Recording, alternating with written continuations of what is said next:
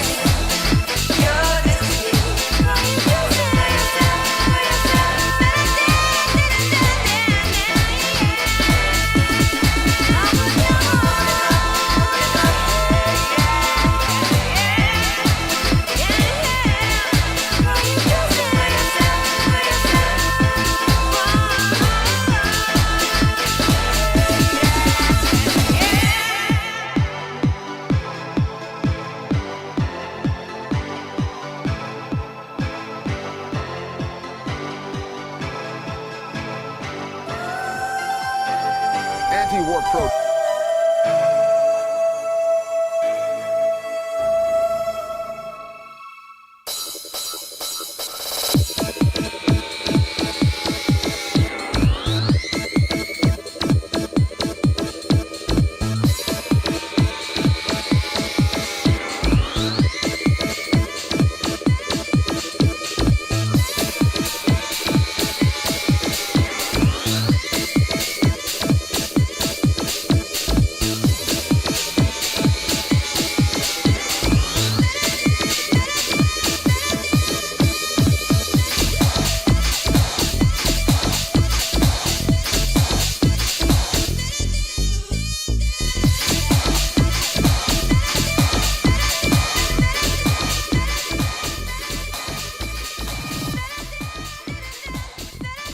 It is Saturday, April 4th, and we are live. Live and alive, and I think I might actually make a tweet today. I don't usually do that. Like, I kind of gave up on Twitter. I feel like there's a lot of stuff that just, like, you know, if you're not using a hashtag, nobody cares about it. Elon has fucked Twitter up anyway, and I hardly ever tweet anymore, but I think it might be worth it today since we're talking about Mr. Wekapedi. We're talking about the wonderful Mr. Destiny, streamer Destiny. You know, I just call him that because I feel like I can feel him cringe. I can feel him like flinch whenever I say streamer Destiny. He's like, yeah, of course I'm a streamer. What are you talking about? It's super weird how his friends call him Steven. And then if you're American, you say it in a mom voice. You're like, Steven! Steven, how dare you not get along with my friends? Watch a little of this, and Breaking Points is a joke. Can't believe they legitimized Mr. Wekapedi just for views. Yeah, I mean, yeah, but like, it's funny because like, I don't know, you know, I mean, it might be a cynical, I don't know much about Breaking Points, like, right, where's the real control there? We got Sagar, we got Crystal, like, some people say that for a right-winger, Sagar is pretty good faith, he's like the best that you're gonna get. That is definitely damning with faint praise, though. That is definitely damning with faint praise, although I gotta say, a lot of the complaints I had about Crystal in the past, I haven't really, like, I forgot why I was kind of down on Crystal. Was it just because she was on the hill? I don't remember. It's been so long, right? She's not doing, she hasn't done anything that's like irked me in a while. So, but I mean, you could say that like putting Destiny on, you know, bringing him on a panel with people who actually know what they're talking about, bringing him into this discussion is, you taking him out of that streamer space. However, much like a captive animal, Destiny is completely out of place. You take him out of his natural hunting grounds, you take him out of his streamer chair, and you start to see how uncharismatic this guy actually is. I just saw a flagpole with a Confederate flag and an Israeli flag waving proudly. Oh my god, I thought you weren't allowed to I thought you weren't allowed to fly any flags other than the American flag.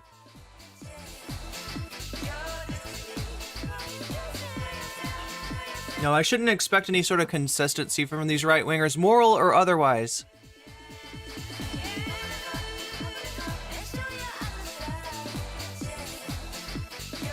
You brought your glow sticks? I mean, that's good, that's good.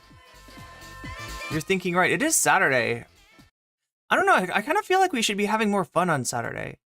Instead of what I've got for you is like a debate analysis stream, which, is that fun? One in chat if you think debate analysis is fun. Two in chat if you've got something more fun to suggest that I do. Like, I would love to just do like a gaming stream one of these days, but like the only time I ever get gaming in is as a second stream, like late at night. There's just so much to cover lately.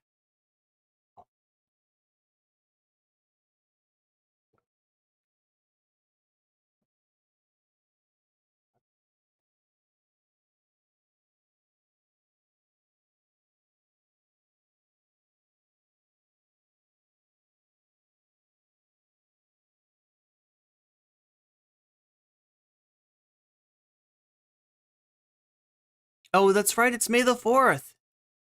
It's May the 4th. What am I supposed to do for May the 4th? What are the like ritualistic holiday um activities that I should be engaging in, or at least trying to engage with?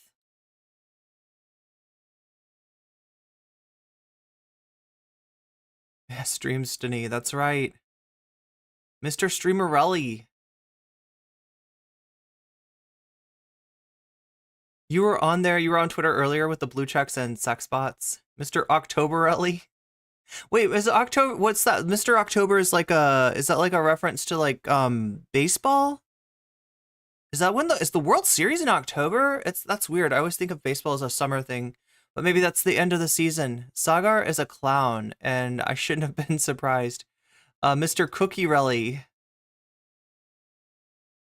Crystal sucked until Kyle made her better, so that's what it is then. It's Kyle.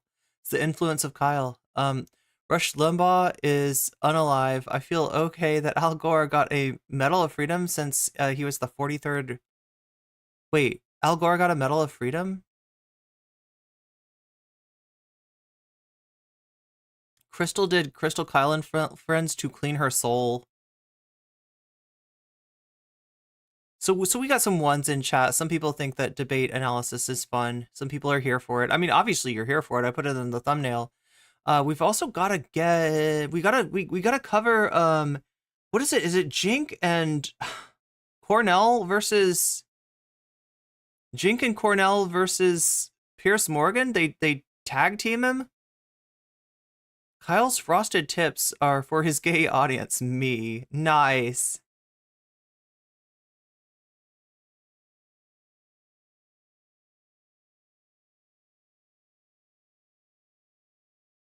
Wait, you want me to sing happy birthday to that's like more than a shout out. A happy birthday song.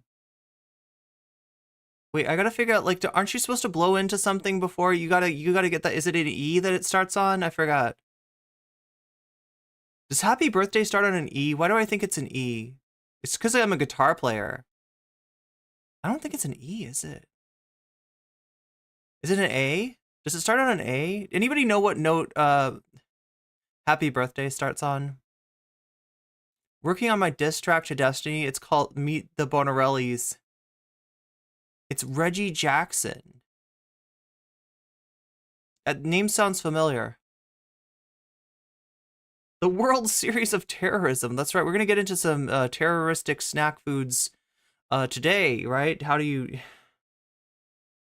But like, this isn't the first time that Destiny's made cruel jokes about this, right? So the cruel joke in regards to like the Palestinians is that there was an Israeli official that said, we are putting them on a diet, right? We're restricting what can get in, and implying that they're trying to limit their calories. And I think that's somehow Destiny goes into this like literalistic interpretation of that, of like, oh yeah, well, like you can't prove that they're limiting the calories. How do we know they're not getting sufficient calories? Maybe they're at a calorie surplus. Here's somebody that's overweight in Palestine. That's proof right there. How could it possibly? And it's so fucked up because like everything that we're seeing is showing that there is actually an active famine going on in northern Gaza, and I imagine in the rest of Gaza as well. Kyle had actual frosted tips long before Crystal, coupled with NASCAR glasses. NASCAR glasses and a glass chain? Wait, she's got NASCAR glasses? Damn. Cookie Monster is supplying Hamas with rocket fuel. That's right. I mean, it works for Beavis, right?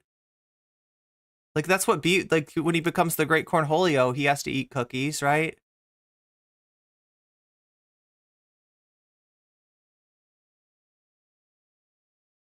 Dark roots and frosted tips. Biden gave out medals. Yeah, order a tuner. That's right. Well, I have a tuner, but the batteries died. I have a guitar tuner, and it does work for like, I mean, if you sing a note into it, it'll sort of tell you where you're at.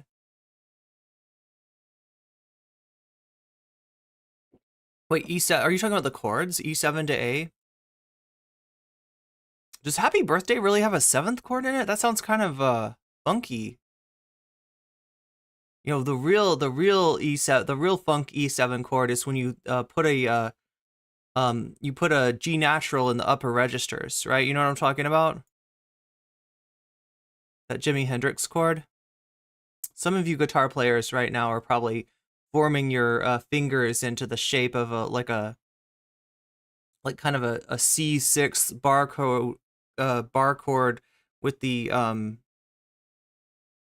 6 raised up to 7.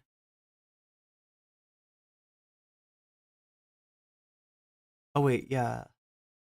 Wait, where is that? How do you get the? No, wait. It's like this. Anyway, chat. I'm talking about guitars. What the hell? It's weird because Crystal said that the blonde hair makes her think of Zach Morris. Imagine if he asked my girlfriend. If I asked my girlfriend to look more like Kelly. I was watching the Kendrick reactions all day. Yeah, Kendrick buried Drake, right? Is that what we're talking about? Drake is apparently not getting up again. Mr. Pedintrelli.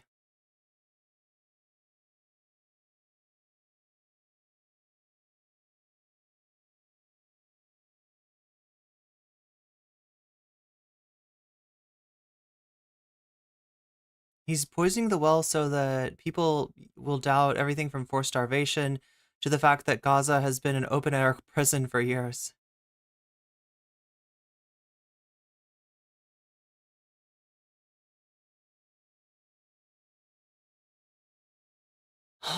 Oh yeah, so yeah. Like I said, we got some debates to go over today. Does anybody have other debates to suggest? I've got this one, and then oh god, this is kind of Al Jazeera put together a video just going over what's been going on US campuses.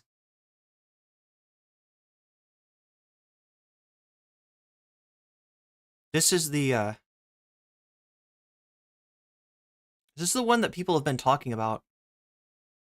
That doesn't mean I don't have Let's get the sizzle. strong views about what's happening in Gaza, because you know that I do. So where is my lie in all this? Oh crap, I'm gonna get fucked for this music, aren't I? Why do you have to put music in your sizzle reels, especially if it's licensed music? 20 minutes frame the issue in a purely 100% Israeli. I don't know, chat. I don't know. That doesn't sound like Kevin MacLeod to me. I can't even watch your sizzle reel, dude. He's gonna do his monologue on university protest. Oh no, cursed, cursed, cursed, cursed. So yeah, I've got this debate between wait. Oh no, oh no. I'm so sorry, chat. I can't believe I sneezed into the microphone. I think I might have allergies. I think I might have caught allergies from my cat, who's allergic to herself. Now I'm allergic to her too. I mean, not my cat, but the cat that I live with, right? This is not claiming ownership over somebody else's cat, even though she's adorable. Even though she's absolutely adorable. I got some bless yous in chat. Thank you, chat. You're very sweet. Gazoon died.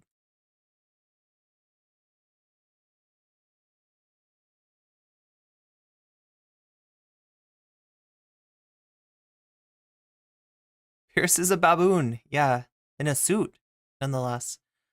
Oh wait, Mario Lopez. Are you all talking about Saved by the Bell? Is that what this is? It took me a while to get, but like, you finally put enough stars in the sky for me to draw the constellation, and the constellation I think is Saved by the Bell. Did I get it right?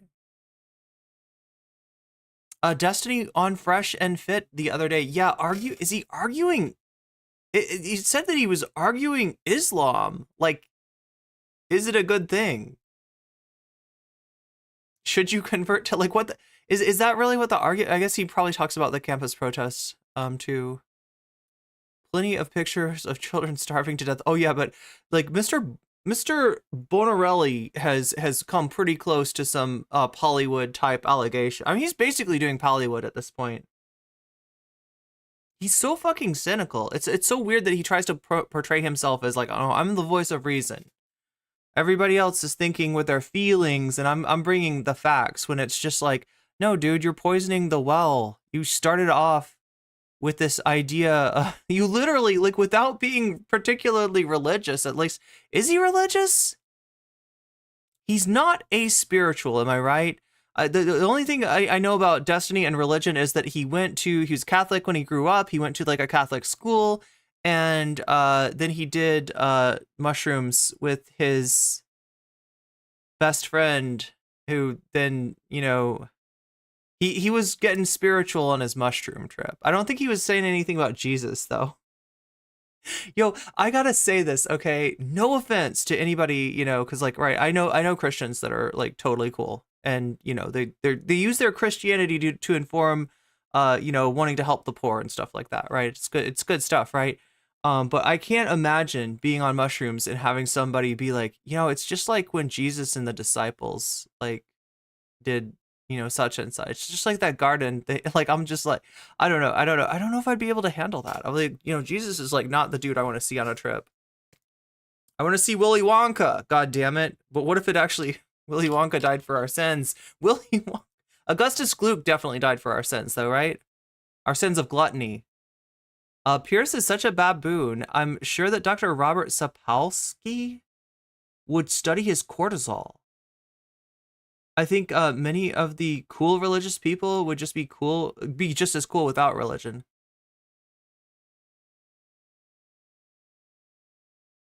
Well, for me, it's not like the religion, like,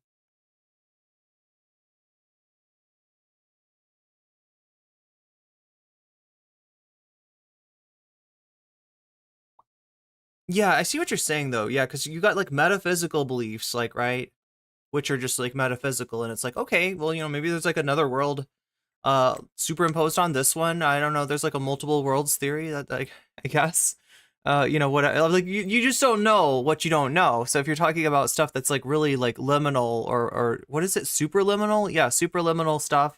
You can have whatever thoughts, and I don't think it's really necessarily problematic. It's just when you're, when God becomes a justification for something that's harmful to others. That's where I draw the line.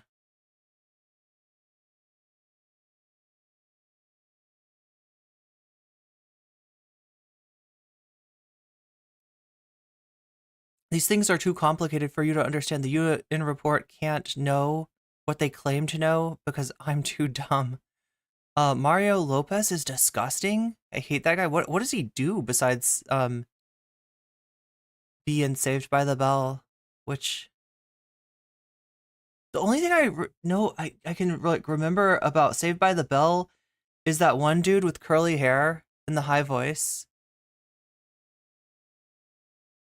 Plenty of picture. Yeah, this is Al Jazeera fairly goated. I would say so too. Yeah. Mario Lopez has not aged. Wow. I love a trailer for a debate. I do too. I just wish it wasn't like I'm so paranoid. I've gotten demonetized so many times just for having a little bit of music.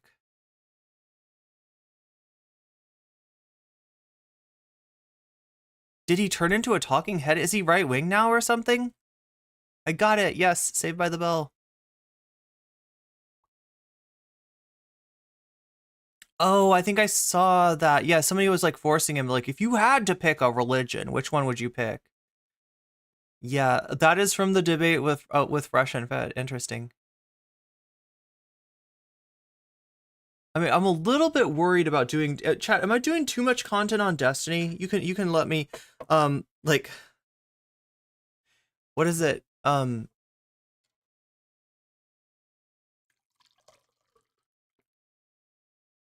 Two in chat if I'm doing too much on Destiny. Right, because the real danger with this, right, in addition to like, giving you an overdose of Destiny, which maybe you might not appreciate, is that we attract his stands, and that's something that I would never want to do. I've had his stands in my chat before, and it's just not good. Like, they're the biggest snowflakes that I've ever seen. You know, the whole idea of like snowflakes, right? They want their safe space. They don't want to hear things that challenge their viewpoints. I have had Destiny fans flame out on my mods, right? Which is your, I mean, I don't know. I guess that's your right to do, you know, but yeah, if you say abusive shit to the mods, you will probably get banned. That's a great way to get banned. That's a speed running of getting banned, right? But then go to you know, subreddit and complain about it like your freedom of speech is being violated. You're not able to speak your conscience when your conscience is just toxic abuse. Like, fuck you, Captain Gwendolyn. Oh yeah, that's a great way. Yeah, let's call out people from the subreddit. That's gonna really I know, I think that's a Vosh fan now. Used to be a Destiny fan. If you turn on Holiday Inn Suites TV, you will see Mario Lopez. Like, what is this? Oh my god, it's Kurt. Seriously? Thank you for following. Thank you for making the emote explosion happen. Yeah, chat, when you do stuff on my stream, it triggers.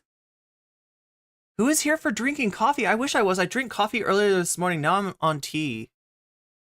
Did you bring coffee?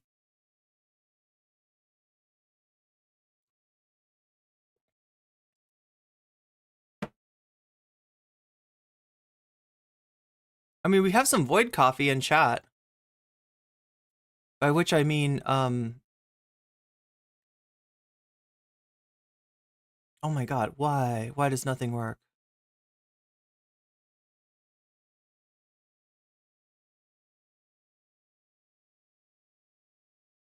There we go. There we go.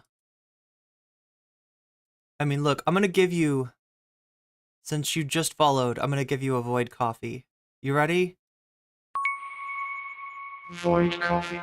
That's what it feels like when you pour that first void coffee of the morning. But yeah, when you follow, when you subscribe, it does things. When you become a member, when you make a super chat, you're gonna trigger events, right? And they might be a little bit distracting to me, but I don't mind.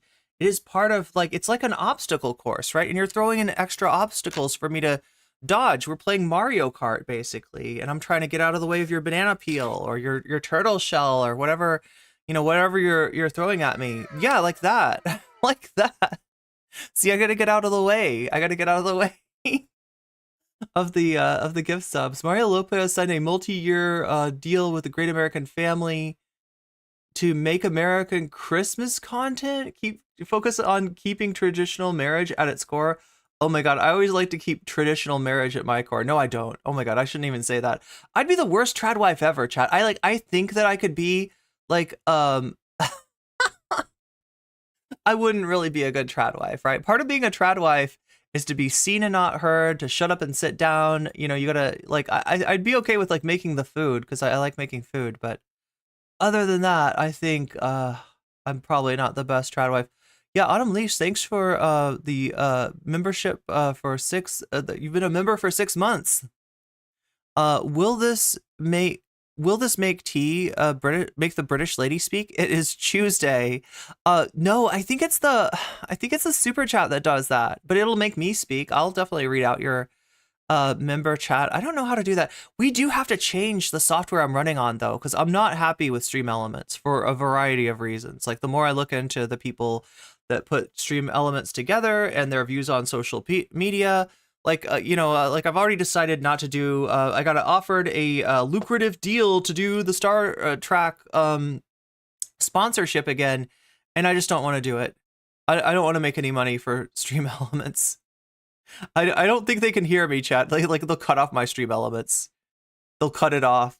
Wait, how has it been running for, wait, it's talking?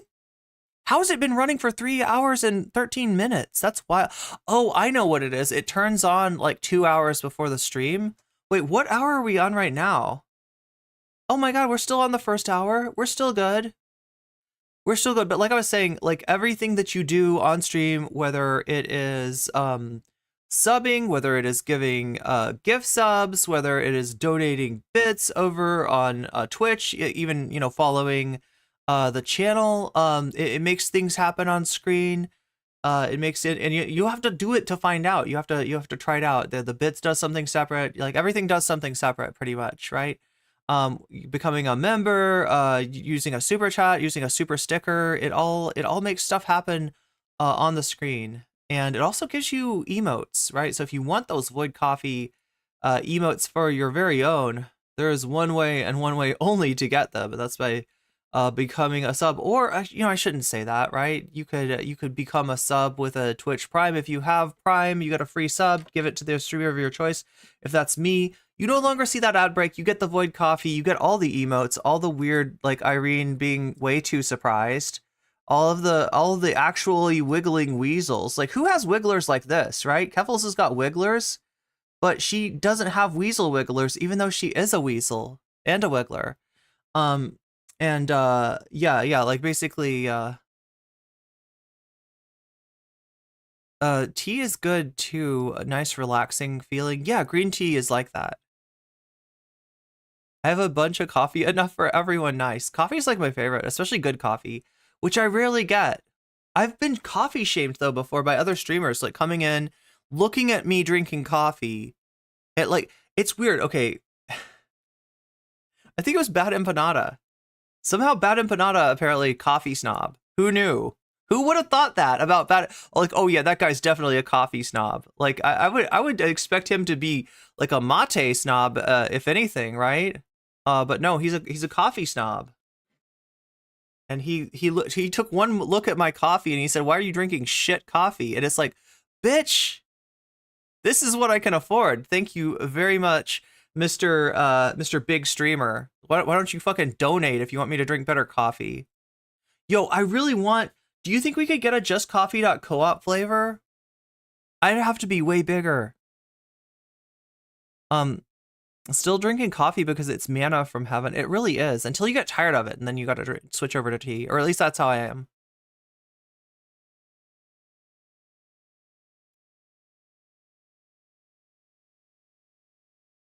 But yeah, I think the sassy British voice reads your super chat. If you super chat over $5, if you super chat under $5, I will read your thing, because I'm interested to see what you're saying. And we've got these things to be able to pull up a chat. So like Mario Lopez is he a MAGA? MAGA Mario? Does that mean that the other guy, the blonde-haired guy, is like, is he like a hashtag resistance dude, maybe? I want to think that they fell to opposite sides of the political spectrum. I was a terrible trad wife because I wanted a higher education. That is, yeah, they want you to be uneducated, I guess. Or at least to pretend you're less educated than you are. Maybe you can hide your power level as a trad wife. I don't know about that. Most important of the tradwife job duties. Why not Streamlab? Good question. I used to do Streamlab, and the only bones I have to pick with Streamlab is that I feel like it takes up a lot of system resources, but I haven't used it in a really long time. I also don't remember them offering any sponsorships, which was a nice thing about Stream Elements, or at least I thought it was, until I decided I did not want to be a business partner in any way with them. I did not want to help them make money because of their tie-ins with Israel and their the political stances of some of the company leadership. Not great. I would be a tremendous stay-at-home trad husband. I hate going to work. Trad wife, trophy wife. There we go. That's what you really want to be, as a trophy wife. All you got to do as a trophy wife is just look hot. Did they get you clothes? Right? Because I feel like I'd have an easier time looking hot if somebody would buy me clothes, instead of just having to always look like I came from working out, because half of the time I did. You look hot, you go shopping. That's the life right there. They're usually wildly different numbers, the numbers that I say for, like, if Am I doing too much Destiny?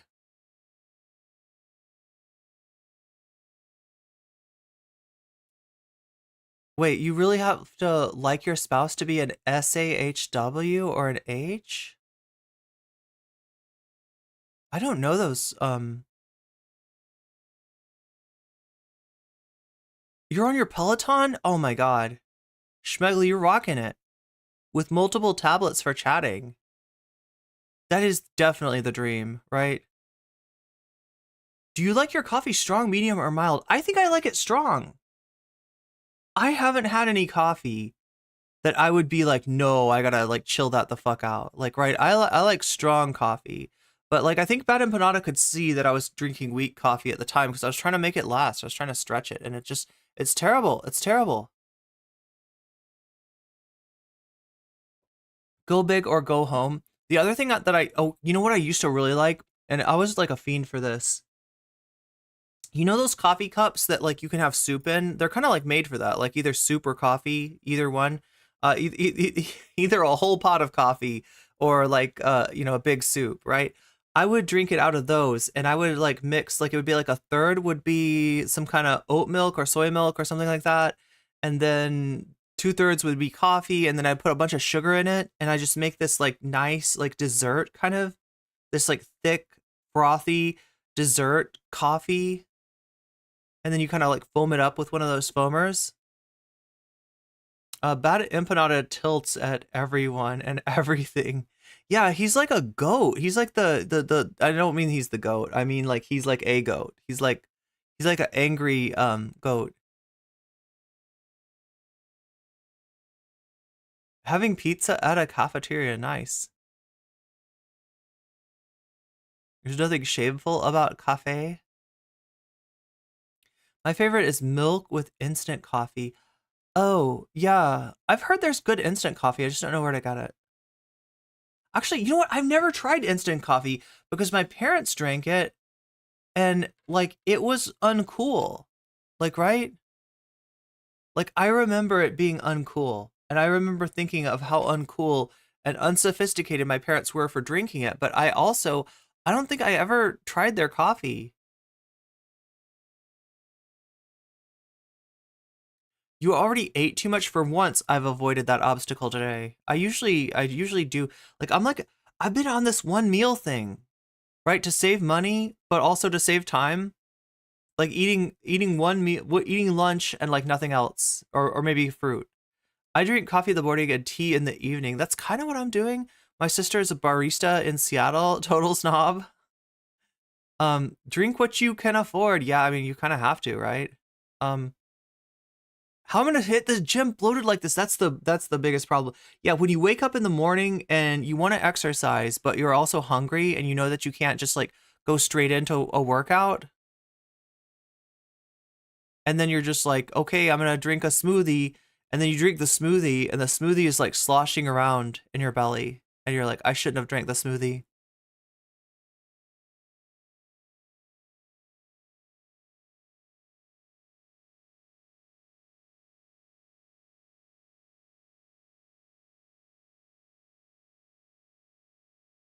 Stream Elements is a fence, you fence sitter.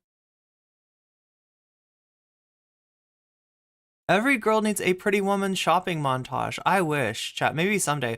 I'm just looking at, being able to make this career path viable.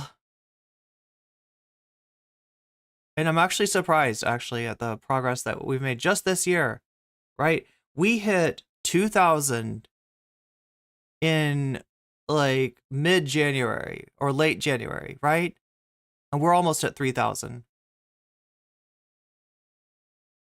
So yeah, we're definitely doing something right. Strong is nice for coffee. Yeah, strong is, but we got a lot of votes for strong here. We got a lot of votes for strong. I read that as stay-at-home wife or hoe. I'm definitely the latter. I've been called that.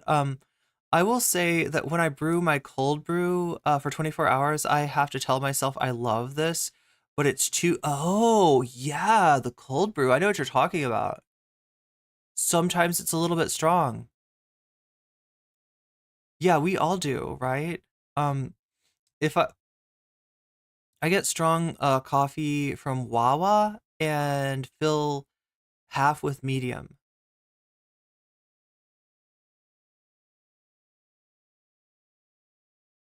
If I have 2 cups, I begin to levitate 6. Yo, I just had like one like carafe of like, here's how I do like everything. It's just a French press, right? But I had one of these full of coffee, and I was just like, I was ready to talk business.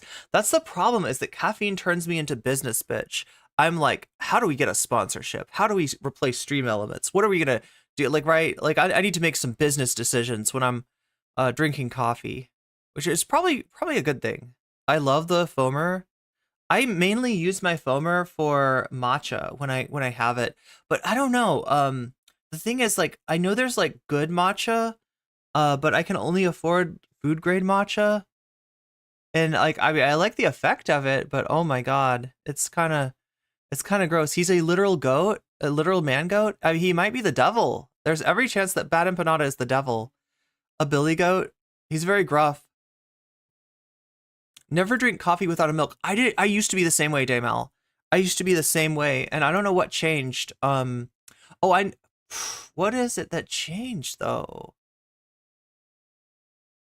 I think I got annoyed by, okay, so if I put anything in my coffee, including just milk, even if I just put like, oat milk or something like that, like, right, my breath becomes off. And I don't know if my breath is great when I just drink black coffee. Maybe it's, bad to other people, but at least it's not offensive to me. You can also fill a 20-ounce coffee cup with French vanilla creamer instead of buying creamer to game the system. Wait. Oh, yeah, you can like pump it. That sounds like something my uncle would do. My uncle, if you look in his fridge right now, I bet you find like no less than 100 packets of sauce that he got from drive-through restaurants, right? Like, right, there's a taco, he's got the Taco Bell sauce, he's got the McDonald's McNugget sauce, he's got like any kind of sauce that, that like he doesn't buy condiments, he doesn't buy mayonnaise. He goes and gets packets. And he can afford it too. That's the weird thing about him. He's actually doing okay for himself. He could afford to buy some mayonnaise, I think. It's garbage tier, but it works in a pinch. I think he just, I don't know, maybe he's just like got used to that. I like some iced coffee, but they need to ease up on the sugar. Yeah. That's my problem with like a frappuccino, like those like pre-prepared frappuccinos that you get and you shake them up and stuff. Like 30 minutes after drinking that, my breath is just like, I need to brush my teeth. It's so bad. Instant coffee is considered a treat in South America. Maybe it's actually good. Folgers is good? Is Folgers the one that like promotes incest though? What's the one that's got it makes you do incest? I don't think I want that coffee. You know what I'm talking about? There's a commercial for some coffee, and it's like a brother coming home from an international trip, and like the sister is up. She's so excited. They're so excited to see each other. There's this weird like subtext between them. And then at the end of it, she's like, "You're my present. You're my present." I'm so, and the parents are like, I don't know. It's not how brother and sister are supposed to interact. I try to get my stomach back in order so I can have coffee again. Yeah, that's the other thing is especially green tea. If I drink green tea on an empty stomach, oh my God, I screw myself up so bad. I've tried it 100 years ago, and it was garbage. That being instant coffee.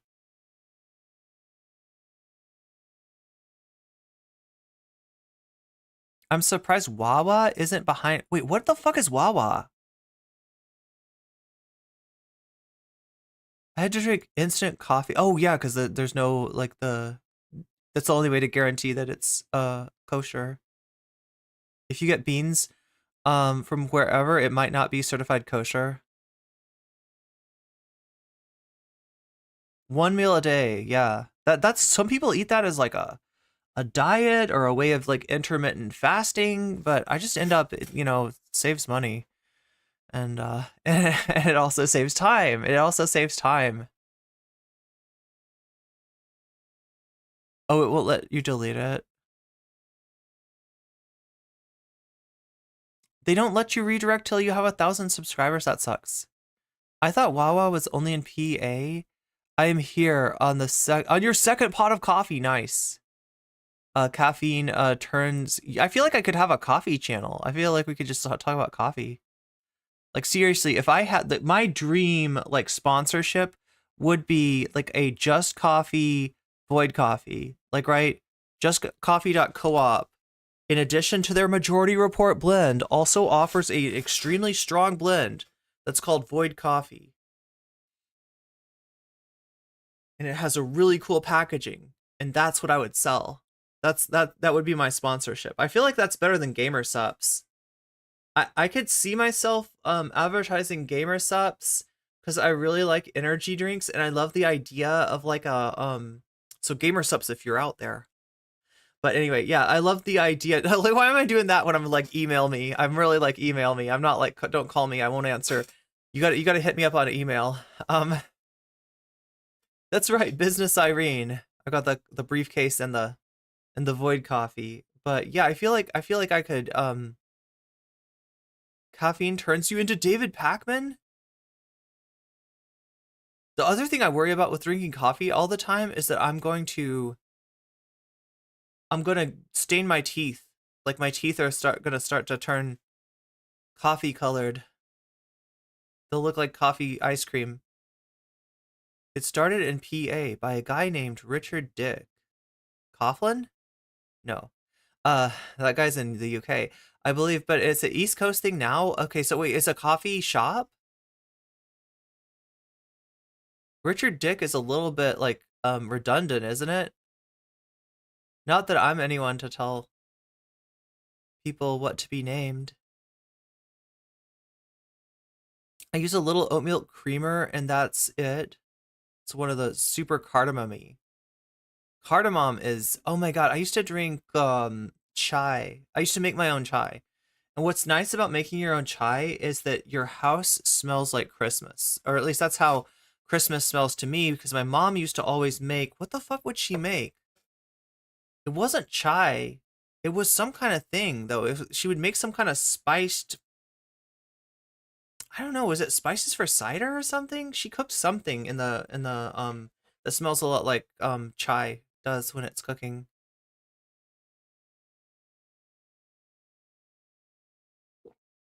Bad empanada stars in the rite of spring. That's what I'm saying. They need to put an expiration date on those packets. Yeah, my uncle would probably be safer. He's a smart man. He kind of is, yeah. It's a Folgers commercial. The incest promotion is done by Folgers. The Folgers defense. The coffee made you do it. I think I've never tried instant coffee. I don't think I've had it either. It's handy to have, like, as an ice cream topping. God damn, that sounds good. The Folgers to incest pipeline. And, yeah, puts a bow on him. Oh, yeah, that's right. That's right. Wait, what's Brazier's? Is that, like, another coffee place? CJ the X's video. I love CJ the X. CJ the X is a very creative YouTuber, I think. Very interesting interview as well. I saw CJ the X do an interview with, oh my god, who the fuck was it? Somebody.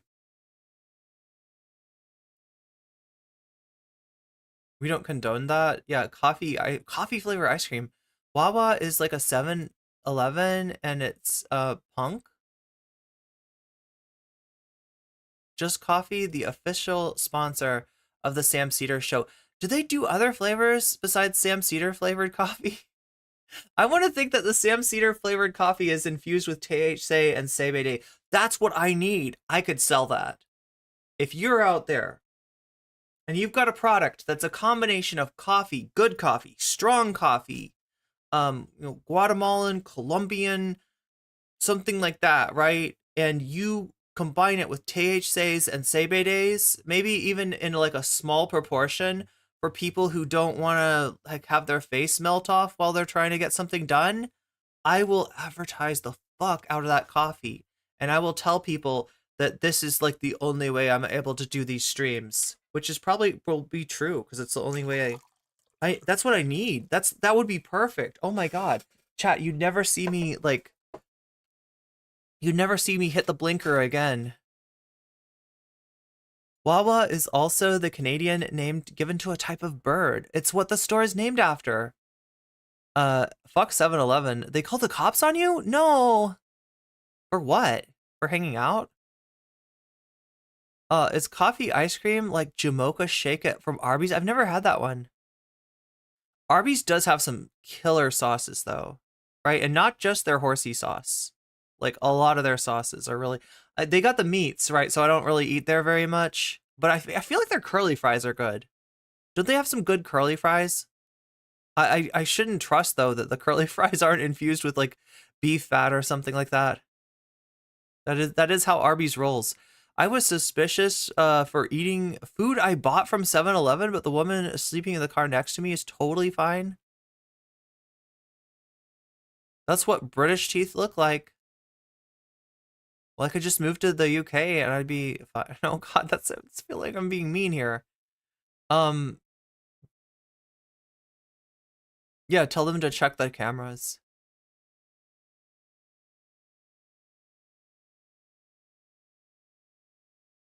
Have you got Raids hit you up for a sponsorship? Wait, Raid Shadow Legends? That's another company that's I think that company is literally in Tel Aviv. I heard they pay good and offer long-term sponsorships.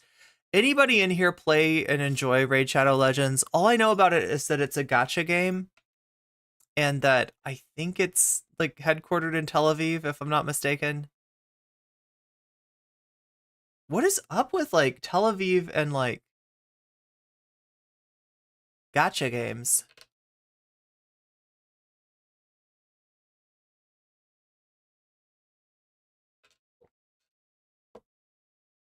They thought you were gonna rob them?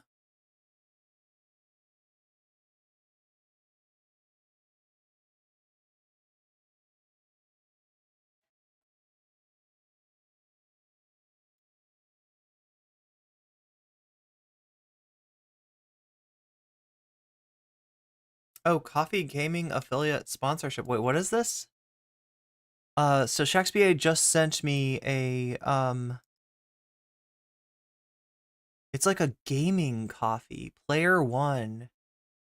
It looks like a Diablo. You know what I mean? Their packaging looks like something off of Diablo.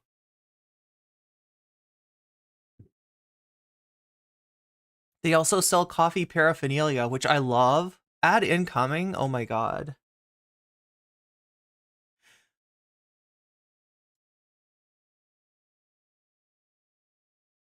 See, now I can't do a... Oh my god, I gotta debate you somehow.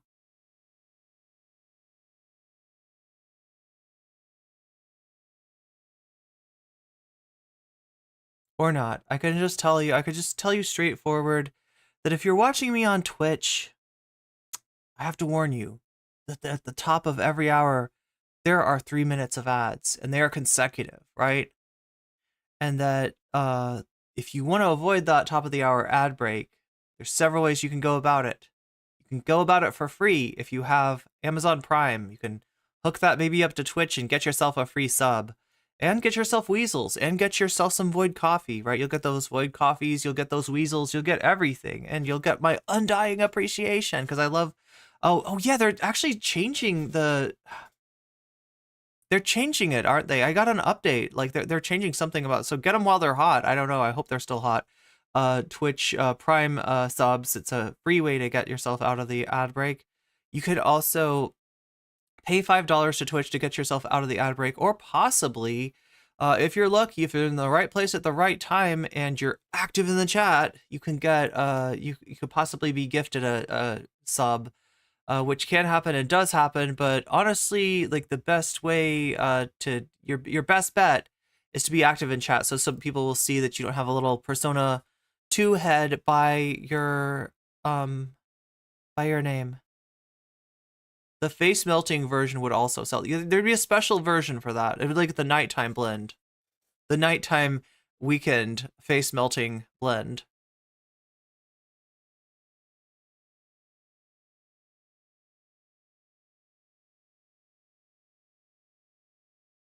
Oh wait, you want the plushie of the raptor? Hmm. That's an interesting idea.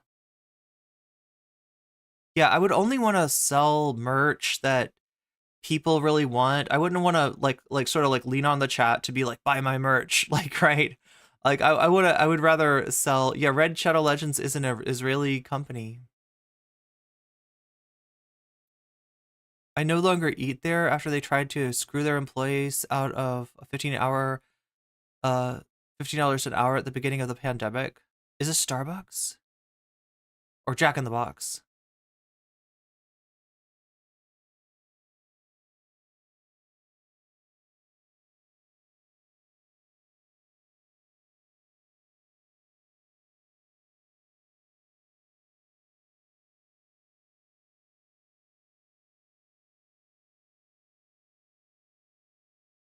Oh, it's actually in the Beverly Hills area of Tel Aviv? Damn. Gacha games are money printers. I have played a gacha game before that was fun. It was SMT DX2 Digital Devil Downloader. It's like a Persona style game, but it was written by like the B team. The reason I love that game is because it is like it's like a Persona game, but the characters are are just bad. They're just bad. I don't know how to like you get your character, and your character is like the most basic bitch, like, you know, anime character you could imagine, right? And then you start to meet the other characters that are part of your team. You know how like Persona games, you meet your team, you meet the other people, and they join up on your team. And the first the first person is a goth gun girl, like a goth who loves guns, and she loves America. She's an America boo, an Ameriboo, right? And she like idolizes America. She's like, in America, they go to gun ranges and they drink beer and they shoot their guns, and it's so fucking awesome. God damn, I wish I could do that here, right?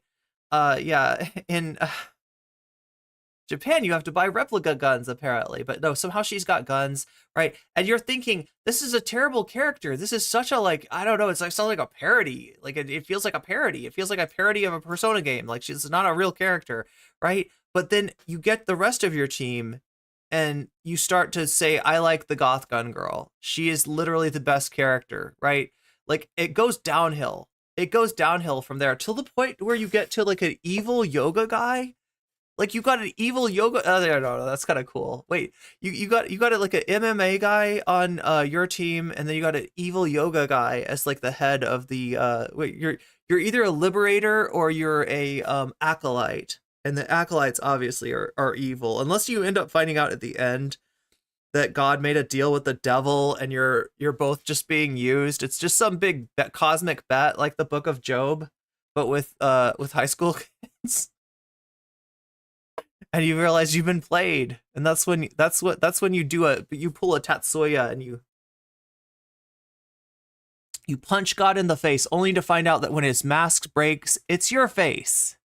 It's your face under the mask of God. Wow, that's profound, Persona 2. Oh my God, spoilers! Fuck, massive spoilers, massive spoilers. I should shut up because they might reboot Persona 2. They legitimately look to be rebooting like my favorite Persona game, and I don't know how I feel about it.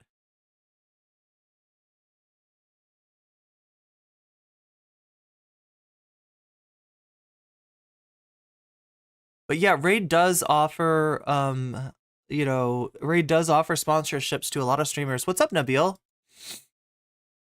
What is up, everyone? We're for once just chatting, legit, just chatting about coffee, nonetheless, right? Coffee talk, coffee and tea. That's what I've got right now.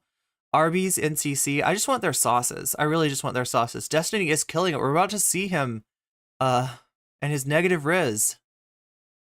He's killing it with his negative rizz. That's true.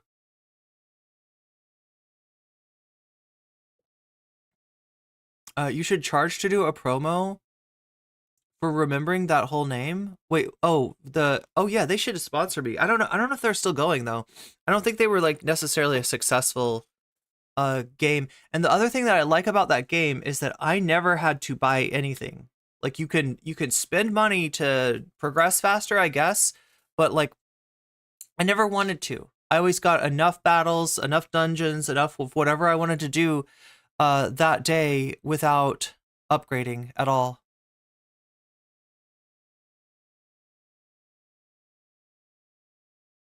He was great. Wait, are you talking about in the cookie thing? Look, you're right. I haven't listened. I haven't watched. I just know that he's got negative rizz. But that might be a feature, not a bug. You know, I mean, I don't know. Like I said, I appreciate this shitty, SMT DX2 digital devil downloader gotcha game that it's terrible, but I love it. So, you know, who knows? Mr. Bonerelli, maybe I appreciate him on sub level. SMT and Fire Emblems? Wait, what? Wait, they did a like a collab with Fire Emblems? Yeah, and a Marabou. She's like a total Marabou. But we're gonna get into Mr. Bonerelli in just a second. I feel like we gotta watch the Jink thing first. Typical David Pacman stream comprised of 30% rallying the chat to Simber super chats, 30% shilling for sponsors. So I'm doing it wrong.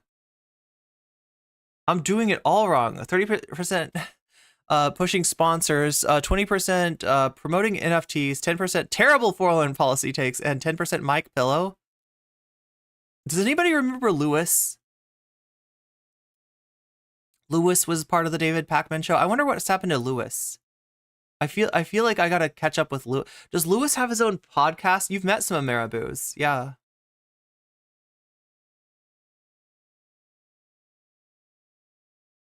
Feels like a One Punch Man bit.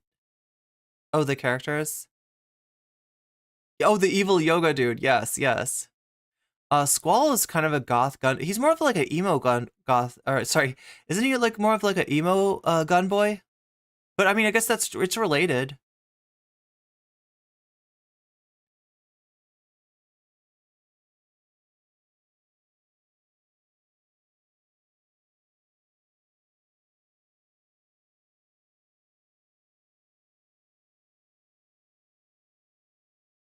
The coffee sponsor makes custom blends for streamers who rep them. So, I mean, as long as it's good coffee, I just wouldn't want to push coffee that's like, I'd have to try it. They'd have to send me a sample.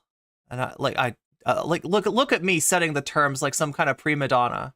Here I am, like, right? You know, I'm like, no, it's gonna be just like this. I am nocommentchick. I have 3K subscribers on YouTube. You must approach me gently. You must approach me and entreat me to become your streamer. I've always played Fallout with charisma at 1.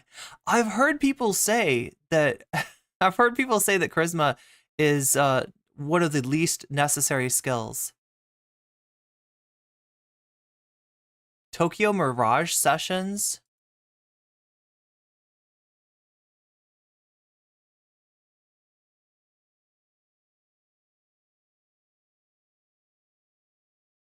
Oren, you sound salty, but I can't tell. I can't tell. Are you salty? Am I too spicy? I don't know. Maybe I'm too spicy for... I bet Vosh has done that with horsey sauce. Oh my god. Tacoma, oh my god, I'm trying to find a metaphor. I'm trying to find a word that rhymes with wept.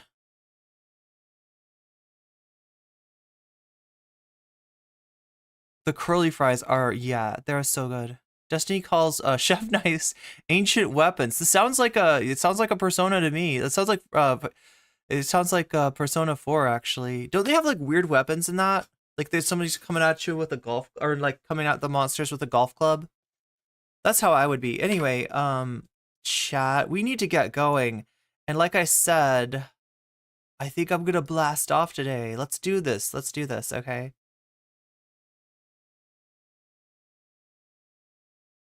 Post.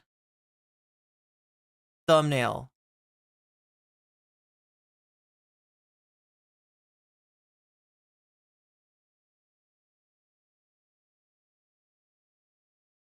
Wait, do I have the right thumbnail?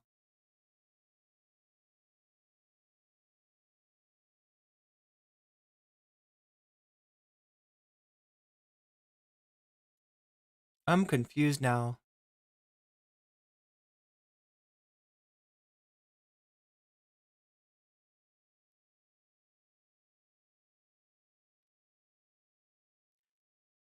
There's our cookie. I mean, there's our thumbnail. I mean, there's our rocket. I don't know, chat. It's all of the above. So that's what we gotta do. We gotta put out that tweet, and you're gonna help me, okay? You're gonna help me blast off. We're gonna blast off together. Along with Mr. Bonerelli. So there's the tweet, maybe? No? That's the link.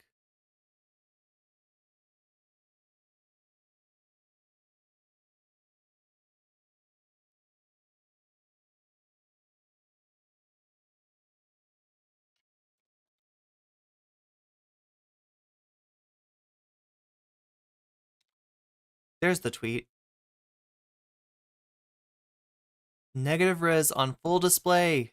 Stephen, Kenneth, Destiny, Bonerelli the fourth. Is that enough memes? Yeah, because otherwise I'm just gonna sit around here and I'm gonna be what do you call it? Analysis paralysis. Oh my god, no, give me that tweet. Give me what the no, I lost it. I lost it.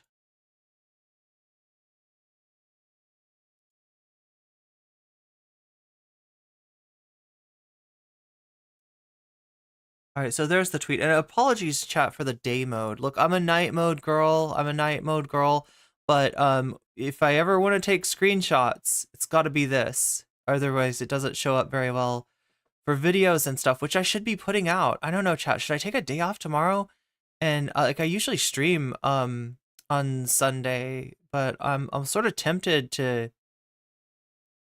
I feel like I owe you some videos. I feel like I owe you all some videos. There we go. There it is in Twitch. There it is in YouTube. Oh my god, I'm scratching my nose and I'm seeing myself scratch my nose on the replay. That's embarrassing. Somebody's gonna think I'm picking it. They're gonna think I'm reaching up there, looking for picking a winner or something. But yeah, if you want to help me out, right?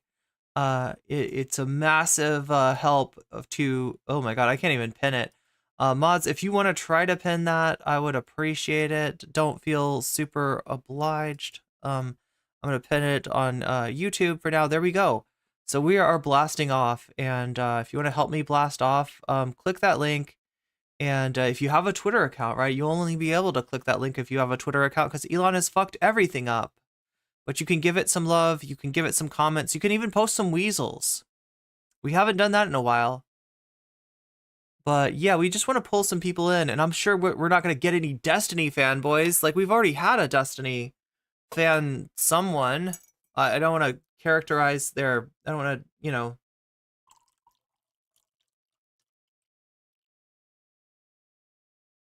Gender a person. I don't even know who they are, but.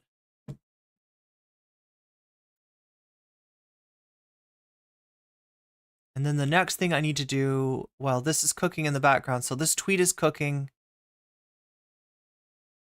Let it cook.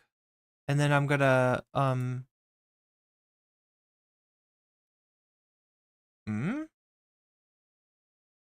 we're gonna get the shorts started.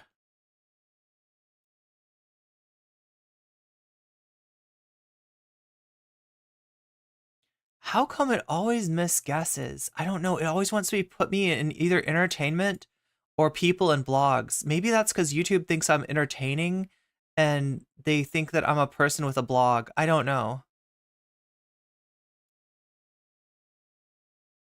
I should have a blog or like a Substack or something. Some kind of something.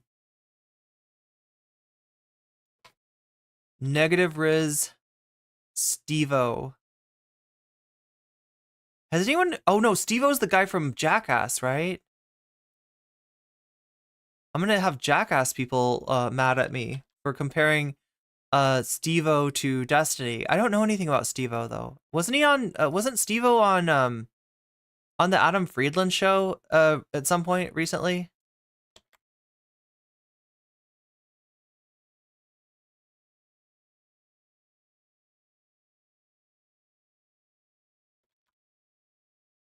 Here we go. We're in news and politics.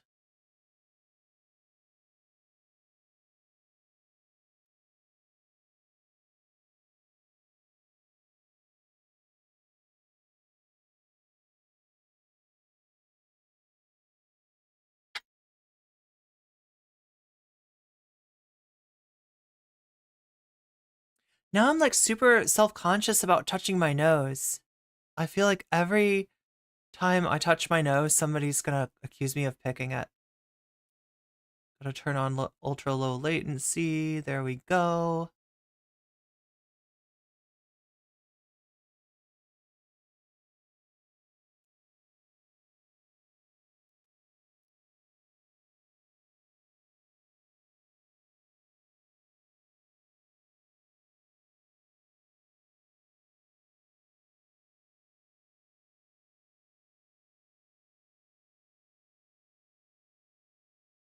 Never switch back to day mode? I mean, I would look, I mean, night mode is better on everything. We get to see his nasty side. Steve-O is, born again? What? Is that what happens to you when you do a show that's, like, based on... Isn't Jackass just, like, people hitting themselves in the nuts over and over again? But yeah, we're live and alive. We're blasting off. There's that tweet. If you wanna help me out. Yeah, I can't even get the tweet to... Oh, it is. Jules, thank you for pinning the tweet. You're one step ahead of me. One step ahead of me over there on Twitch. Wow. We're totally not judging for picking my nose. Born again, I guess he ate one too many pea snow cones or one too many Jesus graham crackers. Wait, are there Jesus graham crackers? Or like Jesus ginger snap? I feel like Jesus ginger snaps would be good. Like if Christianity ever wants to do a rebrand, right? I gotta say, the crackers a little bland. A little bit bland. I think you could do better. I think Jesus should be like a gingerbread cookie. It should be like the Hansel and Gretel thing, right? Like Jesus actually got, yeah, and change the story too, right? Because it's, you know, this weird thing about crucifixion. I think it's a little bit grim. Getting stabbed with a spear that makes you bleed forever. You know, like who needs that, right? You need to have it so Jesus like found a house made out of gingerbread and he went in there and there was like a witch and she was like, eat my house, it's delicious. And he was like, damn, you live like this? And she says like, that's right, heat up, sonny. And like she cooked him into a cookie. And on the... Wait, how many days does he take to bake? And don't blame the Jewish people for things they didn't do. Although with the witch tie-in, I feel like that's just primed to be taken in an anti... That's a classic... It's a classic anti-Semitic trope. And Jesus said, take this Krispy Kreme donut, the symbol of my body, and dunk it in coffee. And then he forms a religion of cops. Oh no, that's even worse. Wait, that's even worse. It'll be Copstianity instead of Christianity.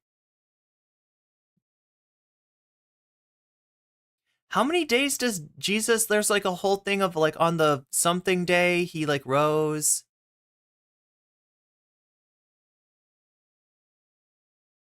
How many days did Jesus take? It's 3 days. Okay, it's 3 days. So it's kind of like a bread, isn't it? It's like, it's kind of, yeah, it's kind of like, he's kind of like a bread. I mean, that like, he's bread man. Like when you really think about Christianity, it seems to be about bread to me. Right? And you know what bread makes me think of?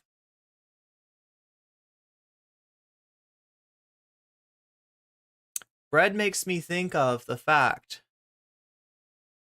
that there is plenty for everyone if we share it. Sourdough Jesus, hell yeah. Bread and wine. So it's basically like appetizers. Jesus is he died for our appetite before dinner. You need to eat some bread and drink some wine. I don't know. I can't drink wine before dinner. I have to eat before I drink any alcohol. Otherwise my face turns red. It was like barely 2. Sam Cedar didn't know what BreadTube was? Oh, that's funny. Some people put him on. Some people say Sam is part of BreadTube. Oh, the sourdough has a mother. Oh, hell yeah. Bread makes me think of peace and land.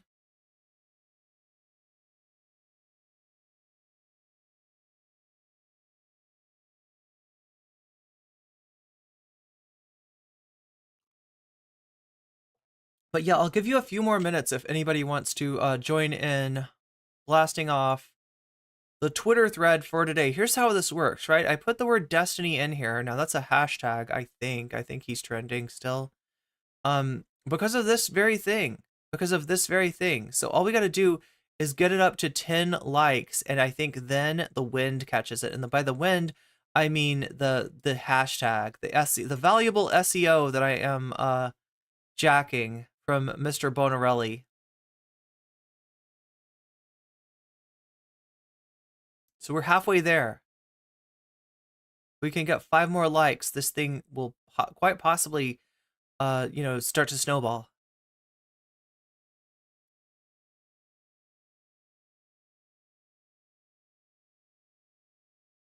Oh, hell yeah.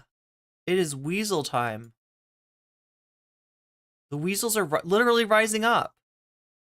Much like Jesus, who rises up like bread. But wait, no, he's like, usually the type of bread they serve is like not the rising kind, right? We're emulating Jesus.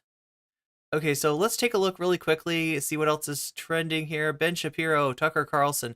So Shapiro is trending because I think of a like they were pretending like they wanted to debate Candace Owens, that Ben Shapiro wanted to debate Candace Owens, but they were going to court or arbitration or something to basically make her sign a non-disparagement clause that when it went into effect, I don't think she can even complain about the fact that she was offered a debate that like he obviously had no intentions of going forward with. I mean, look, they're both bad people, but yeah, Candace is like I don't know. Like, I think that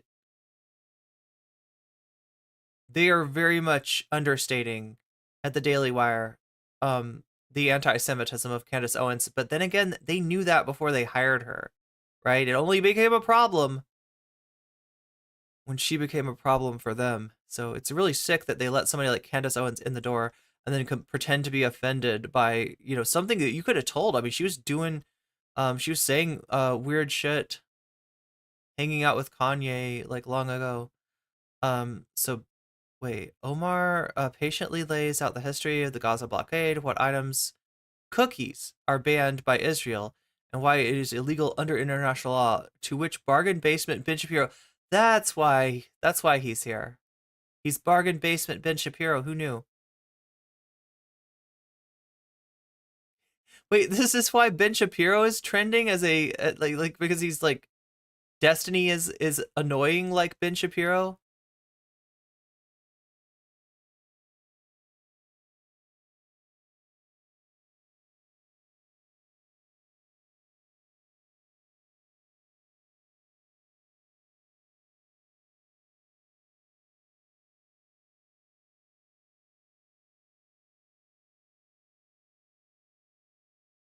Shit. That is some dark shit. Ben Shapiro is like laughing at a tweet that talks about every time the comparing Rachel Corey, who got run over by IDF bulldozers, to a tortilla.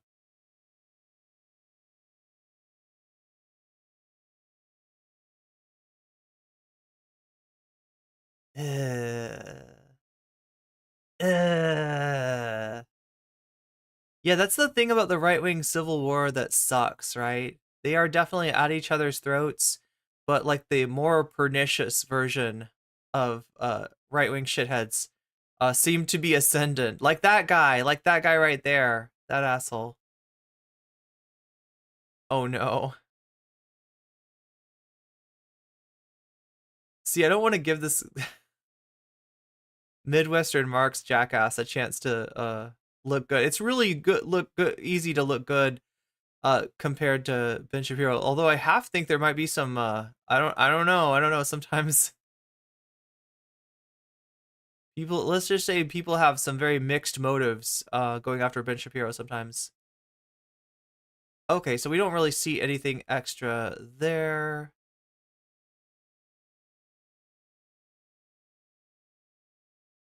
Wait, I just saw his name. Why do they tease me like this? Okay, we got Tucker Carlson. I think he's trending because he talked to Alexander Dugin. I guess we could watch that if we run out of things to cover today. How about this? If we hit a sub/membership goal of 10 or more, then I'm gonna add Tucker Carlson interviewing Alexander Dugin into the mix.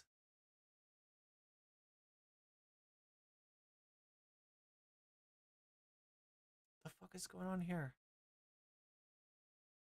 The God's honest truth is, That's not Dugin. That's not Dugin. That's not Dugin. Oh, that's some AI schlop. The fuck is this? It's your boy Trump the Don, Big Dolan. It's your boy, Big Tucker. And it's your boy, Eddie Lunch Jonas. We got a song for you. What? Everyday 1984 with the World Economic. No, this. Oh, there it is. There it is. There's this a clip of Dugin and Tucker. And liberalism as So if anybody remembers Infrared Haas, right? You might oh my god, Omega Star with the 2 gift subs on Twitch, the 2 community subs. One. Sorry, I shouldn't be. It showed up for me twice. But yeah, the Sleepy Catherite, you just got weaseled, and it's all thanks to Omega Star. All right, so we're off to a good start. So if you remember Infrared Haas, right? And this is a shameful thing for me as a member of BreadTube. If you want to say that, I never really considered myself that. But, as far as like adjacent streamers and stuff, I guess it makes sense on a level. Or, the debate sphere, the lefty debate sphere, or anything like that, right? You might have seen that there was a streamer named Infrared Haas. And if you watched Dylan debate him, if you watched Vosh debate him, if you watched Sunday debate him, you might have gotten the wrong idea about this guy. They will sell him to you as a tanky. This is what's wrong with this guy. He's a tanky. He's an authoritarian leftist. When in fact, Haas himself will tell you he is no leftist.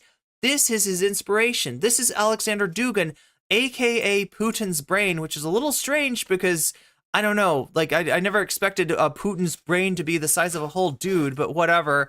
He's essentially written a book that's like a synthesis of, fascism with a bunch of other philosophies, and this is where Haas gets his inspiration from. So no, you got that wrong, guys.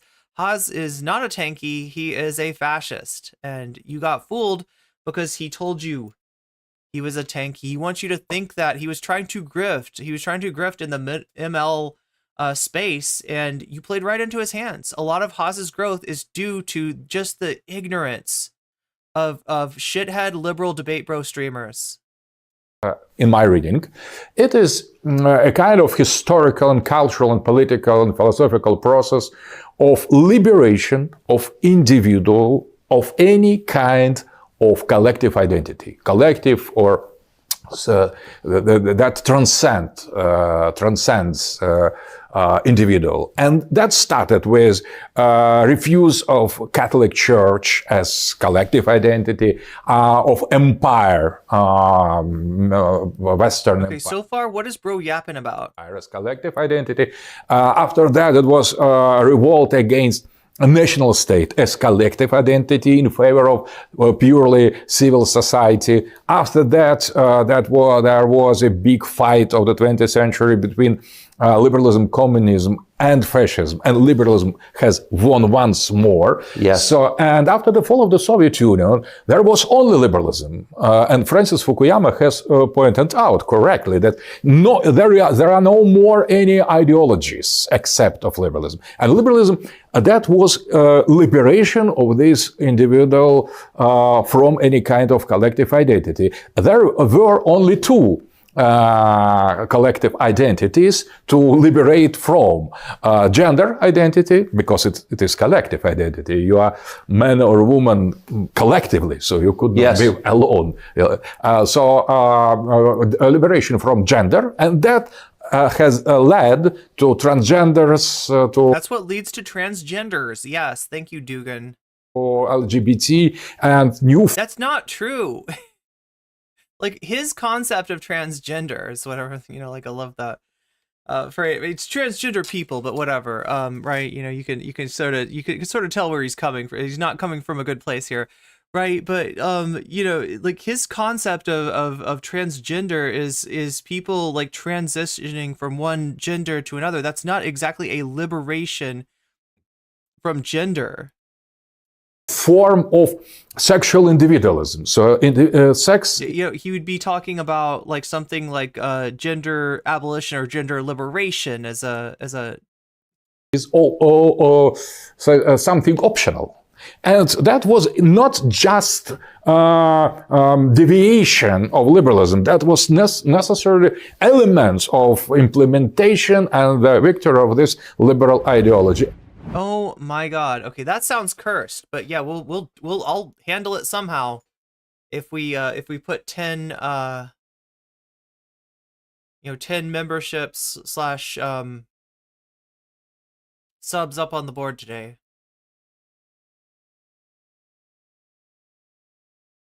But yeah, we're still we're getting there. We're getting there. Oh, look at that. We're one away. So if you got a Twitter and you're not afraid to use it, you could be the 10th person. Now, I don't know if it's exactly 10, but I know that the way that, yes, because right here we can see Destiny's trending. The way that these hashtags work is that once your tweet has like a certain number of likes to it, then it gets shown in this thing, right? This is like the Destiny trend, the Destiny hashtag, and this is where people are roasting this guy right now for this shit.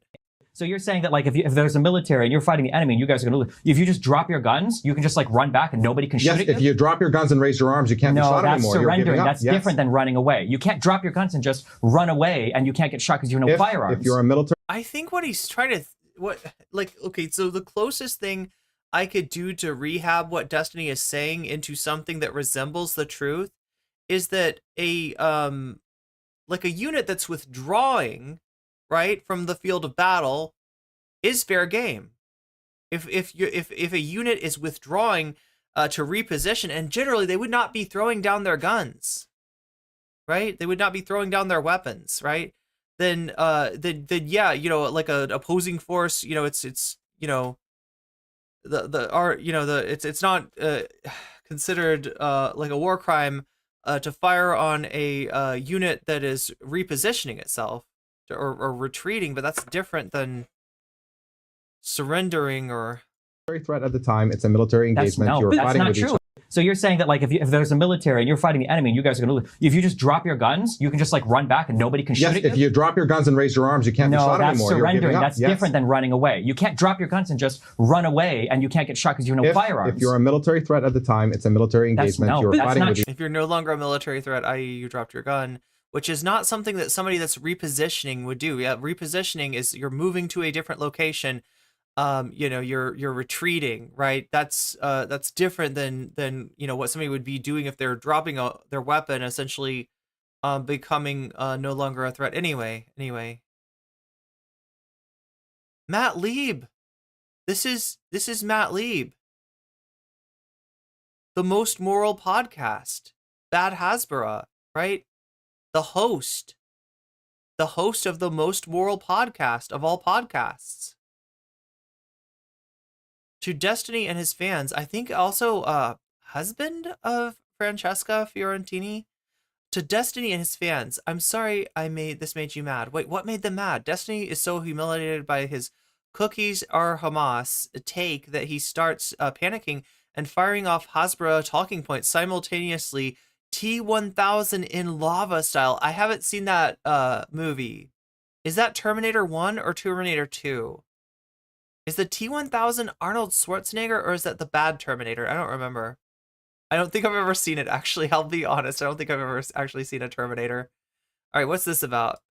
Israeli media Makes makes on things a up. diet when the population has always had a calorie surplus. Yeah, even the diet part. Calorie surplus. They literally have. That's why when the famine started, when all the people were moved, I believe it was UNRWA that made the statement that this is a region that is... See, but to say that a population has a calorie surplus is to say that the average person is eating, you know, sufficient calories, or maybe more, right?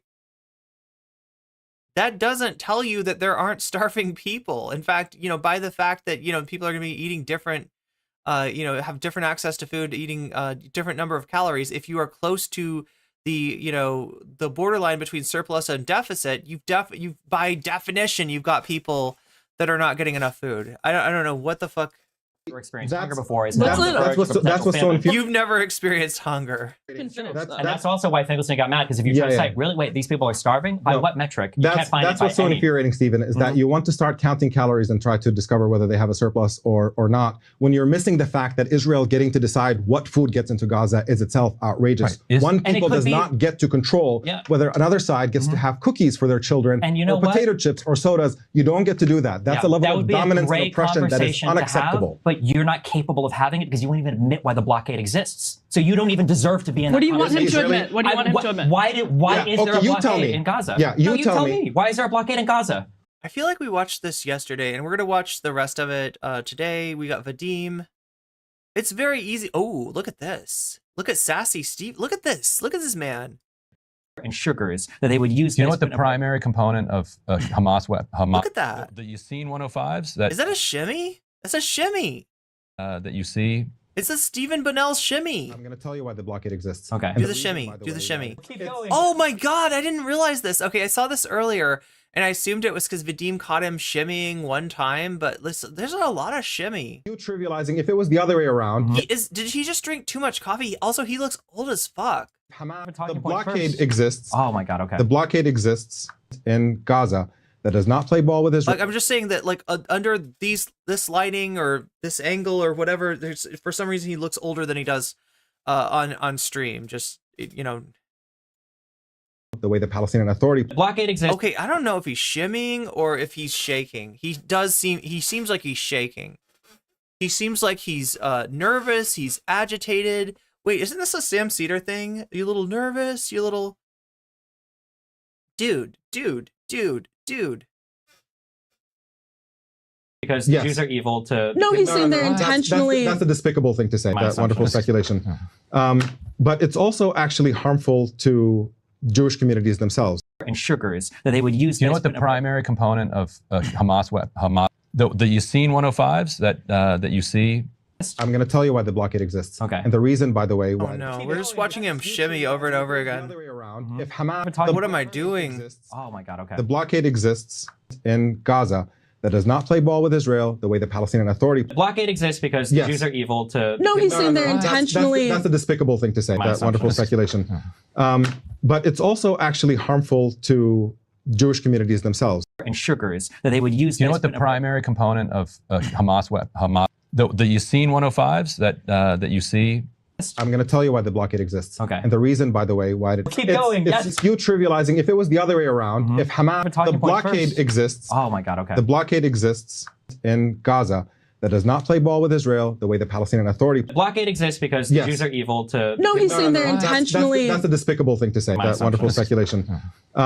But it's also actually harmful to Jewish communities themselves. And sugars that they would use. Do you know this what the primary component of Hamas, the Yassine 105s that you see?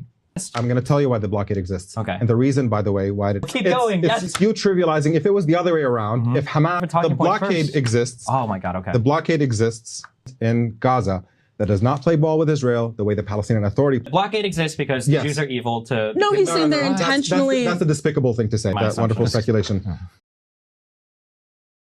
Anyway, it probably goes harder on mute, doesn't it? There we go. Ba ba ba.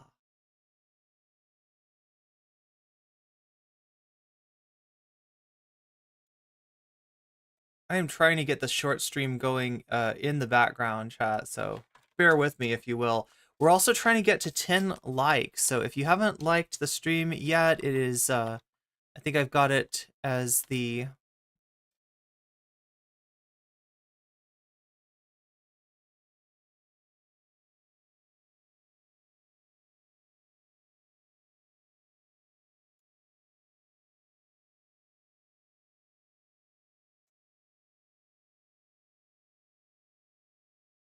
There we go, yes. Did we make it happen? I think I made it happen. All right, so let's get started with the first thing. Like, I'm assuming, are we on 10 yet? We're so close. Oh my God, we are literally 1 away. Does anybody want to be the 10th upvote on this? If you haven't liked it yet and you're on Twitter, this could be you, right? This could be you that makes this number tick over to 10. And I want to get us 10 likes first, because then I kind of have a reasonable expectation that the thread will take off on its own after. Yes! Oh my God, who was that? Who did that? Somebody just, like... Natalie Marie with the 10th. Damn. That's a clutch move, Natalie. Thank you. Oh my God. Okay, we're there. Let's get this started. Let's get this party started. We're gonna start off with Jink Uger and Cornell West apparently owning Pierce Morgan, from what I've heard. I don't know. Chad, I haven't watched this yet. I'll be honest with you. I have not yet watched this. We might watch the Al Jazeera video. We're definitely going to be headed over here, after this for the heated debate on Israel but he's so fucking funny. At this point, he's literally on his way to becoming a lol cow. I don't know what to say about Destiny. Like, I feel it feels mean. We've also got Hassan talking about his trip to UCLA. That might be interesting. We've got a lot, basically. Ooh, and the CNN thing. The CNN clip on Gaza. We've also got a Morning Joe clip on Gaza, so I'll see if I can, I don't know, I'm going to have to shoehorn a few things into here if I can. Let's start off, though, with Pierce Morgan, Jink Uger, and Cornell West, and I think there's other people on here, too. We got the Baboon Man. Protesters wreaking havoc at some of America's top universities have a deadly serious point. Unfortunately, many of them are fundamentally unserious people. Nothing captured the insanity of this moment better than a PhD candidate at Columbia University stepping out to demand humanitarian aid for the protesters. I guess it's ultimately a question. But the protesters? Community and Oh my God, you see what he's trying to do here? Do you want students to die of dehydration and starvation or get severely ill, even if they disagree with you? If the answer is no, then you should allow basic, I mean, it's crazy to say because we're on an Ivy League campus, but this is like basic humanitarian aid we're asking for. It seems like you're sort of saying, we want to be revolutionaries, we want to take over this building, now would you please bring us food? With a completely straight face, It sounds more like they are preventing the students from getting food as a way to try to shut the protests down. Pierce, you suck at covering news. You fucking suck. You goddamn baboon. Demands urgent assistance for protesters. Like person that is and severe illness. Baboon like in your silliness and your unserious. Voluntarily occupied a private building in support of Gazan people. Actually, just to be clear, I'm not trying to disparage any baboons by. Oh my God. Come on. There we go. dehydration, starvation, and severe illness. Well, students protesting for peace is nothing new. They have every right to do it, but clearly there are limits under the law. And at this point, they're doing a better job of Israeli propaganda than Israel's government. Police have moved in to eject students from Columbia's Hamilton Hall after reports they vandalised and barricaded the famous building. As the university said, this was because of the protesters' actions, not because of their cause. Officers clashed with students at other campuses overnight, including UCLA in Los Angeles, where pro-Israel protesters moved on their rivals and police patience ran out. It's all beginning to have unpleasant shades of the BLM riots in 2020, a fundamentally just cause which became toxic and divisive. Moved on their rivals? They love covering the UCLA protest as if it was a sporting event. Moved on their rivals. The counter-protesters are going on offense now. They're throwing axe kicks. They're shooting fireworks. They're spraying bear mace and playing shitty Israeli pop techno.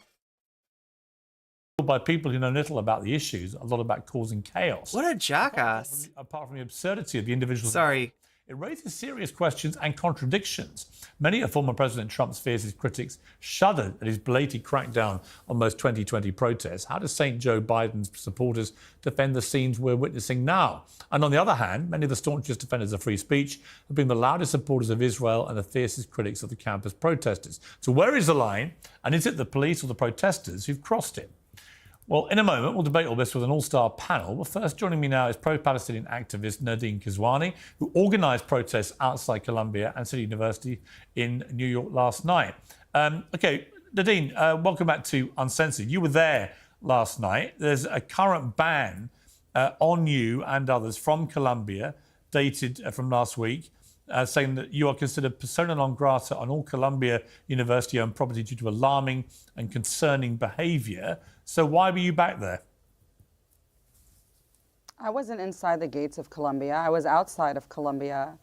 And, you know, I'm able to protest outside of Columbia in support of the students as a New Yorker, just like New Yorkers have been consistently showing outside of the gates of Columbia in support of the students, even before they launched the Gaza Solidarity encampment. My organization, within our lifetime, mobilized in support of Columbia students from Jewish Voice for Peace and from Students for Justice in Palestine, who were both suspended months ago. And, you know, we're just continuing that tradition, that support from the community to the students. So we had a protest that started at NYU, went to the New School, made a stop at FIT, the Fashion Institute of Technology. We made our way over to Columbia by train and then ended at CUNY. So just showing solidarity to all of the encampments. But it's not quite as straightforward as just showing solidarity. Mobs inside and outside the campus have been chanting Intifada. And anyone who knows the history of the conflict between Palestine and Israel knows what Intifada means. It means a violent uprising. I'm sick of the same shitty talking points that got shot down and then looped back to as if they were never shot down in the first place, right? Did you know that Intifada, there was an Intifada that involved blowing up buses and such? Do you support the blowing up of buses? It's very bad to do. You should not blow up the buses. It's you might burn your mouth. Oh my god, this is such a fucked up thing. This is such a fucked up thing. Yeah, it means uprising.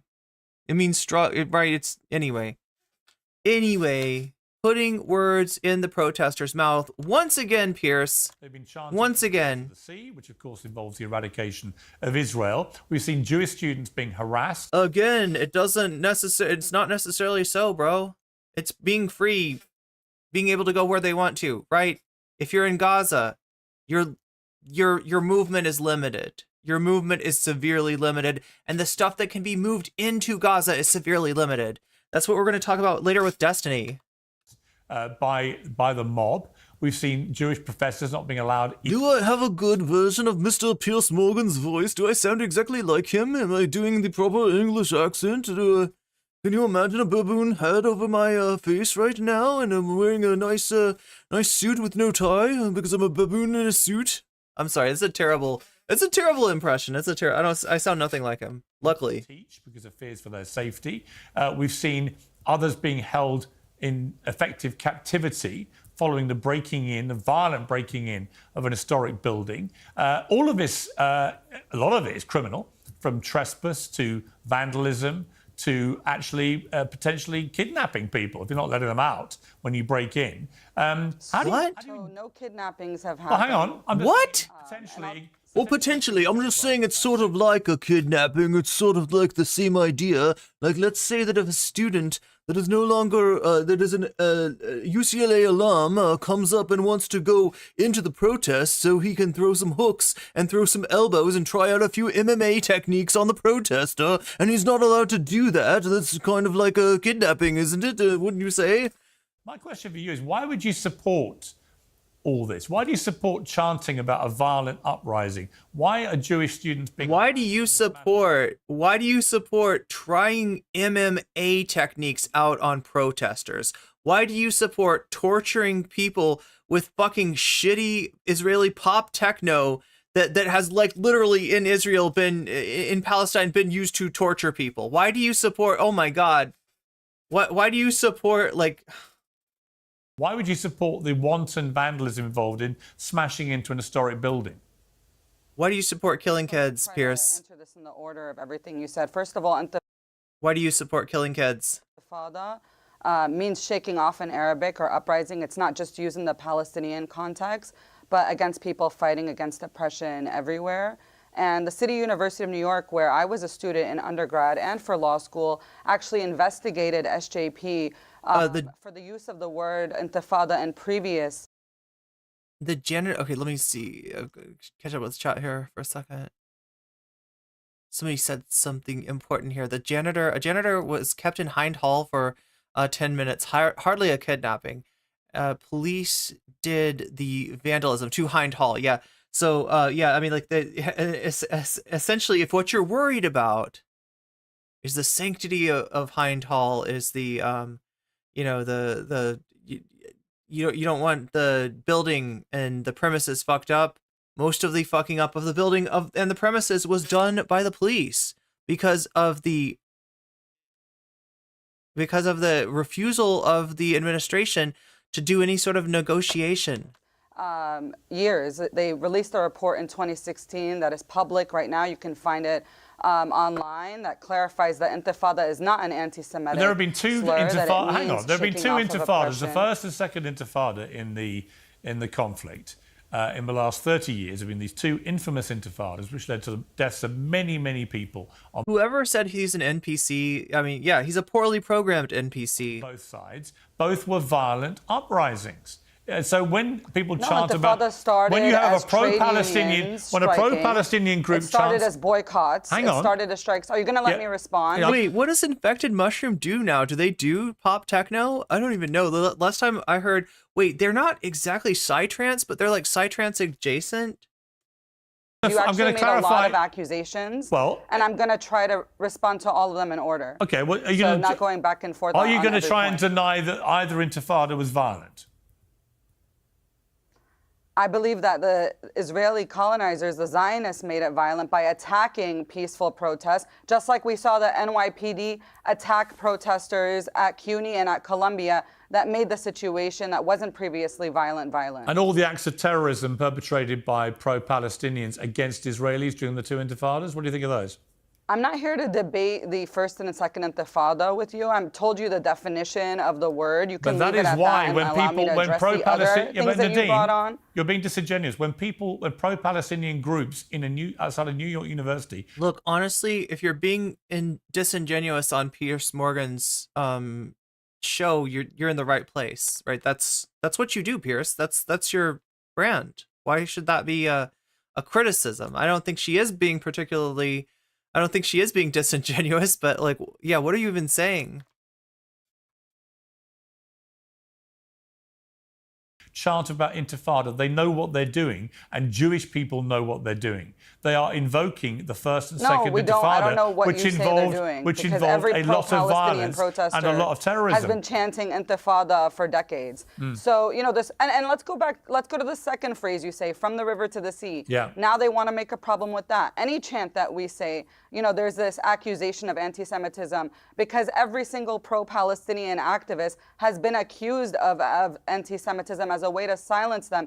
Even though just, you know, you mentioned Jewish students before, so many of these Jewish students are standing with us, are with the protests inside and outside. Yeah, many are Okay, not. so we got a question in chat about Infected Mushroom. Yeah, they are an Israeli band. As far as the kind of music that they play, I don't know. I feel like when I don't even know if they're still like a band or a group. Like I don't know if Infected Mushroom still makes music, but when I knew about them, it was people who listened to them who also listened to Psytrance. So that's why I'm kind of putting them in there with Psytrance, but I don't exactly know. I'm not an expert.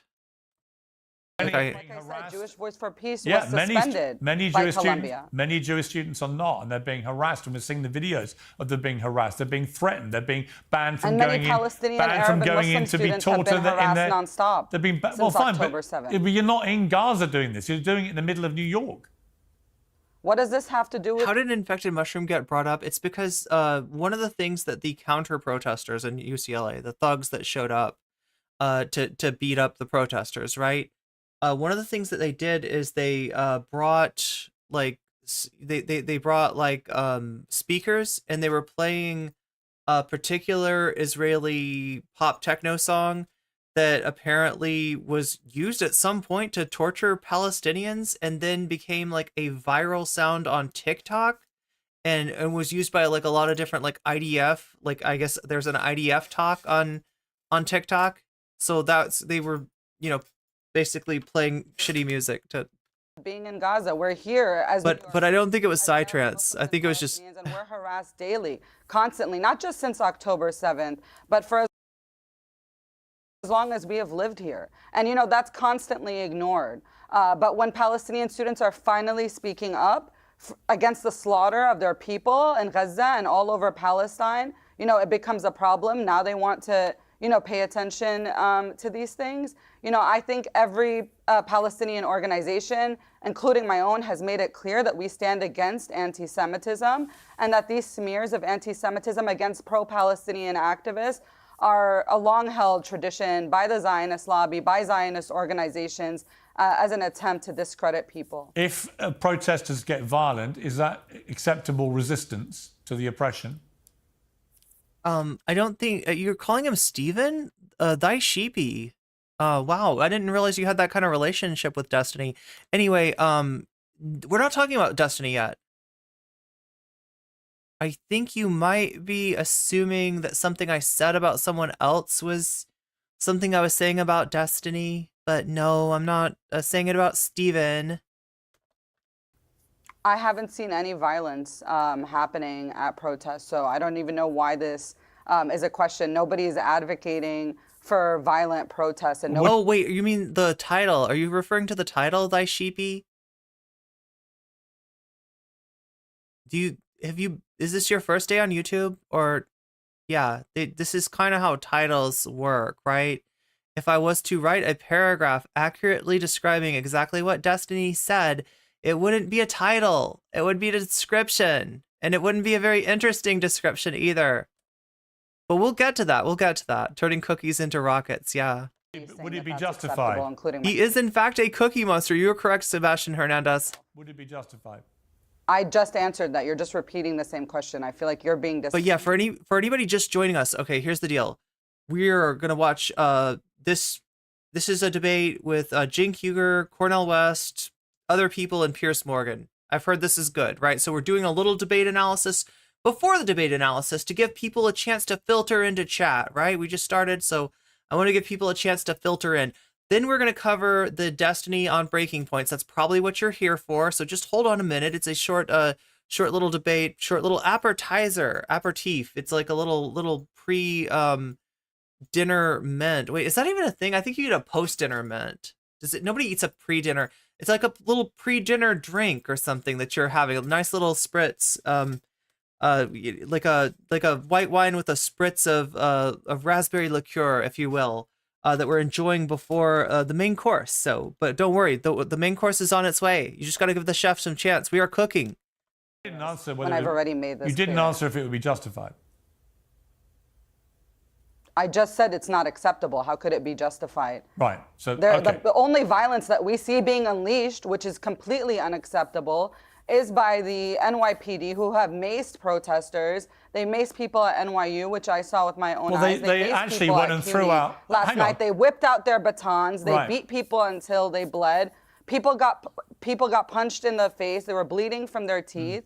You know, this is the violence that's Well, completely unacceptable. that's because at a protests, and howling we're violent. seeing it That's because go a into the howling NYPD. violent mob chanting Intifada broke into an historic building on a private property. It's not their property. They committed acts of vandalism. They committed acts of trespass. They were holding people against their will. They've been threatening and harassing Jewish students. I'm sorry, that's not a peaceful protest. Right? These The people that are were not being held protesting against their peacefully. will were Columbia students forced to stay inside the journalism school. You know, the NYPD literally poked their head in an open door and told the CUNY journalism students that if they left that building, they would be arrested. Columbia admin came to say that they should have the right to report, that they can't limit the freedom of speech, the freedom of the press.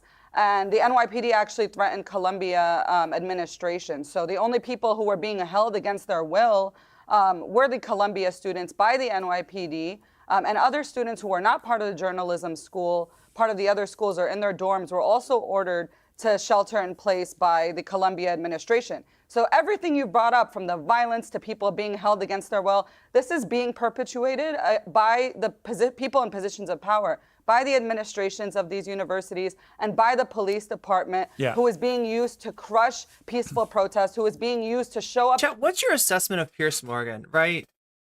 So he was on BBC at one point, and then he went to GB after that. I don't know why he got lost his jobs, but now he's here. This is his YouTube show, right? It looks like a real news show, but he's not on a network, as far as I know, right? I'm guessing this is just like a, and you know, he's got a big YouTube channel, so it's not like no one's seeing this. I wouldn't claim that. But I'm thinking that this is only going out on YouTube and on X. Like, as far as showing up for these debates, like, is it something that you would do? Is it something that you think people should do? Do you think there's a point to it? Or do you think he's just so bad faith that it's just like, and also, like, I want to know what you think about the one-on-one debate, because he sometimes does these like one-on-ones before the main debate. The one-on-one debate versus the I mean, obviously, like, Hassan did come out on top of his debate. I think even Destiny admitted that, right? That that Hassan really, you know, made the rest, most of the rest of the panel. There was a few other based people on the panel, but right, like Hassan, like apparently, like, you know, people seem to think Hassan's appearance was good. I wasn't so sure, right? Just because, like, I try to look at it from different perspectives when I'm watching a debate. I realize that, like, you know, like the way that I grok a debate is gonna be like, are the claims supported? Are the claims, is the logic sound? Stuff like that, right? That's how I look at, you know, a debate, like who won and who lost. I realize though that there are other ways of looking at a debate, and in fact, maybe most of the people are just looking for a performance of strength. Somebody who seems like they believe what they say, seems like they feel passionate about it, and is able to present themselves as strong about, you know, even if they're just spouting bullshit, right? With some people. So I try to look at it through, you know, like a left-wing lens, through like a right-wing lens, through the lens of somebody that's just, you know, kind of popping in and doesn't really have any particular political perspective. I didn't really like how the Hassan debate went, but I'm you know, the minority in that. Most people who watched the debate, you know, even people who hate Hassan's guts gave him accolades for that one. So what do I know at the end of the day? But what do you think, chat? I'm curious. In riot gear and turn an otherwise peaceful situation into a riot. Never forget that in 1968, 150 protesters occupied the same exact hall that the students of Columbia were occupying. Gnostic informant here for the cookie dough. As of last night, and forced to come out of Hamilton Hall, which they renamed Hinds Hall in honor of the 5-year-old Palestinian girl who was killed, who had to sit in a car with her family member for hours, while they decayed, while they rotted after being killed by the Israeli army. And she starved to death. Nobody was able to get to her. So, you know, this, in 1968, Hamilton Hall was occupied by over 150. I love the like the like, let's move on. This isn't pertinent. I don't care. Like, right. I love him responding to that with like, okay. I think it's worth to go on Pierce's show to show he's a weak opponent. He can only repeat the same question. I mean, I see that, but I just wondered, like, do other people see that?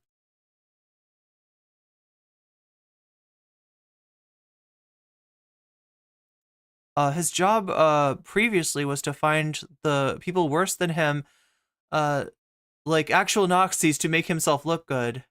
But his job now is to try to make people look bad in debates against him. But instead, he's just a punching bag. Well, what was weird about the Hassan debate is I feel like it was the other people, especially Emily, whatever her name is, on that debate that were the punching bags, and Pierce was sort of just like a missing, like an absentee moderator. That's really what Pierce did. He sat there like a moderator and then refused to moderate. I remember hearing that Pierce walked out of his previous job on air. Maybe I'm wrong. You could be right. I didn't catch. I remember him being on TV, and then all of a sudden it was like, oh wait, he's not on TV anymore. What's going on? It feels like a waste of time, but he's not going to change his behavior. That's true. He thinks he's rational and has all the information on things, hates being proven wrong. That's why he's constantly talking over people, doesn't let them talk. Professional punching bag, Pierce Morgan. He's 110% bad faith. He's got a little extra in there. That's how I like my coffee, 110% saturated with coffee. Pierce is self-serious and thinks of himself as more important than he really is, but he doesn't realize he's just a mouthpiece. He's a propagandist ghoul.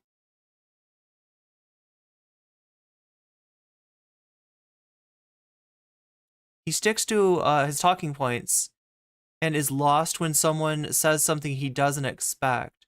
That's why he uses those nitpicks and talks over people. Totally dismissive.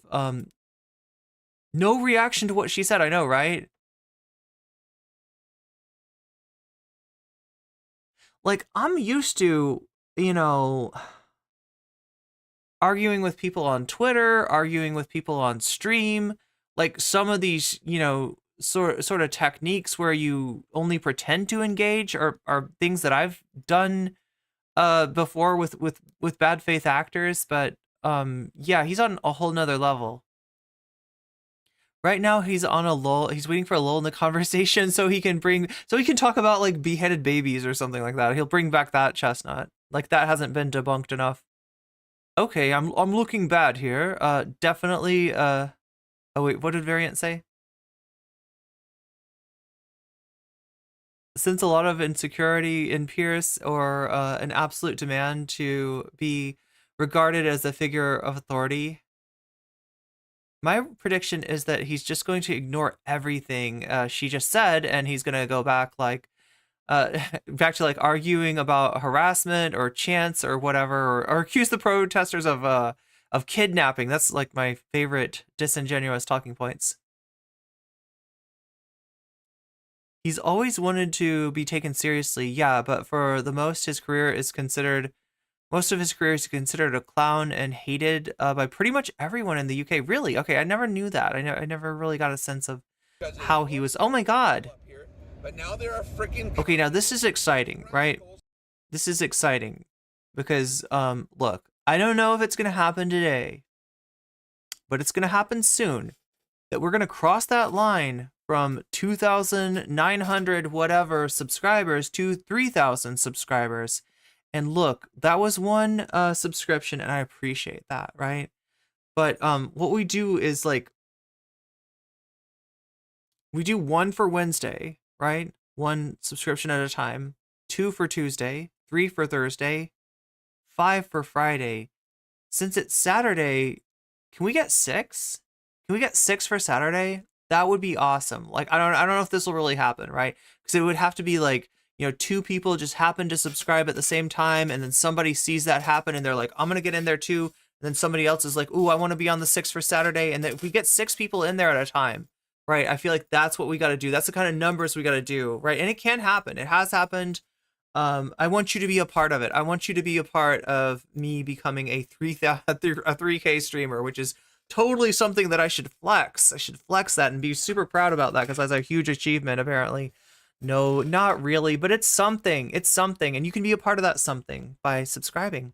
Students protesting South African apartheid, and this kind of police violence wasn't used against them, and they are remembered in history as heroes. So continuing the long-held tradition of university activism, this is what they were doing. You've at made Columbia. your point. Wait, he was stormed off set after he was called out by his co-host for his comments about Meghan? Oh, interesting. I never saw that. Maybe we can find that clip. This is what we were doing at CUNY, Okay. and all the encampments that we see Nadine, I've popping only up, got not just in the U.S., Okay. but all 7 continents. Nadine, I have around to the move world. on because I have 4 other guests, but I appreciate you joining me. Thank you very much. But joining me now is the independent presidential candidate Cornel West. I have to move on because you're actually starting to make some good points that I don't have any pushback for. Cornel West, Dr. Cornel West. Columbia, and joined some of the student protests. The Fox News contributor Kat Tim, former BLM supporter Javier DeRusso. Wait, what does this mean? Former BLM supporter? Should I be nervous? Who is this guy? What does that mean? Former BLM supporter? PragerU, who broke into a protest. Oh no! He's a PragerU dude! No! At UCLA, and the Young Turks founder Cenk Uygur. Kat, I want to start with you because I know you. No, it's He does not look happy. I haven't kept up with Cenk Uygur. I'm sorry, he just said it in a funny way and I had to repeat it. Let's see that face again. Okay. Javier DeRusso of PragerU. PragerU, who broke into a protest. I feel like it's fine if you want to call it Prager. Palestinian encampment at UCLA, and the Young Turks. Oh wait, this is one of that guy was one of the thugs. Like it's the irony of it, of calling the students violent for no reason at all. And then praising people who break into the encampment to start fights. Look at that. Well, I mean, like, I don't know. He's dealt with Piers Morgan before. Maybe that's he's got his game face on. That's his game face, right?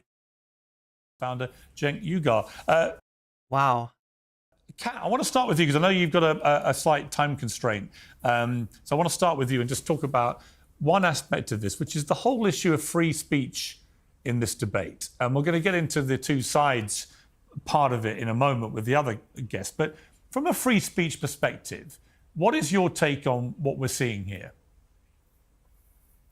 So I've been very open about this issue. I think there's been not quite enough focus on the free speech issue. I think that, for example, you could look at Texas Governor Abbott, who in 2019 was saying there has to be free speech on campuses. There has to be the First Amendment on campuses.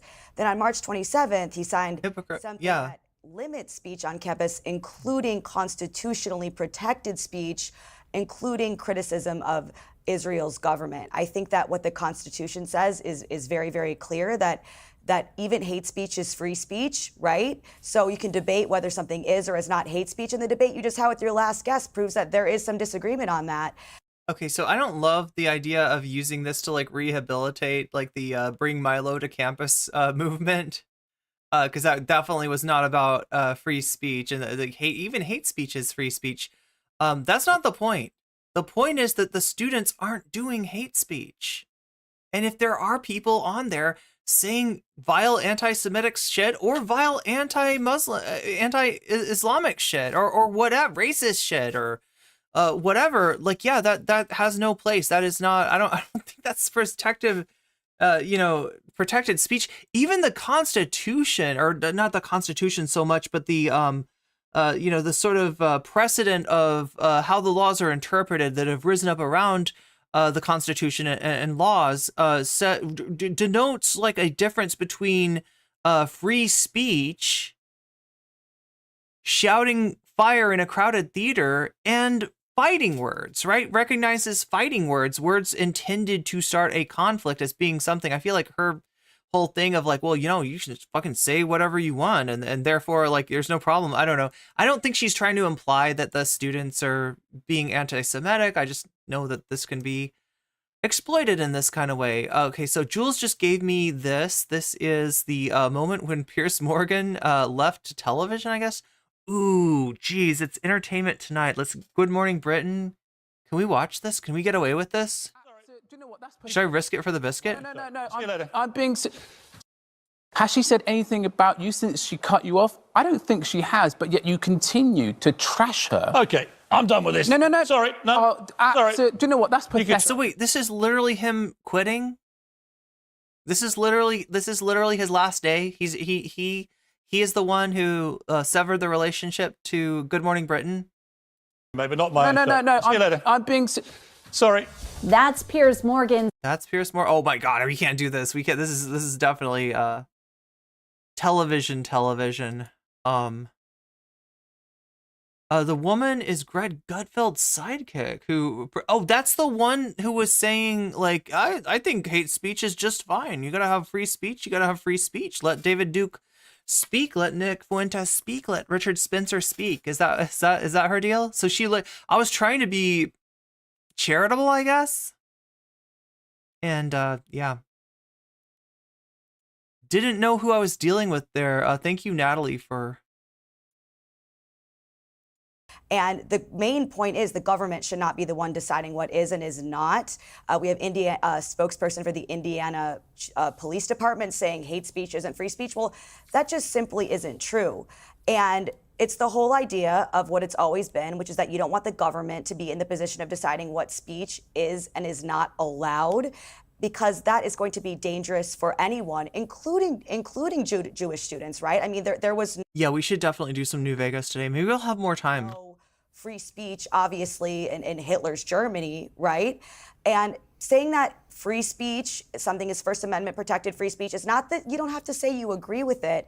And you can totally bring up the fact that maybe it's been less consistent in terms of all of a sudden now a lot of these university presidents are super pro free speech. Okay, so I will say that, yeah, obviously when Hitler took power, and even before then, like you would get, the shit kicked out of you for saying things that were against the German people, according to the fucking Nazis, right? But to act like. Because it was so peaceful up here, but now there are freaking communist invading radicals. To imply that Hitler arose in a situation with real limits on free speech would be ahistorical. Like that is not like to imply that, like that free speech is an antidote to demagogues like Hitler, or that free speech is a in some way vaccinates a culture or a country against that. Would be ahistorical. Speech when it comes to this, when they haven't been in the past. But to me, that's not going to cause me to be hypocritical on this issue. I'm a First Amendment absolutist. Okay, so credit where credit is due. Still am today. What if you are chanting intifada? Credit where credit is due. If you were yapping about Milo, being, students not wanting Milo, people protesting. Well, this is the weird thing, right? Is they were complaining about free speech, but in the context of, they were complaining about, like, the ability of right-wing provocateurs to get on campus and to speak their mind, but in the context of wanting to quiet the students' response to that, of actually regarding the free speech of these students, the people who are on campus who go to school there as some sort of a, you know, and this is the hypocrisy of right-wingers, right? A lot of times when they bitch about free speech, they're complaining about pushback that they get from saying vile shit. Given the history of intifadas between Israel and Palestine, twice in the last 30 years, we know what intifadas have been there. They've been violent. Do you think this thing that... with many people dying, and what... Does this thing that Jink is doing, does this work? He does this a lot. I notice he does this a lot in debates. Like this look and shaking his head. Is this good? Is this a proper debate technique? If you chant from the river to the sea, which Jewish people believe absolutely means the eradication of Israel. I'm just asking... The First Amendment... I will come to everybody else, but Kat has to go, so I want to just get this free speech part of the debate out of the way. Kat. The First Amendment is actually clear on that, where you have to have a very, very... I'm going to grab my food real quick. ...specific exception where that would not be allowed. So, for example, a peaceful protest where people are marching and saying from the river to the sea is constitutionally protected speech.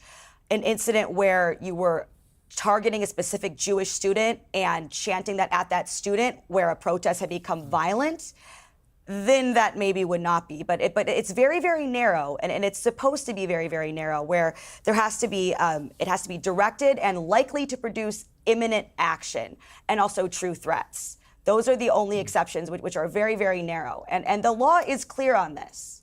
But if you have people, and we've seen pictures of them inside and outside campus, who appear to be supporting Hamas rhetoric, who are wearing maybe insignia relating to Hamas or Hezbollah or whatever, if you're brazenly supporting organizations, groups of people that are deemed to be terrorists by large swathes of the world, does that cross the line?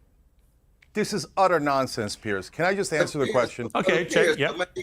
You got genocide taking place. You got IDF terrorism taking place. You can't say a mumbling word about 12 universities that's been leveled to the ground.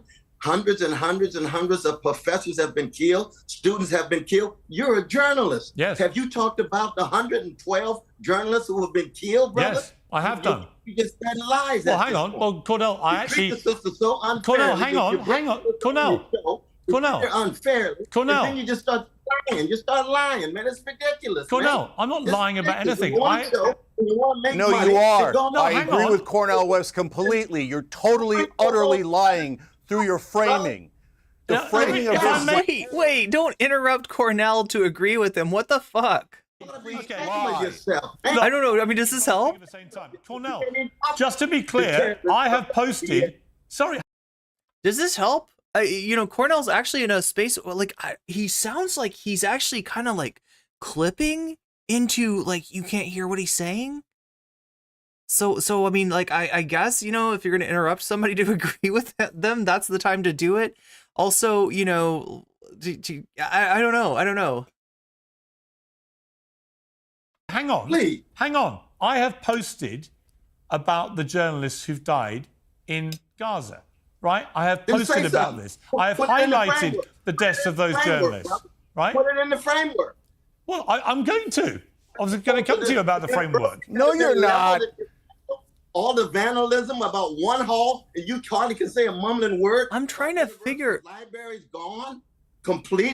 I'm trying to figure out what's going on with his audio. Like, he's got some kind of dynamic processing that when he peaks... it's just making him go silent. Oh my God, chat! You don't care about the filters that are on. I mean, I don't want to get into like the audio nerd stuff, but schoolroom's gone completely. You see how truncated and narrow your framework is? You're just lying, man. You ought to be ashamed of yourself. Okay. When you say lying, what you're trying to imply that I don't care about the other stuff you've just mentioned. Yes, that's what I'm saying. That's not a lie. That's definitely right. Well, not have the same value as an Israeli life. That's what I'm saying. Okay, let me bring in Cenk. Let me bring in Cenk here. Let me bring in Cenk. Okay, let me bring in Cenk. Just to be clear, I haven't lied about anything, right? I haven't talked about what's happened in Gaza yet because we haven't come to that part of the debate. But Cenk, I don't believe you've always seemed to me to be one of the more rational voices in this debate, prepared to accept what Hamas did was horrendous and so on. I don't believe that you think it's right that Jewish students should be intimidated and harassed on a You campus. come right back to the thing again. Can I just answer this for We are God's debating sake? the protests, okay? Come on, brother. Cenk, Come on, man. I don't Okay, think it's right. all right. They should be So subjected I've to intimidation. Okay, Pierce. Nobody can I thinks finally it's right. answer? Nobody thinks that's right. It's not Cornell, right. let that you Cenk have speak and I'll come 15-year-old back to you. girl who has a hall named after her because she and 15,000 other children have been killed by the IDF terrorists that you don't even call terrorists, but you can call the students terrorists. That's not any double standards, man. That's just outright mendacity, hiding criminality on your show, and you're supposed to be uncensored, concerned about the truth. Well, you just said I called them terrorists. I haven't called them terrorists. That, ironically, is a lie. Cenk, I want to bring you in. You're getting very angry about this too. Just to be clear, I am expressing an opinion that what has happened at Columbia has crossed a line. And that if I'm a Jewish student there, I think it's completely outrageous. I'm being intimidated and harassed for the actions of Israel's government thousands of miles away. That doesn't mean I don't have very strong views about what's happening in Gaza, because you know that I do. So where is my lie in all this? Yeah, Piers, I've just listened to you for 20 minutes frame the issue in a purely 100% Israeli propaganda way. So if you say, hey, listen, Jewish students shouldn't be harassed or attacked, of course I agree. I've got you Jewish agree with family me? So why have I lied? Yeah, no. Stop interrupting. But what you don't talk about is you say from the river to the sea is an unacceptable change. Did you mention to the audience in these last 20 minutes that actually this is something that I never counted on? Like that upfront segment where he one-on-one, 1v1 someone that he thinks is like an easy clap. He thinks he can bully, right? That might have the effect of just turning the panel against him, or at least some people on the panel against him from the very get-go. I never thought about that.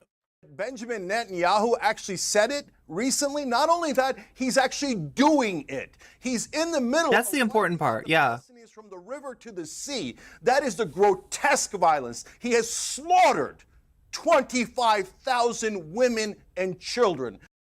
It's one thing to say that somebody's, rhetoric is genocidal, or that you're grokking it as being genocidal, right? It's quite another thing to say that somebody's actively perpetuating genocide, or somebody's actively perpetuating ethnic cleansing, right? They were all innocent. So when Hamas kills 860 innocent Israeli civilians, I call them out and I say that is terrible.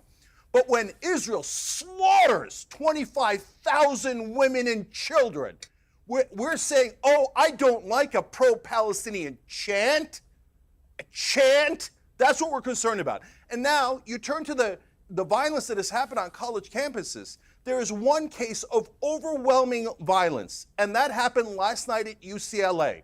And it was pro-Israeli protesters that violently attacked the peace protesters that didn't do anything. They attacked an old lady and said, oh yeah, good luck trying to defend yourself, old lady. These are vicious, vigilante thugs, and they have done... The stuff that Cenk is talking about is one example of the actual violence that the news media seems to ignore. They talk about the prospect of violence. They talk about violent rhetoric. They talked about, you said intifada. Does that mean that you want violence to happen? You say from the river to the sea. Does that mean you want genocide to happen? And, we've got both examples of real life violence, unambiguous, undeniable violence on campus perpetuated by the counter protesters against the protesters. And obviously we've got a lot of examples in Gaza of just like massive, violence in the service of ethnic cleansing in Gaza, right? So are you more concerned about like parsing out whether somebody's chant means that they might support, a theoretical genocide that is not, on the is not in the realm of possibility, or are you more concerned about a genocide which may very well be in progress, a genocide which the ICJ is now meeting to talk about, and to that basically advised Israel that there was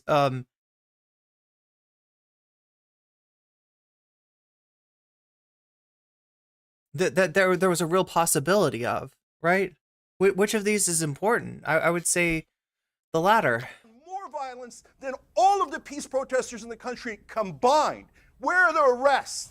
Where's the outrage? Where's the indignation? You pretend that you care about protecting students, but you only care about protecting one side, whereas the other side is assaulted. No, I don't actually. No, because if debased and humiliated. Okay, let me respond. And all you want to do is cancel their speech. You're part of cancel culture and admit it right now. Can I You're respond? talking about protesting people. Can I respond? Americans. Can I respond? Americans. By the way, okay, this is not the United States of Israel. Fine.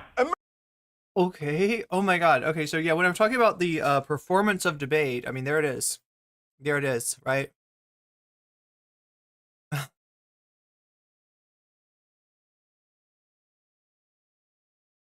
Here, let's roll that back a little bit.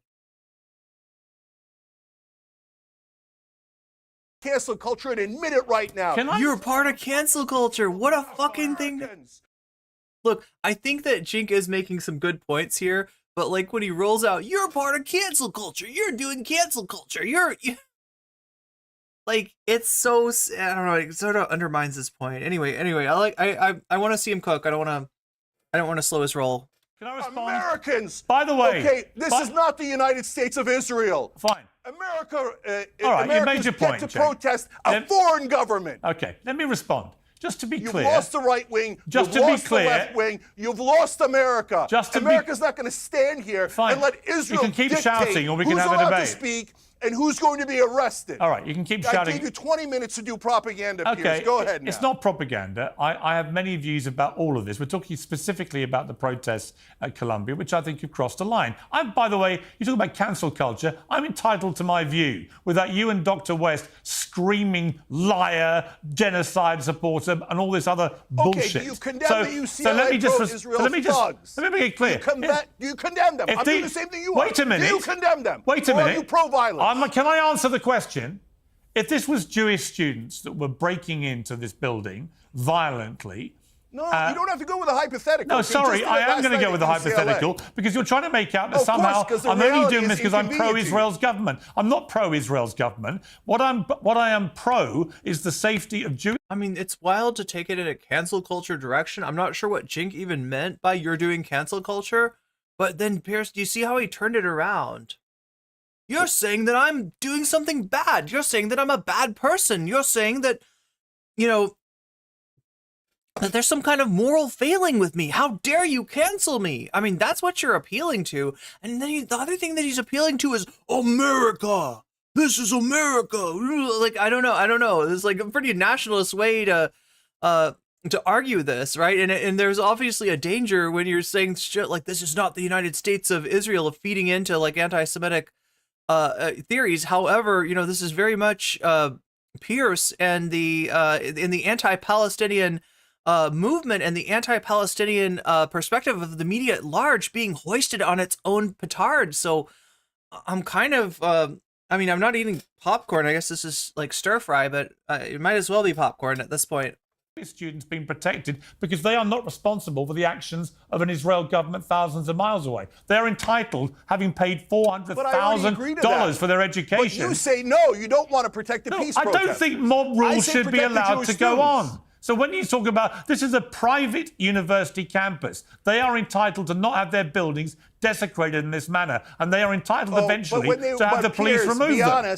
Be honest. When they were doing it in a public space, everybody in media, in American media, said, "How dare they do it in a public space?" They do it in a private place. You go, "How dare they do it in a private place?" No, you shouldn't be breaking into buildings full stop. You know what? When Martin Luther King in Selma, Alabama, crossed the Edmund Pettus Bridge, you know what they said? How dare they interrupt the bridge? How dare they go in a public place? How dare those protesters? Civil rights leaders should know their role, should know their place, boy. That's what people like everyone in American media is saying right now to the people in favor of not slaughtering any more Palestinians. Yeah, I think you guys sound exactly like Bull Connor. Okay, Kat, I know you have to go. I just want to just bring you back in just briefly. Look, this is an incredibly, as you can tell, this is a very incendiary debate and passions run very high about this. Has anything you've just been listening to given you any more clarity about how we resolve this situation? Because presumably these protests are not going to go away. They may get bigger in number. They may affect more universities. This is a bad situation getting progressively quickly worse. No, it's okay. Pierce, the bad situation is what's going on in Gaza. Like, seriously.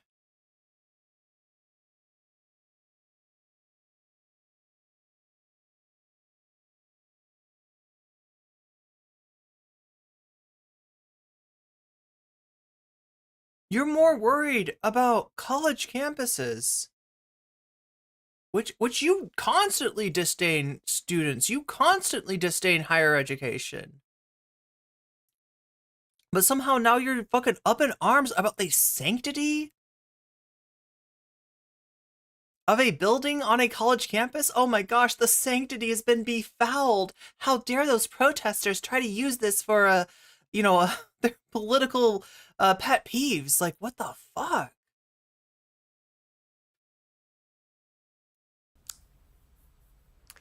Right. Again, going back to what I was saying before, I think that the law on these things is clear. I think that we want to be careful to not give up any of our rights as Americans in response to things that we see. There was also a bipartisan legislation proposed about having anti-Semitism. I'm not sure how to pronounce your name, Minnie. I'm also not sure exactly what you're saying here. We should be more worried about our college campuses than a foreign country. I'm not sure about that, but I don't know what you're saying, right? Like you, I have some disagreements, some very big disagreement with Joe Brandon and his policy via Israel Gaza. But my disagreement is the fact that we are funding the genocide that's going on in Gaza. So it's not like you can't draw that separation and say like, yeah, the colleges, that's really bad that people are protesting. Oh my God, people are expressing free speech on a college campus? We can't let that happen. We can't let that happen. Colleges are for manufacturing employees for our corporations. And they need to get back to business. They need to get back to that assembly line and stamp out those employees, right? Yeah, this is not your place to come and express your free speech or anything like that. It's not like we have a tradition of that. I'm not even sure I disagree. I'm not sure we're disagreeing or not. It was just like, it's hard to tell. Monitors on campuses. I mean, what could go wrong there, right? And I've been open as a First Amendment absolutist, and I've had people send me videos of things like smash windows. Well, is this free speech, Kat? Obviously not, and I'm not saying that it is. I think that the robust debate surrounding this proves all the more reason why there are strong disagreements on what counts as what and what means this or what means that we should not have the government be in the position to decide ever what you can and cannot say, because any of these rules that some people are pushing for that would... The U.S. is paying for the government of Israel, for the military arms with which they are destroying life in Gaza, with which they are leveling Gaza, with which they have destroyed. You want to talk about college campuses that are problematic? Talk about the leveled college campuses in Gaza. There is not a college campus standing because they've all been blown the fuck up with American money, your tax dollars at work. This is not the time to be isolationist because that fucking cow has left the barn. I'm not sure if that's the right farm metaphor, but it's something like that. The horses left the barn. I don't know. I'm supposed to be a Vosh expert. I should know about horses, but regardless, right? Your money has been used to pay for the deaths of innocent people. Right? You can't just be like, that's not our business. That's none of our concern. Nobody should be worried about that. That's over in Israel. Let the Israelis and the Palestinians sort that out. Your money is sorting that out. Your money is killing people. You have a right. And the college students sure as fuck have a right. The college students paying these exorbitant tuitions that are going to endowment funds that are tied up in the Israeli industrial, military industrial complex. Yeah, they absolutely have the right to say, I do not want my fucking money going to kill people, to kill people's babies, to kill innocent children.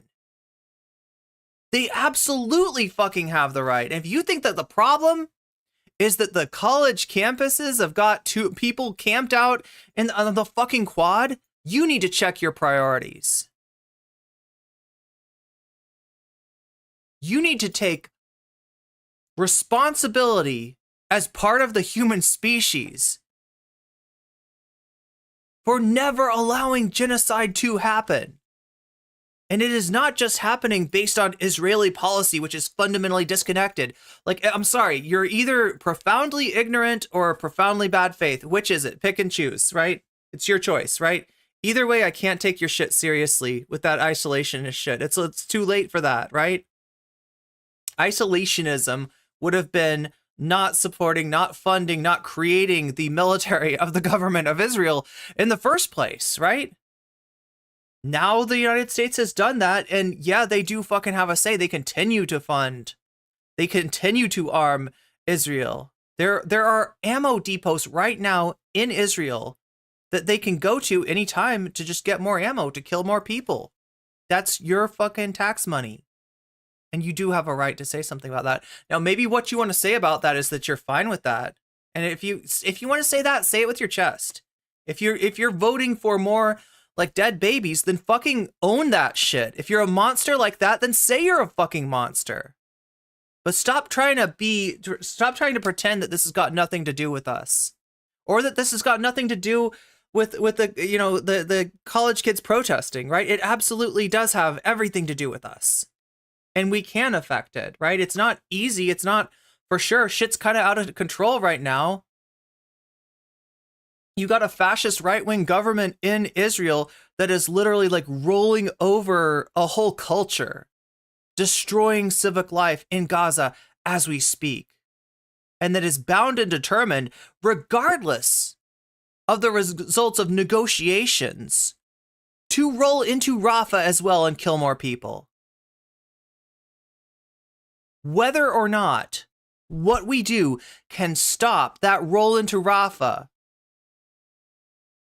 you cannot sit on your fucking hands and say, it's not my problem. It is your problem. It is your money. It is your country enabling this shit. The rest of the world has largely made up their mind, and they class Israel along with South Africa under apartheid. That is the materialist view of the situation. That is what's going on the ground. Any sort of disagreement with those plain facts is straight up denial. Is you shoving your head in the sand, is you shoving your fingers in your ears and saying no, and you're refusing to listen. It doesn't matter. It doesn't matter if you listen. It doesn't matter if you see. It's going on anyway. The question is, what are you going to do about it? You know, some of the slogans that the Palestinian protesters are chanting to silence any of that could then, based on what else someone else thinks, could be used to, say, prevent an IDF soldier from coming to campus to speak. So I think that there are two separate things that we need to keep: how you feel about the speech personally, how you feel about the issue personally, and then how you feel. Yeah, that's right, Uncle Slayer. Both the cows and the horses have left the barn at this point. It's pretty bad. Government involvement in it. Those are two completely separate things, and it's not the same to be pro-First Amendment and anti-Semitic. You make some great points. Kat, we've got to let you go. Thank you very much indeed for joining us. I greatly appreciate it. Thank you. I want to bring in Javier DeRusso. You've been waiting patiently. Singularity 23. Pause. Singularity 23. What the fuck does the free market have to do with this, you libertarian debate douche? What the fuck are you talking about? The free market? Why are you invoking the free market? And look, like I'm sus on libertarians, from the get-go. I know exactly what kind of liberty that they're looking to take, and it's liberty with people under the age of consent. So if you want to bring that fucking garbage in here, then get fucking roasted, bitch. Sorry, I had a little Jesse from Breaking Bad break in there. Not to mention, wait, Foucault's boomerang? Am I gonna have to look this up? Is this like Foucault's pendulum? You missed the beginning. Oh my god, you came in when I'm all hot and bothered. I don't know. I don't like people acting like the United States has nothing to do with this, like that this is, something that you can just disengage from. I feel like it's a deep fried meme. My dogs are goth, the Foucault's boomerang thing. I feel like it just went over my head, and then it went over my head again because it's a boomerang. It came back. It's probably a funny joke that I'm just like not quite smart enough for. Anti-Israel encampment. Journalist Cam Higby and I snuck into the ongoing encampment to see what was going on. Cam was caught after asking too many common sense questions and physically removed by the protesters. Okay, so I'm supposed to do better about, and I know this is annoying to people. You came in here to see this debate and everything. We got to do a call to action, apparently. I suck at this, though. I always forget it. All right, here's my call to action, right? If you're watching on shorts, right? This is not going to make sense if you're watching me on horizontals, but if you're vertical and I'm up next to Jink Uyghur's head right now, you're going to find ... 3 dots right there. If you click those 3 dots, for most of you, that will open up a dialogue where you can like the stream or you can dislike the stream. You know, express your free speech while you can before it's made illegal. Express your free speech about whether you like this stream or you dislike this stream. Let me know, right? And again, it's like right up there. The ... is normally where it's found. I think you could also try clicking on the screen and holding it. I know that's like kind of like a TikTok way to like a stream. It's a little bit hard to figure out how to like the stream sometimes on YouTube Shorts. So I'm trying to help you out with that. If you wanna like or dislike, register your opinion because I'm very curious what you have to say. We have a bit of footage of that, I think. About the same wristbands as the anti-Semites so that we could sneak into their camp and woo chow the ghetto. First of all, they had gender-neutral buckets to urinate and... What the fuck? This is so cursed. This is Omega cursed. I don't know what's going on here. Poop in. The whole place smelled like musty terrorists. Oh my god, people poop? Yo, did you know this? People poop and they pee and it smells bad. Gotcha, protesters. I don't poop or pee. I get a colonic. I get it all sucked out of me with a vacuum because I'm a fucking prissy bitch like that. Okay. Shit. But the fact that they were forcing out conversation and journalists makes it clear that they don't have the answers to explain why they're there. And I was overhearing the most racist conversations about white people just in general. These people are literally... Yeah, racist, poor white people. Yeah, always getting the short end of the stick. Yeah, that's what I feel bad. Like white people, you know, perennial victims of racism. It's so tough to be white. As a white person, I can attest that the burden of privilege is really rests heavy on my shoulders. I gotta admit. BLM rebranded and more extreme. Look, that's pretty inflammatory stuff, but you're here now. Do you think what you did last night was... Are you a messy bitch? That's what the question I would ask. How messy of a bitch are you? Really? Like, let's get down to it. First of all, thank you for having me, Pierce. It was the right thing to do. I'm somebody, I hate propaganda from either side. You are propaganda, motherfucker! You are the absolute definition of propaganda. What did they call him? A former Black Lives Matter supporter? This is a motherfucking grifter. This is a mega grifter. He is speedrunning every grift that has ever been gruffed, okay? By being like, I was a Black Lives Matter supporter until I realized the truth that it's actually white people that are, yeah, that are under the fucking, thumb of oppression in this country, right? Fucking brazen ass grifter. All right, go on. Being told what I'm supposed to believe, so I like to go in and see for myself. So I snuck into the camp. It was very easy. I just put on a tacky outfit and went and bought the same wristbands. This guy belongs on a reality show, not on a political panel. What the fuck? Go call Trisha Paytas. And I saw the conditions that were back there. I saw the sanitation hazards of them all using the same bucket to poop in. And I saw the... It's because they're nasty, right? And they like it. They like to poop in the same bucket. They're like, oh yeah.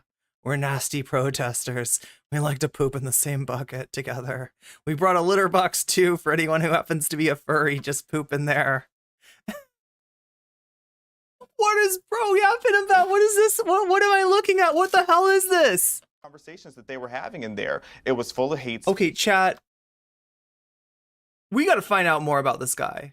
I feel like this guy has a messy history, and I want to look into it. I want to see all of his dirty laundry strewn about his dirty apartment. I want to see the bucket that he and his friends poop in. Like, that's...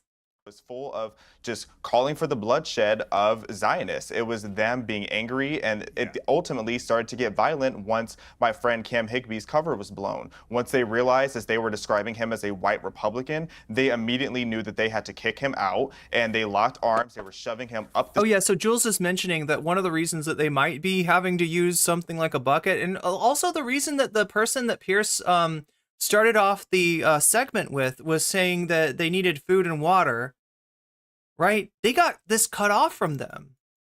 Jules is mentioning, I think in Colombia, their IDs were, a lot of the students' IDs were deactivated. That means you can't get into buildings, right? That is normally where you would pee and poop. That is the preferable place to pee and poop. That is the place that most people want to pee and poop. So if somebody is peeing and pooping in a bucket, it is because it's not because of their preference. It's not because they're like nasty fucking hippies that love to poop in a bucket, right? It's because the school is making, and then they try to use that against them. The school are the ones who are nasty. That is some nasty shit. And it's also really nasty to try to shut down a protest by cutting off people's ability to get food and water. That's nasty. That's the nastiness. That's where the nastiness is coming from. That's where the nastiness got in. Like, sir, you brought the nastiness to the protests. You are nasty. Stairs and then back down the stairs to get him out of the encampment.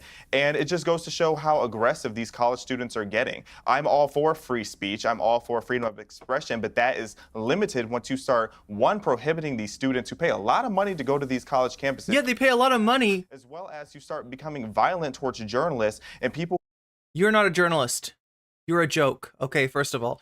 And second of all, yeah, the students do pay a lot of money. They pay a lot of money for tuition. That tuition goes into endowments. Those endowments, when they get mixed up with, IDF business, the students have a right to say, I don't want to support this shit. I don't want my money going there. I see what's happening in Gaza, and it's fucking bad enough. I don't want to be a part of that. And the sad thing in chat is, even if you're not paying an exorbitant tuition, to a public or private college, you are paying for the murder of innocents in Gaza. We are all paying, right? If you did your or else you didn't do your taxes, and I won't tell. Like if you the only people in here that can claim that they didn't pay for that are the people that are not paying their taxes. So good on you. I hope you get away with that. But yeah, like we're all implicated in this, right? And we all have a right to have a say on on where our money goes and where our money doesn't go. Who are just there trying to get an inside story on what's actually happening on these universities that we are being asked to pay for. Dr. West, coming back to you, Donald Trump got horrendous criticism for cracking down on the BLM protests in 2020. Is Biden not just doing the same here? And is there a double standard in the way that people... this is interesting. And I think we ran into this oh my God, I'm trying to remember who we were watching the other day. I think it was Hassan that was noting that a lot of the things that are being done to the protesters are like a parallel to what's happening in Gaza. Now, does that mean that I think it's on the same scale? Fuck no. Right? The protesters, Quad, the organizations that are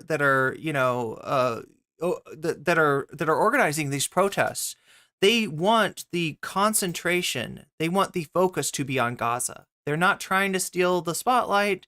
They very much do not want to steal the spotlight. And the only thing that's stealing the spotlight is messy bitches like this talking about poop buckets instead of talking about like actual dead babies in Gaza, right? Changing the subject to the dirty, dirty protesters. Are looking at these two different situations. Number one, anytime you have massive military occupation of a community, That's what BLS was about. That's what Black Lives Matter was about, which that's a 400-year affair. I don't know whether the brother would want to do that in the 1960s to see who was using the urine with King and Malcolm and Fannie Lou Hamer and others. But there were other issues they were zeroing in on. It's called American terrorism. It's called American Jim Crow, or American police murdering other young people of different colors, disproportionately chocolate, right? But when you have massive military occupation, that is a massive breakdown of a community. If you can't have a leadership of a university that can have a dialogue about 3 claims. We want transparency about your investments. We don't want you to invest in genocide, occupation, and ethnic cleansing. And we want amnesty. You can have a dialogue. At Brown, they said they're going to have a dialogue. These are pretty simple, pretty clear, asks from the protesters, right? There's not a confusion. It's not a situation where they're like, look at me, I want to be paid attention to, right? And in campuses like Brown, I think Rutgers too, there's actually 4 or 5 now campuses that sat down with their protesters, sat down with the people representing the protest movement, and negotiated. And when those negotiations were successful, when the students' demands were met, and usually it's stuff like, we want you to up here, but now there are freaking communists invading radicals. We want you to move towards divestment. We want amnesty for any of the students that you have kicked out for expressing their free speech. It's simple stuff. They're not asking for the moon. They're not asking for anything ridiculous. They're very simple asks, and the colleges that have met those asks have been largely, the protesters have, have ceased their encampments, right? Or changed the way that they're, protesting to a slightly less disruptive model. Now, that being said, protest, if it is to be effective, is going to be somewhat disruptive. And when your demands aren't being met, then you have 2 choices. You can do a performative kind of protest if, you think you can get people to pay attention to you, which most of the time you won't. Or you can do something that's slightly disruptive. We've got examples of both. In terms of these, protests, right? UCLA is a great example of a protest that wasn't disruptive, right? UCLA is a huge campus. The encampment wasn't disturbing or, wasn't disrupting anybody's, ability to go to classes. And it still got hit with fucking right-wing thugs. And when that happened, when there actually was violence at the protests, you know what the cops were doing? They were on their phones playing Candy Crush. They took 20 minutes to get there. When they finally got there, they sat on their fucking asses. They did their best impression of the Uvalde cops, right? And they let those thugs do whatever the fuck they wanted. Now, luckily, the counter protesters that showed up, and I now can say one of the funders of these one of the funders of these thugs, right, was actually like the wife of Jerry Seinfeld. I'm gonna look into that more because we've got an article on that might be pretty interesting. But yeah, essentially, you want to talk about paid protesters, you want to talk about astroturfed movement. You've got the counter protest, right, as a great example of that. And you want to talk about violence at the protest. The counter protesters at UCLA were literally the ones that brought that there. We heard all week about violence and the threat of violence. And this group somebody had a knife. Somebody, might have been a kitchen knife, right? But it was a knife. Theoretically, they could hurt somebody with that. Somebody had a chain. They were using a bike chain to lock up the barricades, right? So you heard all this week about the threat of violence. And then when violence actually shows fucking up, the security guards at the campus, they're out of there. They don't want anything. They're gonna let those thugs do whatever they want to the protesters, right? And at the same time, the cops, when they finally get there, they're gonna play Candy Crush for like an hour. And then only only interfere with the violent disruption of the encampment when it becomes too much for the counter protesters, right? Because there were more protesters there. Yeah, it's the cops. Ad break on the way. That's right. At the top of every hour, we have an ad break on the way, and that's an ad break that lasts for 3 minutes, and that could even be for what's up, Foucault's Boomerang. Oh no, you got a link for that. So yeah, that's what I'm trying to get across, is that at the top of every hour we've got a 3-minute ad break. It's an ad break that you could possibly avoid, possibly for free, if you've got Prime. If you got Prime, you can just hook that thing up to Twitch and get a free sub, get out of the ad break, not have to see ads, and including ads that sometimes run like back to back. Sometimes it's like the same ad back to back, right? You can also get out of it by paying $5 to Twitch, or possibly by being gifted a sub. That can happen, that does happen, that has happened during this very stream, but it's more likely to happen for you if you're active in the chat. Stonefox, can you, if that's a YouTube link, can you give me like the name of the video? It's hard to get links on stream. The stream eats them up. Eric Adams looked so bad trying to make the students look like trained insurgents. Yo, the only time I've seen Eric Adams look worse is when he's trying to talk about, he's trying to talk about searching your kid's room for drugs, right? This looks like just a backpack, or it might be a place for marijuana to go. This could be just a flashlight, or it could be a marijuana pipe. Like, he's just, I don't know. He's a funny guy. He's a funny guy. They're going to have a vote. But no, not Colombia and the others. They've become such a corporation. They're tied to their donors. They're tied to their money masters. They're tied to their benefactors. They don't give a damn about what the students think. The students are just cannon fodder for their reputation, who are highly talented, work very hard, but have hardly any voice. And when you don't have a voice and you move in a nonviolent way, and Brother Pierce, you should know the 2 first intifadas were nonviolent. They shot them down like dogs. That's why Hamas didn't appear until 1988, and you had the vicious occupation in 1948. If they had shot Martin Luther King Jr. down and Rosa Parks down and so forth, there's no doubt that Black folk would have responded. That's why we, the Black people, haven't created a Black version of the Ku Klux Klan, because we had leaders like Martin and leaders like Fannie Lou. You shoot them down like a dog, it's going to be a very different situation. Okay. And that's what we're up to. Okay, but let me ask you a question then. Of course, students are going to have faults and okay, but let me ask you a question. My question for you. But we're talking about the main issue of genocide. This ain't no game. This ain't no. No, it's not a game. It's not a game. People are dying, though, man. I understand, Dr. Journalists are dying. Listen, Universities are Cornell, completely left. You must let me respond. You teach at Columbia, and you join these protests. At Union Theological Seminary across the street. I've been in the camps. I didn't see anything that the other brothers saw. But if he makes his judgment, he makes his judgment. But given that there has been clear intimidation and harassment of Jewish students, no. So you cannot be happy as a professor there that Jewish students are being harassed and intimidated because people are critical of what an Israel government's doing thousands of miles away. That is my point. Of course. That goes without saying. I try to be a decent person in my life. Sorry, I just figured out what you were talking about with Foucault's boomerang. So this is also known as the imperial boomerang, right? And it's just the idea that whatever kind of repressive techniques get used in the service of colonialism tend to redound to the imperial core eventually, right? So the kind of oppression that you're seeing in the periphery, I see exactly how this connects to what I was talking about, right?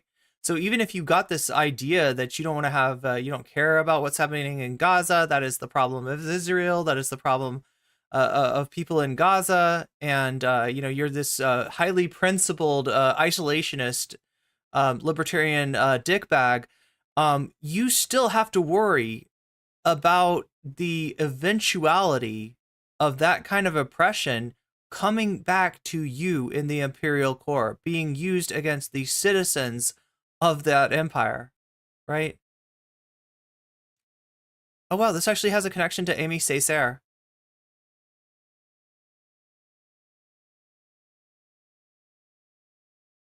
In Discourse on Colonialism by Amy Césaire,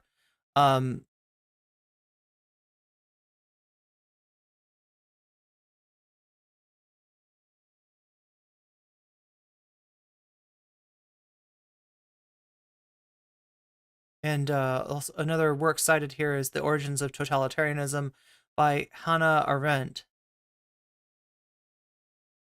We did talk about Amy Césaire like years and years ago, but only for a little bit.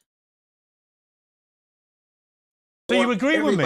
After that diatribe, you agree with me? All you want to talk about is protection of Jews. It's not all I want to talk about, Cornell. But that is actually what this debate is about. Organizations that are banned it back in October. Did you say a word about that? When you got massive children at universities and hospitals completely leveled, and you have something on your Twitter rather than make that part of the framing of the issue, then in fact you become an extension of propaganda. And that's why I call you a racist, because it means then that a Palestinian how dare you? Honestly, I'm sorry. I'm sorry, but how dare you? I'm sorry, Dr. West. You would not frame it in that way. I'm sorry, but you how dare you call me a racist? How dare you call me a racist?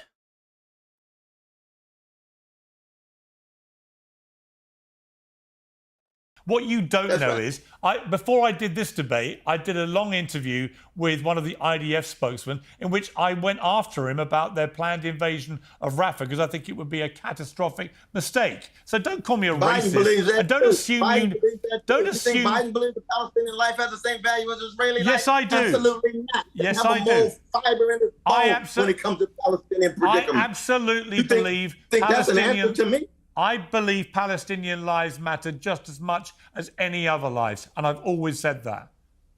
Always. It's not manifesting your framing, brother. It's not manifesting your framing. Use the word, don't throw around the word racist without any evidence to support the fact that I'm a racist. Wait until I hear a lot of evidence, and I've been hearing the evidence, and I throw it around. It's not throwing around. It's a reality. Me saying it is wrong that Jewish students are being harassed is not racism, because I'm not also talking about universities being flattened in Gaza. I think the flattening of universities in Gaza. Here's the fact of the matter. Jewish students are being harassed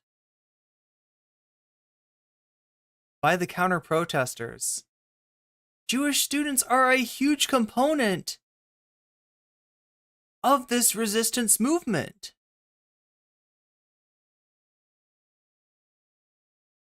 Totally disingenuous. All right, Cenk, I'll bring you in. No. Please. Okay. Look, Piers. Wait, why did Cenk say no? To the most obvious question in the world.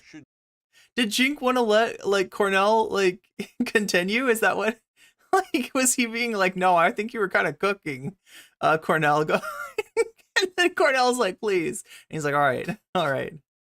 He tagged him in. Okay, let's go. Jewish students be protected from harassment or assault? Yes. Obviously. So you both agree with me? No. So why does that make me a racist? Let me finish. So that's the most obvious point in the world. And I already told you that I have a Jewish family. I have a nephew who wears a Star of David on a college campus. I will go and help the people that are escorting them to their classes, etc. That is not an issue. But what you just did was you spent now 20 to 30 minutes framing it like that is the biggest issue and everyone is saying, oh no, we should attack the Jewish students, when no one is saying that. In reality, vigilante thugs last night attacked the peace protesters at UCLA who had done nothing wrong. It was a violent attack. They beat them with sticks, they pepper sprayed them, and yet I asked you a simple question. You've got now 20 to 30 minutes of propaganda saying, oh, the Palestinian protesters, the peace protesters, they hate the Jews, they're anti-Semites, all the Jews are in danger, etc. And I'm saying, of course, let's protect them. And then you make it seem like that's the 98% of the issue, when in reality, the only protesters that have been massively violent are the pro-Israel protesters. And to this second, not only did you mention it for about 2.5 seconds I even out of have 20 a video minutes, on my but Twitter you still haven't condemned them. I bet you have a lot of videos on your Twitter. And I bet they're all disingenuously framed. You know who else has videos on his Twitter? Andy No. I believe Andy No has a lot of videos on his Twitter. I'm not gonna trust the framing of Andy No's videos though. So do you condemn them, Piers, the violent thugs? I deliberately held off writing or commenting Yeah, I love watching Jink shout Pierce down. Me too. And look, I'm not somebody who loves a lot of what Jink has been up to lately. I think he has a lot of swing and a miss. And even during this debate, like some of the ways that he was, like, you know, like he's making the argument from a place of America. Like, I don't know. He's got this like pro wrestler thing that I guess it works. I mean, this is blood sports debates, but you know, I don't know. It's just like not the framing that I think it exactly needs. Big Elon vibes with the yeah, check out my Twitter, exactly.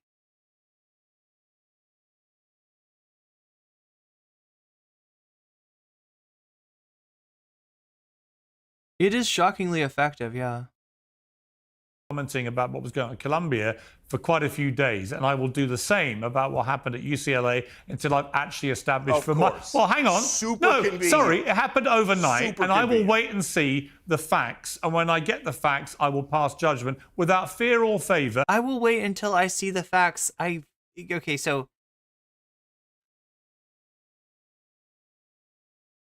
The sad thing is that this is a story that the media largely ignored.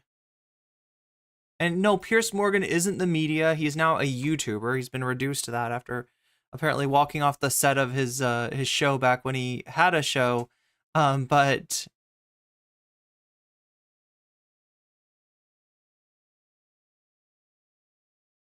I don't know. It's kind of convenient that he can claim, well, I haven't seen this yet. I'll react to, you know, it when I react to it. I just don't think he will see it, right? Because of the media bias. Because of what they are covering. Like, they would more readily cover Mayor Eric Adams's disingenuous concern troll about bike locks and bike chains.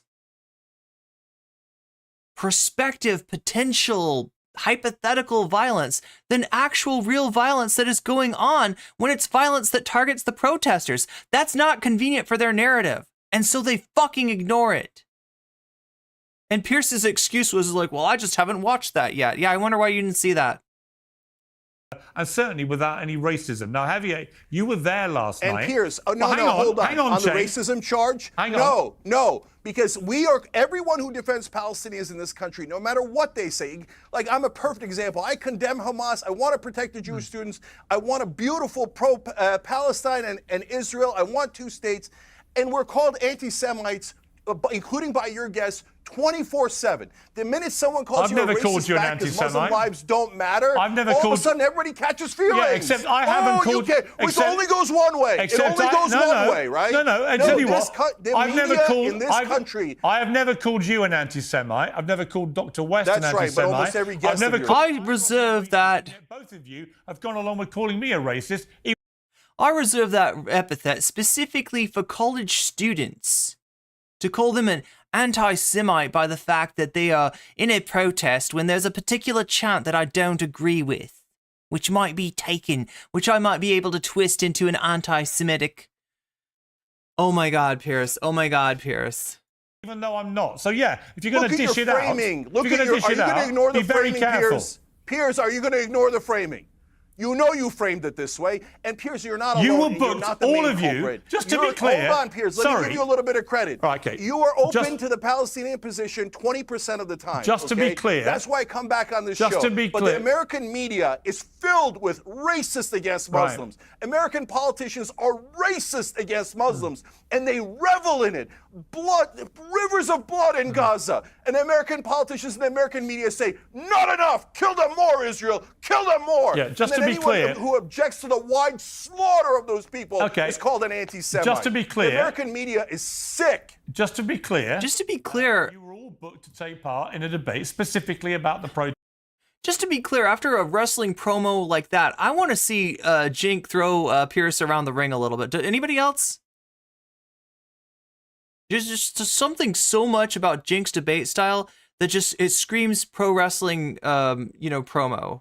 Like, right? It's just, it's hard to take him serious, even when he is legitimately cooking. Protests at Colombia. So when you're asking, why am I focusing on the protests at Colombia? That is why you were all booked for this segment and debate. So don't try and be disingenuous with viewers and make out that you were booked for any wider purpose, because you weren't. I wanted to debate How about all the issues pro-Israel around side what's going on in at Colombia. New And York what is and interesting Colombia? to me... Let's talk about Colombia. Let me finish. Let's talk about Colombia. Let me finish. Those peace Let me protesters are the finish. same ones that I'm came sorry, in you don't just keep 1968 talking on that my were show. I'm also sorry. banished and propagandized against like people like you. Yeah, Oh, I'm not the a peace protesters propagandist, are bad I'm not a every racist time, or any of every these time. things, right? War is always great. Peace Yeah. is always the bad guys. Yeah. It's absurd. It is It's absurd, yeah. insanity. I agree with you about it being absurd. Piers, do you get that we are vomiting your propaganda? We can't stand it anymore. Yeah. It isn't just about you. It's all of media, all of the politicians with their nonstop propaganda that the people in favor of peace, the people who want to protect innocent lives, are somehow pro-terrorists, Yeah. are the bad guys, are the anti-Semites, are the racists, etc. We're sick of the overwhelming propaganda. Yeah, I'm pretty against sick these of being poor called a people. racist by you guys, so we've all got our cross to But bear. Piers, Let me bring... I asked you whether the IDF were terrorists. We've all got our cross to bear. Yeah, it's so unfair, Pierce. It's so unfair that people are interpreting your fucking racist bias as being racist. Are the IDF a terrorist organization? It's his cross to bear, Shakespeare. No. I do not believe Answer they're the a question, terrorist Piers. organization, no. Oh, come No, on! they're not. Also, welcome in, LT9K. I see you. Of course So they're when you- terrorists. No, they're at war. There's a big They- difference they- between being what does that make- being at what war does and that being make a you? No, terrorist. you may What is think it- they are, Cornell, and you may What think does that they are, make you? Cenk. You've It's asked me a war. What does that question. make you? I do not think they are. Okay? Based on what? What Do that I think argument the is about? IDF Palestinian lives don't matter. Do I think the IDF has very serious questions to answer about the way they are executing this war? Absolutely. I see you too, bad lefty. Do we have Are they international killing criminal innocent courts? people? Do we have criminal courts and laws and rules to hold them to account? You're gonna wait Absolutely. for the And do I want them to be held to account? Damn right I do, yeah. And do I think they should be invading Rafah? But do you want Benjamin Netanyahu to be held accountable by the International Criminal Court? That's my question for you. And look, if you want to say that, holding Netanyahu accountable implies that maybe we should hold George W. Bush accountable for his war crimes, it implies that maybe Barack Obama should face trial as well, and Joe Biden, hell yeah, and Donald Trump, hell yeah. Yes, all of the above, please. Can we finally have some justice? Can we finally stop interfering with international justice and stop being sanctimonious about our former presidents? Actually, I want them to be afraid. When they're about to authorize a fucking war crime, I want our future presidents to be afraid, to think back of like, oh, geez, you remember what they did to Dick Cheney? Remember him up at The Hague? Oh, geez, I don't want that to be me. I want them to think twice. I want them to think 3 times. Pierce is certainly someone who would joke about the ICC or UN are powerless. Unfortunately, yeah, because too many countries are sanctimonious about our own leaders. We want to see other figures with less power be held accountable. But when it comes to Netanyahu or when it comes to George W. Bush, they don't want to see that. No, I do not. Palestinian don't mean that much to you, man. Come on. Oh, it does They mean don't as much mean to that me. much Let me bring in Javier again. No, they don't mean that much. You're just talking. Javier, help me out here. He's trying to tag Javier, but his partner is like knocked out. Javier already got knocked. Javier already took a steel chair earlier on. I don't think Javier is going to be much help to you there, Pierce. But go ahead and try to tag him if you will. Chat, if you're just joining us, this is the Pierce Morgan Uncensored Debate with Cenk Uygur and Dr. Cornel West, and I can't remember what Javier, this former Javier, a self-described former Black Lives Matter supporter, turned social media drama baiter provocateur. It's a guy snuck into the encampment to try to expose the evil protesters and the fact that they're a bunch of nasty hippies pooping in a bucket together because they like it, not because the school is, not because the school has turned off their student IDs and won't let them in the building to use the bathroom. No, it's obviously because they're nasty. But yeah, he's kind of, he's a little bit nasty himself. We're finding out. But yeah, we're like 6 minutes from the end of this, and then we're gonna go straight to this, which I'm sure you've all been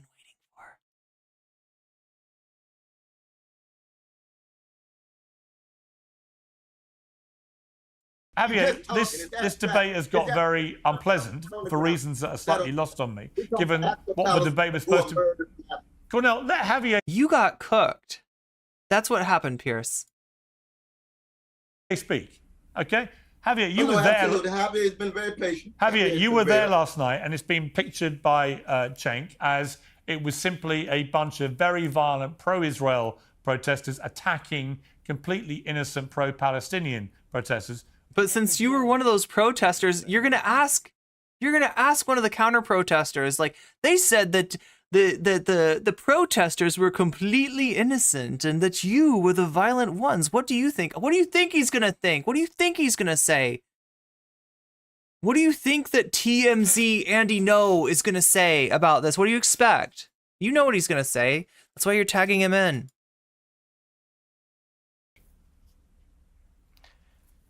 I mean, that's not what happened there, and it's not what's happened at any of these universities. I don't know why he's trying to portray it as if the pro-Palestinians are there peacefully. I also have a video on my Twitter of a pro-Palestinian chasing. He's here to promote his Twitter. Why can't you at least be respectable enough to have a TikTok? Man trying to tase him because she didn't like what was on his sign. I also saw a man go and spit on a woman's dog simply because she was on the Zionist side. So no, it's not this situation where you have the pro-Palestinians who are just sitting there in their encampment and not doing anything. These people have continuously been violent. And I mean, even just looking over at what happened in Colombia, you're not busting into windows and breaking into buildings if you're there to be peaceful and to be protesting peacefully. That's not the case. So you are disingenuous, Cenk. If you're So there is no peaceful protest. You're going to sit here and pretend that the pro-Palestinians are just being innocent. I don't understand how you could even see it in that way. Brother, wait, did he say somebody? Are you going to sit here and? Did he say somebody spit on a dog? Was that part of his claim? I didn't even catch that. They spit on a dog. To everyone and say that the pro-Israel side didn't attack? Please. Well, you both spoke over each other, so we didn't hear what either person said. Okay, all right. Let me just ask Javier, who's obviously lying about this. There's videos online of the pro-Israel side clearly attacking the pro-Palestinian side with sticks and fire. Yeah, we watched this, chat. We watched this. We watched this live. In fact, I'm thinking I need to bring that video out, right? We watched. Okay, we didn't watch the counter protesters attack them live. That was recorded. But we did watch the incursion into the UCLA encampment live, and I'm thinking about trying to. I don't know. I need to put more videos out. I just never have time to edit them. Television and say to everyone that that didn't happen. Because go ahead, you lose all credibility. Go ahead, liar. They were fighting back. They were fighting back, and don't call me a liar. They were fighting back. So it's okay to bear mace people, to shoot fireworks at people, to pull people out of the encampment and kick them in the fucking ribs on the ground. That's all okay. It's okay to attack the protesters with motherfucking axe kicks. They had an MMA dude there, chat. They had a fucking MMA dude there with some very sus moves that I don't think would really work that well in the ring, but you know. When you're attacking old ladies and professors, yeah. I mean, I don't think they know how to deal with an axe kick, but I'm not here to sit here and name call and be childish like you at your big age, but oh yeah, you just called them the pro-Palestinian side. There was a woman who was put in the hospital because she was hit in the head. Innocent all of a sudden. Yeah, you just. They were being dirty. You don't sit there and poop in a gender. Yeah, they were dirty. They were pooping in a bucket. This is the guy's own. I got footage of their poop bucket that they were using because the school cut off their access to bathrooms. They were pooping in a bucket. Got him. Neutral bucket and sit there and act. It was a gender neutral bucket. I forgot. He's gonna be transphobic too. Like he's gonna throw that little bit of transphobia in there with his gender neutral bucket. Ooh, you know what that means. You're not dirty. I call it the health department. It is filthy. The way that they're behaving is filthy. I don't hate Muslims, but I do hate Muslim extremism. I have a lot of fundamental issues with the Muslim extremism that's going on in the world. If the only way that you can get your point across is going and raping a what do you have that's right, Ophelia. Would he have approved of it if there was a blue bucket and a pink bucket? Would that have been okay? If it was a gendered bucket, and it was like biological males in this bucket, and biological females in this bucket, and like he's not gonna think about, you know, maybe you need to intersect if you're gonna be a like gender essentialist or a biological essentialist, so you might need a intersex bucket too, but you know. I do have an issue with that. I do have an issue with the fact that you show an ankle and you're killed in some of these nations. Oh, no, I'm racist. I'm not racist. I don't have any issue with Muslims in general. I didn't say, did I not just say extremists? I just said extremists, but you chose to hear what you wanted to hear. It is putting this shit into a bucket. I wasn't even just talking about them. The buckets have biological sensors. The buckets always know. The buckets always know. Muslims. I was talking about in the encampment. The encampment is disgusting. They're all sitting there with unwashed behinds, protesting and screaming out for the bloodshed of Jews and Christians worldwide. So yeah, I have a problem with that. We found them, guys. We found them, guys. There's people out there that don't like to wipe their ass. We found them. They're all at the protest with their dirty behinds. I have a fundamental issue with that. This guy's a little obsessed with poop. I gotta say it. I think he's got a thing. I think he's got a thing. Like, chat, there's a non-zero chance that this man has a glass table at home that has seen some pretty intense action. I don't know. It's a big liar. But Javier, Nonsense. Propaganda. Do you believe what did I lie about? Where was the lie? Where was the lie? Who's paying you, Javier? Who's paying you, Javier? The pro-Palestinian side started the aggression. They started the violence when they went and they attacked that Jewish girl who went to the hospital that night, and then things began to escalate. You don't know what you're talking about. I mean, that's ridiculous. That's like saying Nat Turner he was the cause of the whole issue of white supremacy because he's responding to white supremacy. That's ridiculous. And you know it's ridiculous. Why are we still talking about white supremacy in 2024? Why are we still talking about that hundreds of years later? What do white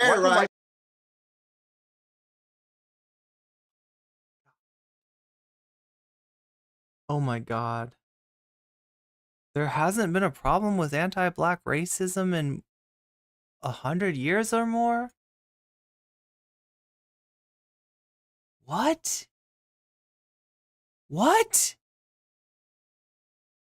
What the fuck was that? Why are we still talking about white supremacy? People do that black people can't. How is white supremacy even still on the forefront of your mind? You're stuck in the past. You're stuck in these dated issues. How is poop still on the forefront of your mind? You're stuck. Your mind's stuck in the poop bucket, Javier. Has anything to do with what's going on in Gaza at all? How am I ignorant? I've been black for 27 years, and I have never been inferior to a white person.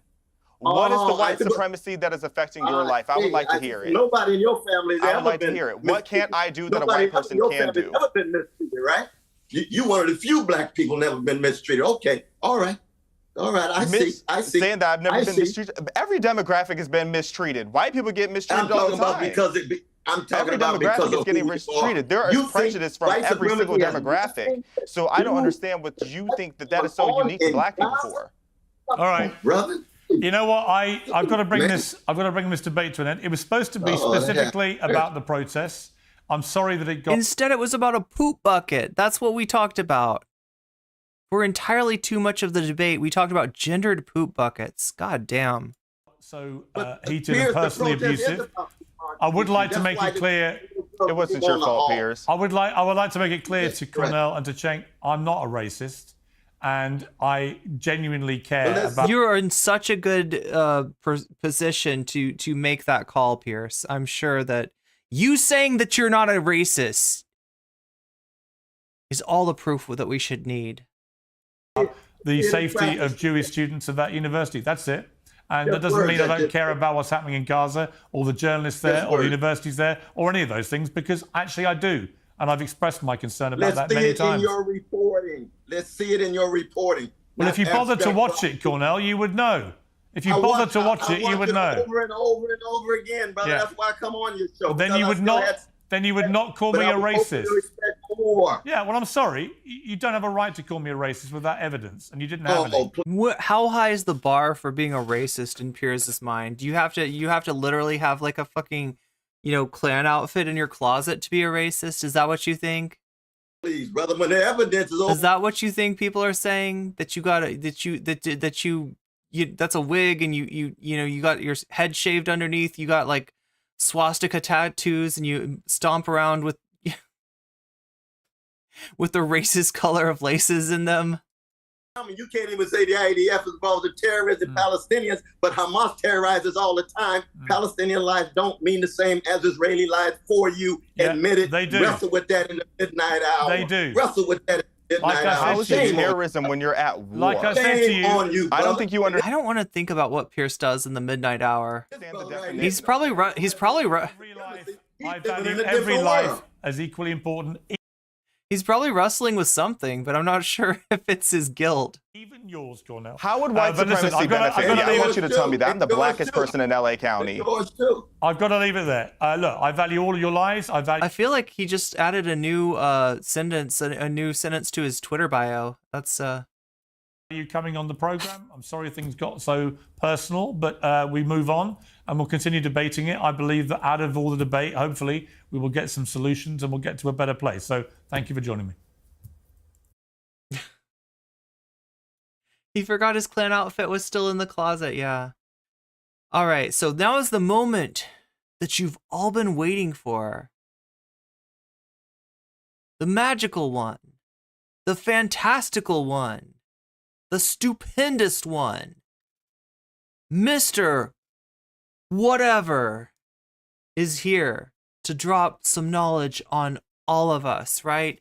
Thanks to Breaking Points for, bringing this great mind on to have important discussions about important issues. Well-informed, bringing his vast knowledge to the table, right? Where are we at right now? Okay, I'm supposed to do these calls to action things. I know it's not like just we're gonna get to this, right? But I want to mention that liking the stream helps a lot. It's a lot more powerful than you realize. It's probably the easiest way, the quickest thing that you can do to support me. If you do support me, if you don't support me, you can also dislike the stream. That's a possibility too. Give me some feedback. Let me know that I'm fucked up and I'm doing it wrong.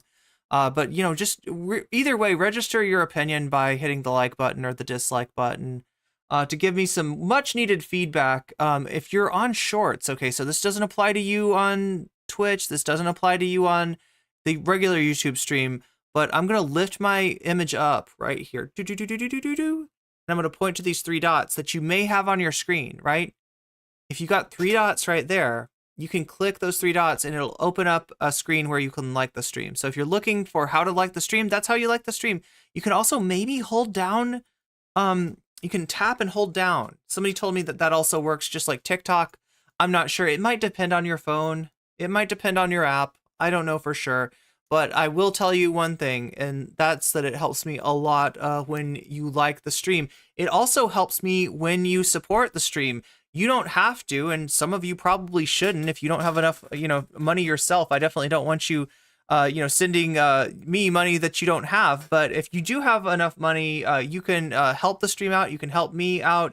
You can make it possible for me to continue to come to you and everybody else with more cursed debates and other content that maybe is not so cursed. Day after day, week after week. You can do that in a myriad of ways, and all of them are ways in which I appreciate, whether it is becoming a sub on Twitch, whether it's becoming a member on YouTube. That is the way to give yourself the gift of weasels, right? You can do it with a Twitch Prime sub for free on YouTube. You can do it for less than $5, I think, on Twitch. You can do it for less than $5 on YouTube. You can even pay it forward a little bit by giving others the gift of weasels. That works both on Twitch as well as on YouTube. And not only do I appreciate that, but other people who don't have the money to be able to weasel up. Because chat, I don't know if I keep on hearing stuff, right? I was watching the Vanguard the other day, and they were talking about some advice that they'd gotten from a friend of theirs who's like massively succeeded on YouTube, somebody that's blown up, and he was telling them, you've got to take your VODs and you got to turn them members only. Now, I don't want to do that because I know there's people that are going to be like, but I missed the stream and I want to watch the VOD. Even if we do that, the VODs will always be available on Twitch, right? And I kind of don't want to do that. Like, I don't like the idea of pay gating anything. The only reason I would do it is because they say that like somehow, the Vanguard, when they switched that over, they went from getting like 10K views on a lot of their videos to getting like 22K in 24 hours. So I don't know, that last video, one of the last videos they put out is doing some serious numbers now. And it may be just because they don't have like VODs competing with it. It's something like that like there's some kind of factor of when you let your VODs out into the wild, now they're competing with your videos. Your videos don't get as many views. So I might have to look to doing that. So that's another way that you can make sure that it's easy for you to keep up with the VOD is becoming a member, because if those go member only, then you'll be able to access that. If you can't access that, you know, check it out on Twitch. Super chatted $20. You keep popping up on my page. I do. You, but I hope you have a successful career. Aww. And hope all is well. You're so sweet. That is a really sweet thing to say. We've got some real, yeah, thank you. That's another way you can support me is through super chats. And, you know, if you super chat $5 or more, you will have a sassy British voice read your super chat, right? And you could also do super stickers if you're a super sticker kind of person. There are also ways to support me more directly through PayPal and through and through CashApp, which by more directly I mean that there's less of you know, other platforms taking a cut in those by checking down in the description. There's also a Throne link if you want to help fund the slightly better mic for Waluigi to sit on. Actually, it's a way better mic that we're crowdfunding, and we're 66% of the way there. I think 67% of the way there. So if you want to give Waluigi a more comfortable seat on a SM7B, a real professional mic, and get better sound quality for yourself on the stream, you can help me out on the Throne. I also have a Patreon. I'm going to be looking into making, you know, levels on that, and maybe even having a little weasel cord associated with it. I'm experimenting. I'm thinking about possibly doing that. Again, I don't want to gatekeep anybody out of anything, but you know, it seems like it would be a fun thing to do, and I want to give some sort of benefit to those who support me on Patreon, because that is actually massively helpful. I was actually able to pay my rent this month because of Patreon. Like, right, had it not been for my supporters over on Patreon, I wouldn't have been able to do that. Oh my god, Ophelia, thank you for the $3. Is this a super sticker or super chat? It's a super something.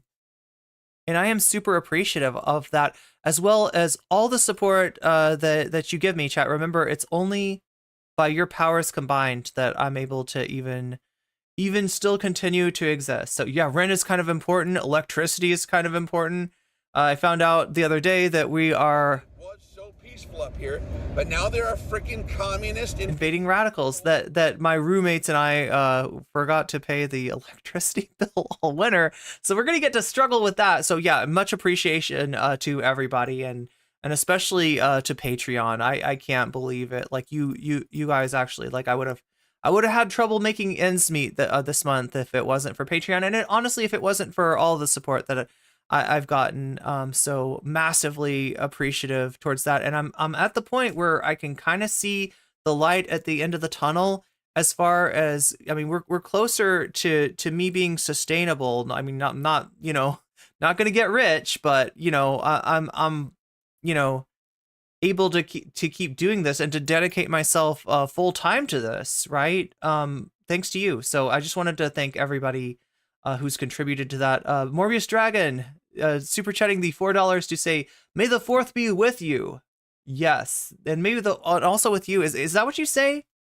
I don't know enough Star Wars stuff to membership gifters doing practice. Practice.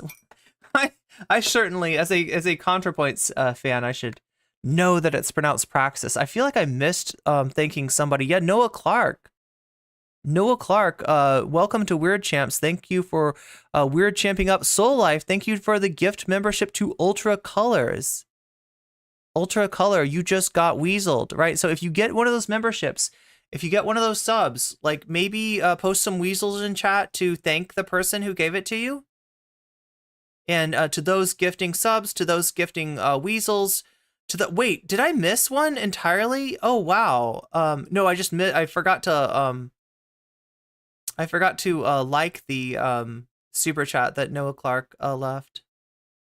Well, look, I'm glad that YouTube is I'm popping up in people's pages. I'm glad that I'm bringing you the content that you love, and I'm especially glad and I'm kind of blown away with all the support that I'm getting, and it's making me start to believe. Right? I'm always worried that, like, you know, I'm gonna have to quit next month, or you know, I'm gonna have to, you know, get like a call center job or something like that, and it's gonna take away like most of my time. I'm gonna have to cut my streaming schedule way back.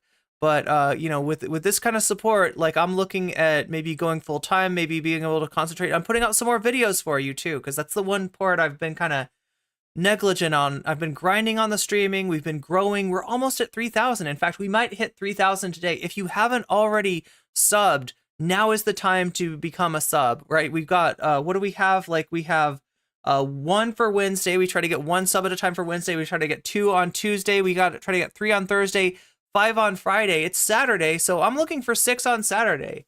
But honestly, we're really close to being at that level of being can we get played in to Mr. Cookaselli's debate with this theme song? Wait, do you have a theme song for me, Ophelia? It really depends. Like I'm super limited on you know, stuff that is it's got to be copyright free. But yeah, I just wanted to thank everybody because the outpouring of support is amazing. It is incredibly generous, and you know, I know that like there's people out there that are watching me right now that are like, oh my god, I would love to support you, but holy shit, I'm trying to keep, you know, shit together for myself. You are not the one that I'm talking about. You can support me with your thumbs, and that's good, and that's valid, and that's awesome, and I need those thumbs too, right? And yeah, so I definitely don't want people giving money that they need for themselves. Take care of yourself first, as always, right? Sometimes the most generous people are the people that also need to be generous to themselves first of all. So but yeah, we'll get back to the content here. But yeah, thank you for all the support. I think I'm trying to make sure I'm not missing anybody that. Oh wait, I gotta like Morbius's super chat. There we. Oh my god, if it's getting away from me. Oh my god, 10 gift memberships. Yo, what? I am missing stuff. Wait, there's 10, 20. Wow. God damn. See, that's what I'm saying, is that like that is like. Oh my god, Femyois got a gift membership. I don't know if Femyois is in chat today. She might have her own stream that she's doing, but yeah, looks like a lot of people just got weaseled. We got massive, oh my god, massive influx to the weasel game. Jules with the tier 1 gift sub to Roland Stott. Roland Stott, you just got weaseled. And look, if you're getting weaseled on Twitch, understand that the weasels that you got are kind of premium. They cost a little bit more, right? There's a $5 sub on Twitch, but they wiggle. So that's like they wiggle. There you go. That's the but yeah, that is amazing. Noah Clark, you subbed yourself, and then you paid forward the gift of weasels to 20 people. That is quite generous. That is quite amazing. Psycho Shrimp got weaseled. Infallible Fell got weaseled. Joni got weaseled. Daniel Alvarez got weaseled. Howard Wilson got weaseled. Rhapsody Sebta Ganapus got weaseled. Polytex got weaseled. Bill Bilson got weaseled. Bad Lefty says, whoa. I thought you would I could get that mixed up. James Daniel got weaseled. Only Iced Infinity got weaseled. Snix Abia got weaseled. Hot Take Andy got weaseled. Mac Hammer got weaseled. Like I said before, Femio's got we got a gift weasel. Envoy got weaseled. Roger Babin got weaseled. Tal Halliday got weaseled. Amy Komori got weaseled.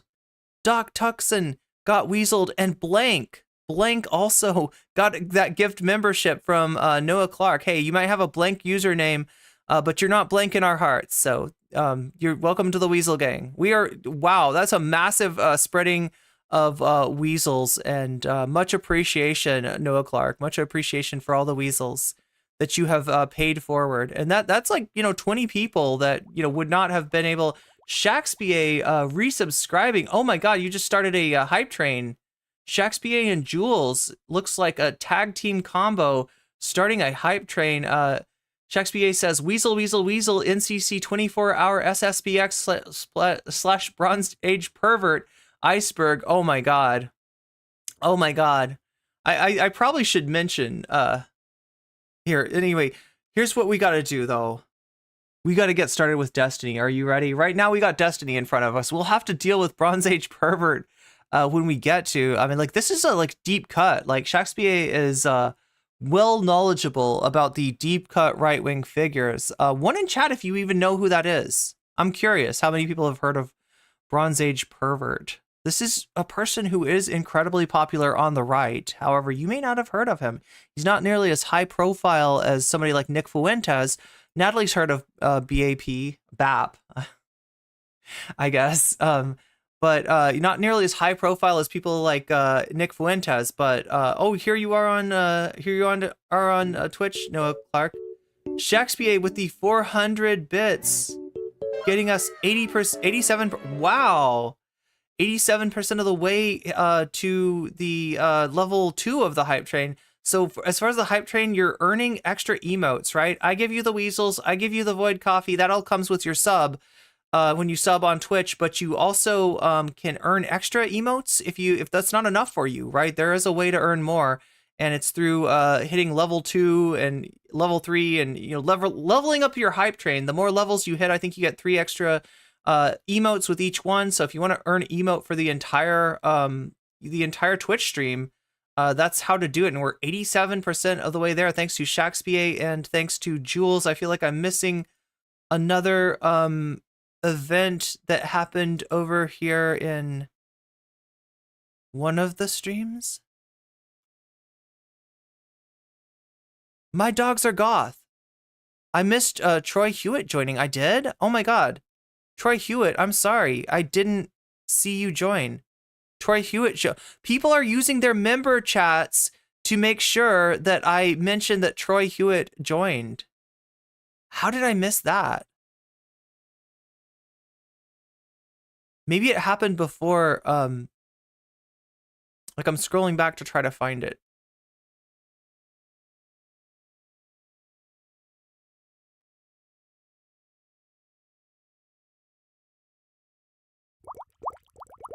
Yo, that is Twitch hitting 100%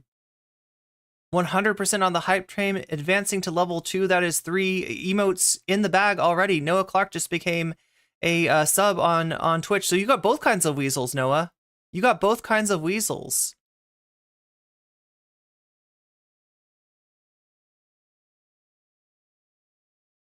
This is kind of amazing, chat. As someone who wasn't sure she was going to be able to pay her bills this month, this is kind of amazing. I gotta say, I almost don't know what to say. Troy Hewitt says, no, you were fine. That is super sweet. Well, I don't know. I'm sorry I missed your, I'm seriously like, there it is. Let me, oh my God. That's another, Jules with the 300 bits of the, with the bits on Twitch. Yeah, we got like a competition for the bits, leader. I think it keeps track of that stuff. And I think you earn special emotes for, bits as well. If you're into that thing, if you like extra emotes, never use Twitch. Hope this is helping you out. Yeah, definitely. And as far as like what, to watch me on, honestly, whatever is most convenient for you, whatever platform you'd like to be on, as long as I'm carrying more than 50 subs on Twitch, I'm going to stay on it. It's obviously like the secondary platform, even though it started off as my primary platform. You know, things change and rearrange, but it all stays good like love Doctor Strange.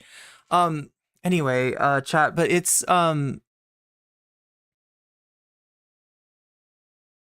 yeah, I like to meet people where they are. Noah Clark giving out another community sub.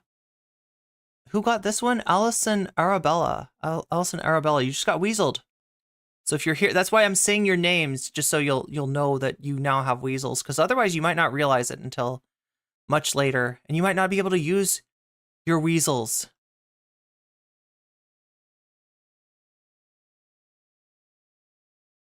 Yeah, very active chat. That's the thing, is like, as far like, look, we might not have the biggest community in the world. I might not have the most subs in the world right now, but I will say that per person, like, y'all are amazingly active. Y'all are amazingly engaged. I don't know. I see people with like 6 times as many people in concurrence in chat that have like a fourth of the chat that I do. And like, as much as it's kind of difficult, you know, to, it's like so much chat that, you know, it's difficult to see everything. I do try to read everything everybody posts.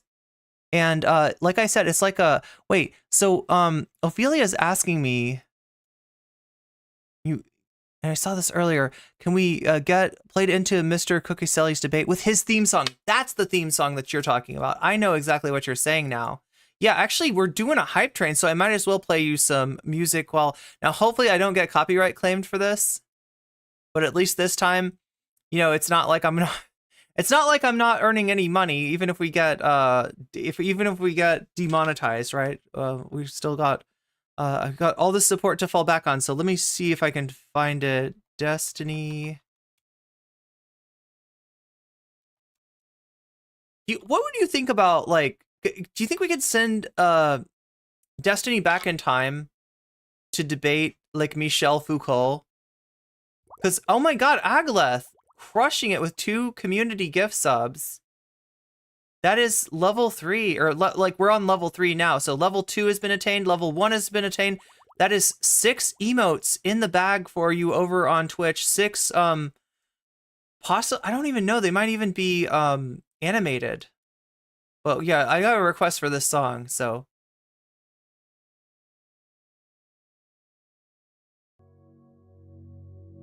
this is the theme song for Destiny, okay?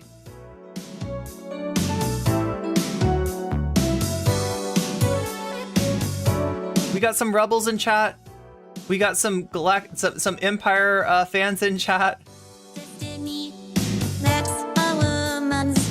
Sometime I'm gonna have you teach me about Star Wars.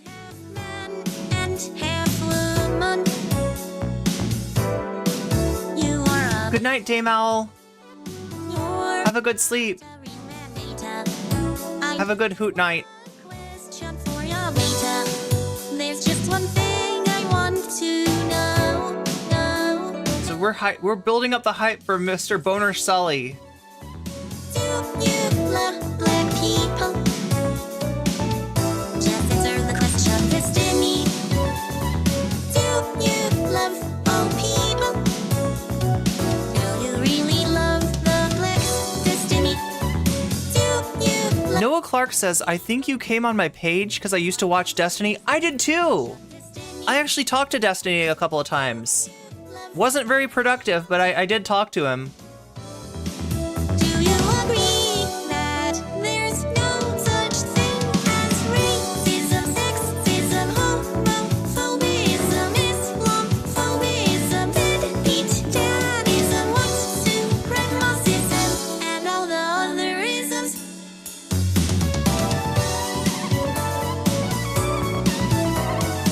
Sith are cooler? We got some Sith fans in chat. Is Palpatine a Sith? Oh my god. Okay, I feel ready. I feel ready. I was trying to go through and make sure that I didn't miss anybody. If I did, feel free to at me or whatever, get my attention, and I will shout you out as well. Shouts out to all those who supported, who are supporting me, whether it's on Twitch, whether it's on YouTube, whether it's through super chats, whether it's through community gift subs, or giving the gift of weasels, right? Paying it forward with the weasels. Much appreciation to all of you, and to those supporting me on Patreon. Literally just paid my rent thanks to Patreon money this month. So massive thanks to you. I feel like I need to set up a like a Discord for Patreons. Although maybe we should open it up to more than just Patreons. We'll set up something. I'm thinking of like doing like a Weasel Cord, like a Weasel Discord, a Discord for the Weasel Gang. Glad I found the throne link. A good payday favorite. Oh, thank you. Yeah, Waluigi appreciates you donating to the throne. Yeah, he's 67% of his way to a brand new microphone to sit on, which I'm told is more comfortable. The SM7B model of Shure microphone. Waluigi knows a lot more about tech than I do, and just like you all know a lot more about Star Wars, apparently. Then maybe even I. What's up, M Dragon? I see you in chat. His hair keeps getting bigger. Wait, who? Oh, Destiny's. Yeah. That is true. Darth Vader was cool before his death. For some reason, evil people are a lot cooler than good guys in fiction. Oh God. I think I see that. Yeah. Gotta go work on your finals. Good luck with your finals, Dusty Din. Kick those finals in the ass. Okay.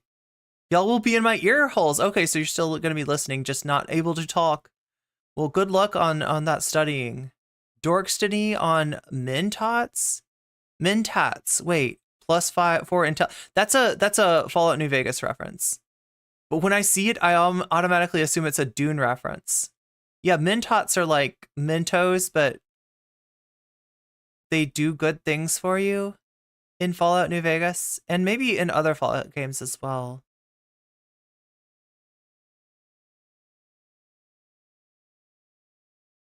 I'm just trying to catch up with chat before we start off the Destiny content. Oh my god, Hype Train coming in at level 3, 14%. 6 gift subs, 700 bits on Twitch. So slowly crawling your way back towards 100 subs, which is actually a significant level according to Twitch. Twitch said that they would treat me slightly better if I carry 100 subs, you know, at all times. So yeah, I mean, that's a possibility now. I think they give me a slightly better cut for that. So we might reach that again. Yeah, it's gone back and forth, right? I obviously Shure is one of my favorites. A very good brand. Yeah, that's what I've been told, is that like the SM7B is kind of industry standard. There's other options, but you got a shout out. That's right, of course. All right, we're gonna put on Destiny for you. Destiny versus, and this is amazing, right? This guy's arguing about cookies. He's arguing in favor. Okay, so just so you know, this isn't all about cookies. It's about sugar. And it's not just about sugar. It's about what you're allowed to eat if you live in Gaza. What's allowed in if you live in Gaza. And yeah, things like pasta, things like chocolate, things like sugar have been banned. And in and of itself, that might not sound like much, but what should be more disturbing is the fact that Israel is group punishing everyone in Gaza with restrictions on what they can eat, what they can buy, etc., under the argument that somehow these things could be used as tools of terror in the hands of Hamas. Hamas is apparently MacGyver, right? Don't give them any bubble gum because they can make a bomb. Don't give them any nerds because they can make a grenade. Don't give them. It's just like Hamas is apparently like really good at making shit out of random paper clips. You know, don't give them paper clips. I don't know what they could do with a paper clip, but it can't be good. It can't be good. So ad break number 4 is on the way already. Yeah, like I think you already know. I hope you already know that at the top of every hour there's an ad break. There's another one on the way. If you want to no longer see those ads and join the Weasel Gang, like so many people just now through the generous gift subs of Agleth, of Noah Clark, of Shaxba, and of Jules, you can weasel up too, right? You can weasel up for $5 or for free with a Twitch Prime. You could also possibly get a weasel like 6 people just did, by just appearing in chat and showing off the fact that you don't currently have a sub, right? If you chat, it'll show your name, and if you don't have a Persona 2 head by it, then somebody maybe will notice, and you might be gifted a sub. That can happen. It does happen. It's more likely to happen if you're active in the chat. And now, at long last, after edging you for far too long, let us unveil the stellar wit, the immaculate intelligence, the negative rizz that is Stephen Kenneth Destiny Bonnell IV. You're saying that Israel needs to allow Hamas to stay there. What is he doing with his paper? Wait, oh my God, right off the bat. You're saying that Israel needs to allow... He's drawing an angry circle.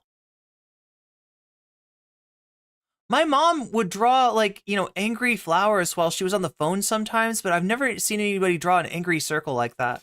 Hamas to stay there, who's been breaking international law of armed conflict for 20 years? As opposed to Hamas allowing the Israeli government to stay there when they're breaking international law for even longer than that. It's not peace. Nobody wants peace. People want justice. Oops, it's just war. Gaza's unlivable anymore. Too bad it can't support Palestinian life. People are starving. It's just all an accident. It's crazy that the numbers are so poor for a country that could kill so many more people. They're doing things that no other country's done. And there's a reason, by the way, which you will never recognize, why all of the surrounding Arab... Yeah, who's the blue blazer? Does it say her name?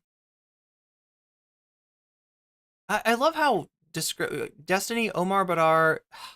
So Ryan Grimm's on the other side. I keep forgetting what her name is. I saw it at one point, but she does look concerned. I would be concerned if this was my debate partner, right? Because this is kind of how this goes, is that Ryan Grimm and Omar are sort of on the same side of the debate. This chick and Destiny are on the same side of the debate. And if I saw my debate partner be like, they're going to turn cookies into rockets, I would be concerned too. States have abandoned the Palestinians too, because their history has been one of violence, that first they've been encouraged by the surrounding nations and used by them, and then now they've been abandoned once the other nations have used them up. That's a racist anti-Palestinian racist? Friday, everyone, or Thursday night if you're a premium subscriber, breakingpoints.com if you want to get the show early to your inbox. I'm Emily Dushinsky, and you probably recognize the man sitting next to me. Emily Dushinsky. We are about to tee up a fascinating... I don't know if that's true. Also, please look at him while... Okay, so wait. I gotta make sure that everybody can see. Just witness. Let me see. Like, I'm worried about you on shorts, that you're getting shortchanged by not being able to see. Just look at this, okay? I'm gonna zoom in on him for a second, all right? I just want to make sure you can see what I see, because this is what I'm talking about when I say negative rizz. By them, and then now they've been abandoned once the other nations have used them up. That's a racist anti-Palestinian racist?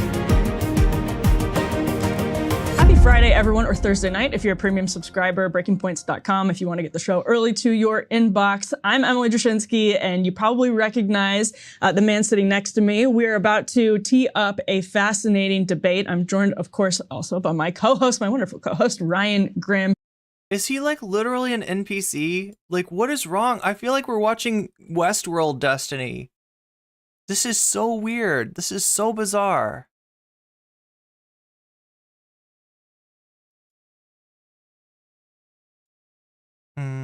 This is going to be the best one to watch. And these two gentlemen that you see here are not debating for the first time. They debated in the past. Maybe some of you have watched that. They sparred over the question of Israel actually earlier this year, and then kind of subsequent. Okay, when did this happen? Was this a Piers Morgan thing?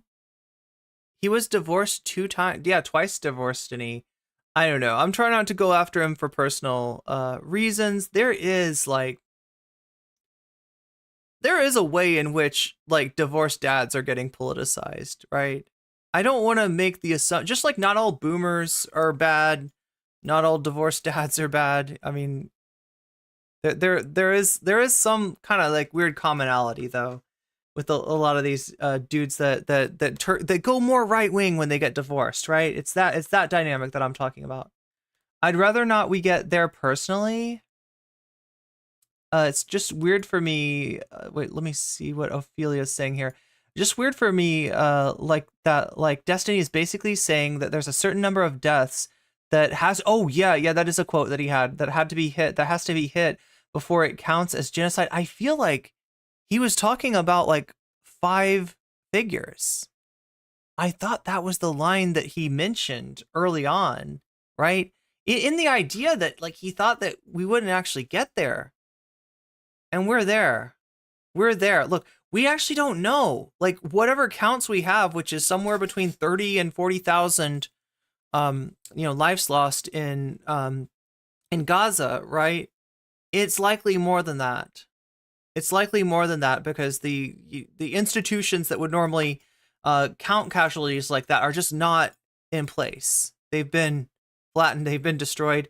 There's essentially a media blockade on Gaza. Yeah, that guy was in there talking about how the protesters didn't want media, like, himself as a journalist. They wouldn't let this journalist come in there and inspect their poop buckets, but the real blockade of journalists and the real danger to journalists, because remember, there's been a lot of deaths of journalists in this conflict, right? Is in Gaza. Continued a bit of a back and forth. So we know that we're not going to settle the debate. Bad Lefty says, are we much closer to 6 figures? As far as casualties, yeah, maybe. If you're counting casualties, right? Yeah, then maybe. If you're counting deaths, then I mean, I don't know. We just don't know. That's the thing. We will not know. Like, I mean, they're finding mass graves, right? They're finding mass graves with people who have their hands bound, implying that they were not shot on the battlefield, but that they were executed. So once and for all here today. But I think what we want to do, Ryan, is really push for more moral clarity, push for more contrast as we reflect on just this last week of absolutely historic protests, rocking dozens of campuses across the country. So we have 2 popular proponents of the respective sides here, and we're excited to get into it. Yeah, and to introduce them both, we've got to my right here, Omar Baddar. He's a Palestinian-American political analyst who's been following the situation in the Middle East for many, many years. On the other side, we have Stephen Bennell Jr., who's better known by his streaming name, Mr. Bonerelli, or what? The disrespect is rampant already. He is, okay, so chat, let's be real for a second, okay? His name is Stephen Kenneth Destiny, okay, the Destiny's his streamer name, right? His name is Stephen Kenneth Bennell II, I believe, right? Now, if you got 2, a first and a second, that's generally called junior and senior. And he's not senior. So does that make him junior? He never introduces himself like that. I think that junior has kind of fallen out of favor. Like Donald Trump Jr. is the only junior I can think of.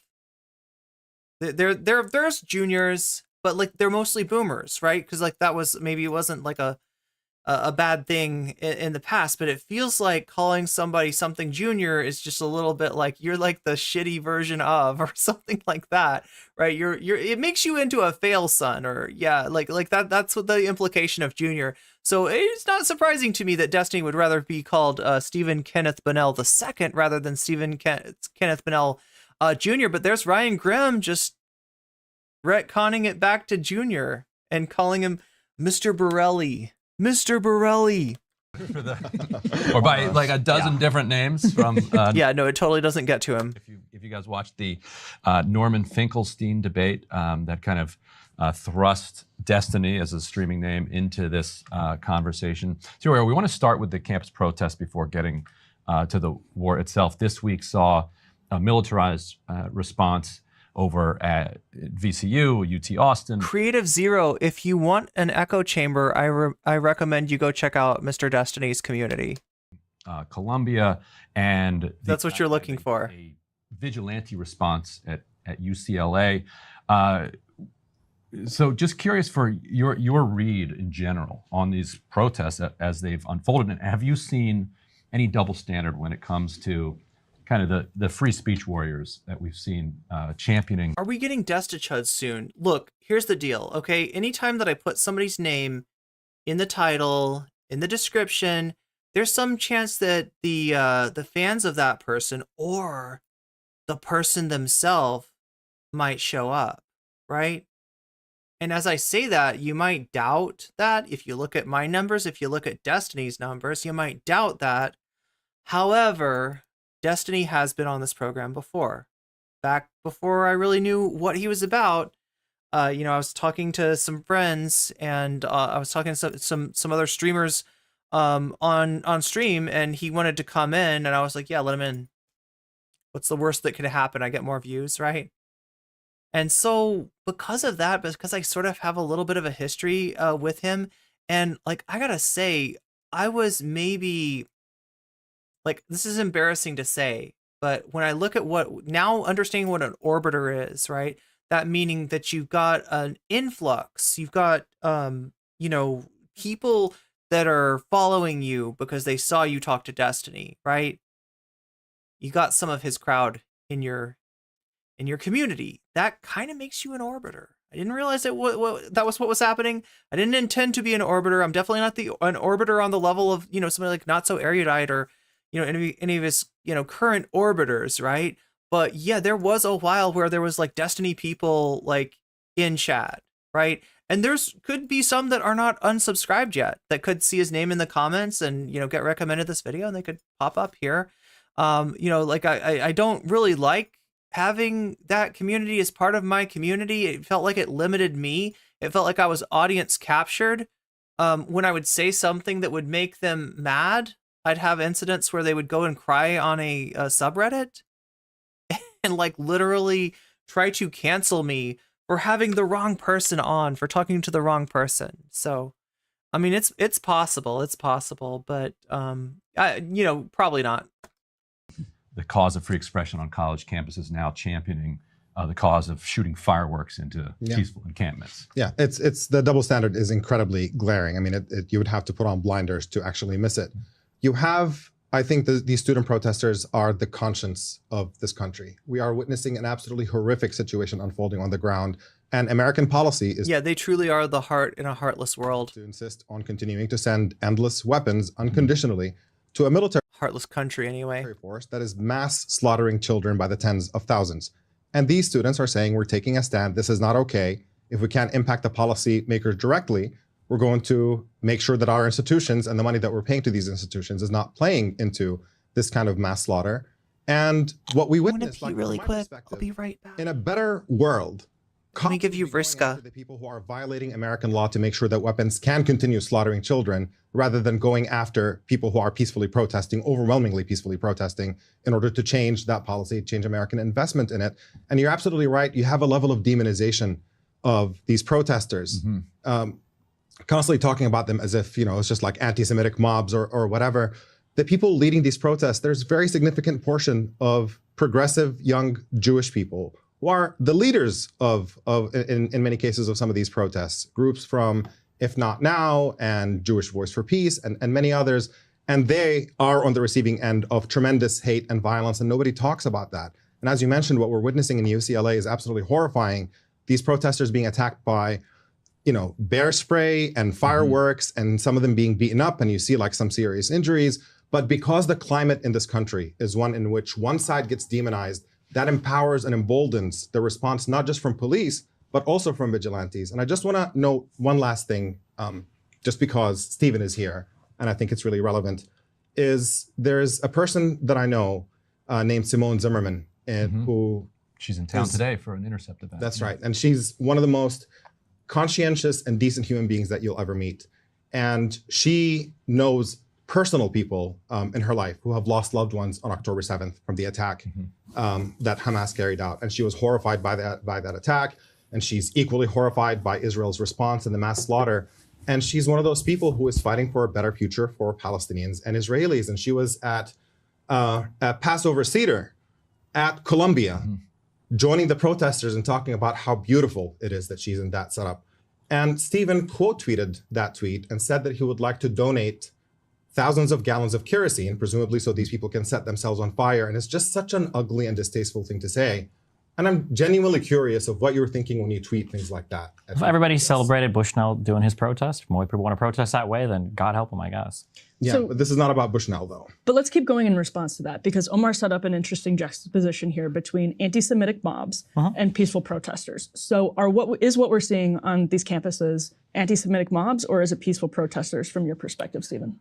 From my perspective, I mean, it really depends on which series of videos that you watch. Okay. I think from an American perspective, it really shouldn't matter if they're anti-Semitic mobs or if they're protesting foreign policy or whatever. In the United States, we don't have hate speech laws. You should be allowed to say really whatever you want in protest, assuming you're not violating any social or whatever. It's funny how much I hear this from right-wingers, right? Right-wingers who are against the protests. That they emphasize that they're not against anti-Semitism being expressed. And it almost implies that it's like, oh yeah, no, of course the protests are anti-Semitic. I mean, you're allowed to have your opinion, but you're a vile anti-Semite for protesting. You know, what's being done with your tax dollars, what's being done with your tuition money, what's being done in your name. You're a fucking sicko Nazi, I guess, for being in this protest. But no, go ahead and protest. Right? I don't know. It's wild. The ordinances are, I know, like for some college campuses, you're not allowed to block pathways, or you can't protest if they've got events planned for graduations or whatever. And as long as you're not disrupting the peace in a way where you're like, you can't blow loudspeakers. Basically, what I'm saying is that this is a debate bro tactic, right? To just kind of like shoehorn that in. Oh yeah, these anti-Semites are allowed to say whatever they want, but I am morally scandalized by the fact that they would say it. On college campuses, as long as you're following the laws, you'll be able to protest however you want. But if you are, say, what we saw from NYPD and LAPD actually last night, if you're violating laws, university rules even, with an encampment, if you broke into the hall like they did and have been barricaded up in there, what did you make of the NYPD response just at Columbia, for example? I like to wait till the dust settles on this because I hear so many different things about how students were all being peaceful. I've seen obviously the videos of like some of the stuff being broken into. I think that when it comes to an analysis of how to respond to these particular events, I think that the start and stop needs to be what are the rules and regulations in place, because a lot of people will jump in and start arguing, well, it's a public area so they can be wherever they want or do wherever they want without even understanding the rules and regulations in place. I think as a blanket rule, I don't know why this particular situation would need any kind of unique analysis. It would be the same as all protests. If you're in a private college, my understanding is they can remove you whenever they want. It's private property. If you're in a state-funded or public university, then there are certain areas that are supposed to remain open to the public, and they can't remove you unless you are not there in an ordinary manner if you're disrupting some other event. I don't see anything about these particular set of protests that would call for any type of unique analysis that escapes like that fundamental rule to protest in the United States. Yeah. And your fundamental rule then to quote tweet with the kerosene. I thought it was insane that you had delusional people, especially young children in the United States, that don't know any part of this conflict whatsoever, which is probably the vast majority of the people protesting it, that people are celebrating people setting themselves on fire. That is just unbelievable to me. You saw a guy do it in front of, I think, one of the New York City courthouses for the Trump stuff. You saw the Aaron Bushnell guy do it for who knows what reason. I guess because he thought the whole world wasn't already paying attention to this issue. And yeah, the idea of people ever celebrating themselves in a democratic first world country, setting themselves on fire for an issue that already has an unlimited amount of international. Okay, so this is where they start to really confront him on, oh my God, wait a minute. What am I in for, chat? This is like a 2-hour debate. Why did I think this was 40 minutes? Chat, get your tea and snacks.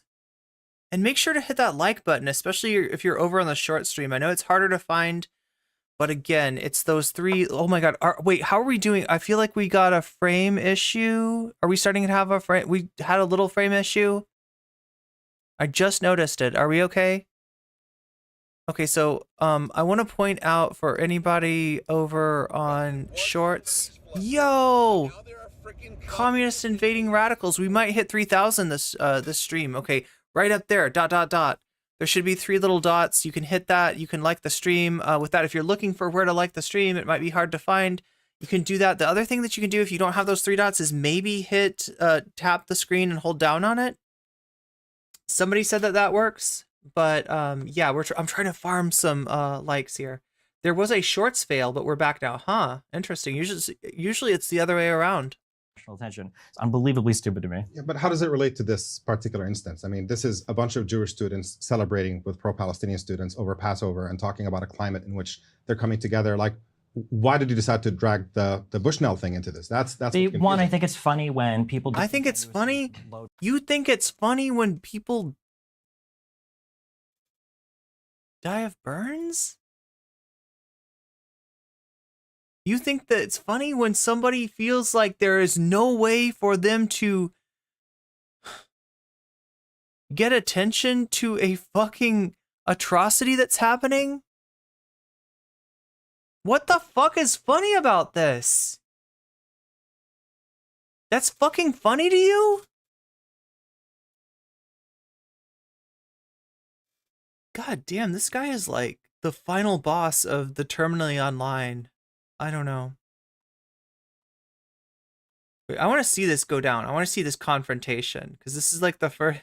It's like, so Destiny, you know, now that we've gotten the small talk out of the way, what the fuck are you thinking? What is this shit? You wanna donate kerosene to people?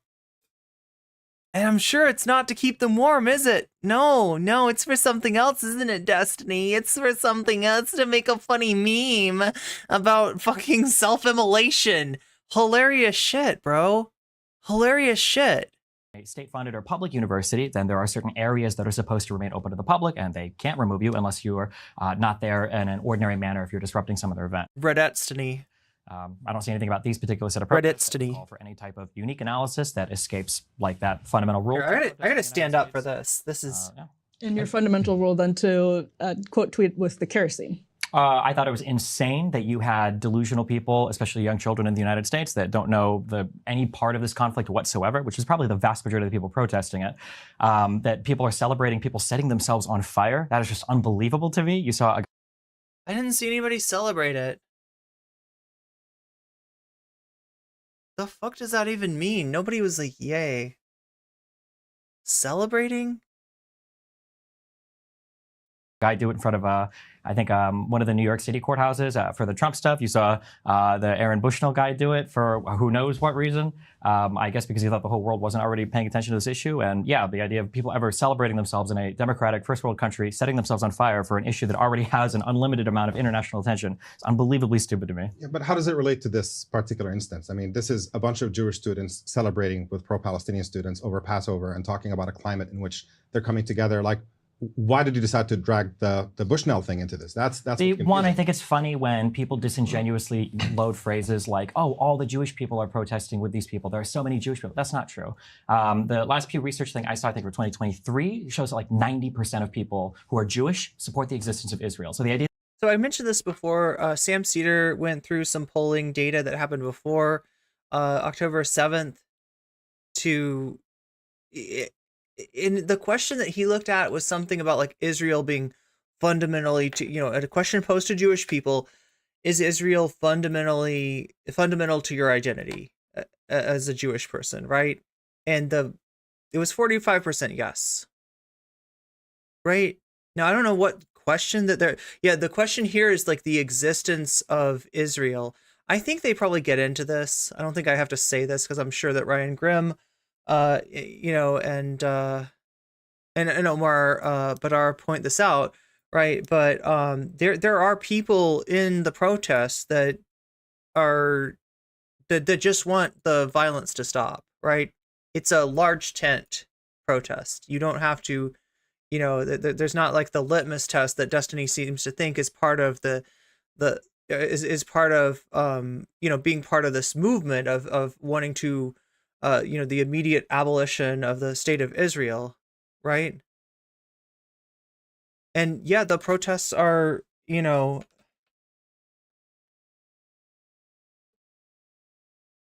largely Jewish led.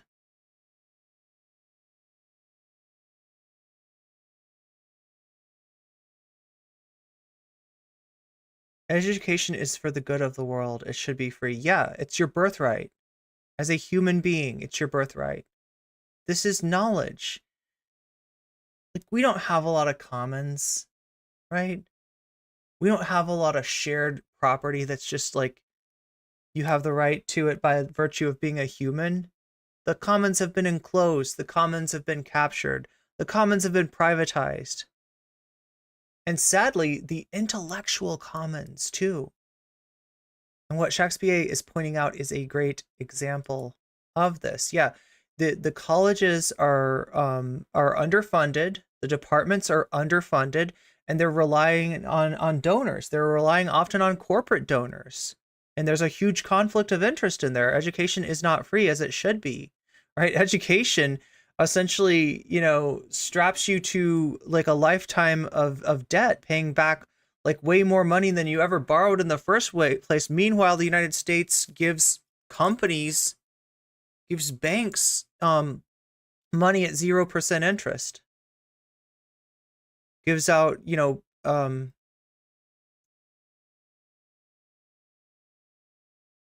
forgives the business loans that were giving out during the during the lockdown. Knowledge is power, and that's what they want to keep from us. I'm not watching. Wait, there's a fight tonight? Oh, is this UFC 301? I mean, I don't think I can watch it on stream.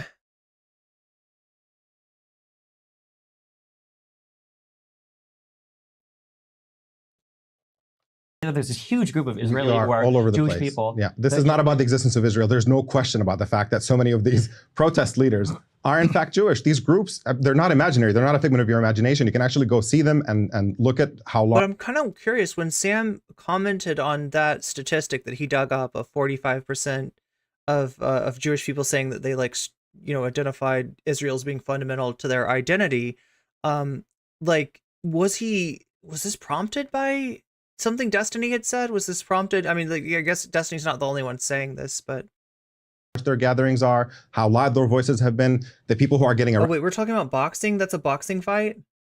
I should pay more attention to boxing, shouldn't I? In Congress, so many of them are progressive Jewish organizations that are leading this effort. This is not about some broader, what are the views of American Jews about the existence of Israel. We're just what now are the protests about?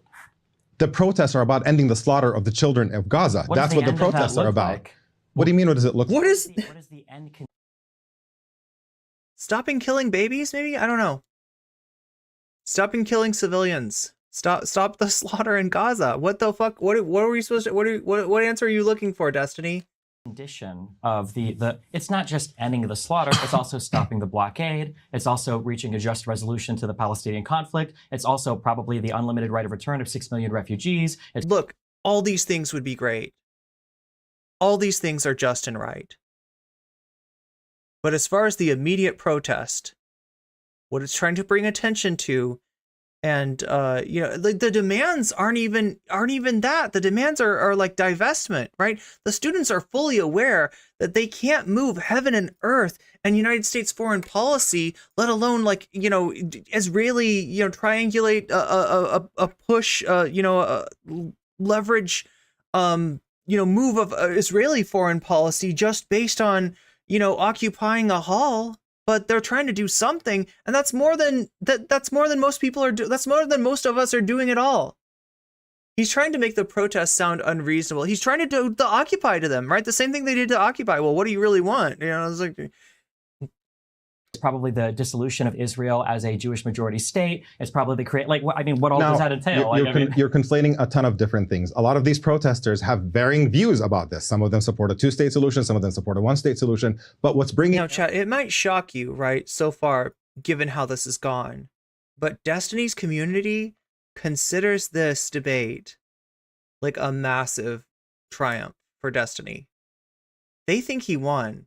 Everybody together in this moment is a realization that what Israel is doing to Gaza is absolutely unconscionable. That you slaughter people at that scale, that Israel is clearly waging a war on the civilian population of Gaza. That's what these people are upset about, and they want it to come to an end. And the specific thing that they're protesting, and maybe we could actually find something to agree on here, because I've seen you describe yourself as kind of a moderate who tries to balance the extremists on each side here.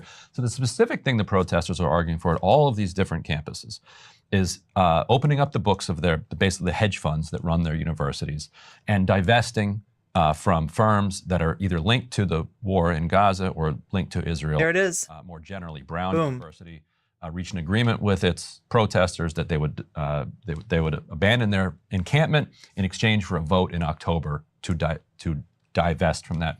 That gets to the question of resistance and the right to resistance. And so for years, it has been the kind of policy of the right here and a lot of the center here in the United States to make it illegal to try to ban people from participating in boycotts or divestment efforts or lobbying for sanctions against Israel. At the same time, you say, well, armed resistance is clearly off the table.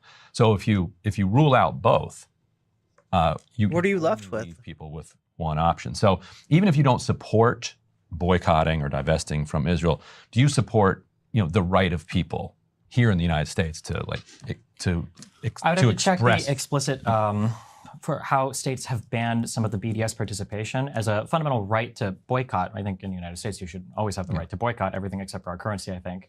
Yeah, you have the right to boycott whatever you want. I don't know why that should ever be made illegal, but I know that there are particular things There we go. Look at that. BDS stuff that I think states look at, but yeah, of course, you should always have the right. It's a little dog walk there from Ryan Grimm. I wish that the people that would talk about conditioning support for Israel, though, would also talk about conditioning support for Palestine, because they are some of the highest recipients of aid in the world per capita. The United States contributes a lot of that aid. It's interesting to me that it seems like we're always talking about how we need to condition aid to Israel. Congratulations, Congress just banned all funding of UNRWA. So.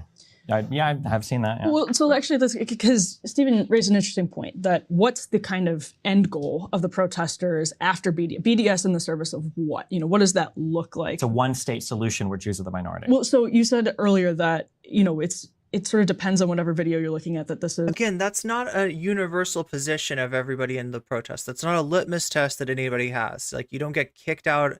Like you're not getting kicked out of the protests for like being for a two-state solution. That's an anti-Semitic mob or peaceful protesters. And I think that's actually true. There's videos showing all kinds of different things, which is part of the issue of piecing together these stories via social media.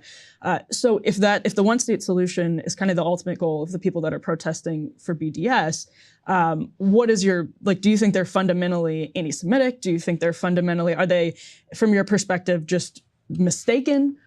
Fellas, is it anti-Semitic to want a single secular democratic state where no one is a second-class citizen? Is that anti-Semitic? Misguided, or are they bigoted? I don't care. Trying to sort out the difference between anti-Semitic. It's so funny. It's so funny considering who he's had on his program. He doesn't care about real fucking anti-Semitism. He's very, very nonplussed. And anti-Zionism is almost impossible, and in practice, the two look almost identical sometimes. So the obsession of trying to figure out what is the driving thing here between anti-Semitism versus anti-Zionism? I think in some cases it's good to find differences. So some people are discriminatory against poor people. Some people are discriminatory against certain races of people. And figuring out the difference here is really important. When it comes to anti-Semitism versus anti-Zionism in regards to Israel, I think that the talking points of somebody who's an anti-Zionist are indistinguishable from the talking points of somebody who is anti-Semitic. So I don't know. There are a lot of Israelis who don't support the Netanyahu policy.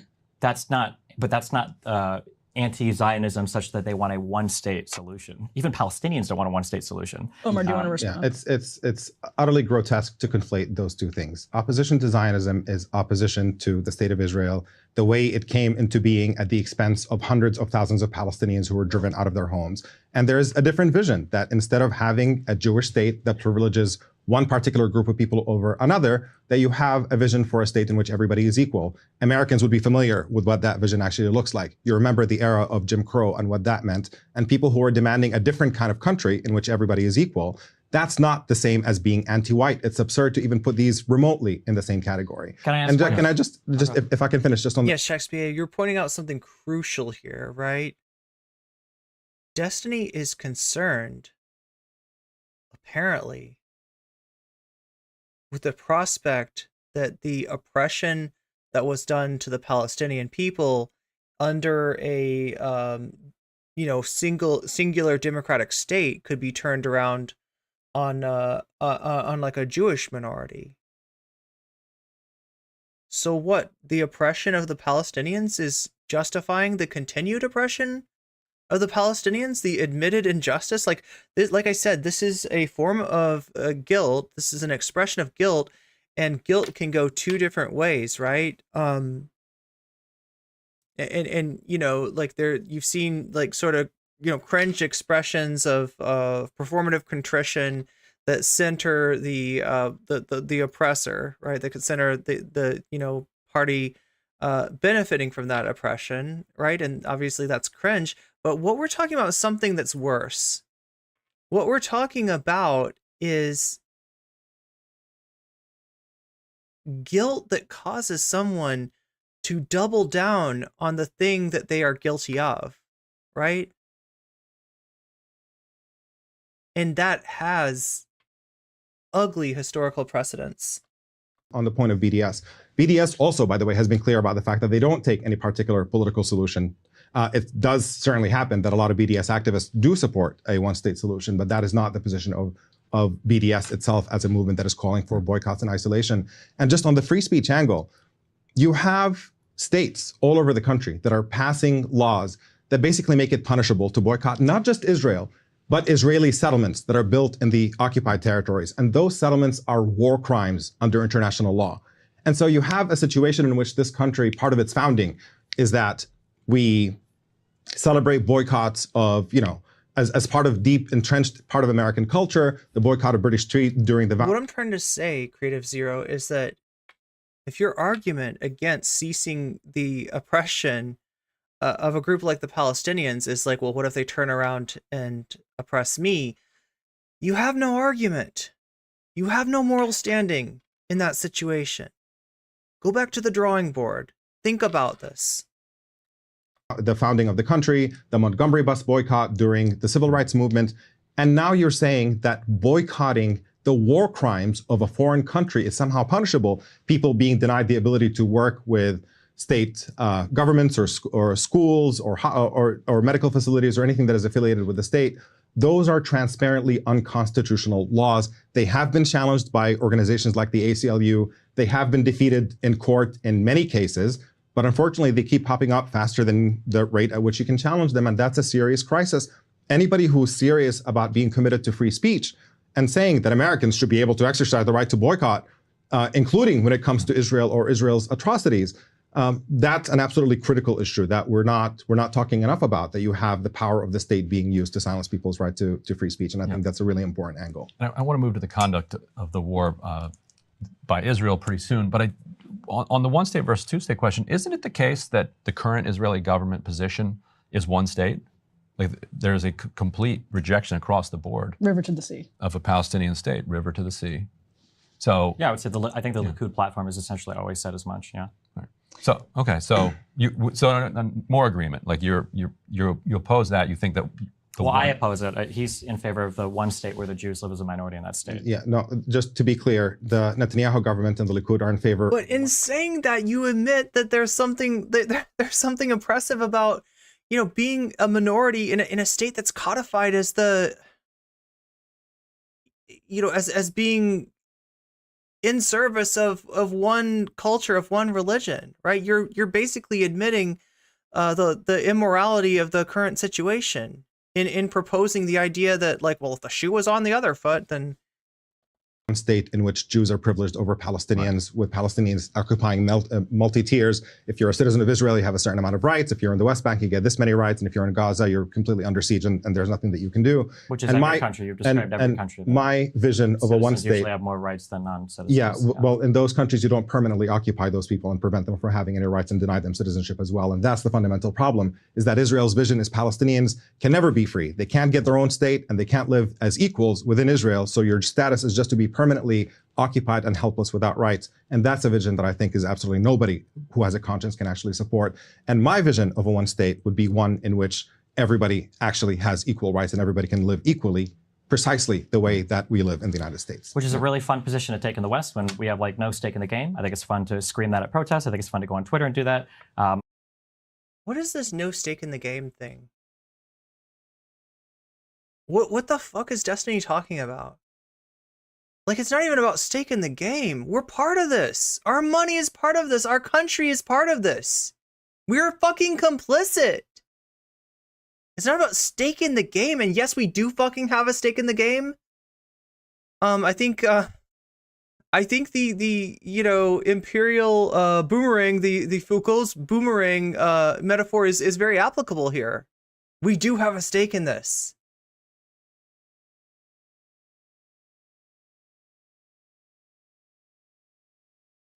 Just might not be apparent at the moment, and that's not what we should be thinking about when there's people dying, right?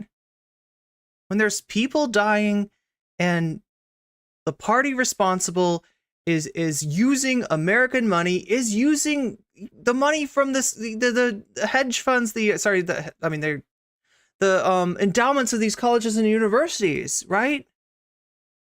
It's not about a stake, it's about a responsibility. I think at the end of the day, that type of rhetoric is ultimately destructive to Palestinians because everybody knows that that's never happening. It's a pipe dream. Less than 30% of Palestinians are in favor of a singular state where Jews and Arabs have the exact same rights. Literally, nobody wants that. People in Israel don't want that. It's literally, you're just virtue signaling and paying lip service to an idea that is grossly unpopular across the entirety of Israel and Palestine. Not only that, the idea that you would have a singular state created where 6 million Palestinian refugees are then brought back in. Black American Made, right now we're seeking to cease the slaughter of innocents, right? That's the foremost thing on my mind.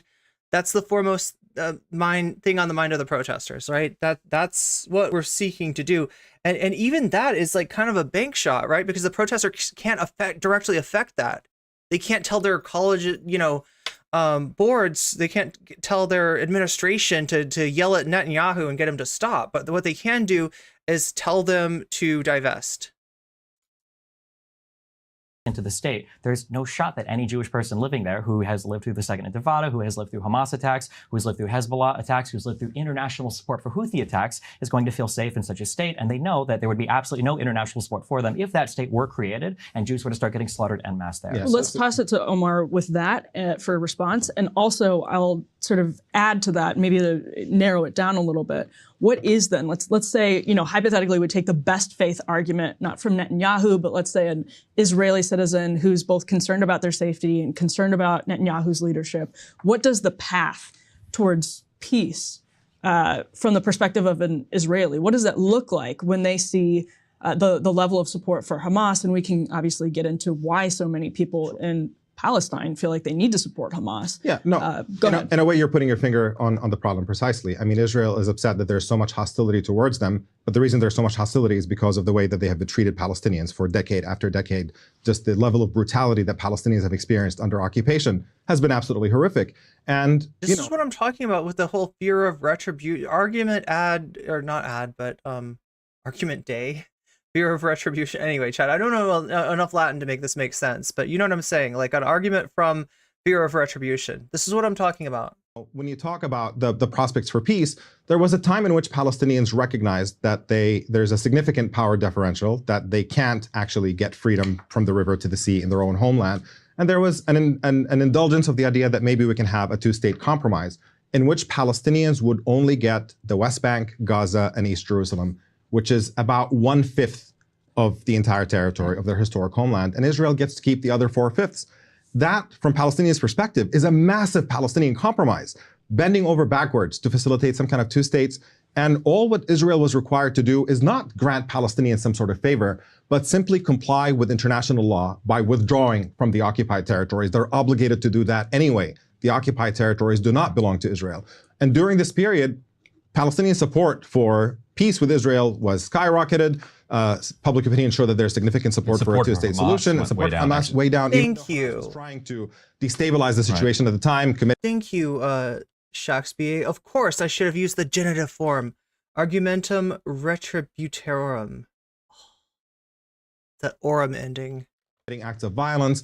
They did not enjoy any support among Palestinians. It is only when it became clear that Israel has no interest whatsoever in allowing Palestinians to have a state, and spent the entire so-called peace process building more and more and more settlements, just expanding them throughout the occupied Palestinian territories, where Palestinians saw the prospect for a Palestinian state. So here we see Destiny, you know, he legit looks like he's writing something down. Shrinking by the day on the ground. He does this on stream when he debates. Sometimes he makes a little notepad and even like will show chat like what he's thinking. Like as the person's saying something, he'll be you know, writing down notes for his argument. But now he doesn't have.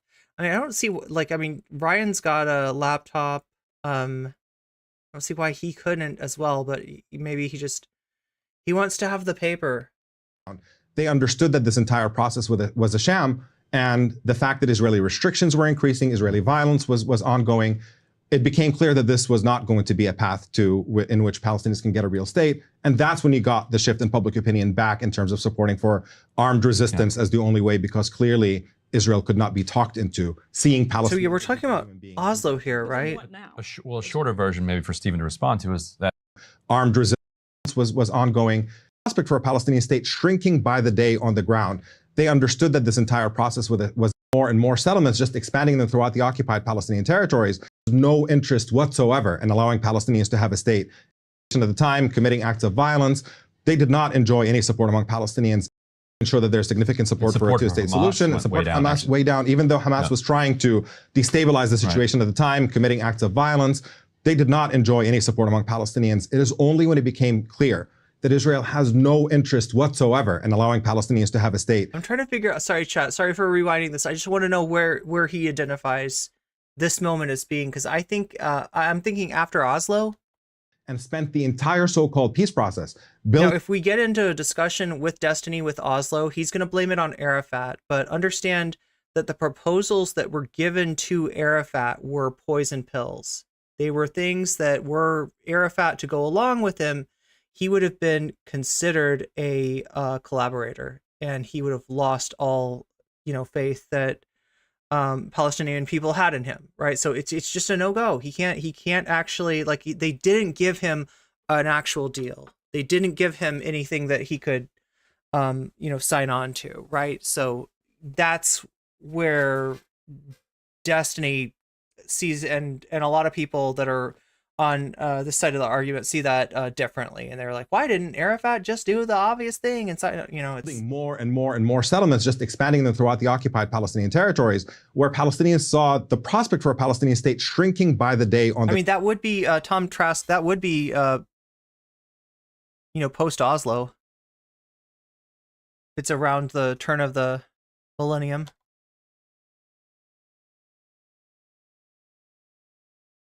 Ground. They understood that this entire process was a sham, and the fact that Israeli restrictions increasing, Israeli violence was ongoing. It became clear that this was not going to be a path in which Palestinians can get a real state, and that's when you got the shift in public opinion back in terms of supporting for armed resistance as the only way, because clearly Israel could not be talked into seeing Palestinians as equal human beings and granting them. But then what now? Well, a shorter version maybe for Stephen to respond to is that the way to defeat Hamas is through peace, not war. What's wrong with that? It sounds really brutal, but the issue is that the unlimited amount of international support for the Palestinians means the Palestinians will never look to peace. They should. I could turn that around, Stephen, and say the unlimited support, the unlimited amount of American support to Israel, unconditional American support to Israel, means that they've got no motivation towards peace either. I think my argument's stronger too. They always have an unlimited reservoir internationally of people who will encourage the delusions that if they continue to fight, they're going to get a better deal. It's the reason why they walked away in 2000 from Camp David. It's the reason why they walked away from the Taba Summit. It's the reason why Abbas walked away in 2008 from Omar. It's the reason why the Oslo Accords were never negotiated in 93. That period of violence. Oh wait, no, sorry. Did I? 2000, where the Israelis were continuing to expand settlements into the West Bank is true, but Palestinians also continue to engage in terrorist activities. A lot of people didn't trust Arafat because Arafat would sign on to a deal for the Oslo Accords, and then he would go over to Switzerland and he'd make speeches in universities about how, like, yeah, we agree to this now, but you know, we're going to get them as soon as we got a little bit, we're going to take more, which is ironically what they've accused Israel of doing for the past 100 years. I think that in order for this conflict to actually start to reach some kind of resolution, I think that, again, it sounds mean, but Palestinians need to feel like they have something at stake And it looks like they do, but in reality, politically, Palestinians have never lost anything because people continue to make them feel as though they can always go back to borders that existed 80 years ago. People will constantly say, you just said it here, well, what's the fair thing? They only want a sliver of this land, 1/5 of the territory. Yeah, they tried like 3, 4, 5 different wars to get more and they lost. You can't continue to go back to the first try over and over and over again and demand the deal that was on the table before. You walked away from the partition plan in 47. You can't go to war 5 times and then keep going back to another set of borders. They're always one generation behind when it comes to accepting some type of actual peace deal. So as long as Palestinians have people like Omar internationally that will support them in an unlimited delusion to fight forever, Palestinians will never try to accept these. And they shouldn't. They really should. There's no reason to. So, but Omar, just what, in one sense, if you have public polling that shows some 70%, this was from a Palestinian polling firm in December, 72% supported what happened on October 7th. So, and we can talk about why, and we will, I'm sure. So with all of that said, what now? What if if you were in charge of Israeli foreign policy in a hypothetical sense? And I think this will be a response to what Stephen just said. What happens now to get to a position where, to your point, there can be justice? I'm happy to address that, but I have to go back to a particular point. The idea that Palestinians are rejectionists because they have so much international support, I think is just thoroughly absurd. Palestinians are paying an unbelievable cost every single day. Their lives are completely brutalized under occupation, and the idea that they see no cost to continuing to fighting on forever is just completely ridiculous. It's detached from reality. It's as if you're unaware of what Palestinian conditions are under Israeli occupation. The reason why they were willing to bend over backwards, I mean, if you look at the history of negotiations, you look at the Palestine papers that got leaked shortly after, I think back in the mid-2000s, it's obvious that Palestinians were bending over backwards to try to make that deal work. And Israel insisted on expanding more and more settlements. And yes, you can say that Palestinian violence was ongoing at the time, but so is Israeli violence. I mean, the attack that happened on the mosque in Hebron, where 30 Palestinians, nearly 30 Palestinians were killed by a Jewish terrorist named Baruch Goldstein, that happened during the so-called peace process. And Israel responded by putting Palestinians in Hebron under curfew to prevent any possible retaliation.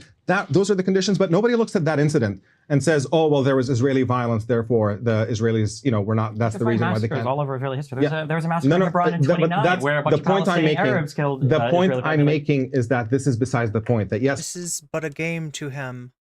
We can point to individual atrocities. Okay, so Vadim pointed this out earlier. There's a little bit of a Destiny shimmy, right? You just saw it, right? Let me roll that back for you really quick. Now, I don't want to, I don't know. I'm not trying to make this silly because this is a serious subject, but the reason why they can't. All over Israeli history. There was a massacre in Hebron in 29 where a bunch of Palestinian Arabs killed The point Israeli I'm making is that this is besides the point, that yes, we can point to There's the shimmy. individual atrocities. There's the shimmy. I think it's every time that he feels like he's gotten a dunk, he shimmies. Maybe there's some other things that he shimmies for too. Let's take a look and see if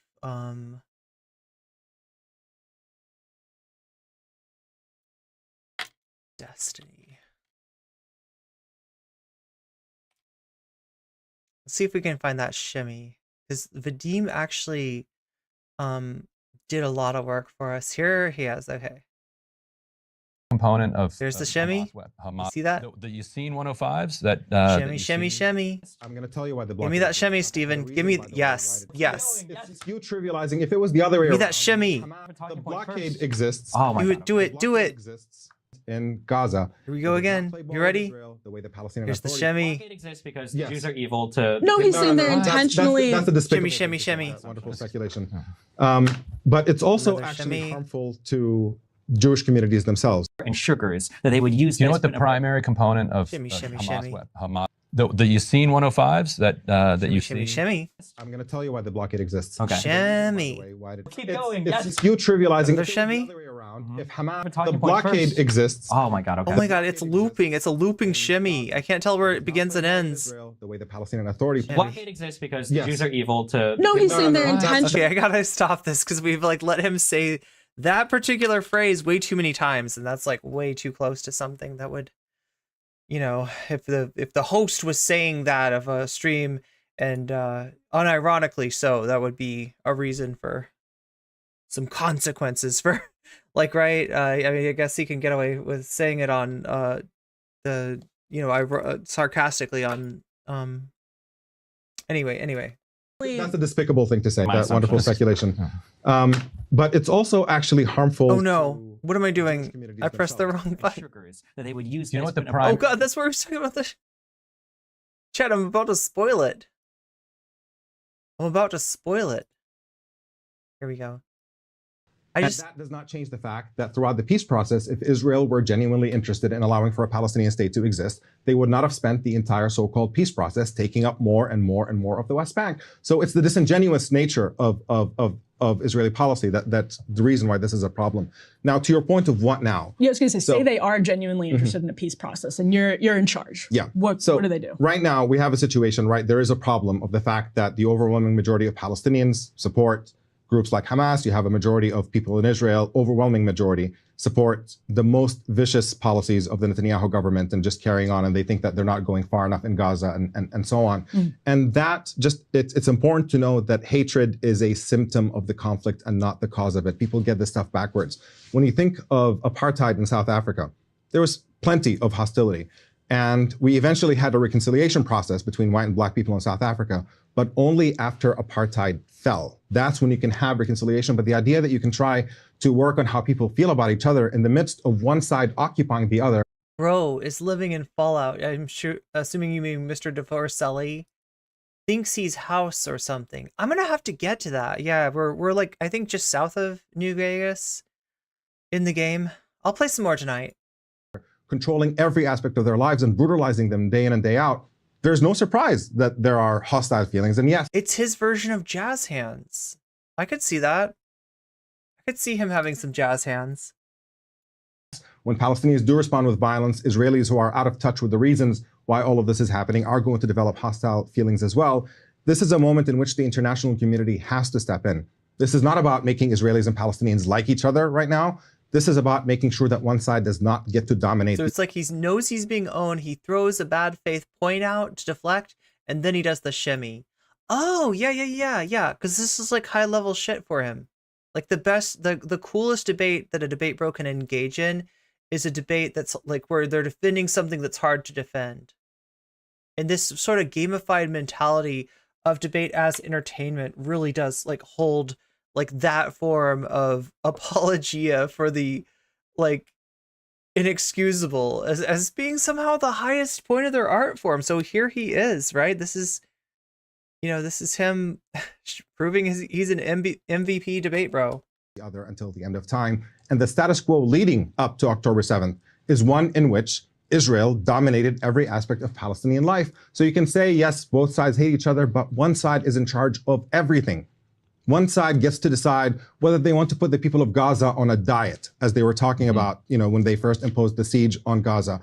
Just Palestinians don't get to decide how much food Israelis get. They don't get to demolish Israeli homes at will whenever they feel like it. They don't get to humiliate Israelis at checkpoints day in and day out. So because there's a dynamic in which one side is imposing an illegal occupation over another people and taking over their land, that has to come to an end, and you can bring it to an end through international pressure, primarily from the United States as the country that has the most leverage over Israel, to say not another penny until that occupation ends. And when that occupation comes to an end, we can talk about sorting out the exact specifics of how we get more conciliation and cooperation between Palestinians and Israelis. And when it comes to international support for Palestinians, there's one side that has had the international support of the world's great superpower. That's what I was trying to say. Yeah. As well, Israel. What about the Soviet Union supporting the Arab The Soviet Union has had a very complicated relationship. To be clear, the Soviet Union also the Soviet Union has not. He had the Soviet Union. God damn it! Before the United States didn't truly start. I'm sure we could find some clips of Mr. Bonerelli, giving his thoughts on the Soviet Union as a world power, and I am also fairly sure that many of those clips would be unfavorable in their appraisal of the Soviet Union. But go ahead, Destiny, just shimmy your way through this debate, I guess. Until about 66, 67. Soviet Union also hasn't been here since 1991. That's true, but the conflict also didn't start after the 91, after the collapse of the Soviet Union. But the point is that Israel has had a lot of shimmy right there. Agency, and Benjamin Netanyahu in particular, as the prime minister for most of the last 25, 30 years, has had an extraordinary amount of agency as well. And I wanted to read to you a piece of an essay published in Haaretz recently by Israeli historian Yuval Noah Harari. He writes, given the murderous nature of Hamas, this time its allies gave Israel free rein for many months to conquer Gaza, liberate the Israeli hostages, change the situation in the Strip according to Israel's best judgment, and create a new order in the region. The Netanyahu government wasted this historic opportunity and also wasted the bravery and dedication of the soldiers of the IDF. The Netanyahu government failed to exploit its battlefield victories to reach an agreement on the release of all the hostages and to advance an alternative political order in Gaza. Instead, it decided to knowingly inflict on Gaza an unnecessary humanitarian disaster, and in so doing, inflicted on Israel an unnecessary political disaster. One by one, our allies have become horrified by what is happening in Gaza, and one by one, they are calling for an immediate ceasefire and even for a weapons embargo on Israel. Even during the worst moments of October 7th, Hamas was nowhere near vanquishing Israel. But the ruinous policy of the Netanyahu government following October 7th has placed Israel in existential danger. So when I ask you, it seems like Destiny, get read an article. Pretty fundamental irony that if Israel had listened to critics like Omar and myself. Dude just got read. After October 7th, who warned against enacting violence just for the purposes of revenge and potentially for ethnic cleansing of Gaza, they would ironically and paradoxically be in a much Do we need like a Chad Ryan Grimm versus the Virgin Destiny? Stronger global strategic. Or are those memes just so played out that there's no point in it? Political position than they are now. Where Probably no point, right? Not just isolation, but charges before the ICJ and potentially before the ICC. So are they making a mistake in following kind of the more bellicose advice that they're getting from their so-called allies? That's a touching essay. Who was the alternative order politically besides Hamas that would have risen up in the Gaza Strip? If there was an alternative political order, I would love to hear it. Even in the West Bank, there's a reason why Abbas suspended elections 20 years ago. Even in the West Bank, Hamas enjoys pretty broad support. I mean, there are answers to this question. If it's not rhetorical, do you want to take that? I mean, well, also, hold on, wait. Well, before yeah, I definitely have seen him talking to his chat and like mentioning, like he's able to kind of dismiss a point by being like, we've heard that before. We've heard this talking point before. And it's just like, okay. Is it any less true now than it was then? Like, what is this? You can't reuse a talking point? Also to elaborate a bit on the military objectives, I think you can't reuse like you can't re-mention the same fact or the same obvious truth. Needs to go. I don't think that there's any future that happens where Israel can negotiate anything, whether it's peace or war, with Hamas remaining as the government in the Gaza Strip. I don't think any of the surrounding Arab. Yeah, that's right, Sasha G. The latest, Sasha G says, Israel has said they won't agree to anything that ends the war. Essentially, there was negotiations, and they have like reaffirmed that regardless of the status of these negotiations, they will not stop from going into Rafah. States wanted Hamas to remain as the government in the Gaza Strip. It's a disaster. You've had a series of conflicts in 2008. You had Kasled. 2014. You had exactly Tom Trask. Edge. 2018, you had the response to the Great March of Return, and now in 2023, you had a massive attack on October 7th. The idea that you would just allow them to stay here after spending at least a year preparing for what was probably the single largest day of violence against Jews since the Holocaust, that's an untenable position. I don't think a single country or person in all of human history would be asked to keep a government like that in place. Can we pause for 1 second on the quote? Prim and Roach. Wait, is Roach Novak? I can't remember if Novak's actually what the city's called in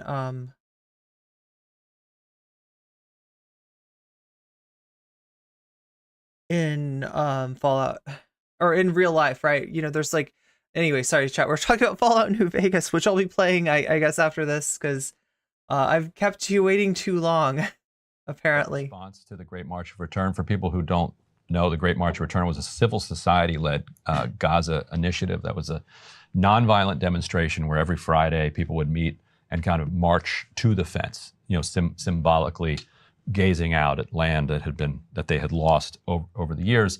The IDF responded. So Destiny feels like he's winning and dropping truth bombs because he's in his head. He's like, aha, they're using the bad talking points. I am clearly winning.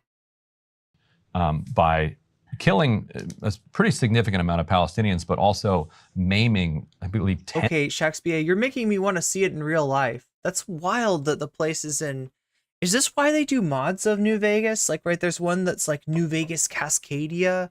That's literally like, it's like, or no, not New Vegas. It's like Fallout. Wait, what is it?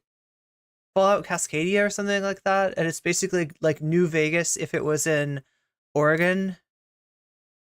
Tens of thousands, to the point where the UN. We're talking about like a post-apocalyptic world based on a real place. I don't know why I find it so fascinating, but I do. The UN put out a report noting that it had become commonplace to see people walking around with one leg, missing a leg, missing an arm. There were IDF soldiers who said, yeah, we were told shoot out the legs. You know, one guy said he hit like 40 plus legs, like in a single day. Hamas opposed this at the start because it was nonviolent, because it was civil society led. Hamas eventually caved under public pressure and ended up supporting the Great March of Return, which I think goes to your question. What is the political order that can replace Hamas? If there is a nonviolent movement that can gain. I mean, that's a good question, right? But what's not a question is that at the top of the hour, there's a 3-minute ad break. I'm sorry, chat. This was the best debate I could give you. There's a 3-minute ad break, and you can avoid it if you use a Prime sub. If you have Prime, you get a free sub. You can use it on my channel. You'll no longer see that ad break. You could also get out of the ad break for $5 by paying Twitch $5, or possibly for free if you are lucky enough to get a gift sub. That's possible. It can happen. It's more likely to happen to you if you're active in the chat, though. Gain traction, then Hamas is defeated by that. Hamas is pressured into supporting that. How are we on likes? Is the thumb game going strong? I'm like losing myself in this debate, and there's an hour and a half left. So it looks like I'm gonna have to risk it for the biscuit, or continue on. I don't know. The other option would be continue on shorts. Just by the kind of public support for it, like happened with the Great March Return. The Israeli response. I just would hate to leave a VOD that's like, because usually the YouTube stream functions as the VOD. The VOD's either going to be overly long. Oh my God, chat. I'm making it longer by thinking about it. Was not to say. Here, I'll turn them fast a little bit. This nonviolent civil society-led movement and marginalize Hamas and reach a deal with this Palestinian force that could even, Is this too much, chat? Is 1.5 too much? Unification between the West Bank and Gaza toward a long-term peaceful solution. It was, let's annihilate this. Let's shoot and kill and maim the peaceful protesters, which only then fortifies Hamas's position and allows them to say that we were right all along. We told you can't deal with Israel. We warned you against this, that violence is the only way forward. That was a fantastic retelling that is almost entirely fictional for the Great March of Return. It did. Okay, that's the quote of the stream. Those memes, meaning the Chad and the incel memes, have become, look, I drew you as a soy jack, I win type deals, pretty much. Start off as a generally peaceful protest. The idea behind the March of Return was returning to Israel. The UN has released a report where they've gone over a lot of the shootings. It's very curious that if you actually read the entire report, you'll notice that almost every single shooting happens between 50 to 100 meters in range. I think I missed my chance. I saw those memes and I just didn't get into them. I was just like, what? What the fuck is this?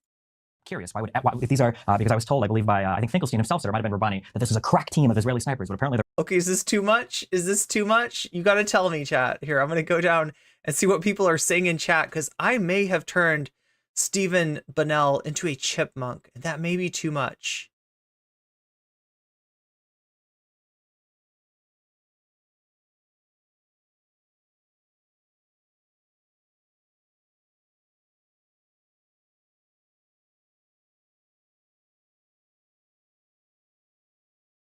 I've changed a lot since then, and I was only into that garbage. Yeah, no, absolutely.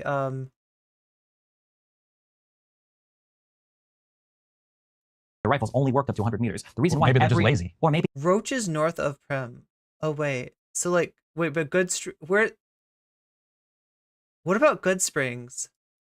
The reason why is because there is a no-go zone between the fence and 100 meters because when people get too close, people try to cut the fence open, people try to break through, which is what was happening towards the end of the They have no choice but to shoot all those unarmed people. It doesn't matter if you're armed or unarmed. If you're approaching an area that you're not supposed to be in, and then when people start to try to break through the fence, that's the rules of the border. If you try to cross any militarized border, you're probably going to get shot at. Novak is what it's called. Oh, wait, the Novak is the name of the. It's the name in the real world too. Roach is. Wait, Roach is Goodsprings IRL. I gotta know, chat. Like, let me know if this is too fast. So towards the end of the Great March of Return, oh my God, we're throwing stones, that we're sending over incendiary balloons, that we're causing like fires to spread on the other side of the fence. All of this is documented even by the UN, and that was when the majority of the firing from the Israeli police happened. If you want to say that they shouldn't be shooting at people who were close to the fence because you don't like wait, Goodspring, wait, Prim, then Roach, then Borax. If you head west, it's Goodsprings. Oh, that's right. It's slightly off of, what is it, Highway 15? Oh my God, chat.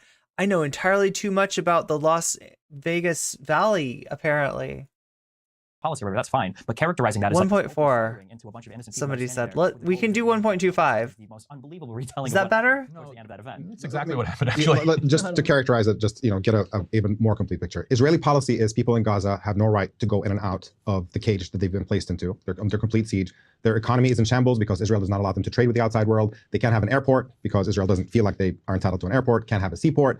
When you look at the rates of unemployment, over 50% in Gaza at the time. And if those people who are trapped in this cage come a little too close to the border, then we open fire at them and kill them, even when they're unarmed, because that's border policy. It's more than 6,000, according to the UN, quote unquote, more than 6,000 unarmed demonstrators were shot by military snipers week after week at the protest sites by the separation fence. There's no denying that, yes, some people try to open up and some people send incendiary balloons over the border and so on. But by and large, when you look at the cases, human rights organizations have been clear about the fact that people were targeted when they posed absolutely no threat to Israeli soldiers. So Israeli soldiers opened fire on people and targeted specifically medics and journalists and children. It feels so fucking wrong that Destiny shares the stage with any of these people. He has no business in. I mean, yeah, I got that during the Lex debate too. But like I told you why he's here, right? It's literally for clicks. It's literally for clout.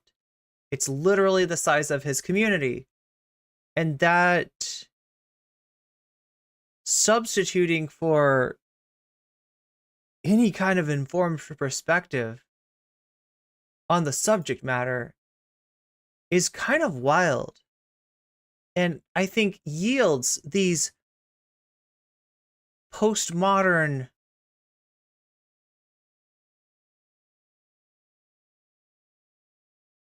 moments. I mean, just look at this tableau, will you? Just look at this tableau. The looks on people's face kind of say it all. And then Destiny's shit-eating grin. That is, and people who are true, disabled in wheelchairs. There's a very clever wheelchairs. game that's being played when we say pose no threat to Israeli soldiers. There was one UN report that came out that analyzed it, that claimed that every single shooting except for one was unjustified. But the way that they got that is they didn't analyze that as an armed conflict. They analyzed that as a policing event. And when you analyze things internationally as a policing event, typically police aren't allowed to shoot or kill anybody unless they pose a direct threat to the individual. Yeah. Why would it be analyzed as an armed conflict if one side wasn't armed? Because Hamas was present. But they weren't shooting. They weren't. It doesn't matter if they were shooting. If you've got an enemy military that is present amongst people that are performing Not a actions military. that are there was not a military. Hamas is considered the oppositional force, and if you've got people that are participating, and if you don't have guns at the time, doesn't matter if you have guns or not. Of course, guns it does. have nothing to do with being international humanitarian law is force. absolutely clear about the fact that a situation you can only kill combatants if they're in combat and they're armed. You can't find somebody. That is absolutely not. You do not become forced to combat. You do not all of a sudden gain the protections of a civilian if you're an enemy combatant without a gun. That is absolutely. If you happen to go. Even his own debate partner is disgusted. I feel like especially his debate partner. He reminds me of Fuentes with his mannerisms. I mean, they did spend some time together. And also welcome communist invading radicals. Absolutely. Of course you do. You should familiarize yourself with international humanitarian law. Enemy combatant, Google IHL, yes, let's do that. That is absolutely just to go back to a point that you made earlier about sort of. Wait, hold on, just to be clear. I just want to so you're saying that like if there's a military and you're fighting the enemy, you guys are gonna lose. If you just drop your guns, you can just like run back and nobody can shoot you. Yes, if you drop your guns, you can't no, that's surrendering. That's different than running away. You can't drop your guns and just run away and you can't get shot because you have no firearms. If you're a I feel like this is like something that like Larry David would write. I don't know. Am I watching an episode of? This is. Military threat at the time. It's a military engagement. This is surreal, or am I just high? I don't know. That's not true. That is absolutely not true. Okay, I just we can have a control room look this up, but you're wrong about this. That's a level of detail. Again, you start like playing up imaginary scenarios of somebody shooting at you and then dropping their gun and turning around. No, but that's what your rule would lead to. We have to be able to analyze. Like this is the problem. We can't even acknowledge. He turned into a velociraptor or a T-Rex. He's a T-Rex now. He's gonna come at you. He's gonna be like, okay, no, I'm being too silly. I'm being too silly. Like the basic realities of our conflict. This brings up a really fundamental reality, actually. For Mr. Vermicelli. Because Omar was talking about airports and the seaports, and I think we all agree it would be Vermicelli? To live in a territory that doesn't have an airport, doesn't have a seaport.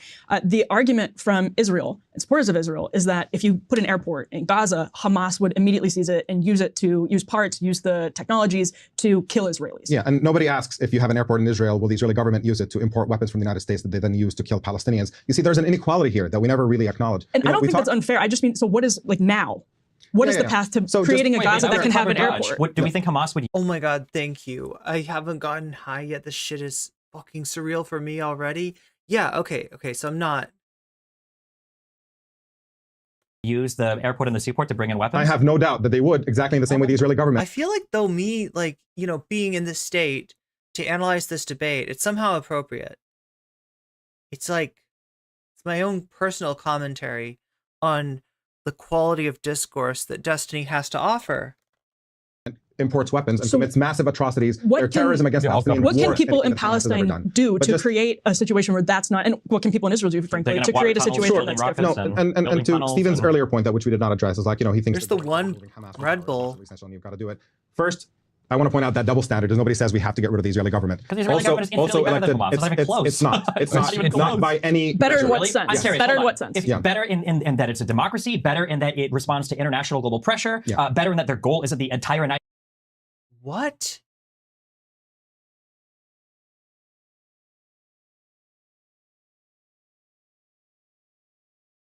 It responds to international global pressure? Besides being redundant, that is the last thing that I would apply to Israel. What? What?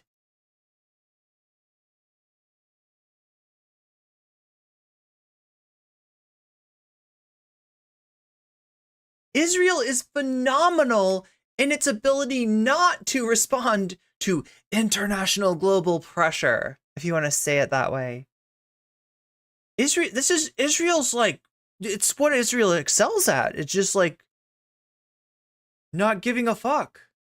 And look, you know, having the United States have, you know, like view you as a queen in their like global chess game will cause that consequence. When that's how the United States looks at Israel, when Joe Biden says, and I think still believes, that if Israel didn't exist, the United States would have to invent it, then yeah, I guess you can completely ignore the rest of the world.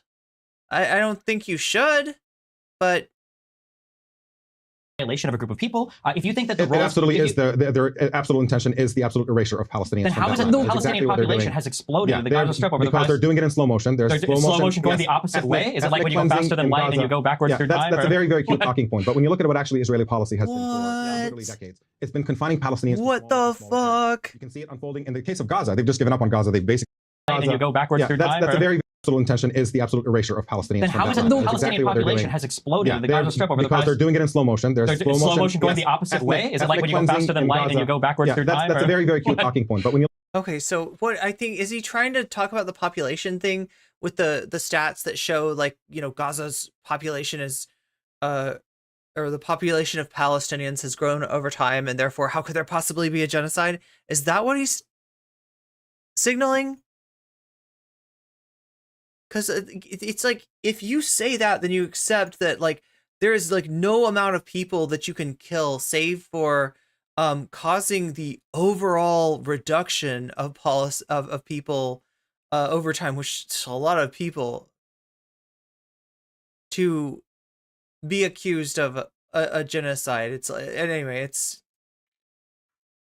it's justifying monstrous eliminationist behavior based on the scale and speed. That's fucked, Destiny. That's fucked. What actually Israeli policy has been for Yeah. literally decades. It's been confining Palestinians to smaller and smaller areas. You can see it unfolding in the case of Gaza. They've just given up on Gaza. They've basically besieged the entire thing. It's a cage. Palestinians can do whatever they want there. They don't care about Gaza anymore, and that's how they wanted to leave it. In the case of the West Bank, they absolutely are squeezing Palestinians into smaller and smaller areas. So you can talk about the Palestinian population increasing in terms of numbers, but they're in the areas that Israel is interested in taking over. They're absolutely decreasing. When you look at Jerusalem, every few years you look at it, and the number of Palestinians in Jerusalem is actually decreasing. It's a deliberate policy of pushing Palestinians out.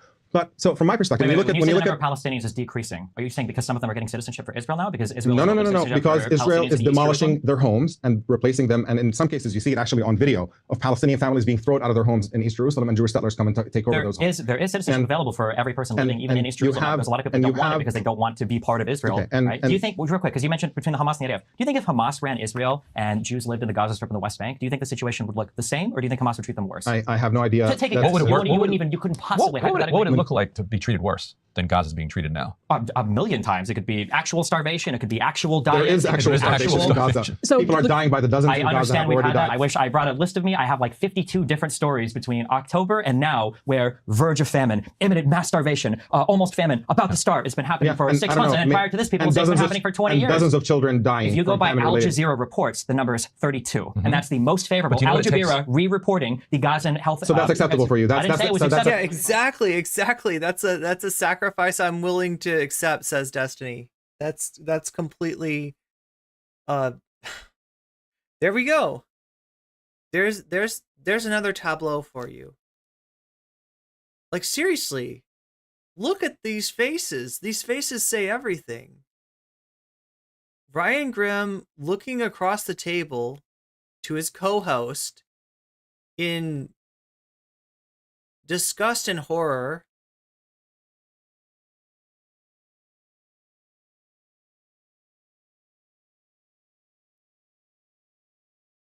Baddar in almost like a state of like disbelief, and Destiny. Well, I mean, I don't know. What do you even call that look? What do you even call that look? What is that face, Steven? The idea that this place has been starved for decades and we have 32 No. possibly does to show for it. You're Because when conflating things. You're once again conflating not things. conflating anything. I asked you a very simple question that you're not going to answer, which is if Hamas ran Israel, do you think that the treatment would be better, worse, I or don't about see the same? point of speculating about things that Because we you have said, no idea what you it's said going that to be the like. IDF is worse than Hamas. Yes, in terms of the scale of the atrocities they've committed. So what he's doing is he's posing a hypothetical based on the way that his racist mind answers it, right? And he's making the assumption that that racism is universal, that everybody knows. Like, I mean, this is...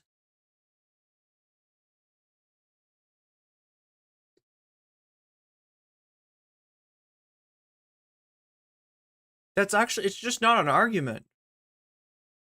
It's just not an argument. It's an unknowable hypothetical that he doesn't...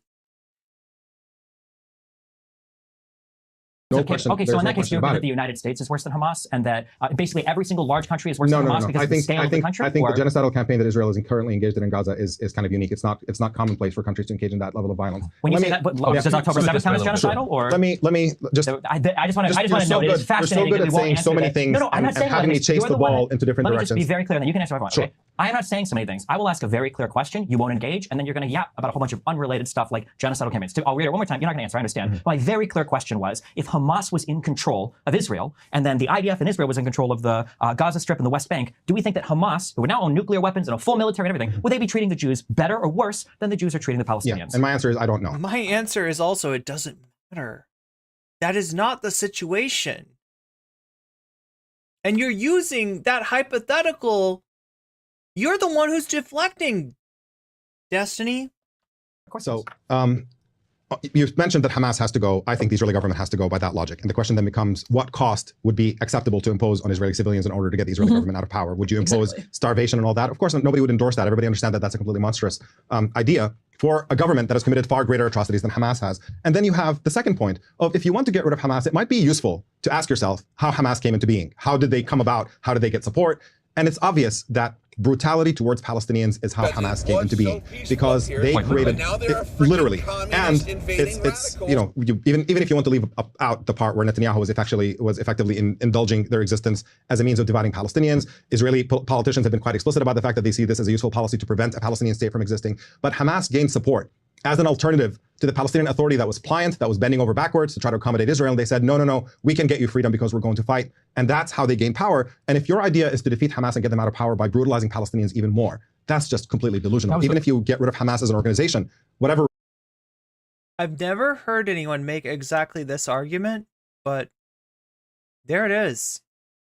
Replaces it, whether they call themselves Hamas or not, you're creating another generation of traumatized people who are going to be desperate for revenge, and you're just basically perpetuating conflict forever. That was the point that I was making earlier. Some of the founders of Hamas, as children, lived through massacres in Gaza in the 1950s. It's well-known history. It doesn't justify what they did, but it raises questions about whether or not tactically strategic. My dogs are super chatted $7.32.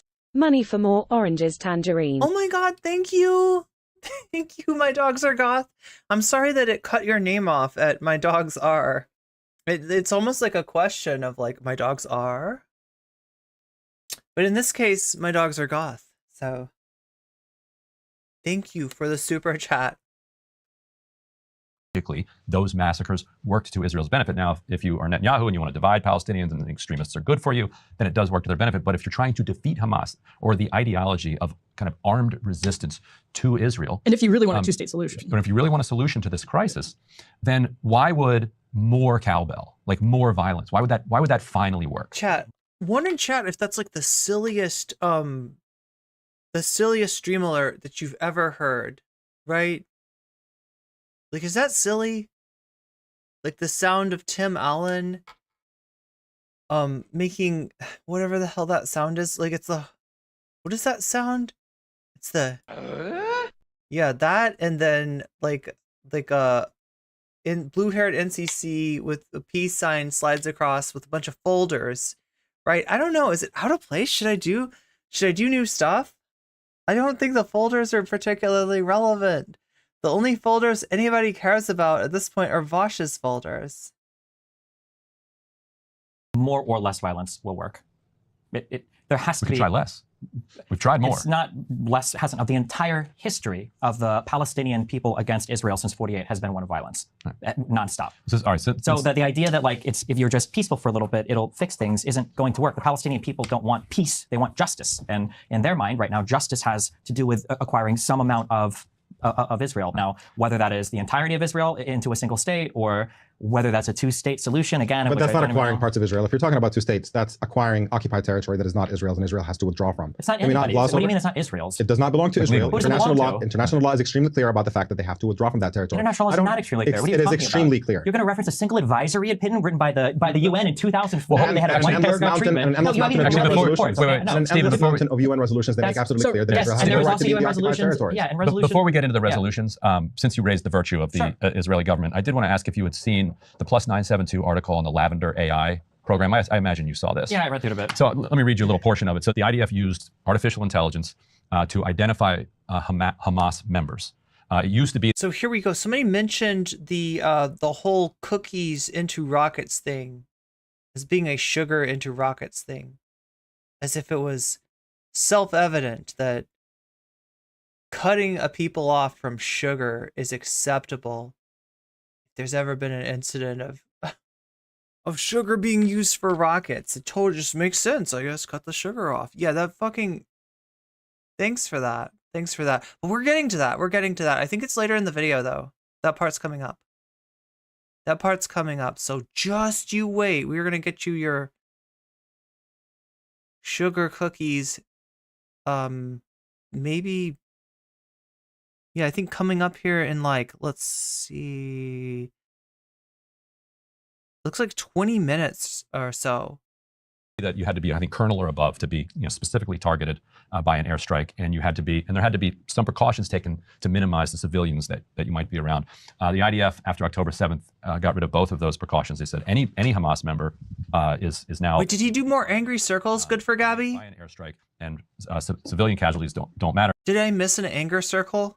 In fact, maximizing civilian casualties seems to be a feature of the program. I'll just read from this, if you can put up the 972 magazine article. They write, during the early stages of the war, the Army gave sweeping approval for officers to adopt Lavender's kill lists with no requirement to thoroughly check why the machine made those choices or to examine the raw intelligence on which they were based. One source stated that human personnel often served only as a, quote, rubber stamp for the machine's decisions, adding that normally they would personally devote only about 20 seconds to each target before authorizing a bombing, just to make sure the Lavender-marked target is male.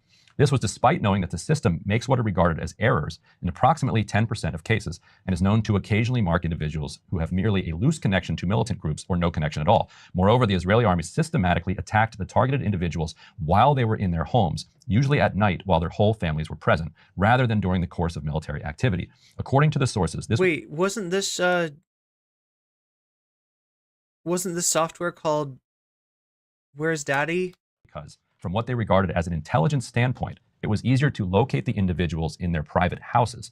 Additional automated systems, including one called Where's Daddy, also revealed here for the first time, were used specifically to track the targeted individuals and carry out bombings when they had entered their families' residences. And 972 argues that the reason that you've seen so many women and children killed is that they were identifying men. Sometimes something like 10 to 20% of men in Gaza are named Mohammed. Like if you go through the Ministry of Health list of casualties, many of them have same last names because they're from the same family.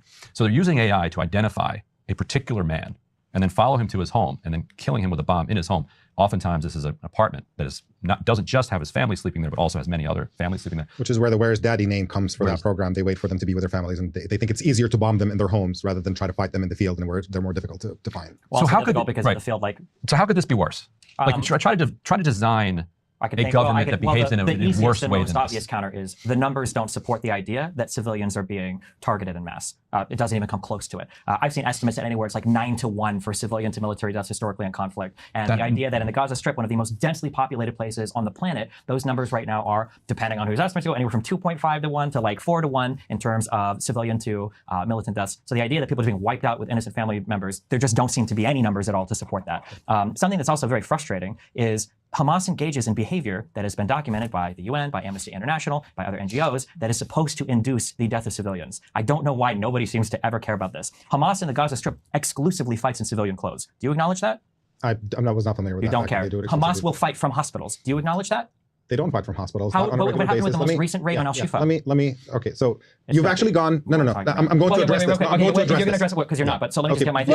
Well, he said he doesn't think that they fight from hospitals. But he just said no. He doesn't think. Yeah, but I just want to just for people listening, I guess. One of the frustrating things about asymmetrical warfare is that as law of armed conflict has evolved past the 90s, the collapse of the Soviet Union, states are having to do more and more fighting against non-state actors, which has posed a huge challenge to the ICJ and the ICC in terms of how you analyze this conflict. And the reason why it's such a challenge is because international law only works if it allows countries to effectively operate so that countries will want to follow it. So international law tries to balance, for law of armed conflict, two very, very delicate things. One is the protection of hors de combat peoples, people that shouldn't be killed ever. And then the other is a state's ability. You know, what's weird is that this never happens in a debate. If this was on Twitch, if this was on a panel,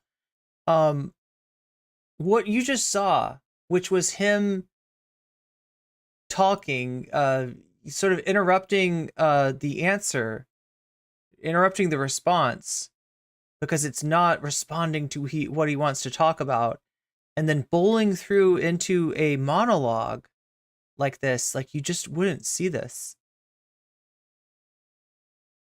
Ability to conduct warfare, because we deprive even in his world, right? And this is extremely, I mean, I told you, negative rizz, right? This is so fucking self-indulgent. Why is he saying this at this moment? Because he can. He's like, I want to keep talking. Like, basically, I want to keep talking. If you don't protect civilians, everybody dies. And if you deprive a state of the ability to defend itself, nobody follows law of armed conflict. The issue with Hamas as an asymmetrical opponent is every single behavior that they engage in is meant to induce maximum civilian casualty. That means that they exclusively fight in civilian uniform. But you can say that with citing fucking nothing. You just said they maximize civilian casualties. That's a very strong claim for somebody with no fucking evidence on his side. with just these claims of like, oh, they fight off hospitals, they do this. I heard they cut the heads off of babies too. Oh shit, was that a lie? Well, we won't say that anymore. Update the patch notes. Update the patch notes. We're getting caught on that one.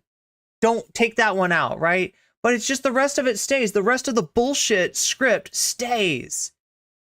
And it's so fucking frustrating. Because it was so peaceful up here, but now there are freaking communist invading radicals. Like he's like a great value think tank or something with this fucking gross propaganda worthy of the late great Henry Kissinger. What the fuck, Dr. Strangelove? It means that they operate out of civilian, supposed to be special protected areas like hospitals. The Al-Shifa raid recently is a good example of that. They booby trap corpses. They booby trap houses. This happened a lot of Protective Edge in 2014. Amnesty International reports show that. There was footage taken out of Al-Shifa Hospital in 2008. Amnesty International did a report on that there was an interrogation center in there. And we saw captured CCTV footage that showed hostages being brought into Al-Shifa Hospital. That Hamas will store munitions and they will fight even from zones that are supposed to be declared safe. And they store ammunitions in places like mosques or homes. All of these behaviors are designed from the Hamas perspective to induce the maximum amount of civilian casualties. And then when it happens, nobody has anything to say with Hamas and everybody has something to say with Israel. Why hasn't Hamas, by the way, these are also considered failures to uphold your duty under international law. Why hasn't Hamas tried to protect the civilian population? All those tunnels they built, they couldn't build one bomb shelter. Why hasn't Hamas tried to set up a humanitarian area? Why is it exclusively on Israel and the international community and Hamas can't do any type of collaboration or cooperation to do it? It's because they don't care, because the goal is to induce the maximum amount of civilian casualties. Just one tiny point. It's really weird that you're making like a moral argument against a group that you consider terrorists, right? A group you admit is a well, I don't know. Do they consider Hamas a non-state actor or not? Half of the time they basically anything that goes on in Gaza is Hamas, and the other half of the time they're this shadowy non-state actor that can't be held, to any standards, right? And he's missing the point. He's missing the lessons of the 21st century. Like even a film like the Battle of Algiers will show you what this kind of mentality, what this kind of behavior will get you, even if your goal is colonialism. If they did build a bomb shelter for civilians, Israel would bomb it and say that, look, they're putting civilians in the tunnels. And if it would happen, that would be the end of the conflict. Because if there is a civilian bomb shelter built and there were no Hamas military... Oh my God, my sweet summer child. You are so fucking naive if you actually think that. And Israel hit that, then it's over. Israel because targeted, at that point, who supports Israel? They're bombing entire neighborhoods. I want to get Omar's being fought for. Let's get Omar's response to the hospital. You've gone through a lengthy record. Allow me to do the same actually for just 1 second. One of the things that you had actually said recently, I think it's on the Comedy Cellar podcast, is that it is quite blatant to you. You said patently obvious that Israel is doing everything it can to protect civilians. Oh my God, Gabby is telling me that it's under 30 minutes until the 6-hour mark. And we are 1 minute and 10 seconds from the end of this video. How am I going to do this, chat? How am I going to do this? I really hate this because I know that like there's got to be like, I remember, didn't we listen to some music earlier? I'm going to get clapped for that music. I'm going to get demonetized, but there's no, I got to cover the end of this. Otherwise I got a VOD that people will watch and they'll be like, oh cool, this video, but they won't get to the end of it. And I think there's good stuff at the end. I think it gets better and better. In Gaza. Or I don't think I said I think said more than any other country ever has in the history of armed conflict. Yep. Yes. I think do we have, go ahead, Omar. That's not. Oh, actually, it turns out we do have it. All right. It seems if you engage with it honestly, and I hate to say this because I'm very partisan, when you engage with it honestly, it seems obvious, like patently obvious, that Israel is doing everything they can to minimize civilian casualties. That it's like undeniable because the numbers would be so much different if they were just indiscriminately bombing or carpet bombing, as everybody says. So, but I mean, they still have to manage the PR aspect because at the end of the day, perception is really the only thing that matters in international communities with other countries. So, frankly, the claim that Israel is doing everything it can to minimize civilian casualties is by far the single most absurd thing that I have heard Stephen say. Period. Let me run through the record. You wouldn't target a soldier at his house at night if that was your goal. And with the thing that you mentioned with Lavender, it's specifically, specifically when they're at home. But beyond that, just if I can run through that record. One second, like quick. Do you stand by saying everything? More basically, yeah. Okay. The more Back to Omar. more than any other country ever has in the history of all of armed conflict. Perfect. So let's run through the record. Human rights organizations, who are the objective observers on these situations, every single one of them in every subsequent invasion of Gaza, including. Anybody know what that was from? And yeah, Natalie, thank you for letting me know that we're like so. I don't know, chat. The current one. Talk about Israel engaging in massive indiscriminate bombing of civilian areas. They talk about flattening entire neighborhoods. They talk also. I feel bad for talking to chat about coffee for an hour this morning now, but like I was having fun. About deliberately killing civilians who pose absolutely no threat to Israeli soldiers. They go through and describe these incidents. They raise them with the Israeli military. The Israeli military says we investigated and we saw that nothing wrong happened. And human rights organizations' assessment of the way that Israel conducts itself is that it's completely in violation of international law. Pemberton, thank you for the follow. That their self-accountability is a complete sham. It's not actually serious. And then you look at what Israeli leaders themselves also say. And by the way, that 972 magazine, there was a article. There was one that came before it as well, in which they described that Israelis' policy in Gaza is to basically shock the civilian population by doing massive devastation in civilian areas as a means of putting pressure on Hamas. And that included an example that they listed, toppling a high-rise residential building without warning on top of the people who are inside it. So that's a name for it. And that's that's based on power targets. Power target, yeah. And that's based on interviews with Israeli intelligence officers about Israeli policy in Gaza. And it's long been stated Israeli policy, frankly, if you look at people like Gura. Like, they basically stated that this is a campaign that intends to induce shock upon its victims. It intends to entirely, like, psychologically break them. And this is how that's accomplished. Island Israeli general who later became the national security advisor in Israel. They talk about the policy being to punish the civilians and to induce so much suffering among them in huge numbers to put pressure. Rihanna Wu is paying him to propagate this? That could be true. I haven't seen her do a lot of content with Destiny. Maybe it's because she's sort of toxified her own brand so heavily that he doesn't want her near him. But I guess that doesn't mean that she's not. I mean, like, he is saying this is her viewpoint. Like, right? In fact, she's like one of the only ones, or that, like, they're kind of two of a kind in terms of their gruesome takes on the subject. On groups like Hamas and Hezbollah. And this is not new here, by the way. During the 2006 invasion of Lebanon, there is an incident in which Israel dropped 1 million cluster bombs all over towns and villages in Lebanon, prompting a high-ranking Israeli commander to say, quote, this is, you can find it on Haaretz, what we did was insane and monstrous. We covered entire towns and villages with cluster bombs. That's how they describe what Israel actually carried out at the time. And then you look at current Israeli statements right now from all of this. Benjamin Netanyahu has been quoted saying in Israeli press, again, talking about what the strategy is with Ron Dermer, and he said the strategy is to thin the population in Gaza down to a minimum. That's what he actually wants to do. He uses genocidal language like the Amalek, which is a quote from the Bible about murdering the children and babies of your enemies. Amalek appears outside the Hague. The idea that it's exclusively used to describe animals is not true. But and you have then Israeli soldiers themselves, so in case there's a misinterpretation of that, celebrating that they're going to kill Palestinians. Did I miss what he just said? They're chanting about the Amalek and how we're going to destroy them. And you have to do. He uses genocidal language like the Amalek, which is a quote from the Bible about murdering the children and babies of your enemies. Amalek appears outside the Hague. The idea that it's exclusively used to describe animals is not true. But and wait, what the? I'm sorry, like, do I just? Is it just? A quote from the Bible about. Is it just because I have him at 1.25 that I can't understand him? Does he think? I don't think anybody sitting in that room understood what the fuck just came out of his mouth. That was, like, unintelligible. Murdering the children and babies of your enemies. Amalek appears outside the Hague. The idea that it's exclusively used to describe animals. Something about Amalek appearing outside the Hague? What? I just didn't get that. Did anybody get that? I didn't understand what he said either. And from the looks of it, nobody else on the panel did. Yeah, that Amalek quote is absolutely horrendous, right?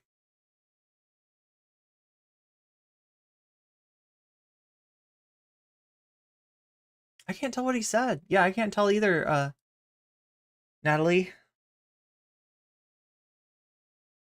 Meow.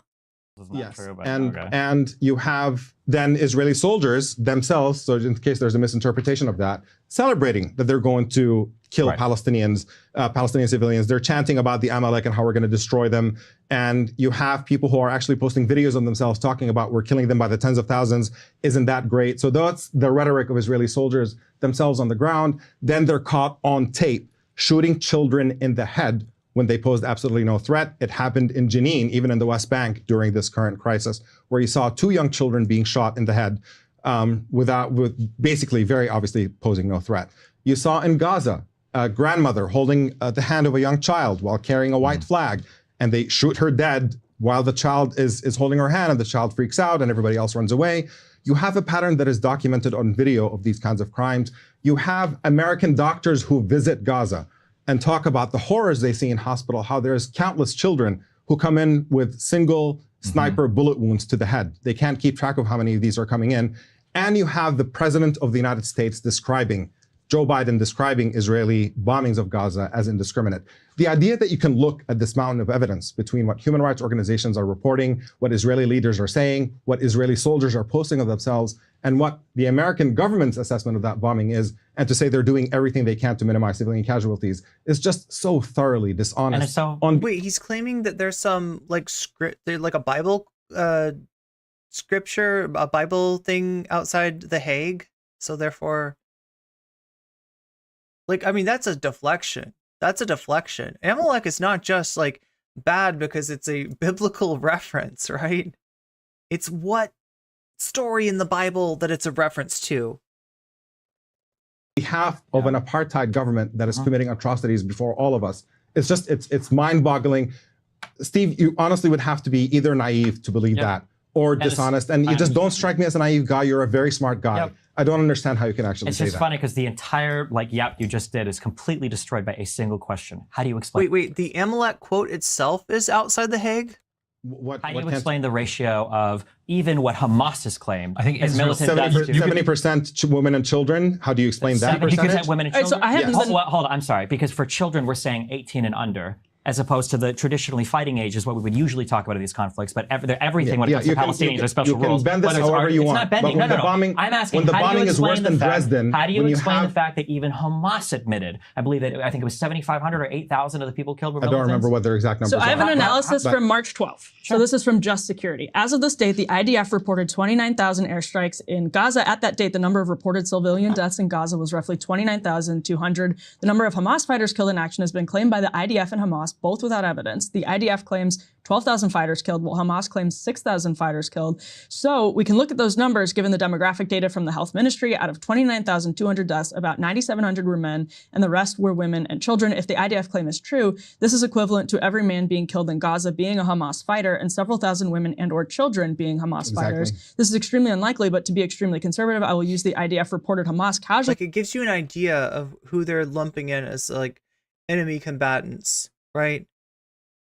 And it's just impossible that every single man of fighting age was, according to make those statistics make sense. In other words, you have to believe that every single person, every single man of fighting age that was killed was a combatant, and she seems to be indicating it's more than just that, right? It's numbers 12,000 to give a lower bound on civilian deaths in Gaza. In addition, we need to subtract deaths that would normally happen for this population, so about 4,900 deaths per year on average, equivalent to about 1,800 in a 4.5-month period. This gives us a minimum number of civilian war deaths of approximately 15,700. Based on 29,000 airstrikes, that leads to an average of 54 civilians killed per 100 attacks. And just lastly, this analysis goes on to say, despite the alarm over the high rate of civilian deaths in Raqqa, one finds the minimum equivalent in Gaza, 54 civilians killed in 100 attacks, is 8 times greater than the Air Wars-based estimate and 32 times greater than the DoD estimate.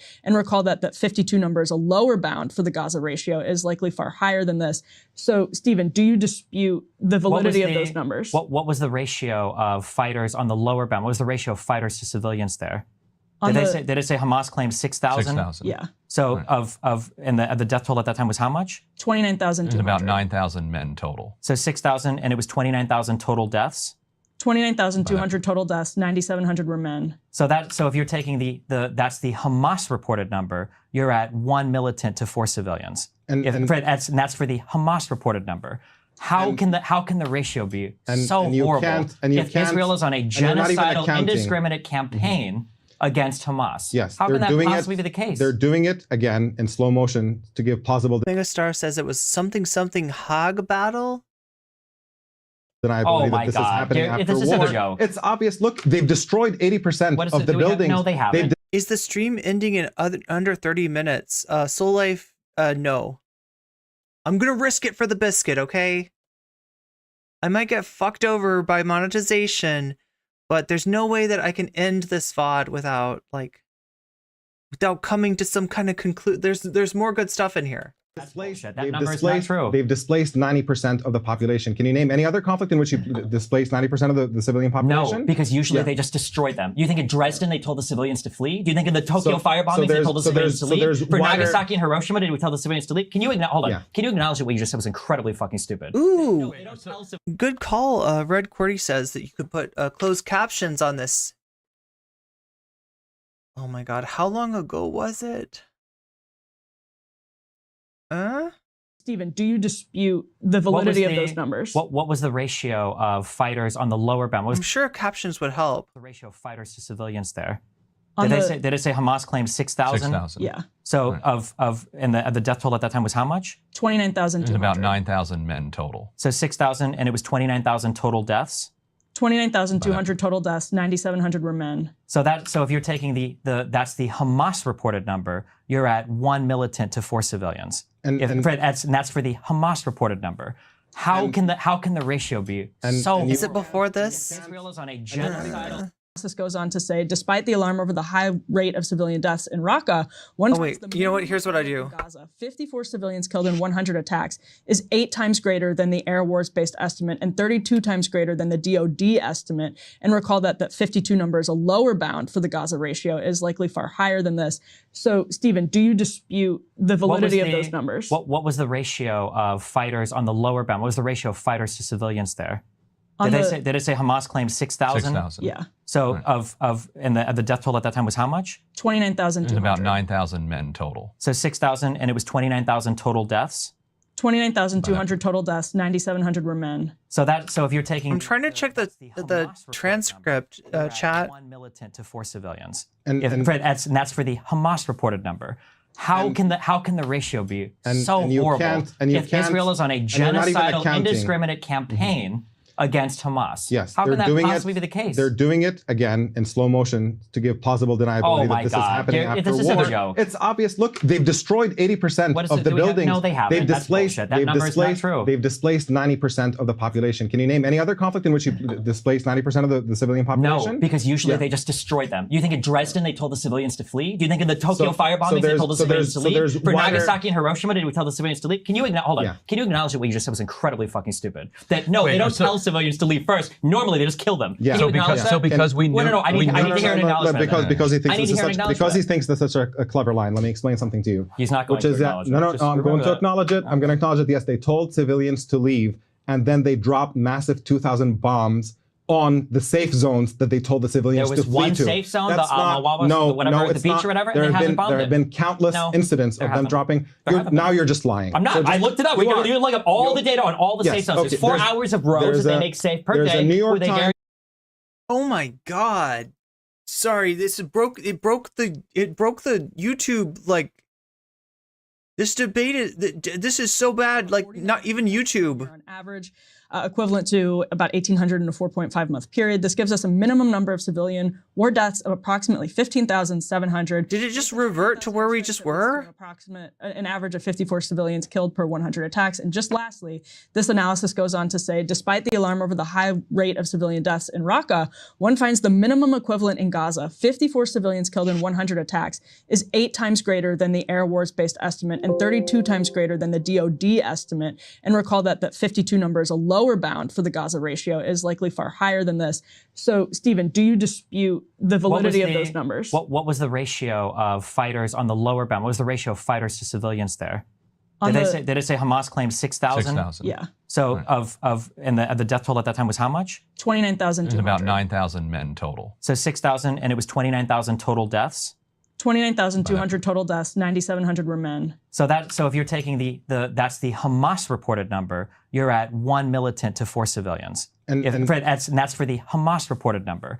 How can the ratio be so horrible if Israel is on a genocidal, indiscriminate campaign against Hamas. Yes, How they're can that doing possibly it, be the case? They're doing it again in slow motion to give plausible deniability Oh my that this God. is happening after This is war. a joke. It's obvious. Look, they've destroyed 80% of the buildings. No, they haven't. They've That's displaced. bullshit. That They've number is not displaced. true. They've displaced 90% of the population. Can you name any other conflict in which you displaced 90% of the civilian population? No, because usually they just destroyed them. You think in Dresden they told the civilians to flee? Do you think in the Tokyo firebombings they told the civilians to leave? For Nagasaki and Hiroshima, did we tell the civilians to leave? Can you hold on? Yeah. Can you acknowledge that what you just said was incredibly fucking stupid? That no, Wait, they don't so- tell civilians to leave first. Normally they just kill them. Yeah. Can you acknowledge that? because we knew. No, I need to hear an acknowledgement. Because he thinks I need this to is hear an such, because he acknowledgement. thinks that's such a clever line. Let me explain something to you. He's not going Which to is that acknowledge no, it. Just I'm going remember to that. acknowledge it. I'm going to acknowledge it. Yes, they told civilians to leave, and then they dropped massive 2,000 bombs on the safe zones that they told the civilians There to was flee one to. safe zone, That's the not, Mawawas, no, whatever, no, the it's beach not. or whatever, There and they have haven't been bombed there it. have been countless No, incidents there of them haven't. dropping. There haven't. Now you're just lying. I'm not. So I looked it up. You look up all the data on all the Yes, safe zones. okay. It's on Wikipedia. Hours of rows. Wikipedia.org. No, it's probably not. I don't think he's even right by Wikipedia. There's a New York They Times. guarantee travel. There's a New and then York there's a Times beach that they have investigation. not attacked There's yet. a New York Times investigation, and Wait, is he claiming that there was one safe zone that wasn't attacked, and therefore that makes attacking the other safe zones okay? Is that what's going on here? NBC investigation. Both of them document the fact that Israel is bombing safe zones where they tell civilians to flee. And Israel admitted this. Israel admitted this. Hold on. Just because Israel admitted in CNN that intelligence indication that these places were safe houses for commanders of the Rafah Brigade of the Hamas terror organization. This was back in December about bombing areas that were supposed to be evacuation routes. Evacuation routes are not safe zones. There's been one official declared Shouldn't safe it be zone. safe? Shouldn't Hamas not operate from there? I mean, we're talking again. Armed That's a good conflict. question. Hold That's on. a good There's question. one zone. I wish I could remember. Is it It's Al Moa something. It's the beach west of Khan Yunis or whatever. Nobody knows the name of it. This is the only singular. They told people to go to Khan Yunis; it would be safe there. They No, bombed they Khan did Yunis. not. They absolutely did not say declare that. that Khan Yunis would be a safe zone. No, that's absolutely. Why'd they did tell people to go flee. there? Well, initially because most of the So that combat they could operations were in the north. concentrate them and kill them there. Oh, Why okay. else would they say So go then, there? If you're a Palestinian So are we citizen, going what should you Are we going to trust? see 20, 30, 40, 50,000 deaths soon then? Are we about to see like 100,000 Palestinians go up in smoke? That's what they're doing. They're herding them all to one city so they can blow them all up. It is wait, unclear but I what thought they're going to do we it. said Yeah. they were going for plausible deniability. Now Yeah, they're herding yeah. them to one giant kill zone and blowing them all up. Yes, and now they're going to tell them that it's time to relocate because we're going to invade Rafah and send them to places where there is no. I feel bad, right, for any Palestinian person who ends up watching this. Because I can only imagine that it feels like gaslighting.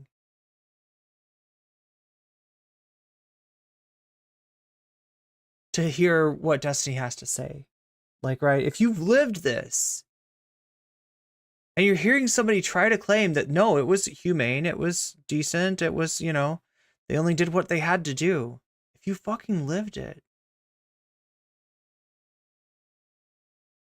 Like, I don't know how he can be so cavalier about Israel telling people to go somewhere and then bombing it. And then what is his excuse? Well, there shouldn't have been Hamas operating there.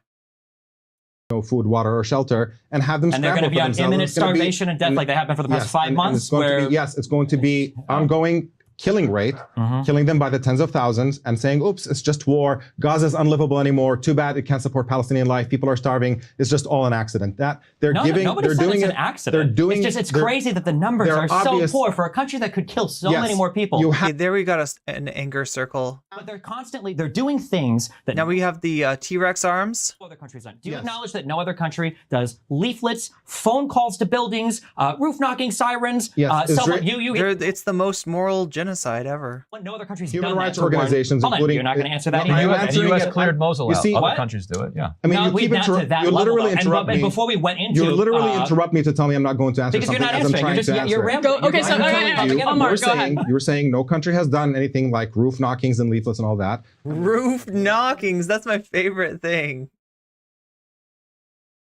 Oh, geez, it's the IDF knocking on the roof with a nice courtesy knock to let me know that the next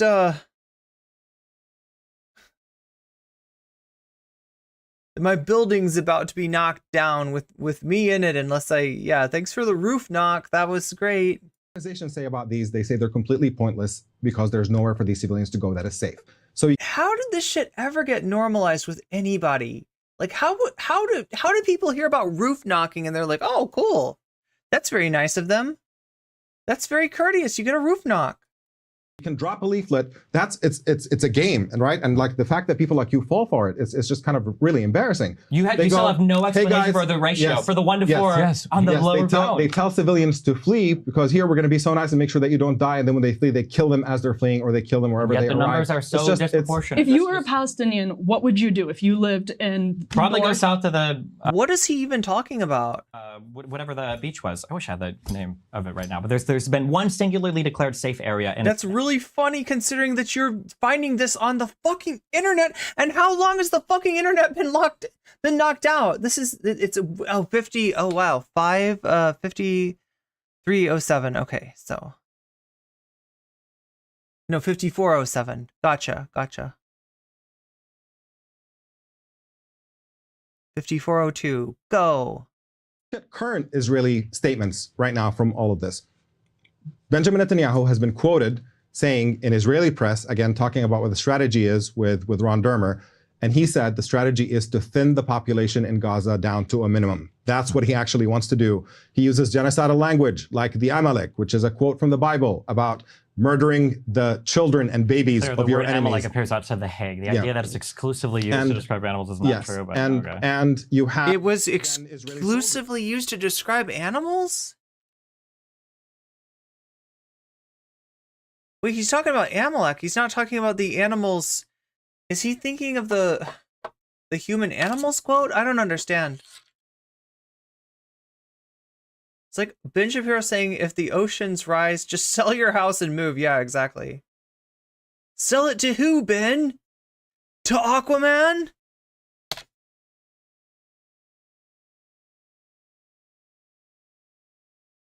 themselves, so in case there's a misinterpretation, babies of your enemies. Amalek appears outside the Hague. The idea that it's exclusively used to describe animals is not true. But like the Amalek, which is a quote from the Bible with Ron Dermer, and he said the strategy is to thin the population in Gaza down to a minimum. That's what he actually wants to do. He uses genocidal language like the Amalek, which is a quote from the Bible. Did Destiny hear something that sounded kind of like animals and think that we were talking about the human animals quote? I think he... I'm not sure if he knows...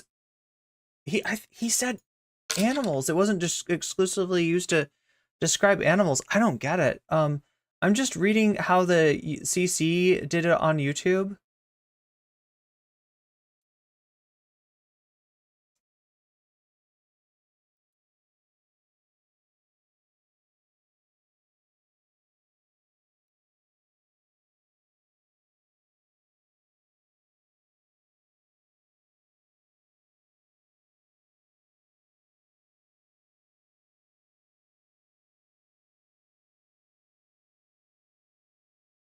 About murdering the children and babies of your enemies. Amalek appears outside the Hague. The idea that it's exclusively used to describe animals is not true. But and you have...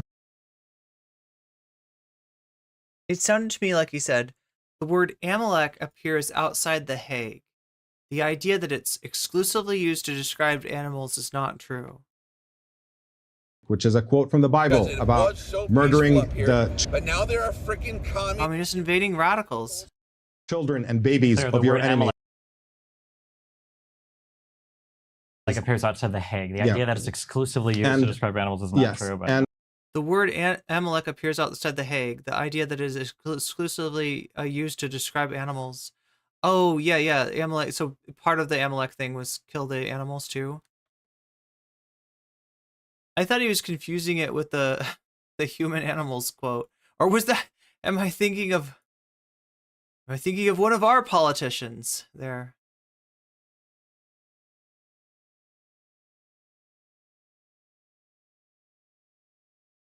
Wait, the idea that it was exclusively used to describe animals is not true? I mean, the idea was like kill everyone and everything, you know, that they use for food, right? That's like... Is he saying Arabs instead of animals? It translates it as animals, right? I think. Yeah, exclusively used to describe animals as...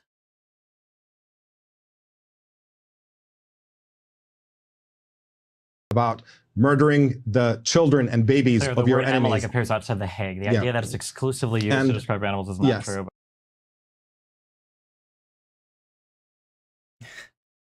We're like hyper analyzing this, but I'm here for it. Is Destiny on the rising with Emily Jakinski? I can never remember her name. She's the other Emily. Oh my god. Okay, well, I mean, what's the consensus?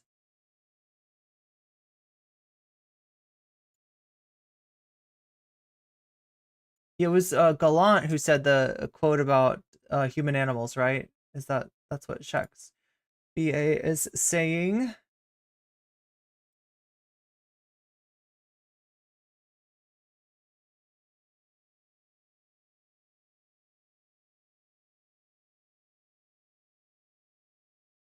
Trying to remember where we were past 1 hour.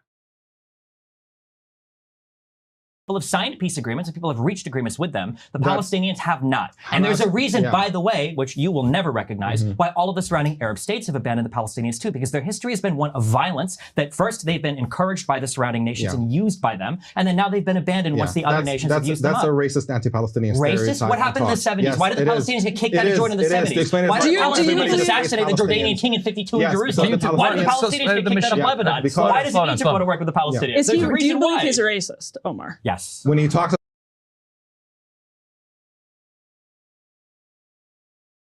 He not only is he a racist, he's like a racist with racist aesthetics. Like, this is how motherfuckers talk about like crime statistics, right? When they're trying to use that. This is how this isn't just like, he doesn't just sound like a racist. He sounds like the most blatant kind of racist, right? Like, this is like Nick Fuentes Cookie Monster level.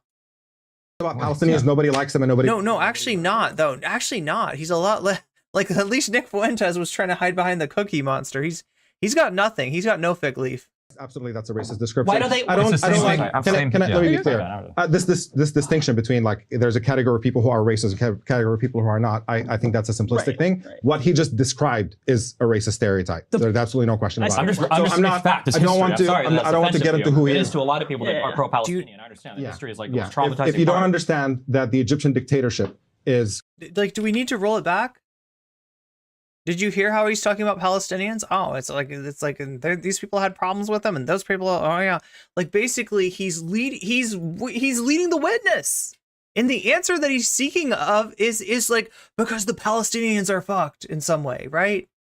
I mean, like, not fucked like as in, you know, fucked over, but like that they, you know, it's just the answer is the Palestinians are bad. Born bad. I don't know how you fucking get more racist than that. Did you does it make sense now, Oz? Does it make sense? collaborating with. It's like almost definitionally racist. It's almost like an exemplar of, like, you know, if you need a textbook example, there it is. Israel to suppress anything that is Muslim Brotherhood affiliated, and that's why the reason they're collaborating against Gaza. Was Nasser collaborating with the Israeli government when they locked all the Gazans in the Gaza Strip and didn't let any of them leave? Yeah. Okay. Yeah. Steve, you do this thing constantly. Like, just imagine if I talked about Jewish people the way that Destiny just talked about Palestinians. If I was making that same argument, I mean, it's horrible to say because people fucking do. Like, anti-Semites to be specific, right? But if I put that in those terms, if I switched out the words, if I mad-libbed that statement, yeah, I don't think there'd be any question in chat that that's fucking anti-Semitic. Where you bring up random. Did he do the shimmy? Oh my god, he's got the great timing. Like, that's the perfect time to shimmy. That's the perfect time to shimmy. Anecdotes that are completely irrelevant to anything that what I'm to. I'm sorry, I want to think that Nick Fuentes is watching at home and he's shimmying too, and that when he gets off, they're gonna eat chicken and waffles together and they're gonna shimmy together. I'm sorry. The reason why that wasn't random is because you applied today that the dictatorship in Egypt, first of all, you said dictatorship, very loaded. Yes, Egypt's had a history of dictatorships. You're implying that they're collaborating with Israel in a unique way. You're acting like they're collaborating with Israel in a unique way. And even from 48 to 67, when Egypt had control of the Gaza Strip, the Palestinians were still locked in that Gaza Strip. Let's be clear about just it wasn't random. I just brought that up for a particular reason. Let me be clear about something. Right now, this rhetoric, I'm going to let it go for now. The idea is looking at all the surrounding Arab governments who are collaborating with Israel. It's a sign that they hate Palestinians. When you do opinion polls, Ready 42, I'm hungry too. In any of these countries, all of them, including in Saudi Arabia, the overwhelming majority of the population wants to cut off any talk. They want to isolate Israel diplomatically. They don't want to deal with them. The people of the region absolutely oppose what Israel is doing to Palestinians. And the fact that you can cite a handful of governments in the surrounding area who all effectively belong to the U.S. orbit and operate under and get tremendous privilege and financial privilege and security privilege for collaborating with the United States, and to try to paint that as some sort of validation that they have anti-Palestinian sentiment, I think is completely ridiculous and ignorant of the dynamics that actually exist in the region, a region that I grew up in, by the way. What you have, I grew up in Kuwait, Jordan, Yemen, Oman, and the United Arab Emirates, and I visited Palestine on multiple occasions. Gotcha. Wait, you grew up in Kuwait in what years? Was that when Arafat was supporting Saddam Hussein expelling? I was born in Kuwait in 1982, and I lived there until that war. Okay. And yes, when Arafat made statements in support of Saddam Hussein, that became the reason why many Palestinians could not go back to Kuwait. Yeah, which was a really big deal too, which is also funny because those Oslo Accords, we point to Israel not being a good partner for peace. The only reason why those Oslo Accords were so horrible is because Arafat was desperately looking for a way back into Palestinian popularity after supporting Saddam Hussein when he expelled. Speaking of Oslo, yes, and you know what was also happening, and the reason why Oslo happened is because while Arafat was looking for a way to get validation as the leader of Palestinians and come back, Israel was dealing with the fact that there is a Palestinian uprising, the first Intifada, overwhelmingly non-violent, in which Palestinians were doing civil disobedience, sometimes throwing rocks at soldiers, and Israel was brutalizing them for year after year. After they killed so many of them that the Israeli officials started being concerned about the optics of it. So they said, don't kill them, beat them up and break their arms instead. And what you ended up with— I'm so curious. And what you ended up with— I'm so much more fascinated. And what you ended up with— allow me to finish. You have to let me finish my thought every now and then. Yeah. And what you ended up with— murder of the children. I understand. We get it. They started beating up Palestinian protesters and seeing them brutalizing them and breaking their bones on video, and that ended up being an even bigger disaster for Israel. And they did not know what to do with negative that uprising of people who wanted to be free from occupation. And so they struck a deal with Arafat. Oh my God, chat. We broke on through to the other side. We're at 6 hours and 8 minutes. How does it feel? On the fake. We have now entered the demonetization zone. Hopefully not, though. That they might grant Palestinians a state. Arafat fell for it. Hopefully we'll beat the allegations. Was all of accidentally using music that was licensed. A sham made to suck the energy out of a genuine Palestinian uprising for freedom and to turn it into the fraudulent Oslo process in which Israel had cover to expand more and more settlements and entrench the occupation under the pretense of peace. That's the history of what happened. Okay. So what could Israel have done after October 7th that would have been, and I don't want to lump you into this camp. Some people said it's about proportionality. What could Israel have done after October 7th that would have either been proportional or given some of the legitimate points that Stephen made about a densely populated area where you have a military and a civilian population crowded into hospitals, et cetera. What could Israel have done? What should they have done after October 7th that would have been a just response? And I promise I'll address that directly, but just on the context that you just described before that, you have a situation in which it's impossible to have a situation in which Hamas is fighting not in civilian areas. I mean, when you talk about the difference in power, one side has a full-fledged military, has air force, has tanks. Hamas can't just go out in the field and confront them directly. They have to wear civilian garb. They have to fight from hospitals. That's just a complete total lie. You'd have to let me finish my sentence every now and then, Stephen. Seriously, like just try, in the words of Norman Finkelstein, try to have the self-possession to just listen a little bit more. And in the style of Norman Finkelstein, be wrong about everything. Yeah, Keep great. going. Failed Dunkstony. You have a situation in which the balance of power makes it so that those militants have to effectively use guerrilla tactics, and guerrilla tactics involve hiding in civilian. Stephen, do you know who lives rent-free in your mind? It's Norm. Areas. That's how that actually that happens. And if you're really upset about that and you think that that's a real problem, by all means, See, chat, I could never be on one of these shows because it wouldn't be right for me to be hitting the blinker in front of Ryan Grimm. I don't think I could do that. Hamas the way you arm Israel, and then they can have military on military war, and we can spare the Palestinian civilians, if you think that's really what's the underlying motivation. But of course, nobody would ever consider that. We only arm the criminals on one side with massive armaments. Now, on the question of what Israel should have done, there's two separate questions that often get conflated. There's the question of, is it a just war to begin with? And then there's the question of proportion. And you can imagine if people in Gaza were free. Was Norm on anybody's bingo card tonight? And Israel was not controlling their lives and deciding how much food they get to eat and whether they can go and come back. Norm was my center square, actually. And then some. I just went ahead and marked him off because I knew he was going to get mentioned. But then again, they mentioned Norm earlier too. Attack happened, you might expect some kind of Israeli retaliation, and then the only conversation would be about proportionality. Are they doing it in a way that is defensible? And what they're currently doing is obviously not defensible, to be devastating the civilian population in order to thin that population, by the words of Israel's leader right now. There's no source of that quote, by the way, which is it comes from the Red Line. It comes from Israeli press reporting on internal strategic conversations which has that never happen. been substantiated. So yes, Israeli media makes things up. When the population has always had a calorie surplus. Yeah, even the diet part. Calorie surplus. They literally have. That's why when the famine started, when all the people were moved, I believe it was UNRWA that made the statement that this is a region that has never experienced hunger before. That's what's so infuriating. And that's also why Finkelstein got mad, because if you try to cite really. Can Omar finish though? These people are starving? By what metric? You can't find that's it by what's so infuriating, Stephen, is that you want to start counting calories and try to discover whether they have a surplus or not, when you're missing the fact that Israel getting to decide what food gets into Gaza is itself outrageous. Right. One people does not get to control whether another side gets to have cookies for their children or potato chips or sodas. You don't get to do that. That's a level of dominance and oppression that is unacceptable. But you're not capable of having it because you won't even admit why the blockade exists. So you don't even deserve to be in that. What do you want him to admit? What do you want him to admit? Why is there a blockade in Gaza? Yeah, you tell me. Why is there a blockade in Gaza?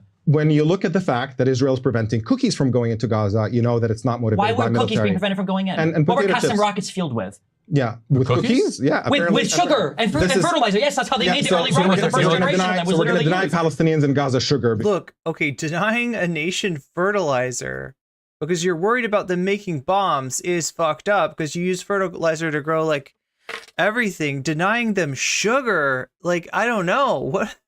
What are you talking about? If they had to go to sugar and fertilizer to be able to make any sort of weapons, that kind of tells you that how asymmetric this warfare fucking is.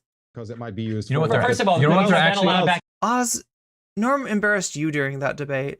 Because they use more sophisticated Stephen, rockets. But again, he's not going to admit it. I just want to be clear another time. Another thing. Norm embarrassed 7 generations of Destiny's family in that fight. You're not going to admit why does the blockade exist? Yeah. It's literally just because of the Hamas evil fighters Jews breathe trying air to kill too. the Amalek, I guess. Hamas fighters breathe air too. Maybe Israel can restrict air from going into Gaza to make sure that Hamas But he's fighters saying then the burden breathe. should be It's on so Hamas, ridiculous. not to use. It's not. No, Palestinians have no agency. They're just rape is the language of the oppressed. Look, you're gonna. Oh no! See, there it is. That is Destiny. Look! Liberals are known to misuse like Martin Luther King quotes, and it's ironic, right? But since many of them are the white moderate that Martin Luther King spoke of in his letter, but this is beyond that, right? The quote is that maybe Israel can restrict air from going into Gaza to make sure that. But he's saying then the burden should be on Hamas, not to use. It's not. No, Palestinians have no agency. No. Rape is the language of the oppressed.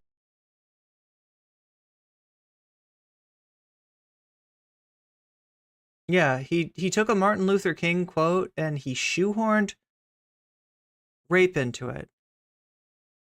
And it's just such a disingenuous thing that he'll see like an atrocity on one side as being wholly disqualifying to any consideration to that side. Never mind that it actually exists, maybe even in a more systemic way, on the other side. And god damn it, Destiny, that's like the worst posture. What the fuck, are you a turtle? I'm sorry, what's going on in this picture? What am I looking at? Is motherfucker gonna anamorph right in front of our eyes into a little turtle dude? Is that what we're seeing? If I hit pause, unpause, is he gonna turn into a turtle and crawl across the desk? You don't. Like, they can't help you themselves, don't punish I a guess. civilian And I'm the population racist to one? get at military ones. You don't punish civilian populations. Like to get indiscriminately at- shooting tens of thousands of rockets decade after decade into Israel, like what Hamas does. The scale of punishing the Israeli civilian violence. population, like selling some of the humanitarian food back did to you- the population. just wanna make sure- digging up tunnels of water pipes and using them to fashion rockets. Just want to make sure I taking heard. all the international aid that comes in and building tunnels and tunnels of cement. Stephen, did you say that Hamas is turning cookies into missiles? My understanding is that the reason for the restricting of sugar-based products was that the first generation, I think they were Sugar-based products. So yeah, not just sugar, but anything that's got sugar. Wow. Okay, because like, right, you could imagine. Well, I don't know. Like all of this is hard to imagine. Restricting fertilizer, right, to people who grow food is unimaginable, right? But like on top of this all, it's like no, not just like sugar, like anything containing sugar, because the terrorists could get into those Oreo cookies, crush them all up, put them in a blender, and then extract the sugar, and then use that with the fertilizer, and then we gotta like not allow them to take a poop because they could turn that into food fertilizer, right? Like I don't know how far does it go? It gets absurd really quick, really fucking quick. some rockets were built in really crude shops using combinations of fertilizer. You have to turn anyway. That they would use. Do you know what the primary component of You fucking big brain over here. Hamas explosives is now? I'm pretty sure now they use more sophisticated stuff, but I don't know. You tell me. Unexploded Israeli bombs, because they've dropped so many over the last decade. I doubt that's true.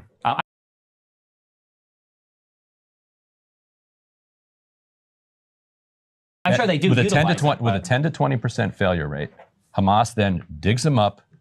The Yasin 105s that you see, blowing up all these Israeli tanks. Okay, so please appreciate the semi-poetic nature of what we're talking about. The rockets that they're complaining about, that they're using to justify asymmetric warfare and civilian atrocities. The shit that's being lobbed back at Israel is coming from their own unexploded ordinances? Damn.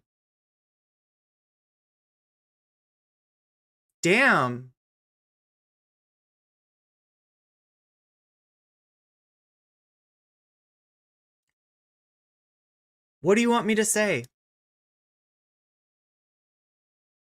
I feel like if you would listen to anyone, like including yourself here, you might take a moment of a reflection and realize what an amazing ignoramus you fucking are. How ridiculous and absurd and gruesome what you're saying actually is. That would be a true moment of clarity, right? Primarily fueled by Israeli explosives. But I doubt the majority of them are. But there's I'm sure there's some amount. I doubt the majority of them are. But also, again, just to reiterate, more so than cookies. But you don't fucking know either, you jackass. Okay, stop. Calm down. I gotta calm down. I'm going to tell you why the blockade exists. Okay. And the reason, by the way, why it includes banning cookies and soda pop. I don't want to be using. Going into the Gaza Yes, Strip. no, I'm sure it's very funny denying children the ability to eat chocolates and toys because they are. Chat, there's another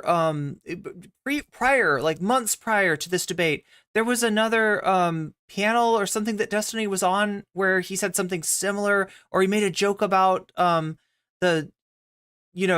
helping Palestinian with weight loss or something like that. Palestinian and not Israeli. That's just so incredibly incredibly trivial. Yes. Incredibly trivial. The emotional appeals. And potato chips. It's working. We're two yes, more virtue signals away from a free Palestinian people. Keep going. Yes. It's you trivializing. If it was the other way around. Yo, the other thing about this is like sugars are the basic building block of life. Like what a fucking absurd thing to do to restrict an organic molecule that's like part of the fucking, like a contributant to the Krebs cycle. That's what we're talking about. If Hamas was imposing a siege on Israel in which another Israeli pivot. children were not allowed to do any of that stuff, you would not be sitting here making light of it. It would not be trivial to you because you understand that Israelis are human beings and their children deserve to eat potatoes, potato chips, and Jewish soda people, pops. I'm sorry, hold on. Are they going to ban the Krebs cycle? Jewish people live in Arab countries around the world. I don't know what the Curious numbers that they are. all left. I don't- Huh? but How this many, is- when we talk this about is- the Nakba and the expulsion of Jews, how many for the Jews lived in the deflection. West Bank after 48? Thank you for the deflection. And I didn't Yeah, no, this is, if you've ever wondered what's it like to debate the Joker, there it is. How would the Joker like argue for fucking genocide? There you go.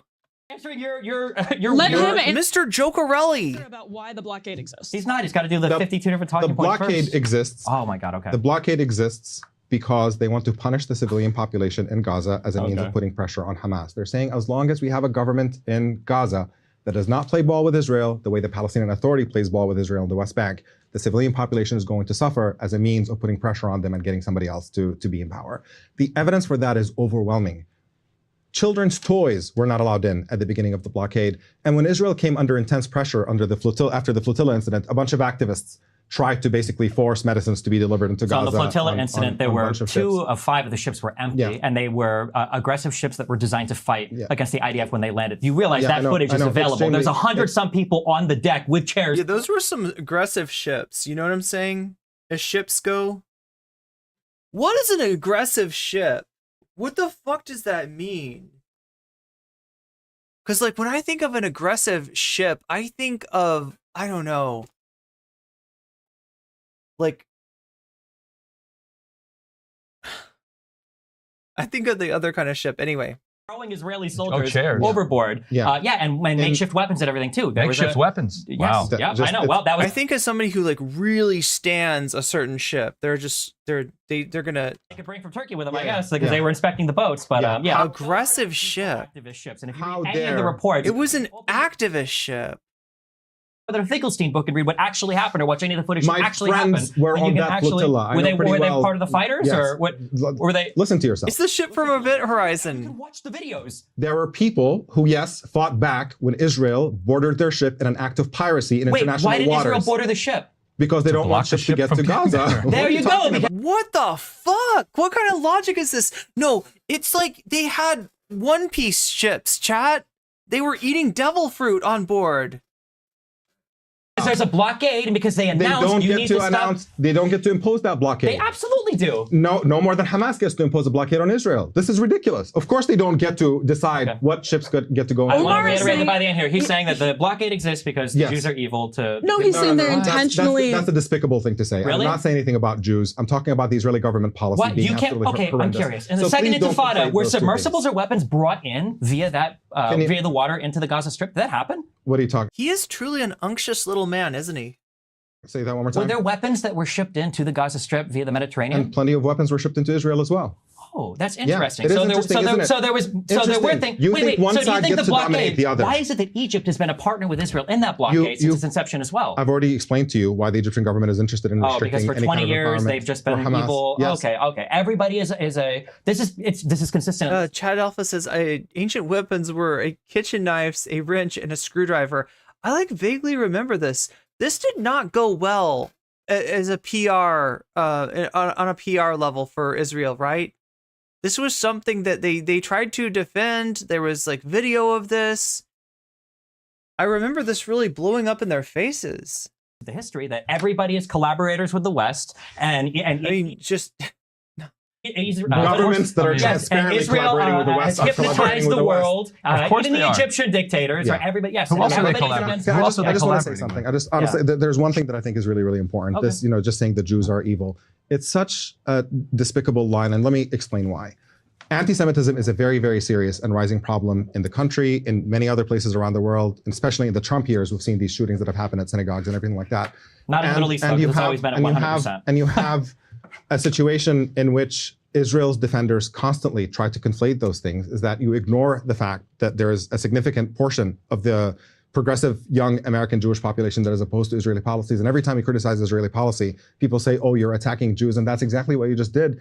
And it's not just harmful to people like me who get smeared by that accusation, completely baseless and really ugly. It's disingenuous and it's transparent. Like, people can tell when you're doing this shit. They've seen it so much that it's really clear when you're not really concerned about anti-Semitism. And detestable. It's probably more but true it's than also, we know, I think. But yeah. That's yeah. Of Omar? Thank you. Probably, yeah, I think so. Thank you for that, Be my that wonderful assumption. speculation.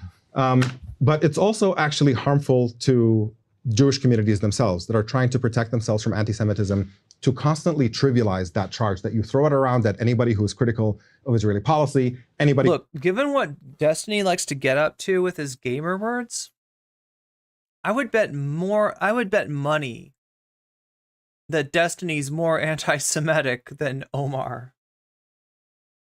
Who thinks that Palestinians are human beings who deserve to have rights. You water that charge down so much when you let it all around that real anti-Semites get more room to breathe and operate because that charge doesn't mean anything. So even if you enjoy smearing people like me and people who defend Palestinians, that's fine. But if you have any part of you that actually cares about Jewish people in this country, I would strongly advise you to stop throwing that smear around at people. Because Okay, I'll do my virtue signal since you did yours. I got asked an interesting question on my way up here from the, is it Max?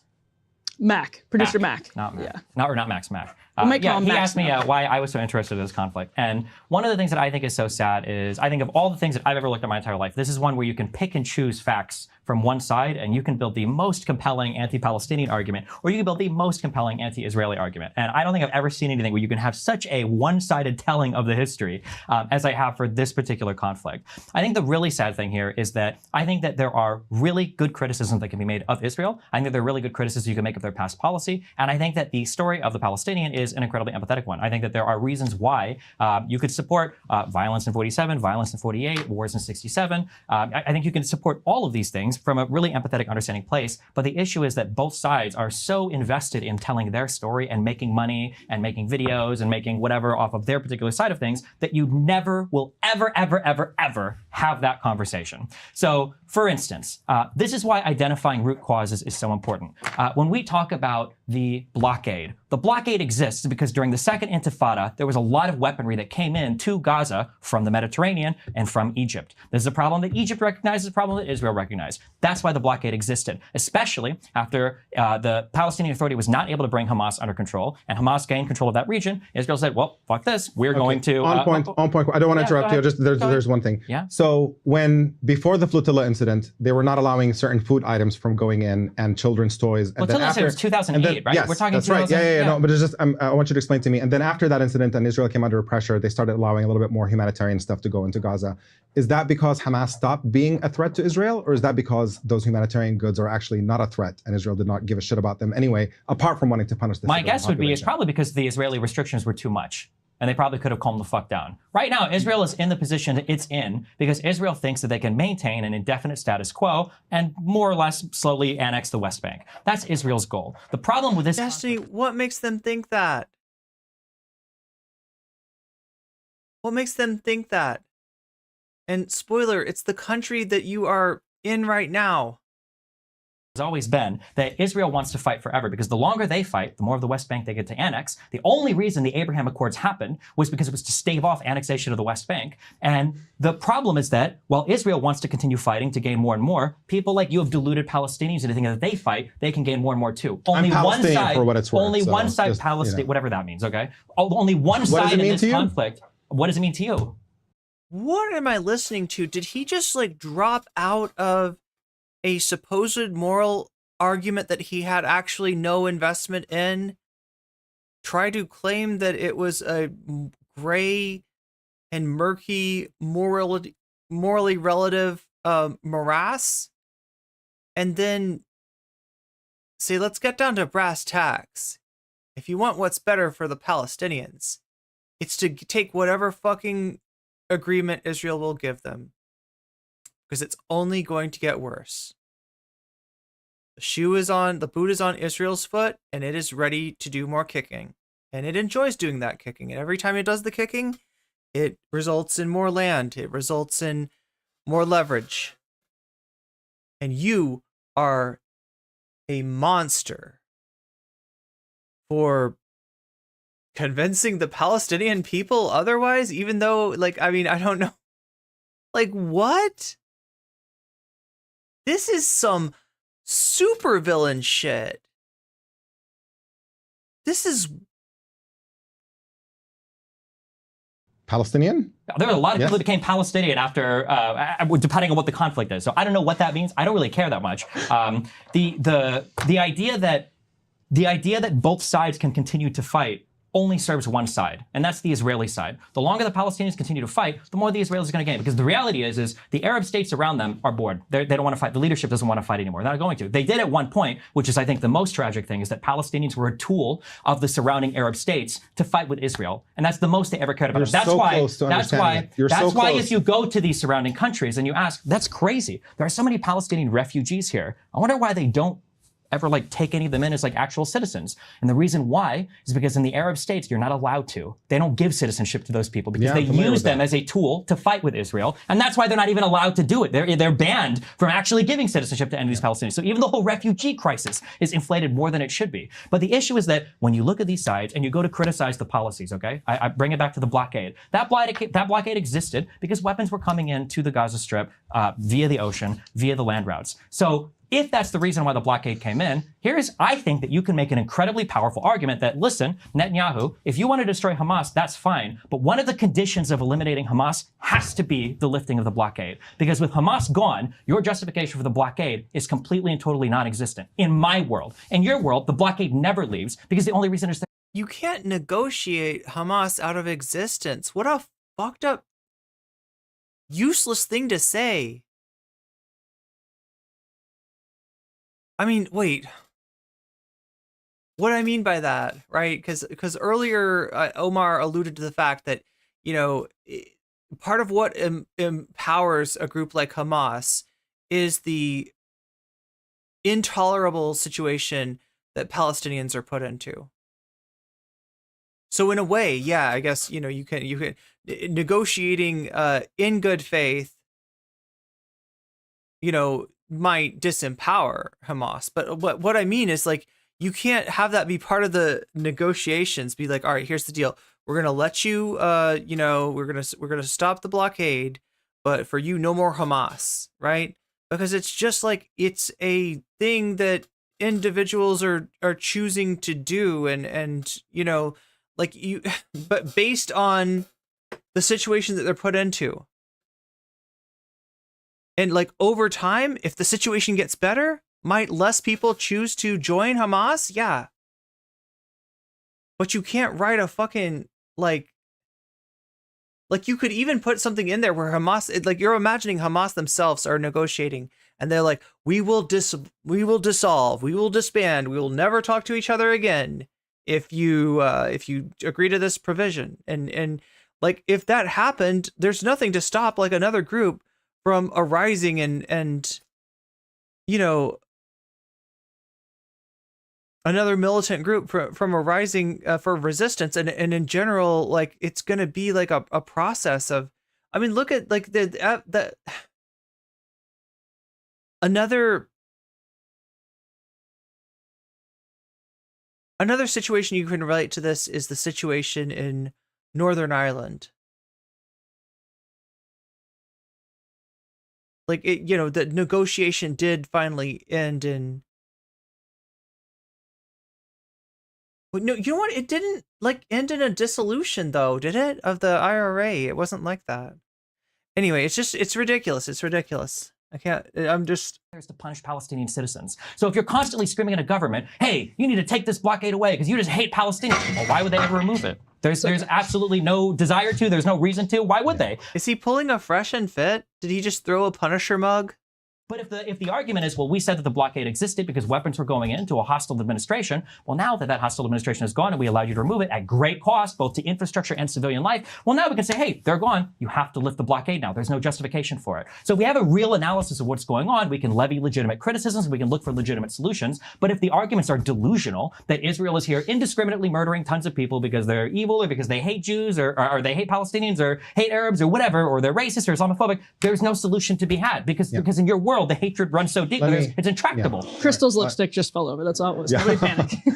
So it's funny. Some bits of that narrative actually. Wesley, what are you actually worried about? You said you can get rid of Hamas. Sure, a group could disband. A group could change its name. Right? But as long as you've got an intolerable situation, you're going to have some form of militant resistance. So what's the difference if it's called Hamas or not? This is a result of Israel's policy. And the only way that it might ever unwind is by unwinding that policy. And it's not going to be an immediate process.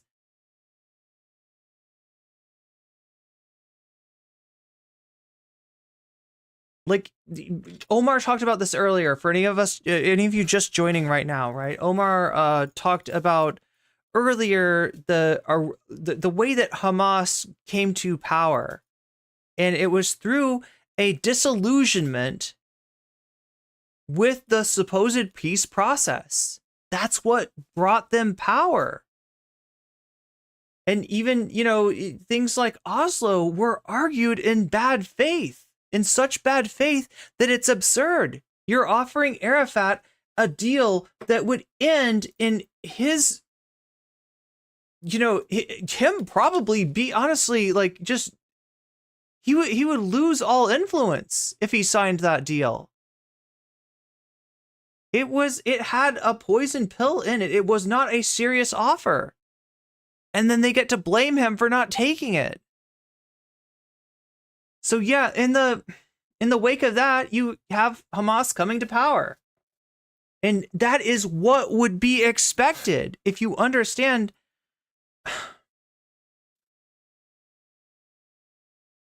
We're kind of like close to reality, but just let me fix a couple of things for you.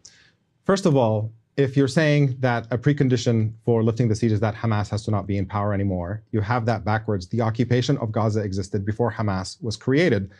The occupation created Hamas. Wait, when was the blockade? The blockade wasn't since the occupation.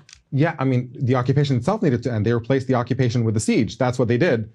And no, the blockade started in like 2005. Yes. So they withdrew. It's been occupied since 48. It remains No, Gaza has been occupied since 1967. Gaza's been occupied since 1948.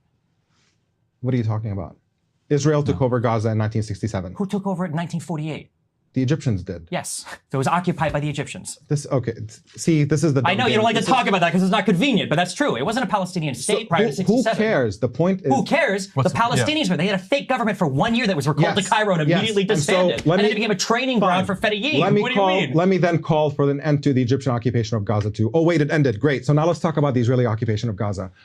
Yo! I just saw ragdoll physics in my head. Like, right? I don't know what the video game engine my imagination is running on, but I just saw Destiny experience ragdoll physics at that moment. It started in 1967. It has continued, and all Israel did is withdraw settlers out of Gaza and replace that settlers on the ground with an occupation from the outside. That's why nearly every international organization still considers Gaza occupied, even after they withdrew settlers and placed it under occupation. According to just about every UN agency, the EU, just the list goes on human rights organizations as well. And so the idea then that you need something to change and that Israel would lift the siege in Gaza, frankly, if Netanyahu came and said to Hamas, if you agree to no longer be in power, we're going to let Gaza be completely. You can have an airport, you can have a seaport, you can just like have the population live. I suspect Hamas might actually be up for that. In fact, they would consider it a feather on their cap. They can say, see, we've delivered something for you. Absolutely not. They wouldn't even agree to a permanent ceasefire. Why would you think that? In exchange for Israel ending the devastation of Gaza. They've offered it 1 million times to release all the hostages. Yeah, the irony of the whole hostage canard, right? The idea that like, well, they should release is that that's been on the table. That's been on the table the whole time. It's Israel who doesn't want to take that offer. Offered it repeatedly. And Dave, it's kind of funny. Let me to be clear. You're saying that if Israel said they would end the blockade, that Hamas would step down as leadership? If they were to leave Gaza, absolutely. I think that would actually happen. Are you sure that the claim isn't that they need to have a 10-year truce or that they need to recognize a two-state solution where the refugees are brought back? This is them as a governing body early on, when they were signaling that they're actually interested in moderating. Like, I changed my mind about scrutiny of this program. I think this is worthwhile. I don't have a good perspective on how it's gone down, you know, in different quarters. All I know is that, you know, kind of like, you know, Destiny's dick writers are still dest writing Destiny, and a lot of other people think he looks pretty silly, but I don't know how universal. Like, I mean, this is embarrassing for him to me, right? But other people might look at the debate differently. Khaled Mish'al, the head of Hamas, in the late wrote in 2000s. Washington- This was before they attempted to coup Abbas's Palestinian Authority, the PLO in the West Bank. I remember this, right before the attempted coup. You don't know what you're talking about. Okay, It's so yeah. incredible. There was an attempt actually at driving Hamas out of power that they then flipped and pushed the Palestinian Authority out as part of a plot that is documented. I think it was Vanity Fair. That's true, but you're talking about 2005, Yes. when there was going to be international support for Fatah. So to it just- yes, it but just- but then Hamas tried to coup the Palestinian Authority in the West Bank a few years later, right after they announced their unity government. It's great that you've done some reading and you can throw out random factoids, but please I know listen that to it sucks when the history I know, but disagrees just with please you. I try know, to that's listen so to what I'm painful. saying to you so you can My actually bad, understand. okay. Go I'm back not, to the broken bones. Yeah. Yes. Okay. I'm not trying to throw up random facts that I've read. I'm trying to explain something to you, and I really hope that you That seems like more like a Destiny thing. actually just make an effort to listen to what I'm describing. Okay. There was an effort by Hamas at the time to try to moderate. And Khaled Mish'al wrote a piece in the Washington Post here in the US talking about how, you know, we don't like the idea of a two-state solution, but if we put it to a referendum and Palestinians want it, we'll accept it and whatever. Like there's all kinds of stuff, signs. And what Israel did is put a suffocating blockade on Gaza and said, you have to renounce violence, even though Israel does not renounce violence. They said you have to recognize Israel, even though Israel does not recognize Palestine. And they said you have to stick by all previous agreements, even though Israel was obviously not sticking to any agreements they had made with Palestinians in terms of just clearly entrenching the occupation left and right at every opportunity.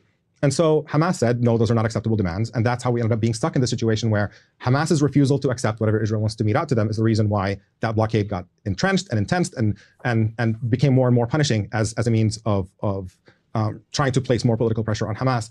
And the idea that now if only Hamas would agree to XYZ, then everything would be great in Gaza, there's just no reason to believe that, because the occupation and what Israeli military officials and security officials and political officials were talking about when they actually withdrew from Gaza was very transparently a plot to deny Palestinian statehood, that they're saying this is a strategic move that will be useful for them. You said as much as yourself that Israel's goal is to prolong the conflict so they can continue to. So he's right about that. Well, so what are acceptable terms now? I mean, there are ongoing negotiations happening right now. What should acceptable terms be right now? For the end of the conflict, or for the actual resolution of the Israeli-Palestinian conflict? For the end of the conflict. For this one, Hamas has to go. Ideally, the hostages would come back, but I don't even know if we know how many are alive at this point. I think that Israel initially wanted 40, and now they, I think, turned it down to 33 because they don't think that there are enough alive that even meet the conditions that they have.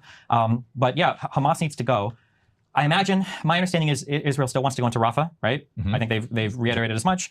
I support it. I think Hamas needs to go. I think that's, hopefully they do it without great cost to civilian life, but I think, yeah, Hamas has to leave. But I would hope that after Hamas is We got some anger scribbles. gone, I think that Israel has to change their approach to the area. I think that Israel right now is on the verge of a very strange existential threat. That is such fucking cope.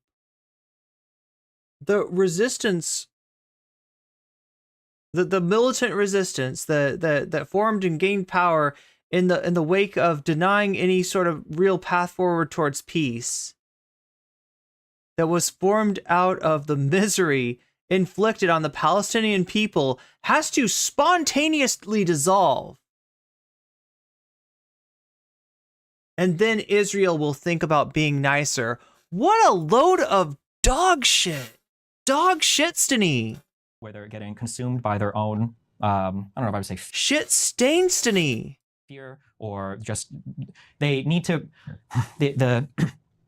in the early history of Israel, the reason why Israel was able to thrive so much and make friends in the West and win wars against the warring Arab states is because they had two arms of military and diplomacy that they wielded both incredibly effectively. Israel was one of the first nations to identify the United States as an important emerging power and to win favor with them. Look, Destiny, this shit works really well, like when you're looking at the camera. You're looking at, I don't know, your notes, your shoes. I look like a freaking T-Rex, right? This is YouTube shit right here, right? I should do this more. I should talk with my hands at all times, right? Even if the movements that I'm making with my hands don't really correspond in any meaningful way with what I'm saying, it's been shown that you'll be more engaged in the video if I'm talking with my hands. However, if I'm talking with my hands and I'm like looking at the desk below me, I am not sure if that works. I think you need to maintain some kind of eye contact with not necessarily, like at least have your eyes visible. a lot diplomatically and a lot militarily. But I think ever since peace with Egypt, Jordan, the Abraham Accords, I think that Israel is just like, now they don't care. They're just going to try to maintain the status quo indefinitely because on a military level, they're really not threatened anymore. They pretend that it's always an existential threat when it comes to conflict, but that's not true. Hezbollah, the Houthis, and everybody in the Gaza Strip can invade all at once, and Israel would bat them away. It's not a huge deal. The existential threat I think that Israel faces now is a political one, is a diplomatic one, because the situation, the status quo is not tenable, and the conditions are not. He looks like a Muppet, says Stone Fox. Nice. October 7th were entirely, I don't want to say like completely foreseeable, but like, what do you think is going to fucking happen if you can't look up this status quo over and over and over again? And then the really funny thing is we're so obsessed with they're trying to ethnically cleanse the Gaza Strip. They want to kick Palestinians out of the Gaza Strip.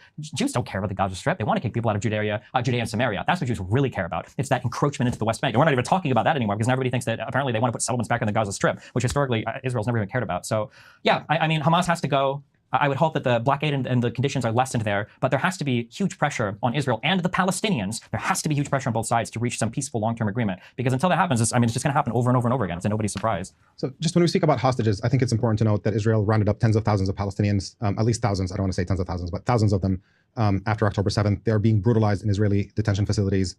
Dozens of them have been killed. Many more have required amputations, and the reports of the torture, of the sexual abuse, all this stuff is happening, and you don't get a fraction of attention to Palestinian hostages being held by Israel compared to the conditions that Israeli hostages are enduring in Gaza, which are unknown. And on top of that, you have an Israeli policy of insisting on this path of vengeance in which they have killed infinitely more Israeli hostages than they have rescued. And to continue down this path, it's quite obvious that the Israeli government and Netanyahu himself does not give a crap about Israeli hostages. So just keeping that in back of mind. Now, when we're talking about peace, and it's funny, the reason why I wanted to point out that you've said a lot of things that are actually correct, but you just kind of like missed a key part of it, is that, yes, the longer this conflict goes, Palestinians do lose more and more. And Israel sees that as an advantage. Every day the conflict goes on, they get to take more and more of the West Bank, they get to entrench their control of it. And that's why we desperately need an intervention. And if Israel's not going to do it itself, you need it from the outside. The way to defeat Hamas, if we're serious about not wanting Hamas to be in power, it's extremely simple.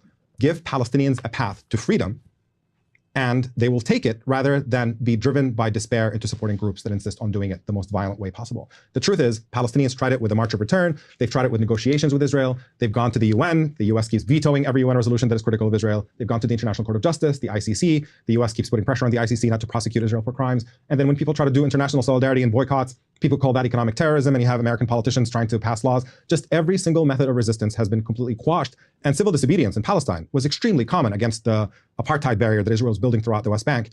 And all these people are basically just end up languishing in Israeli prisons.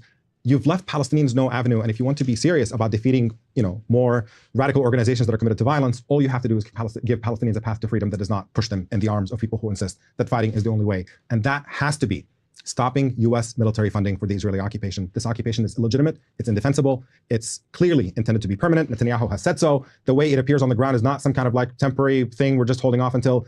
Every day they're taking more and more of the West Bank. That is what they're doing. They're demolishing Palestinian homes. They're pushing Palestinians out of certain areas that Israel wants. Just the entrenchment of it, we're watching it unfolding, and there should not be another penny spent. Yeah, it's funny. Nobody accuses the US of economic terrorism,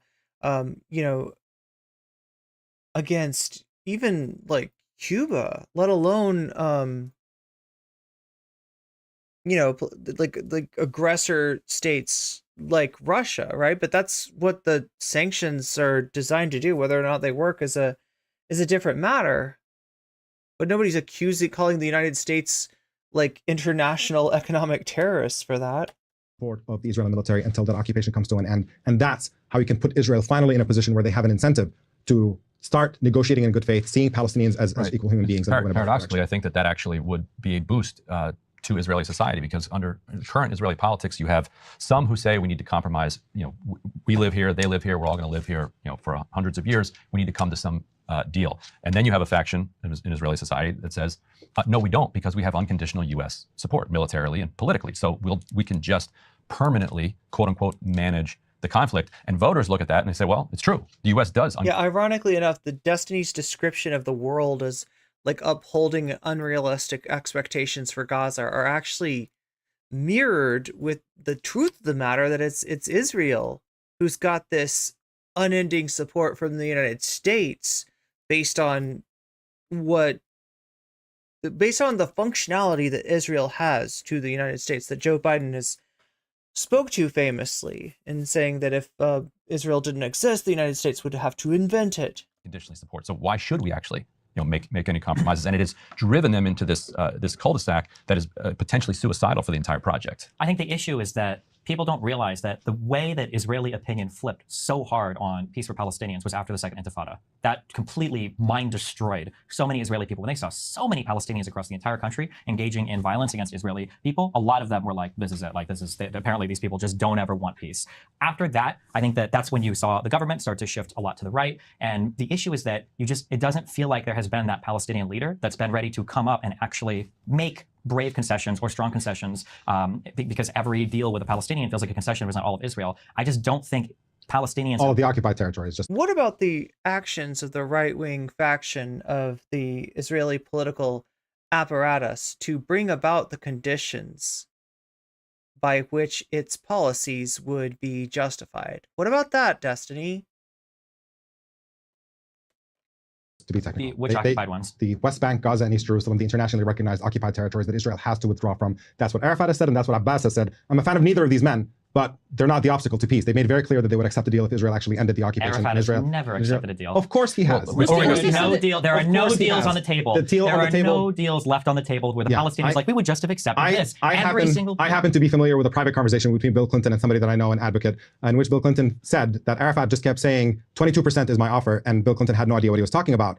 And the person who was talking to him explained to him 22% is the percentage of the land that is illegally occupied by Israel. Arafat was telling you, and the occupation of the West Bank, Gaza, and East Jerusalem. That was the counteroffer repeatedly. And Israel has never been the counteroffer. It has not true. It's the entire basis of the peace process. That was not in 2000? No, absolutely not. Arafat in the late 80s recognized Israel. So he effectively conceded Israel on 78% of historic Palestine as legally defined. Recognized, yes. Yes, and Israel then, if you wanted to call his bluff, all you had to do was end the occupation and see what happens. But Israel didn't. Israel entrenched the occupation. That's the pattern. And you're also missing something about the regional dynamic. You're talking about the Abraham Accords and all of that. Just to be clear, the entire Arab world, first it was Saudi Arabia, put on the table something called the Arab Peace Initiative, effectively, and the occupation will get recognition from us. Nope. And then... what was the huge part of the Arab Peace Initiative they're not bringing up there? You tell me which part. It was the infinite right of return for every single Palestinian refugee. That's the Arab Peace Initiative? You're confused about you negotiate that. No. That's a non-negotiable. That was one of the reasons why the after Camp David, after the Clinton parameters, after Tavis Summit, that was the statement left in rejection of the Clinton parameters where they said, How many times does Destiny think that he can get away with talking over this guy while still keeping up the pretense that he is like a likable person? Doesn't he know how the shit works? Is he just like that nervous? Is he just spamming attacks? I mean, it's just like he doesn't negotiate. Like he's already massively like unlikable already, just based on his mannerisms. Maybe based on the fact, like I said before, that this is not the wolf in his natural territory, right? He's not as a gamer chair, like, you know, talking to people in that sort of situation. He's on like a desk-based, I don't know what you call it, like a desk-based news panel, and, you know, up against people who do this a lot. Will never give up you the are right wrong. of Arabs You are wrong. to return, you are to be wrong. repatriated. What was offered in that Arab Peace Initiative, first it was Saudi and then it became the Arab League, it said a just resolution to the Palestinian refugees. Which has always meant. And that phrasing, no, it has not always meant that. God. That phrasing was specifically designed when we talk about a two-state solution and a just resolution to the refugee issue. It's not saying and the full right of return. That was considered a Palestinian compromise. Like many Palestinians are unhappy with it on the grounds that it doesn't say the full right of return. It only says what a do you just think resolution. A just resolution is? A just resolution, one in which it's understood that you would allow for a two-state situation to happen, means Israel recognizes that they drove those Palestinians out, a small symbolic number gets to return to Israel proper, and then the majority of them end up in a Palestinian state. That was the loose formula. That if you look at it was offered in 2000.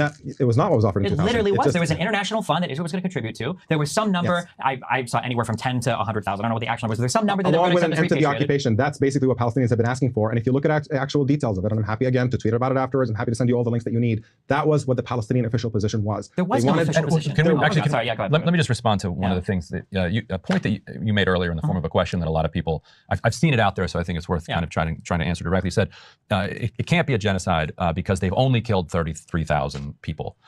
If they wanted to do a full genocide, they have the capacity, they have the bombs to kill all 2 million plus people. So it's kind of a meme argument, but so 1/5 of their population, right? Right. Why wouldn't they do it? And so one, you'd say, well, 13,000 children, far too many. But more importantly than that, you'd say they've killed the number that they can sort of get away with at this point. But the goal is not killing and death. The goal is domination and the ethnic cleansing of the region, the clearing out, the thinning out of the population. And so you don't actually need to kill 2 million Palestinians if you can drive hundreds of thousands of them to other countries. Sure, if you want. I mean, if you're talking about right. genocide, you can have a genocide with 100 people theoretically. The number of people killed isn't important. The intention is important. But it's hard to make an argument for genocide. Right, we're not setting aside genocide. Oh, sure. Well, I mean, like the attacks happen in response to. But that would be the answer to the question: why haven't they killed more? Yeah, I guess. But the problem is just absent any. There just isn't strong. It's the weirdest genocide ever. If you're dropping leaflets saying, "Hey, flee to the south. Most of the military activity is going to come to the north," or "Hey, we're working with 52 organizations trying to open up borders and crossings to get more humanitarian aid." Hamas is generally in the south. Why did they bomb the north? Hamas is generally Hamas is everywhere. No, Hamas's like military stronghold has always been the south. So when they went why back did they go to into the north? There were literally 900 people that they What happened to captured. by the way, what happened to that 3-story 3D rendering of a command center that we saw under Shifa Hospital? The one with do you mean the one where they released the footage of the massive tunnel, the bomb shelter? There are tunnels in Gaza, but where was the command center that we're all told existed? When you're saying command center, are you looking for like a I'm not the one 2001 that said Space command Odyssey? center. I'm not the one that said U.S. command intelligence center. has corroborated everything that Israel said, and they said they arrived at Oh, those. that's nice of the U.S. intelligence. Well, listen, if you want to believe Russia and Hamas instead of the United States and Israel, I can't help you. Hold on. If you want to believe, hold on, actually, wait, I'm curious. If Hamas were to make a statement about a particular thing, would you believe that more than the United States and the IDF corroborating their? This is wild. This is wild. I didn't expect this to be so definitive. I didn't expect this to be so one-sided. I didn't expect it to be so asymmetric. Statements? Who would you believe more on that? I don't think you can trust either of them. That's why you have to look at You think it's independent- equal amounts of trust? I think yes, that's about Equal right. amounts of distrust. That's an unbelievably stupid statement. Because so we believe I think we have the government's same. generous Wait, hold on. I'm Israel. curious. Who do you trust then for third-party verification? Human rights organizations report that re-report things from the IDF and from Hamas. You yes, realize they that, look right? and they do independent investigations No, they as well, don't. and they do comparisons. Of course they do. They're independent investigators. Yeah. Have you ever read how they actually come up with the numbers? They'll call a hospital and say, "What's your list of people that are dead?" And then they look at the register and they go, "Oh, well, it seems like the names exist," and then they write it. That's it. It's the same thing that you do with polling and population counting and stuff. You take samples, and based on that, you extrapolate. You can't go and investigate every single last thing that happens. Doing sample work and all of that would be that's not what they do. Yeah. If you read how these NGOs And they you know- conclude their methodology on the and reports. You can you read it. know- They'll say, this has been third-party investigated. Hamas says 10,000, but also these guys actually third-party verified. And then when you read their methodology, they say, we contacted the Gazan Health Ministry and they told us this. Like, oh, And okay, you know, well, fuck and me, you know I what's guess. interesting? And you know what's really interesting? what's is that? that every time the human rights organizations try to go in and investigate, Hamas says we welcome a full investigation. The Israeli government tries to block human rights organizations. They from welcome a going to full investigate. investigation. This Yes, is when repeatedly. Amnesty International go down and interview people and they say some of them were kind of nervous to talk to us. Why isn't Hamas opening any archives so that we can externally validate what's going on in the that amount of country? nonsense you spew is just it's What did incredible. I just say that was nonsense? Hamas has reported on multiple occasions that they have basically verified the credibility of the people who are talking to them, that they are talking to because they have been willing to criticize Hamas and say we disagree with Hamas is doing, we disagree with the firing of rockets, they are brutal, they are repressive. So they talk to Palestinians who are perfectly willing to criticize Hamas for being terrible, but then they say, but it's not true that they were hiding in our house or used human shields or whatever. So that's how you know that when you compare those narratives, it's the Israeli narrative that is completely baseless. Do you acknowledge I have something right here. Real quick. Do you acknowledge that Amnesty International has said that they store munitions in houses? Have you acknowledged that? I'll tack onto that. Houses, which is a very important difference. This is from earlier this month, an interrogation of an Islamic Jihad fighter, and I'm genuinely curious. This is not a leading question at all. Asked by the interrogator of this Israeli interrogator of this Islamic Jihad Israeli fighter. detention? In Israel, that's what I'm asking. Yeah, in Israeli detention. Engages in torture. Asks which hospitals Islamic Jihad and Hamas operate in. He says all of the hospitals. Yeah. Now, Omar, to Ryan's point, what's your response to that? Yeah, I mean, just when you look at the levels of torture that happen inside Israeli detention, it's just you can't take anything at face value of what comes out of any confessions that come out from people who are being interrogated by Israel. And so that to me is completely meaningless. Yes, if you put me in an Israeli interrogation center, I might also. Sorry, do we have? Oh my God, Young Lance, do I really have to disabuse you of this notion that like you can knock on a ceiling as a courtesy, as a humanitarian courtesy, in the most humanitarian, the most moral way that you can possibly bomb somebody? You, my friend, are a victim of bad Hasbara. I hate to break it to you, but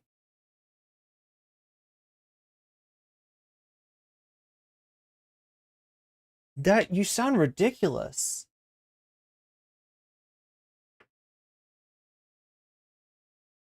Confess to whatever the hell the Israeli military wants to confess to. Do you acknowledge that Al Shifa Hospital was inhabited by a fuck ton of fighters a month ago when they did that massive raid? Inhabited by a fuck ton of fighters, I think I can't verify. And They were 900 Inhabited by arrested. any fighters? Yeah. There were 900 We don't arrested. know. The I don't know IDF the- 500. Yeah, and there were Scientific mass definition of a graves fuck ton. near the Al Nasser hospital that were filled with people who are wearing The scrubs ones where with people have hands been buried there 4 months earlier? with their hands tied behind their back, zip tied. No, can you explain to me what threat people who have The their initial hands zip reporting tied by Al pose to Jazeera. Israel? Wait, what was that response? Oh no, yeah. What was that? Was that a denial? What was that? Completely and totally gray debauched. Do we need to rewind that? What did? Hospital that were filled with people who are wearing The scrubs ones that where with people have hands been buried behind, there 4 months earlier? with their hands tied behind their back, zip tied. No, Can you I don't explain to me what threat people What was that? What was that noise? The initial reporting by tied Al post to Jazeera Israel was to actually end completely up and in totally grave mass debunked graves? by people that were Debunked by who? analyzing. Geolocators and OSIN account on Twitter that like has looked at a ton of videos. You can go, you can look through every single video. So by a Twitter An OSIN account on Twitter? is who debunked those? Is that we're doing it by a Twitter account? You can No, look at no, all the videos I'm- yourself. If you don't trust the IDF, you don't trust the United States, you don't trust who do you trust? Just Hamas? I trust human rights organizations whose job is to investigate these things. Okay, That's well, who I trust. I don't think any human rights organizations have said 100%. We found yeah, Al they have- Jazeera has yeah, you re-reported what don't- Hamas yeah, has said. They can't say it's 100% because Israel will not let them in and they can't actually go in Do you and think that investigate. in a current active war zone?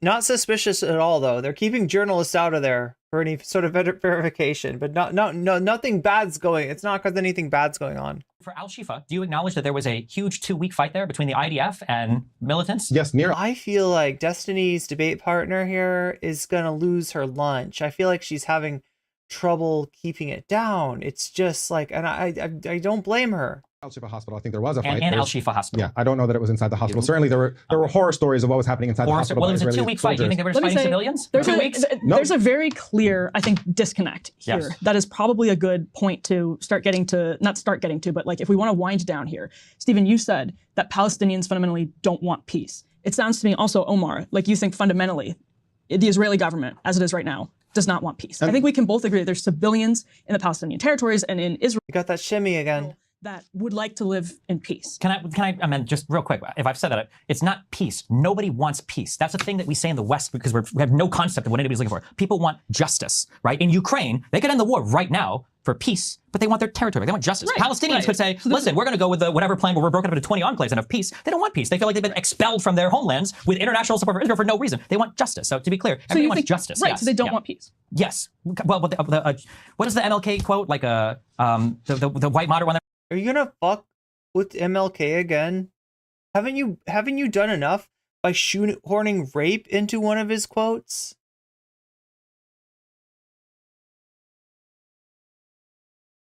I feel like you lost the right to quote MLK at this point. He's gonna bring in the white moderate thing? How is this gonna work? It says where some people prefer an uneasy peace or whatever to an uncomfortable tension or whatever. There's ways to make things peaceful, but people want more than that on both sides, and they should. I just think that and I think what? I actually had this open the other day. He's talking about white moderates. He's talking about the kind of people who prefer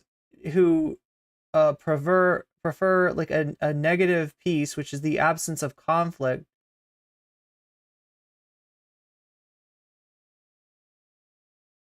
He lost his MLK pass, yeah, a long time ago. Tell me if you, in the end, agree with the point that I was making earlier, because I haven't heard a counter to it, that the way to defeat the ideology of Hamas is through peace, not through war. Now I will sound racist. I don't want to sound racist, but there's a fundamental misunderstanding of the way that Arab states and Arab people in the Middle East. Now you'll sound racist? And to just assume that being nice and peaceful, as in Stephen, just now? Just now? Now you'll sound racist? Like you didn't sound racist before? How do you think you sounded? How did you think you sounded? there is a whole mythos, a whole mythology. This would have been super fascinating to listen to Finkelstein expand on if he was capable of more than insults and ad-homs, but there is a completely and totally different retelling of history from that region from the 1880s and onwards. And as long as those histories are separate from each other, there is no reconciliation that can ever happen. Yeah, the white moderate who's more devoted to order than to justice, who prefers a negative peace, which is the absence of tension, to a positive peace, which is the presence of justice.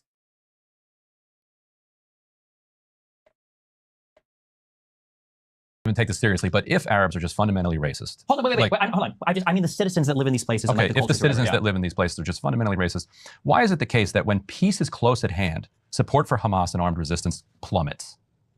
Well, because I think that if they're people, fundamentally just opposed well, and I'm just saying they're rabid, fundamentally, violent when they animals. look at Israel and the Jewish people there, the view from a lot of Arabs is. But why does their view change when peace gets Because closer? Wouldn't it be the opposite if they fundamentally just want to fight with Israelis? It's not that they fundamentally just want to, Wouldn't they actually be more bloodthirsty as peace approached? Yet opinion polls consistently show that support for armed resistance plummets as peace becomes more possible. That is the reverse of what would happen if they were fundamentally a violent, there's racist two things. So people. one, you said it correct earlier that even though countries have foreign peace, a lot. I mean, there it is. I'm sorry. I don't think you have an answer to that, Destiny.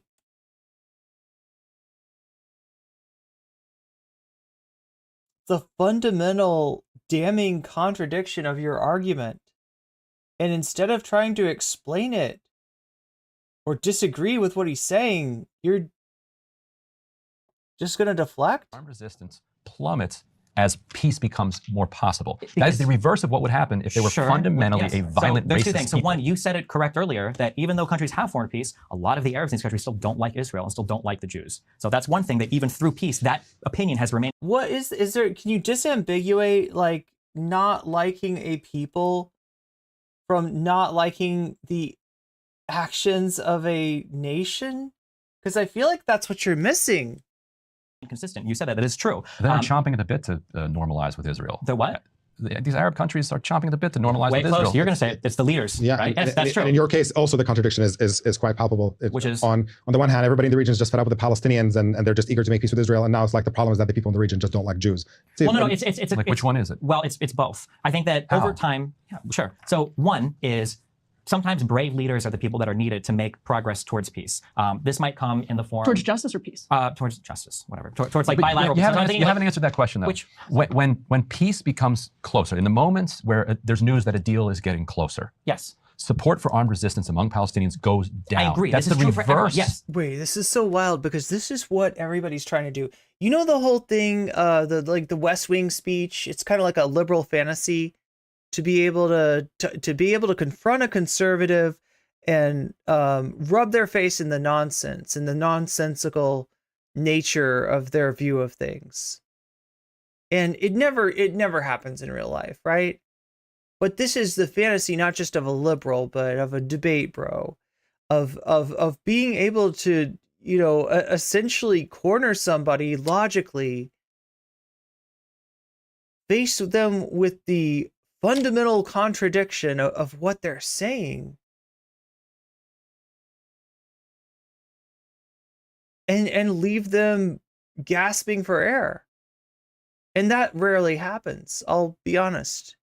Usually, like, there's a lot of, you know, kayfabe that goes on in debates. Nobody wants to take the L, even though everybody wants to take the W.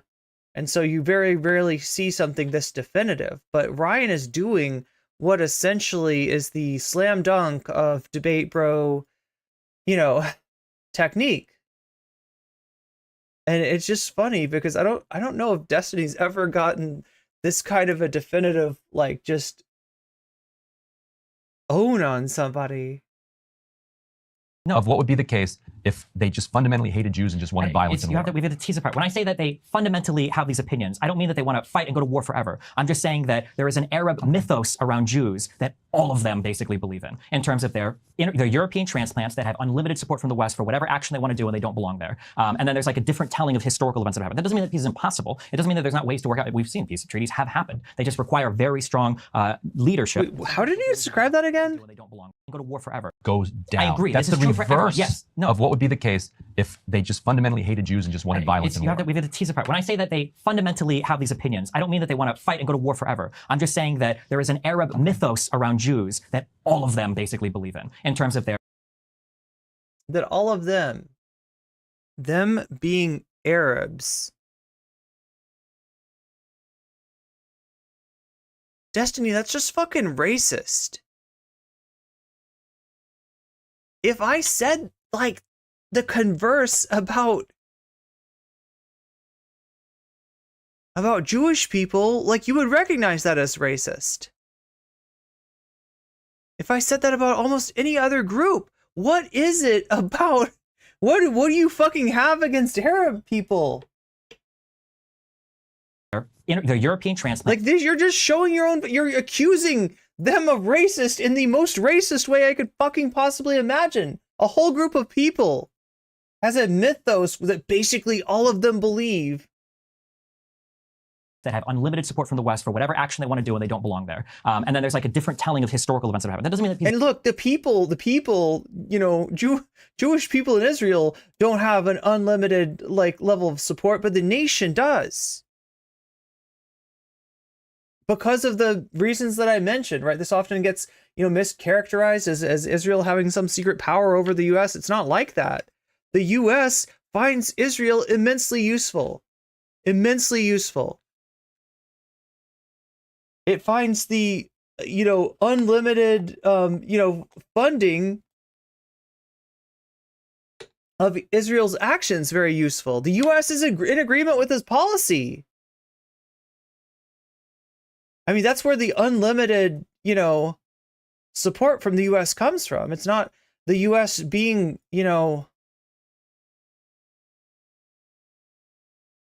isn't possible. It doesn't mean that there's not ways to work out. We've seen peace treaties have happened. They just require very strong leadership, and sometimes those leaders even have to pay the price. So, for instance, when Sadat made peace with Israel, he was assassinated because they thought he was a Western sellout. And it happened to the Israeli leader as well, who was also assassinated by a far-right Zionist for that peace deal. So, peace is possible. It takes really strong, brave leadership to do it. Arafat was never that leader. You should feel that, especially I'm not coming from Kuwait. a fan of Arafat, but Arafat was never that leader. And Abbas isn't that leader either. He certainly was not a rejectionist as far as. Here's what I want to do. I want to toss to Omar for closing thoughts, and then we'll go back to you, Stephen. Sure. Omar.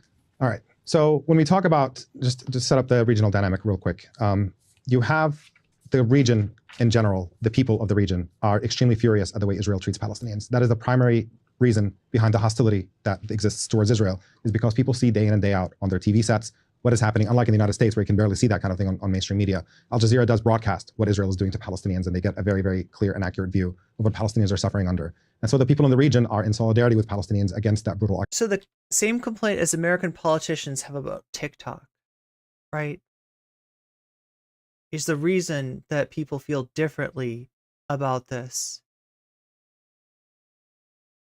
Occupation against their displacement, the ethnic cleansing in slow motion that happened in some cases not in slow motion in particular periods in Israel's history. And they see this fundamental injustice day in and day out and that level of racism, and they're enraged by it. But you also have a lot of governments in the region that are US clients. They're on the US team in the blue sense of the word.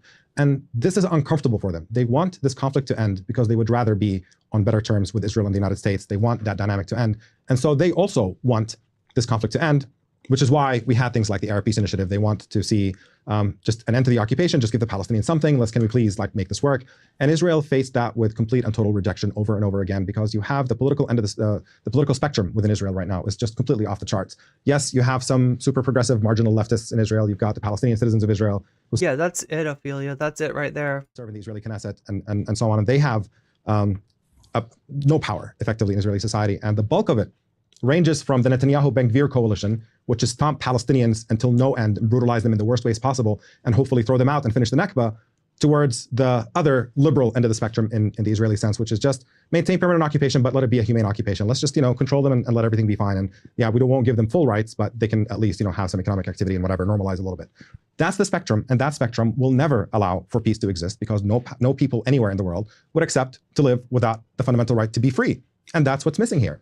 And because you do have a dynamic right now where peace cannot emerge in direct negotiations between Israelis and Palestinians, because yes, there's a lot of intense feelings right now, but on top of that, there's a significant imbalance of power that if you leave them, you're going to end up with a repeat of previous peace negotiations, which is Israel saying, yeah, let's negotiate, while on the ground they do whatever the hell they want. Keep entrenching the occupation, eating up more land, brutalizing Palestinians more, but saying, hey, we're negotiating. It's all a charade. And what you need right now is pressure from the outside. I don't care whether you like Palestinians or hate them, or you think they're this or that, or same with Israelis. It's besides the point. You have a reality right now in which Palestinians are living under permanent apartheid. Occupation and apartheid, and this particular episode in Gaza right now is a genocidal episode. As an emergency, we need to put an end to this Gaza episode, but the situation was not acceptable even before. How long until Destiny's on CNN? I don't know. I don't even know what that means anymore, right? I mean, you're talking about legacy media, you're talking about television. It is very much like a dying form. Obviously, CNN has an online component as well, so it's not entirely dying. It's not entirely resigned to a 60 plus age group, but pretty close. It does have the air of respectability, just because traditionally that has been the respected media. But I don't even know how close that he's got. I mean, he's done stuff on Piers Morgan, who kind of feels like cable news, even though he's not anymore. The onslaught that is unfolding in Gaza. You have a situation in which Israel denies Palestinians the right to live in their own state and denies them full rights even under the areas that Israel controls. So they're stuck forever, either as subjects with no rights, and they can either take that and be happy with it, or if they try to fight back in any way, then Israel will just escalate its violence to levels that are absolutely horrific. Yeah, Chad's pointing out that Destiny's got a mythos around, how he views Arab people. rather than... Those are the choices that Palestinians face. And it requires external intervention. It requires the world to isolate Israel and say, this is not acceptable. This occupation cannot end. You have to end that occupation. And that means that you don't get another penny, no diplomatic relations, no embrace of Israel until there's a change in Israeli policy. And when you look at Russia and Ukraine right now, we've had a very brief episode of that, comparatively speaking, when you compare the two things. There are instances in which Ukraine, for example, I think it was December, fired a rocket at Belgrade and killed a couple of dozen Russian citizens, including 3 children. If in response to that, the United States said, Putin has the right to defend himself and we're going to give him unlimited arms to fight against Oh yeah, he was on Fox, wasn't he? Ukraine, everybody would just laugh at you instantly. You would be laughed out of the room because that's such a ridiculous thing to say. So pointing at Hamas violence and saying that the response is we give Israel unlimited weapons to defend themselves, when the broader context is Israel is invading and occupying Palestine. Good evening to you too, Dead Element. Yeah, chat, we've got, we're like 8 minutes out from the end of this debate. I'm ready for it to be over. I'll talk to chat a little bit afterwards. I think I still want to play Fallout New Vegas tonight, but I'm gonna have to make food before I do that. So, but I'll talk to chat a little bit first. Palestinians and robbing them of their basic rights and brutalizing them and killing them and imprisoning them and torturing them. That in this context, you're going to refer to Israel's right to self-defense is a joke. A home intruder who breaks into somebody's home with a gun does not get to claim self-defense when they're inside that house if the people inside that house get to fight back. Palestinians are fighting for their land that Israel is not entitled to taking. Israel does not belong there. And it's time to isolate Israel until that occupation comes to an end. And that's the only path in which we're going to see Israel moderate. The reason why sentiments in Israel are so extreme is because the US has provided complete and total impunity for Israel. Nobody can ever hold Israel accountable for anything they've done because the US ensures that accountability cannot happen. And that's why we've seen the Israeli spectrum move to an extreme. And in response to that brutal extreme that is imposed on top of Palestinians, you're seeing more extreme views also occurring among Palestinians. The corrective is incredibly obvious and is impossible to miss if you're being intellectually honest and understand what's actually unfolding. Yeah, so your last word, wouldn't cutting off US military aid and blanket unconditional political support push Israel toward a compromise? I don't think we have blanket unconditional support for Israel. I think if they were to do certain things, I think they would lose, they'd lose internal support pretty quickly. A lot of the people you like to quote, Haradzer Bet Salem, are literally posted in Israelis or Israeli organizations. Just one thing before my final statement. Do you think that October 7th was justified, the attack? And do you think civilians were targeted on that day? I mean, they always ask this. And I've never seen them talking to I've never seen this asked to a person who was like, fuck yeah, or, you know, like, I don't know what, like, it's just such a blatantly gratuitously rhetorical, I guess is how I'd describe it. If you separate it out, the part where they attacked Israeli military could be construed as an act of resistance, sure, but the part where they attacked civilians is completely unjustifiable. Of course, they attacked civilians. Of course, that's completely indefensible. So I think that's pretty straightforward. Okay. I think that the big issue when this conflict is talked about is that it feels like people only ever want to tell. See, if it was Piers Morgan, though, to be fair to Destiny, if it was Piers Morgan, he would have asked that in the beginning, and they would have answered that in a similar fashion, and he would have brought it up all throughout the discussion. One side of the story, that we can't have a conversation on why does the blockade exist. We can't have a conversation on what does Hamas do to induce civilian death, because Hamas wants civilians to die in Palestine more than Israelis do. Why can't we have? We can't have I get what you're saying, Destiny, that like there's a chain of causality. However, what you're missing is the chain link before the one that you're signaling towards, right? Like the idea that Israel's put in this impossible position and they've gotta do this blockade and they've gotta disallow sugar. They've got to disallow like literally like a nutrient into the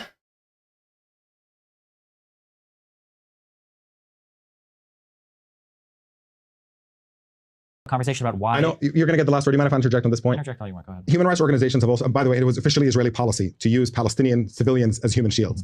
They've done it in the West Bank for many years. They've been arguing they have the legal right to do. Yeah, they were arguing for it. The Israeli Supreme Court banned it. I mean, to do it. The Israeli Supreme, crazy. Yeah, hang on. I'm giving some context. I think hear me out. This is a thought that I'm going to piece together that I think will be useful for you to think about a little bit. Sure. It was official policy. There was a case in which a Palestinian got killed because they do home raids in which the first person knocking on the door is the Palestinian, with the Israelis like standing behind them with the guns to try to get somebody to come out and cooperate and whatever, and they don't want to be shot at. And when the Israeli Supreme Court tried to ban it, the Israeli military establishment was furious. Said this is a really important method of combat. It protects the soldiers' lives. You can't ban it. And Israel basically disregarded what the military establishment said. It was Shaul Mofaz, who was the defense minister at Israel at the time. All of this was happening. I think it was in 2005. And even though the Supreme Court officially banned it, Human rights organizations keep catching Israel engaging in acts of holding Palestinians as human shields in Gaza and the West Bank. Last couple weeks. Yes, it happened, and you see it like there's footage sometimes of holding a Palestinian with a gun over his shoulder. That doesn't even make sense. Hamas hang on, just killed them. hang on, which is the point you're making my point. Yes, very quickly. If the Israeli military thinks holding Palestinian civilians in front of them when they're fighting with Hamas saves the Israeli soldiers' lives, it tells you that they don't believe their own lies about Hamas wanting Palestinian civilians to die, because it would not be useful if that's what they believe. So you're actually making my point. When the IDF was using those human shields, how many Muslims were killed? How many Palestinians were killed when they were? This is the last question. I think there was one incident of somebody getting killed. Correct. Yes. You know why? Okay, so last question. You know why? Because Palestinians. But now there are freaking communists. Now there are communist invading radicals. Welcome in. Oh my God. Chat, we may be very close. In fact, I predict... Yo! That's 2 in a row. Can we make it 3? Anybody else need to sub? Don't want to shoot their own people. That's so why. it's interesting. So the IDF's idea behind that was when they were engaged in this, when they were clearing out houses, the idea was is that if a bunch of IDF soldiers show up and start banging on your door, it's going to lead to some sort of armed conflict. So what the IDF started to do when they were approaching houses is what the IDF started to do when they were approaching houses, if there were people in the neighborhood, if people walking by, they would say like, hey, do you want to walk up and do you want to knock on this door and talk to this guy? Because if you go in and you talk with a gun to their head. No, not with a gun to their head. That's not how. Hey, do you want to hand me your wallet? There's a reason why. Yeah, you can laugh, but this is the conflict. We are laughing, Destiny. The whole world is laughing at you, Destiny. More people probably die because that policy is gone, because the way that you phrase it is, oh, they held a gun to their head because of the human shield, which I think did happen one time. But there's a reason why when you talk about that policy, only one person ever died doing it. It's because there's a safer way to bring people out of the home in order to have, like, you have an actual Palestinian go knock on the door rather than the IDF is banging the door. You're defending the use of human shield. But I'm just saying, that's not a human shield. That's not a human shield. A human shield is when you... What the fuck is that then? What do you call that? That is the most literal description of a human shield. The person is literally standing in front of you when you open the door, and you've got a gun. Oh my God. Shielding the other people. No, it was to shield the IDF doesn't need shields from the Palestinians of the West Bank. So the Israeli military thinks it's human shields, but you don't. The Supreme Court ruled against it because they felt like the ability for them to truly consent, the Palestinians to truly consent to knocking on a door was compromised. First it was non-consensual. Eventually Israel said, okay, fine. Anyway, all right, so here's the thing. Steven, I want to give you time. Because Omar got a good chunk of time to get final thoughts. So I want to make sure that you get this. Yeah, I got you. Yeah, so there's just a refusal on. We don't want Destiny to leave mad, even though you got your ass kicked. Well, you got your ass handed to you. We don't have any crazy ultra-Zionists here, except I guess maybe me. But generally, there's a refusal on both sides to acknowledge the truths of the other side. What? Okay, wait. Time to get final thoughts. So I want to make sure that you get this. Let's fully appreciate the negative res here. I'm gonna slow him down to 1 times speed. I gotcha. Yeah, so there's just a refusal on one side, well, really on both sides. We don't have any crazy ultra-Zionists here, except I guess maybe me. But generally, there's a refusal on both sides to acknowledge the truths of the other side. With the blockade, the reason why the blockade exists is because Israel is evil. Hamas doesn't actually do anything to induce civilians to be killed. Yeah, you asked that question, and that's not where anybody was going with it. It's not Israel is evil, so it likes to do evil things. We can acknowledge that there are goals to the policy, right? And that's not some sort of intrinsic. Anyway. Jewish people don't have any reasonable fears of Hamas. That's why earlier when I asked if Hamas was in charge of Israel and if the Jews lived in the Gaza Strip, do we think the treatment would be the same? Yo, what kind of a question is that, though? What kind of a hypothetical is that? Like, wait, if the situation was completely opposite, what do you think would happen? And his answer and what he thinks is obvious. Why he thinks this is an own is because in his mind, oh my God, it'd be so much worse if the Palestinians had the power and it was like the Israelis that were being, it's such a weird thing to say. What if the power dynamic, the massively asymmetric power dynamic, were exactly reversed? That is such fucking cope. I don't know how else to describe it. Or worse or better, if we couldn't even get an answer there, because the obvious answer is Hamas would probably engage in the obvious answer, he's like, so like, this is a fucking slam dunk. I got him. You got him. We got him, boys. We got him. To kill an actual genocidal campaign. We know how those Arabs are. That's essentially what he's saying. That's essentially, and in his mind, he's imagining some fucking movie from the 1990s with somebody with a curved sword running around ready to chop somebody's head off, or yelling with the tongue thing. I don't want to do it because it's racist, but that's he's literally got fucking Destiny. I will give you credit for having some of the most racist brainworms, to the point where I feel like even your brainworms have brainworms. Not one where the people are on the verge of starvation for 25 years while the population increases fivefold. Okay, so this refusal to acknowledge like basic facts of history, or the fact that the complication is, or the conflict itself is really complicated. This goes back decades in terms of how people are disagreeing over who owns what piece of land, or who has a right to Look, congratulations, jackass. You turned yourself into a comic book villain. Live in what place, or whether or not they're living under apartheid, or what a final solution should look like. The fact that people are incapable of acknowledging both parts of the sides of this conflict makes it so that when people are encouraging their particular side, there will never be a resolution. If you are a Palestinian and you believe that today you are being subjected to genocide and apartheid, why in the fuck would you ever negotiate with Israel for an thing? And I think both of you said to yourselves, the international community needs to step in and solve this problem. And as long as Palestinians think that, there's never going to be a drive there to actually reach any lasting solution. Because why would you? If we're being genocided, we're being apartheided, we live in open air prisons and concentration camps, we're not going to figure the problem out. Somebody's going to come save us.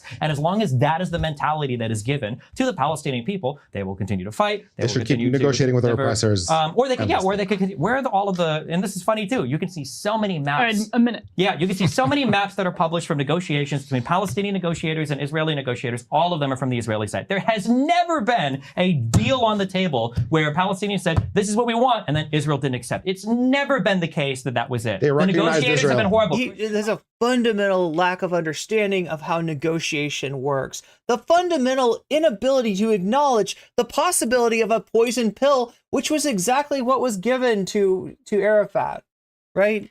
An impossible deal to sign. About Abbas. They recognize Israel. I don't know what more you want. Every single person has talked Israel. about Arafat, about Abbas. The negotiations just can never be made because there is no negotiation. We got one last anger circle. Let's go. Palestinian side, and that's what we see today internationally. Yeah, that's just. Are we gonna get a shimmy? To keep fighting and fighting and fighting until eventually of your. Can we get a shimmy, Steve? One state from river to sea. So we started this. Yeah, there we go. We got a final shimmy. Oh my god, it's so good. We were not going to solve the problem, and I think that proved we to did. be correct. Yeah, that was a lie. We did not solve the problem, but what we did say we wanted to do was bring some more clarity about the contrast. Oh, I got clarity, but mostly it's about Stephen. On both sides, and I do think, Ryan, that we saw a lot of contrast. And okay, a lot of clarity in the that was amazing. So sincerely, sincerely want to thank both of you, because this is not always an easy thing to do, and we all are still here. So somehow, including me, I'm still here. No final thoughts. I'll just leave it at that, because if I say anything, it's just gonna get a response. Yeah, that's right back up, and we've all got things we got to do. Right? It's gonna get a response. So breakingpoints.com to subscribe. We will be here. Remember now on Fridays in addition to Wednesdays. Thank you, Stephen. Thank you, Omar. Hey guys, if you like that video, go to breakingpoints.com. All right, there you have it. I guess I'm glad I watched it. It was tough to get through, but wow. I have never seen anybody get crushed as hard as Destiny right there. That was almost unbelievable. Why is New Vegas exploding in popularity again? Such an awesome game, but it's blown up again recently. I mean, the best answer I can give you is because people saw the show. People saw the Amazon show, and like for me, it was like, okay, I saw the Amazon show. Like I was somebody who I had seen Fallout stuff. I was like, that's weird. You got a bobblehead dude and he goes like that. What the fuck? He's like a 50s dude. What is that? What is that? Oh, Fallout? It's like radioactive? No, nuclear? What are we doing here, right? I mean, I wasn't like really skeptical. I wasn't like down on it or anything, but I just wasn't really particularly, okay, cool. It's a game where you're surviving a nuclear disaster, right? But then when you see the show, it's like, oh no, this is actually really cool. That's my best guess, is that people like probably both people who haven't played it and people who haven't played it in a while, because wasn't Fallout New Vegas, it came out like in 2010 or so? Yeah, it's pretty old, but it's also arguably the best loved game of the franchise.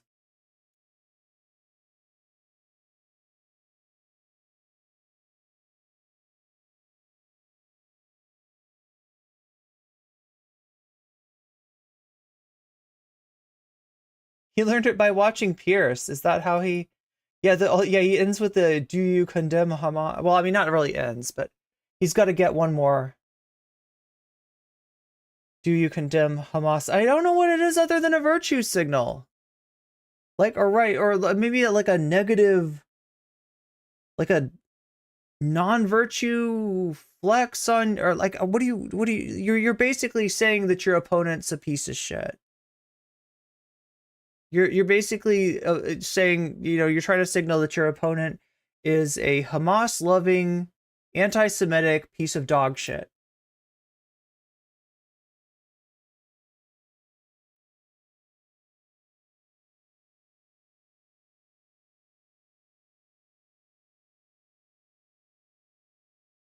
So yeah, the cookie rockets.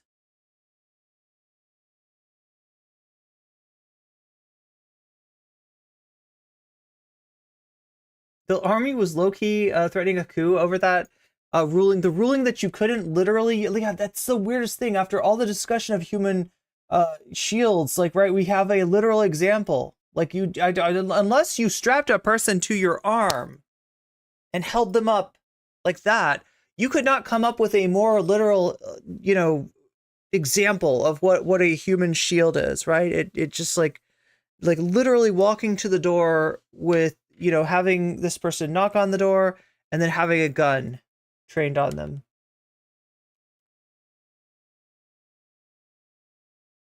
Yeah, basically terrorism is very important to our military force. That's what they...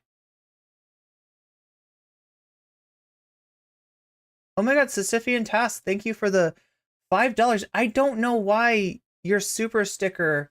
I'm assuming that was a super sticker? I'm not sure why it didn't trigger the alerts, right? It's supposed to make a sound when you do that. It's supposed to... Here, let me give you the sound. Since you didn't get it. Yeah, normally it would be like... Yeah.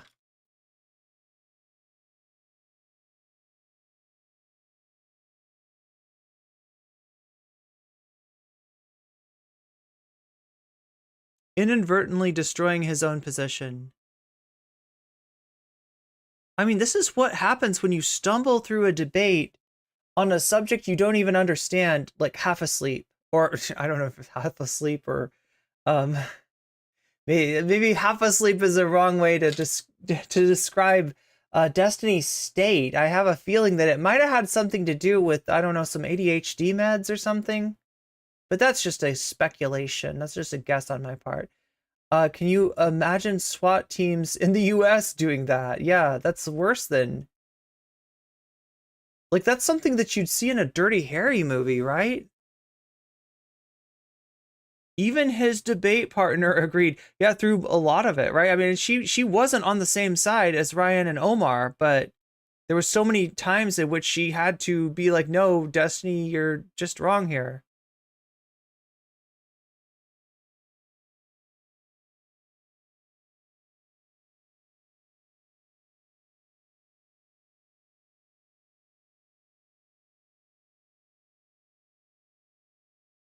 Now I want to play with the soundboard.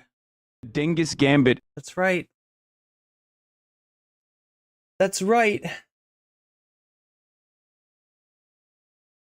No, he did shimmy. Like, I mean, close to the end, pretty close to the end.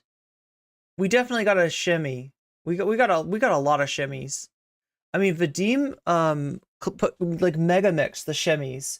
Like, tried to get every shimmy. I don't think he did, though. I think Steven that's his go-to move. He would throw a Karen fit if a cop dragged him off the street to knock on someone's door. I mean...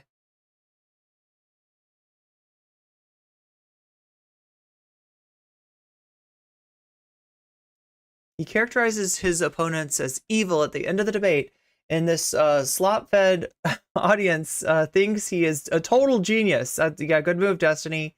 Great move, Destiny. Keep it up.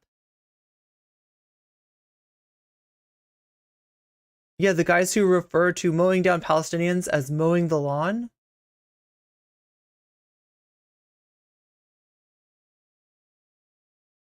Yeah, exactly, Brayden. If the yeah, I mean, this is not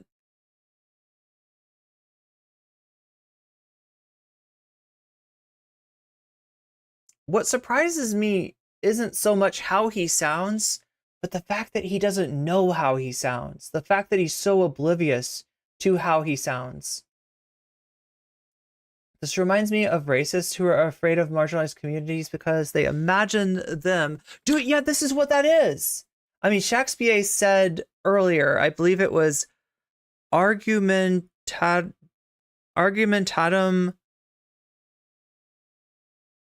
Oh my God, it was this phrase that was just like an argument from retributorum. Yeah, because it's genitive. Oh, that's right. Now I remember. I don't know if that's the official phrase, but I do hear this shit a lot. I do hear this kind of like argument, appeal to the possibility of retribution to justify something that the person may not realize, but they are implicitly admitting is immoral, is fucked up. And they use if I don't continue to do this to them, they're gonna do it back to me. And it's just like such a fucking nihilistic way to be.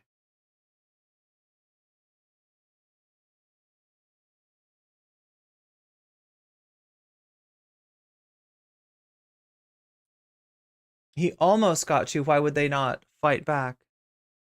So under the past conditions of apartheid or slavery, the oppressed should not have been understanding the situation as such, because it would have made a resolution impossible. Yeah. You got to be, while you're under threat of annihilation, that's when you got to be super reasonable. That's how it works. And if you're not and things go south, oh well, it's your own fault. It's your own fault.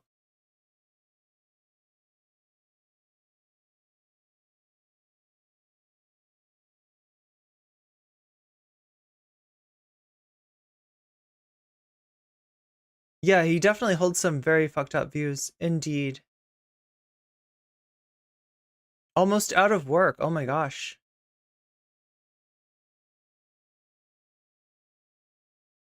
Destiny's ideology is so broken, it's like climate change denialists. There's no point in changing their minds at this point.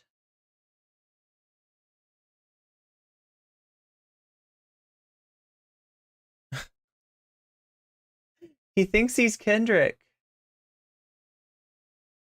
I don't enjoy other Fallout games even close to as much. Wait, is close to as much as New Vegas?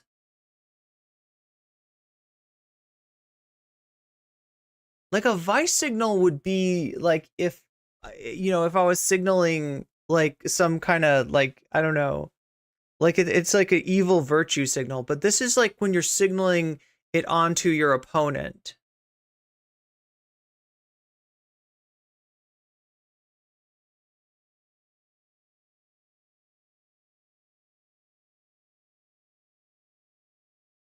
My body is ready for Fallout. Oh my God. It is.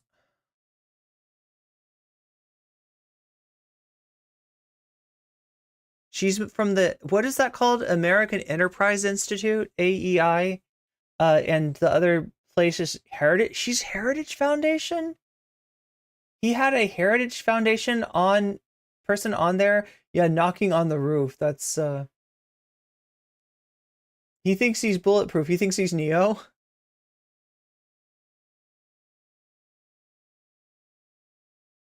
It reminds me of the night for the Monty Python.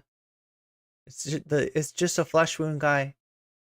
Bro thought he ended Omar a few times, and Omar was letting him hop into the pot with carrots and salt. Pretty much. Destiny is hitting his reactionary era. The argument isn't driven by nihilism. It's driven by fear. Yes, that is my favorite cartoon. Oh my God. But why is that my favorite cartoon? Do I enjoy cartoons preferentially when they have like vor themes to them? I don't know, chat.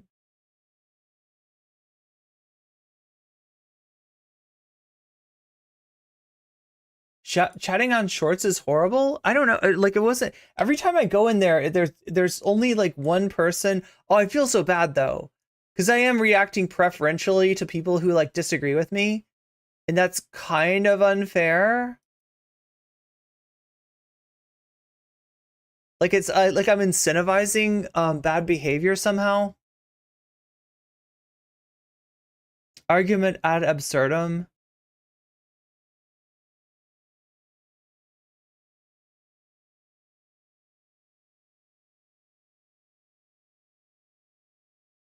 Oh my god, chat, we farmed 54 likes in shorts today. You know, I'm actually supposed to farm you harder for likes. Isn't that wild? I would feel bad farming you harder for likes. Like, I gotta farm you so hard that the people that just come in, they feel pressured to like. They're just like, it's turn you into a cult, the cult of the thumb, where everybody's just like constantly liking the stream. And if anybody's not liking the stream, they get thumbed to death in a video game. In a video game, shorts won't hyperlink, or I'd link it for you. Interacting live on shorts is maddening. Is there like a, what do you call it? Is there like a delay or something? BCatK says, I like being farmed. I mean, I feel like I would too. I feel like I'd be a really good farm animal, honestly. I'd be like the best animal. Especially if it was like one of those really chill, idyllic farms, not like a real farm where you're in some kind of weird factory conditions. You liked both the regular and the short streams? Nice. Going back to regular stream now. Link your regular stream link. Wait, did I not do it? I thought I had that linked.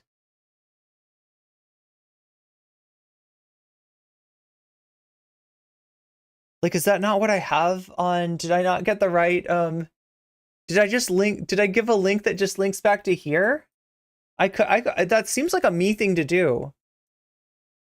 That seems like something that I would do. I thought you did too, but it disappeared. Wait, you stopped seeing it? Because I can see it right now. Yeah, I still see the pinned tweet. Maybe it goes away if you don't interact. I don't know. Is this a Christian stream? Yes. The most Christian of all streams, actually. That's right. We cornered the market when it comes to Christ.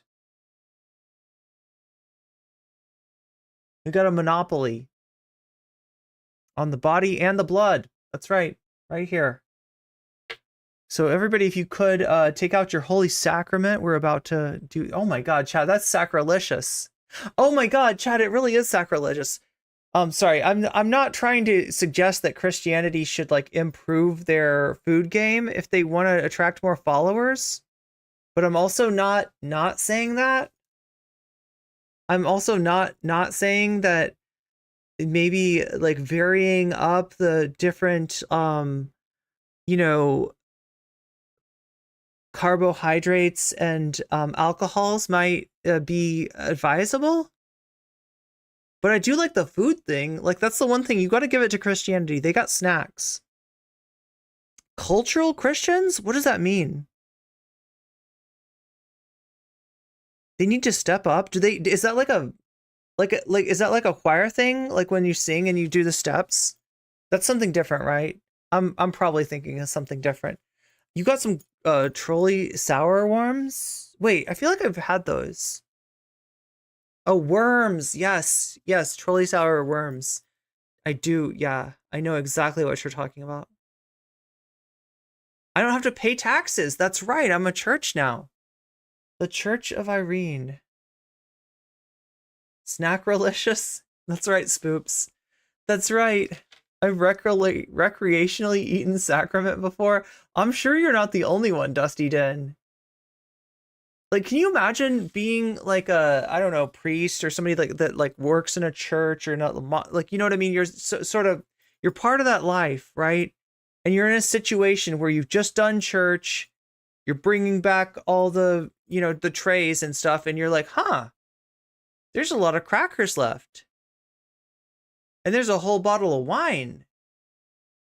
I don't know. I feel like I would be tempted. I would be tempted. That's why the flying spaghetti. Oh yeah, the flying spaghetti monster's got to be the most delicious sacrament of them all. But it's pastafarian, right? Is what it's called. Is that the name for the flying spaghetti monster church? So I feel like it might be spaghetti with a slightly different flavor. Like I don't think it's like just the regular flavor of spaghetti. Should also mention that Sikhism usually has free potlucks and well-spiced vegetarian food. Damn. I've heard that. In fact, I think I've been by one of those. What do you call the centers? It's like a something center, and they're like serving meals like every night there. That's a good religion. If your religion serves meals, I like it. I like that aspect of your religion.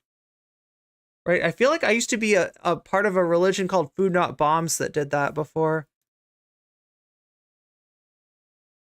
That was my religion. Cultural Christians don't believe in God, but they have the same value. Wait, are you talking about Nazis? Are you talking about people who like they're like all about they're like Western civilization is the pinnacle of human achievement? Those kind of people? Communion actually tastes nothing like blood. I mean, that's probably for the better. Maybe.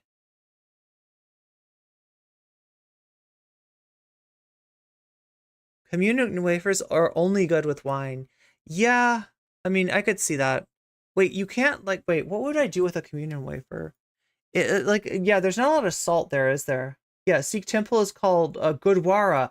I was about to mispronounce that grossly. Thank you for reminding me. It's called Gurdwara. Yeah, I've been by places. You know, there was a place that I used to drive by all the time that it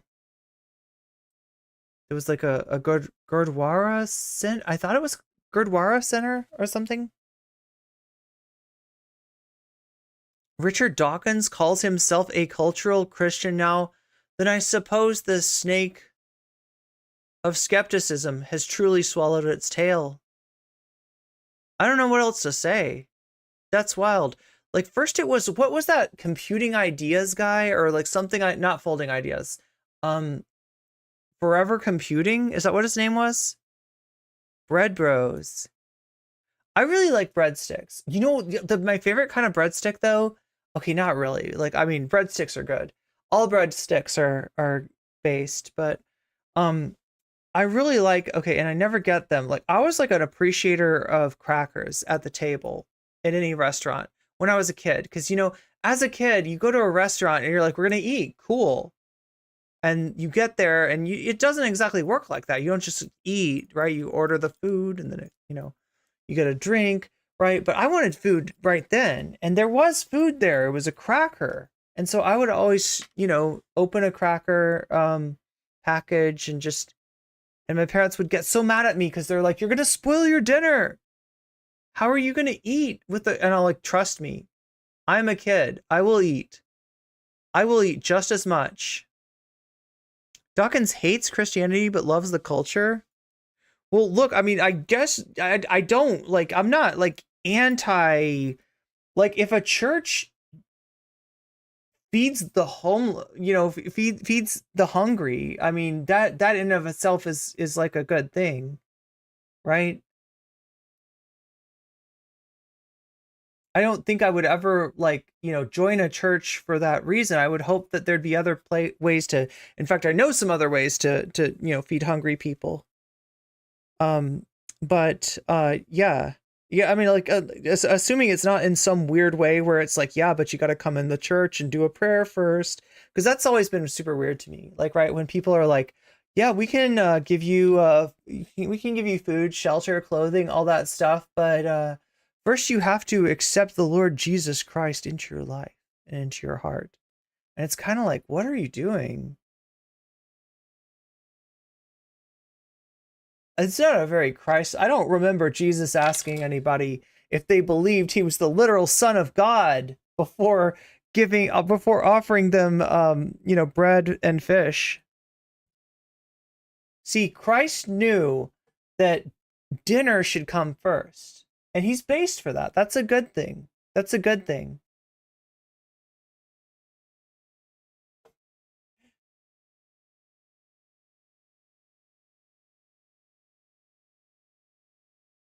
Sisyphean Task says, thanks for the stream. Not sure if my donos went through a bit earlier, but I hope some money makes its way to you. Oh, thank you. Yeah, one of your, I did, Sisyphean, because I got a $5 dono from you earlier, but it didn't have anything written on it. So I didn't know if am I punk rock? I got a delivery message that time. Oh, it didn't give you a delivery message before? Yeah, the first time I just got, it said Sisyphean Task $5, but it didn't say any words below it. But I don't know. That could be on my end. Praise Sky God? Who is Sky God? Look, I am punk rock. You are Sky God. That's how it works. We're punk rock and Sky God. And together, we make up a whole cosmos. My cosmos burns.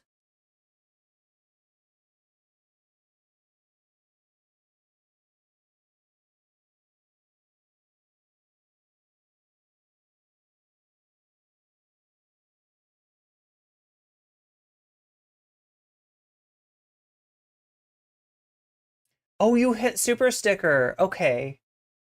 The only thing is it didn't show me what kind of sticker it was. I always considered that element of the story to be a giveaway that the story isn't literal. If one of the characters is literally the son of God, it means that the whole thing is symbolic. Well, wait, I mean, that's something that's confusing to me. Like, right? Did he say something like he was the son of man at some point?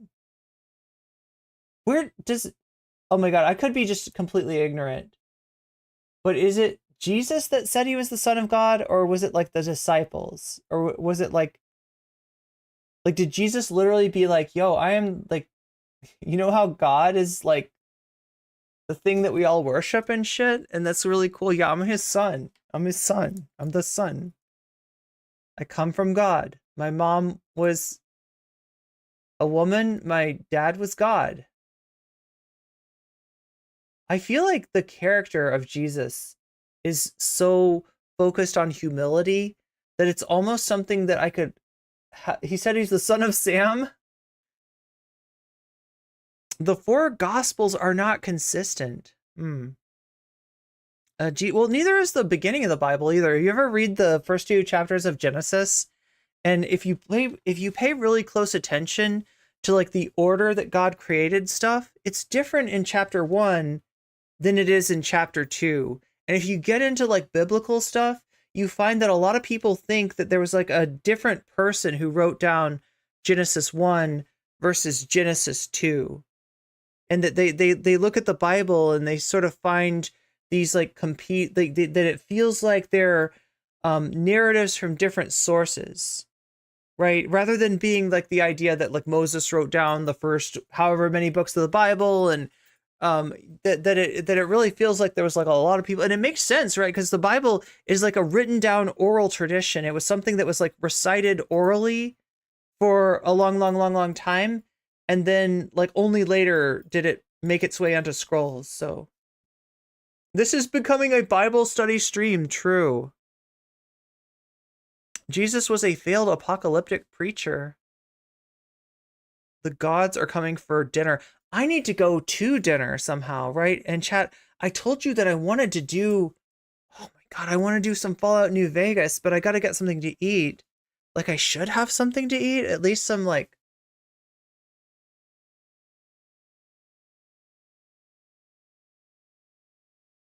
Be moral and go oral? I read that before it was deleted. Will the text change post Paul Atreides? Good question. Don't they have like an orange Catholic Bible in Dune? We should study the orange Catholic Bible. I bet that's interesting. It seems like there were different groups with different oral traditions that got lumped in together to make Genesis. Wait, that makes me think like you're talking about the band. It was different oral traditions. There was the Peter Gabriel tradition, and there was the Phil Collins tradition, and they just got kind of all lumped in and called Genesis. There was the Gospel of the Invisible Touch, the Book of Susu Studio.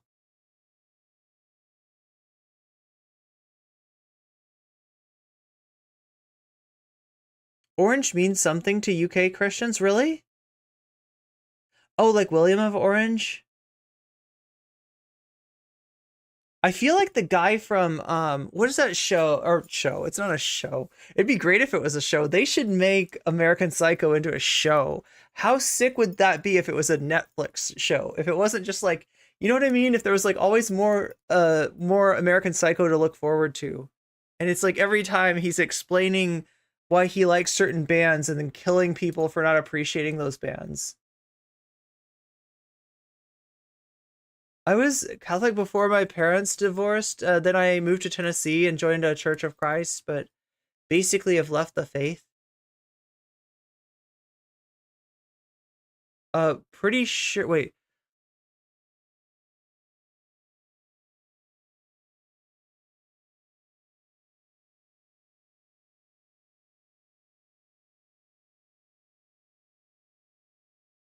Pretty sure most of the Bible came from Paul the Apostle.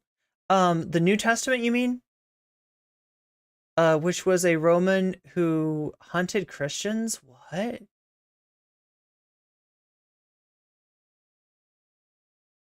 Oh, wait, yeah, you're right. He was the dude, he was Saul before. Better Call Saul. Better Call Saul. It was a big psyop. The whole thing was a psyop. I never thought about that, but it could easily be.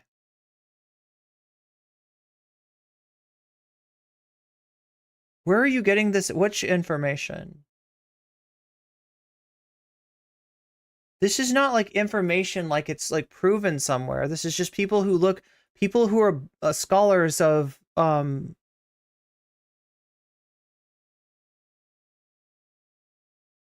scholars of the, Tanakh / Old Testament that look for patterns in it, right? As far as the writing style, as far as the emphasis, as far as and they hypothesize, although, when we say hypothesis, it is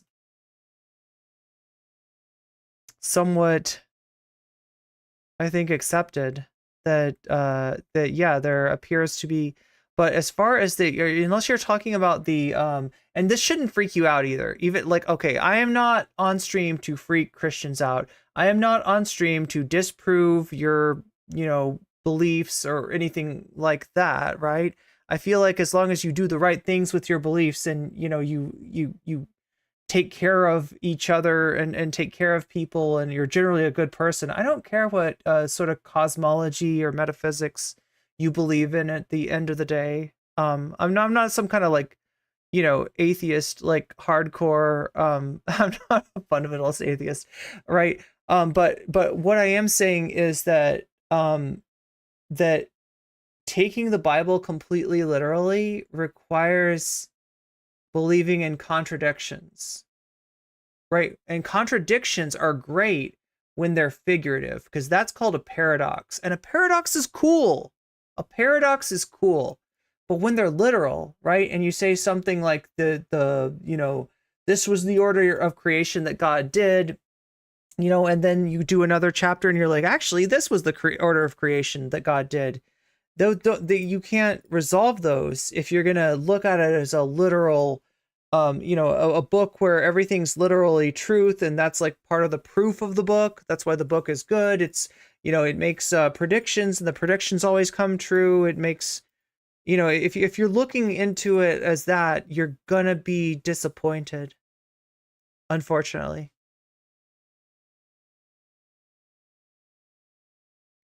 Hebrew was used as a sacred language in ancient Greece It comes from ancient Greek. That's why biblical Hebrew has so few words compared to languages used in all society. Getting this from Professor Hillman, who was kicked out of academia and trolls them now. He's epic. And well, we saw kind of an epic debate today. Yeah, this was a epic, the end of destiny. Yeah, chapters 1 and 2. I will refer you to just read them, and tell me how you resolve those two. Because they're both cool stories, but they're different stories, and you gotta sort of pick one, or none, or look at it as figurative. That's an option too. Like the Bible could still be, a worthwhile read while not being completely literally true. Like I said, I'm not trying to debunk anybody's religious beliefs. I don't have any, investment in that. You believe what you want to believe metaphysically, as long as your Bible and your God doesn't tell you to do horrible shit, to hurt people or justify racism or sexism or homophobia or anything like that. Like I don't have a problem with it.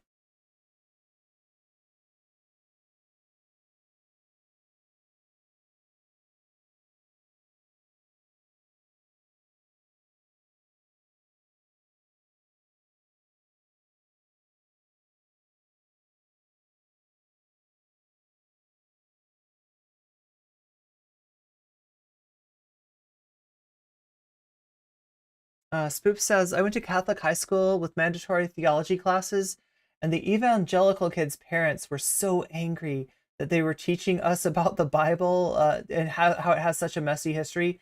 Yeah, I remember in Catholic school, in Catholic high school, that some of that shit was like an eye opener, right? The hypotheses about the different authors of the early books of the Bible, I thought was really. Irene slaying as usually with her base beliefs. Well, I'm on YouTube Shorts, so I have a little bit of a duty to go forth and bear witness. The OCB was created by the Commission of Ecumenical Translators after the Butlerian Jihad, the crusade against thinking machines. Oh shit, that does clear things up. The Orange Catholic Bible. Yeah, you said the OCB, and I was thinking, wait, aren't OCBs also a rolling paper? Am I right about that, chat? Are you the order of creation, Thanatos? Like, right, the what was created in what order? Look at that, right? And I don't think it should be important because I'm not a biblical literalist, and you shouldn't be either.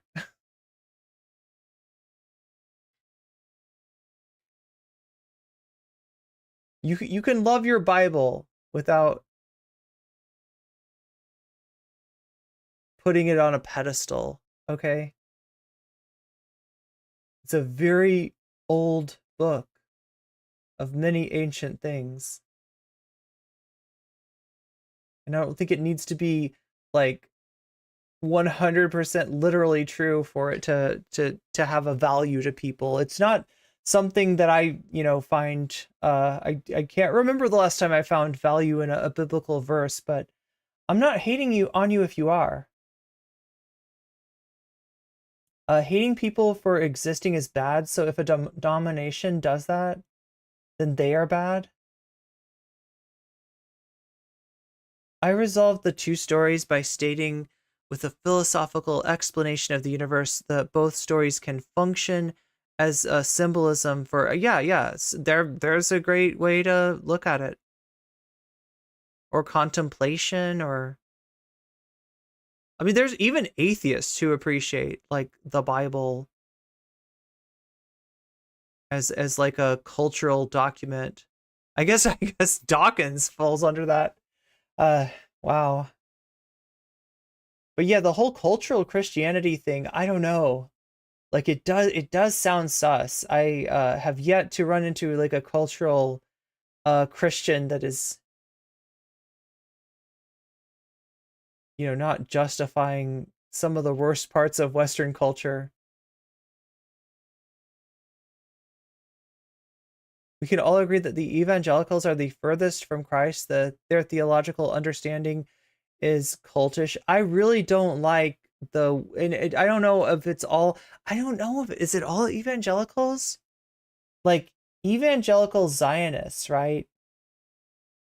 People that are evangelical and have a Zionist, like there's this common belief pattern where they look at the book of Revelations as demanding that before Christ can return to earth, that Jewish people must return to Israel, and therefore they declare themselves in favor of the Zionist project, but not because they care about Jewish people at all, because they care about the prophecy. They care about getting Jesus back, and they think that when he comes back, that like most Jewish people are gonna unalive, and then like a third of them will still be alive, but they'll convert to Christianity to make all the fundamentalist Christians like feel warm in their heart, to feel like they won something. I don't know. It's fucked up. That's a fucked up way to be. I do not approve of that. To be clear, the Orange Catholic Bible is fictional. Yeah, in universe, right? It's fictional. Is it part of the project to kind of, because like what the Bene Gesserit are doing is they're seeding mythology, like seeding seeding mythology into different parts of the universe in order to assist them should they ever be trapped on this planet in such a situation where, I don't know, you go down to the planet to rule and to mine spice, and then the Harkonnens show up, and you end up in a desert somewhere, something like that, right? It could come in handy if people maybe have a prophecy that makes them think that your son is actually their Messiah, their Muad'Dib, so to speak. Yeah, as in it exists. Yeah, that's what I thought you were saying, Troy. It exists in universe. Like they idealize the bigoted parts more than their actual God or the good parts of the belief, at least in the part of the country I'm from. I've never seen Dune or played the games. I've let's see. I feel like I've seen, was it like Sci-Fi that did a bunch of Dune stuff? Didn't they do like most of the Dune books? Or not most of them. They did some of them. But I've also read some of the later Dune books, and I think the later stuff is really cool. I like low-key wanted to be, what is it called? Like the Honored Madres? Are they Honored Is that what they're called? Philip Blair says, people who say the Bible supports Zionism have not read the great Jewish prophets Isaiah, Jeremiah, Amos, and especially Jeremiah.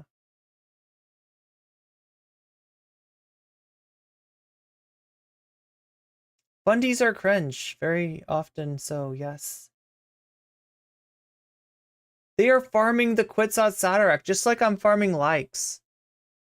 Just like I'm farming likes, just like I'm farming engagement. No, that makes me sound, I don't want to say it like that. That makes me sound bad, right? Somehow some Destiny fan will get a hold of the stream and they'll be like, oh, at the end of it, she admits she's just farming engagement. She wasn't serious about it anyway. The Sci-Fi Channel did the first 3 books.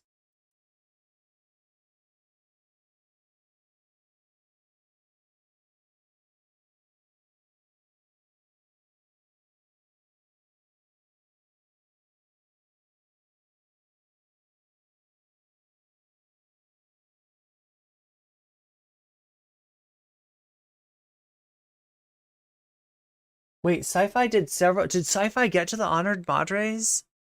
Or Matres? I mean, to be fair, they're pretty evil, I think, right? I think I remember they're evil, but they're bad. I mean, they're bad. They're bad, but they're bad. You know what I mean? Soon we will be riding worms and huffing spice. Look, soon I need to be eating food and I need to be eating food and then coming back on stream somehow to do a Fallout New Vegas stream that I promised you. Or did I promise it? I guess I didn't promise it. The Honored Mantras didn't show up until the last 2 books, right? I think so. I can't remember if that's the one that wasn't even written by Frank Herbert. Look, the sooner I get off of here, the better chance that I will turn around and do an actual New Vegas stream. But the Temu Reverend Mothers, are they shopping like a billionaire?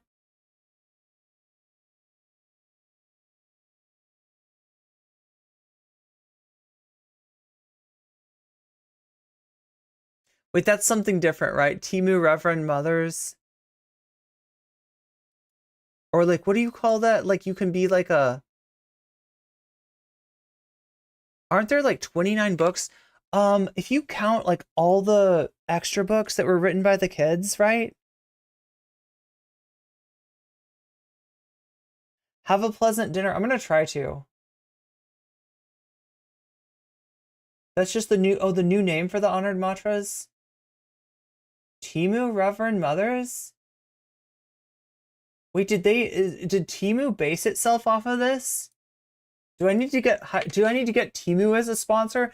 Chat, that would be so bad. People really don't like that. Like, I've heard some things about Temu. I don't want to say though. I don't want to say.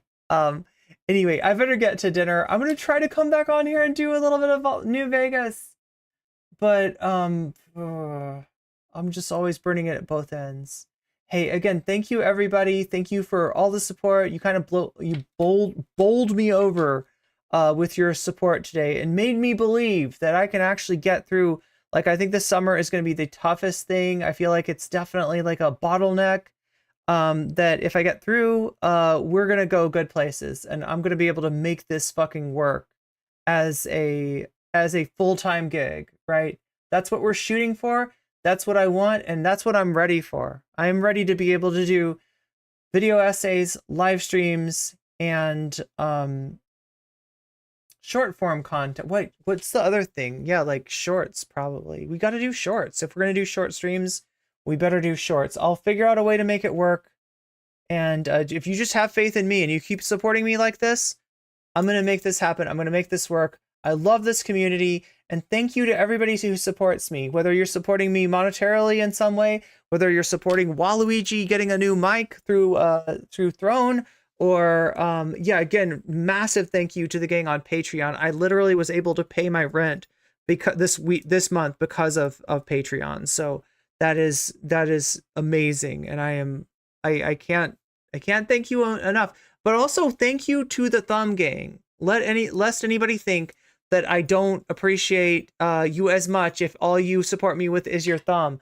Hey, some of us, that's all we got, right? And if you need to take care of yourself first, take care of yourself first. But I do appreciate the thumbs. If you can spare your thumbs, right? Your thumbs help me a lot. It helps bring new people in. It helps, it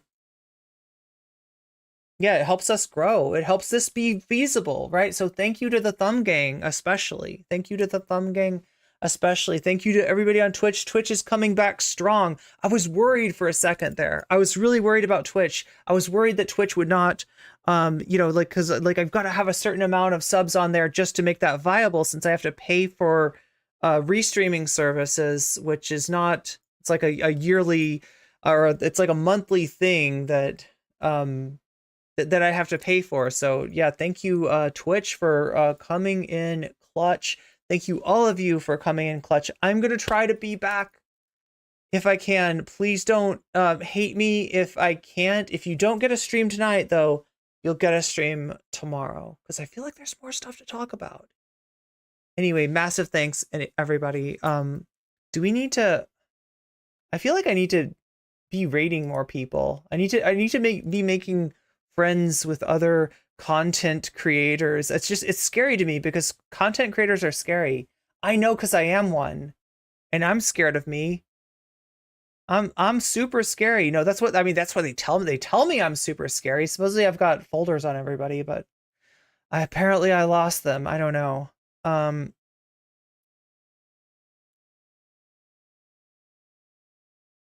See, you shouldn't signal if you're gonna do a raid. You shouldn't signal that you're totally gonna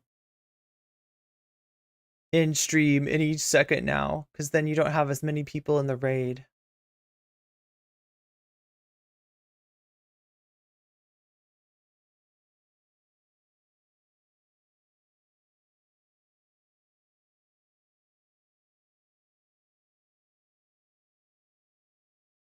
I feel like I always have to end stream super quick, and I never get a chance to raid.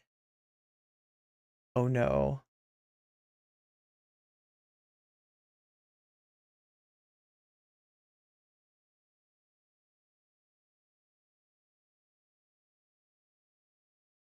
Why isn't it showing me anybody?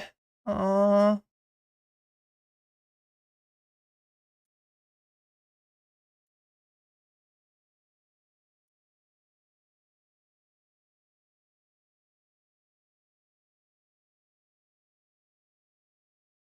I'm losing the window.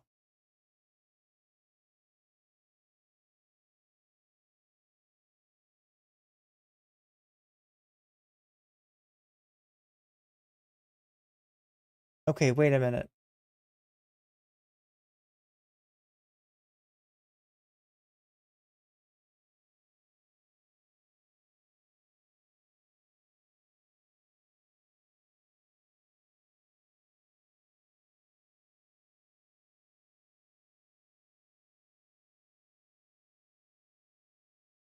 There's one place.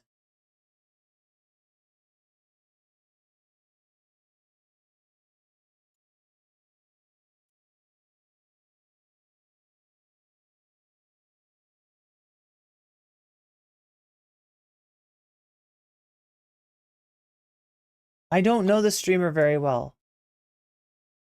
So, forgive me if this is a miss, but I did see them doing some good content the other day. So I don't know how much we agree with. Oh no, it looks like we would be hitting them during a break. They're taking a break.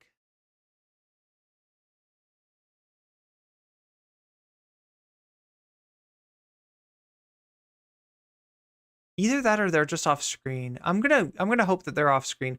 Let's do the raid. You want to do the raid? Get in that robot, Shinji. Get in that robot, Ray. Get in those Avas. Get in those Avas right now. You got limited time. Leviathans are coming. Leviathans are... Oh my god. Are we only going to be able to manage 15?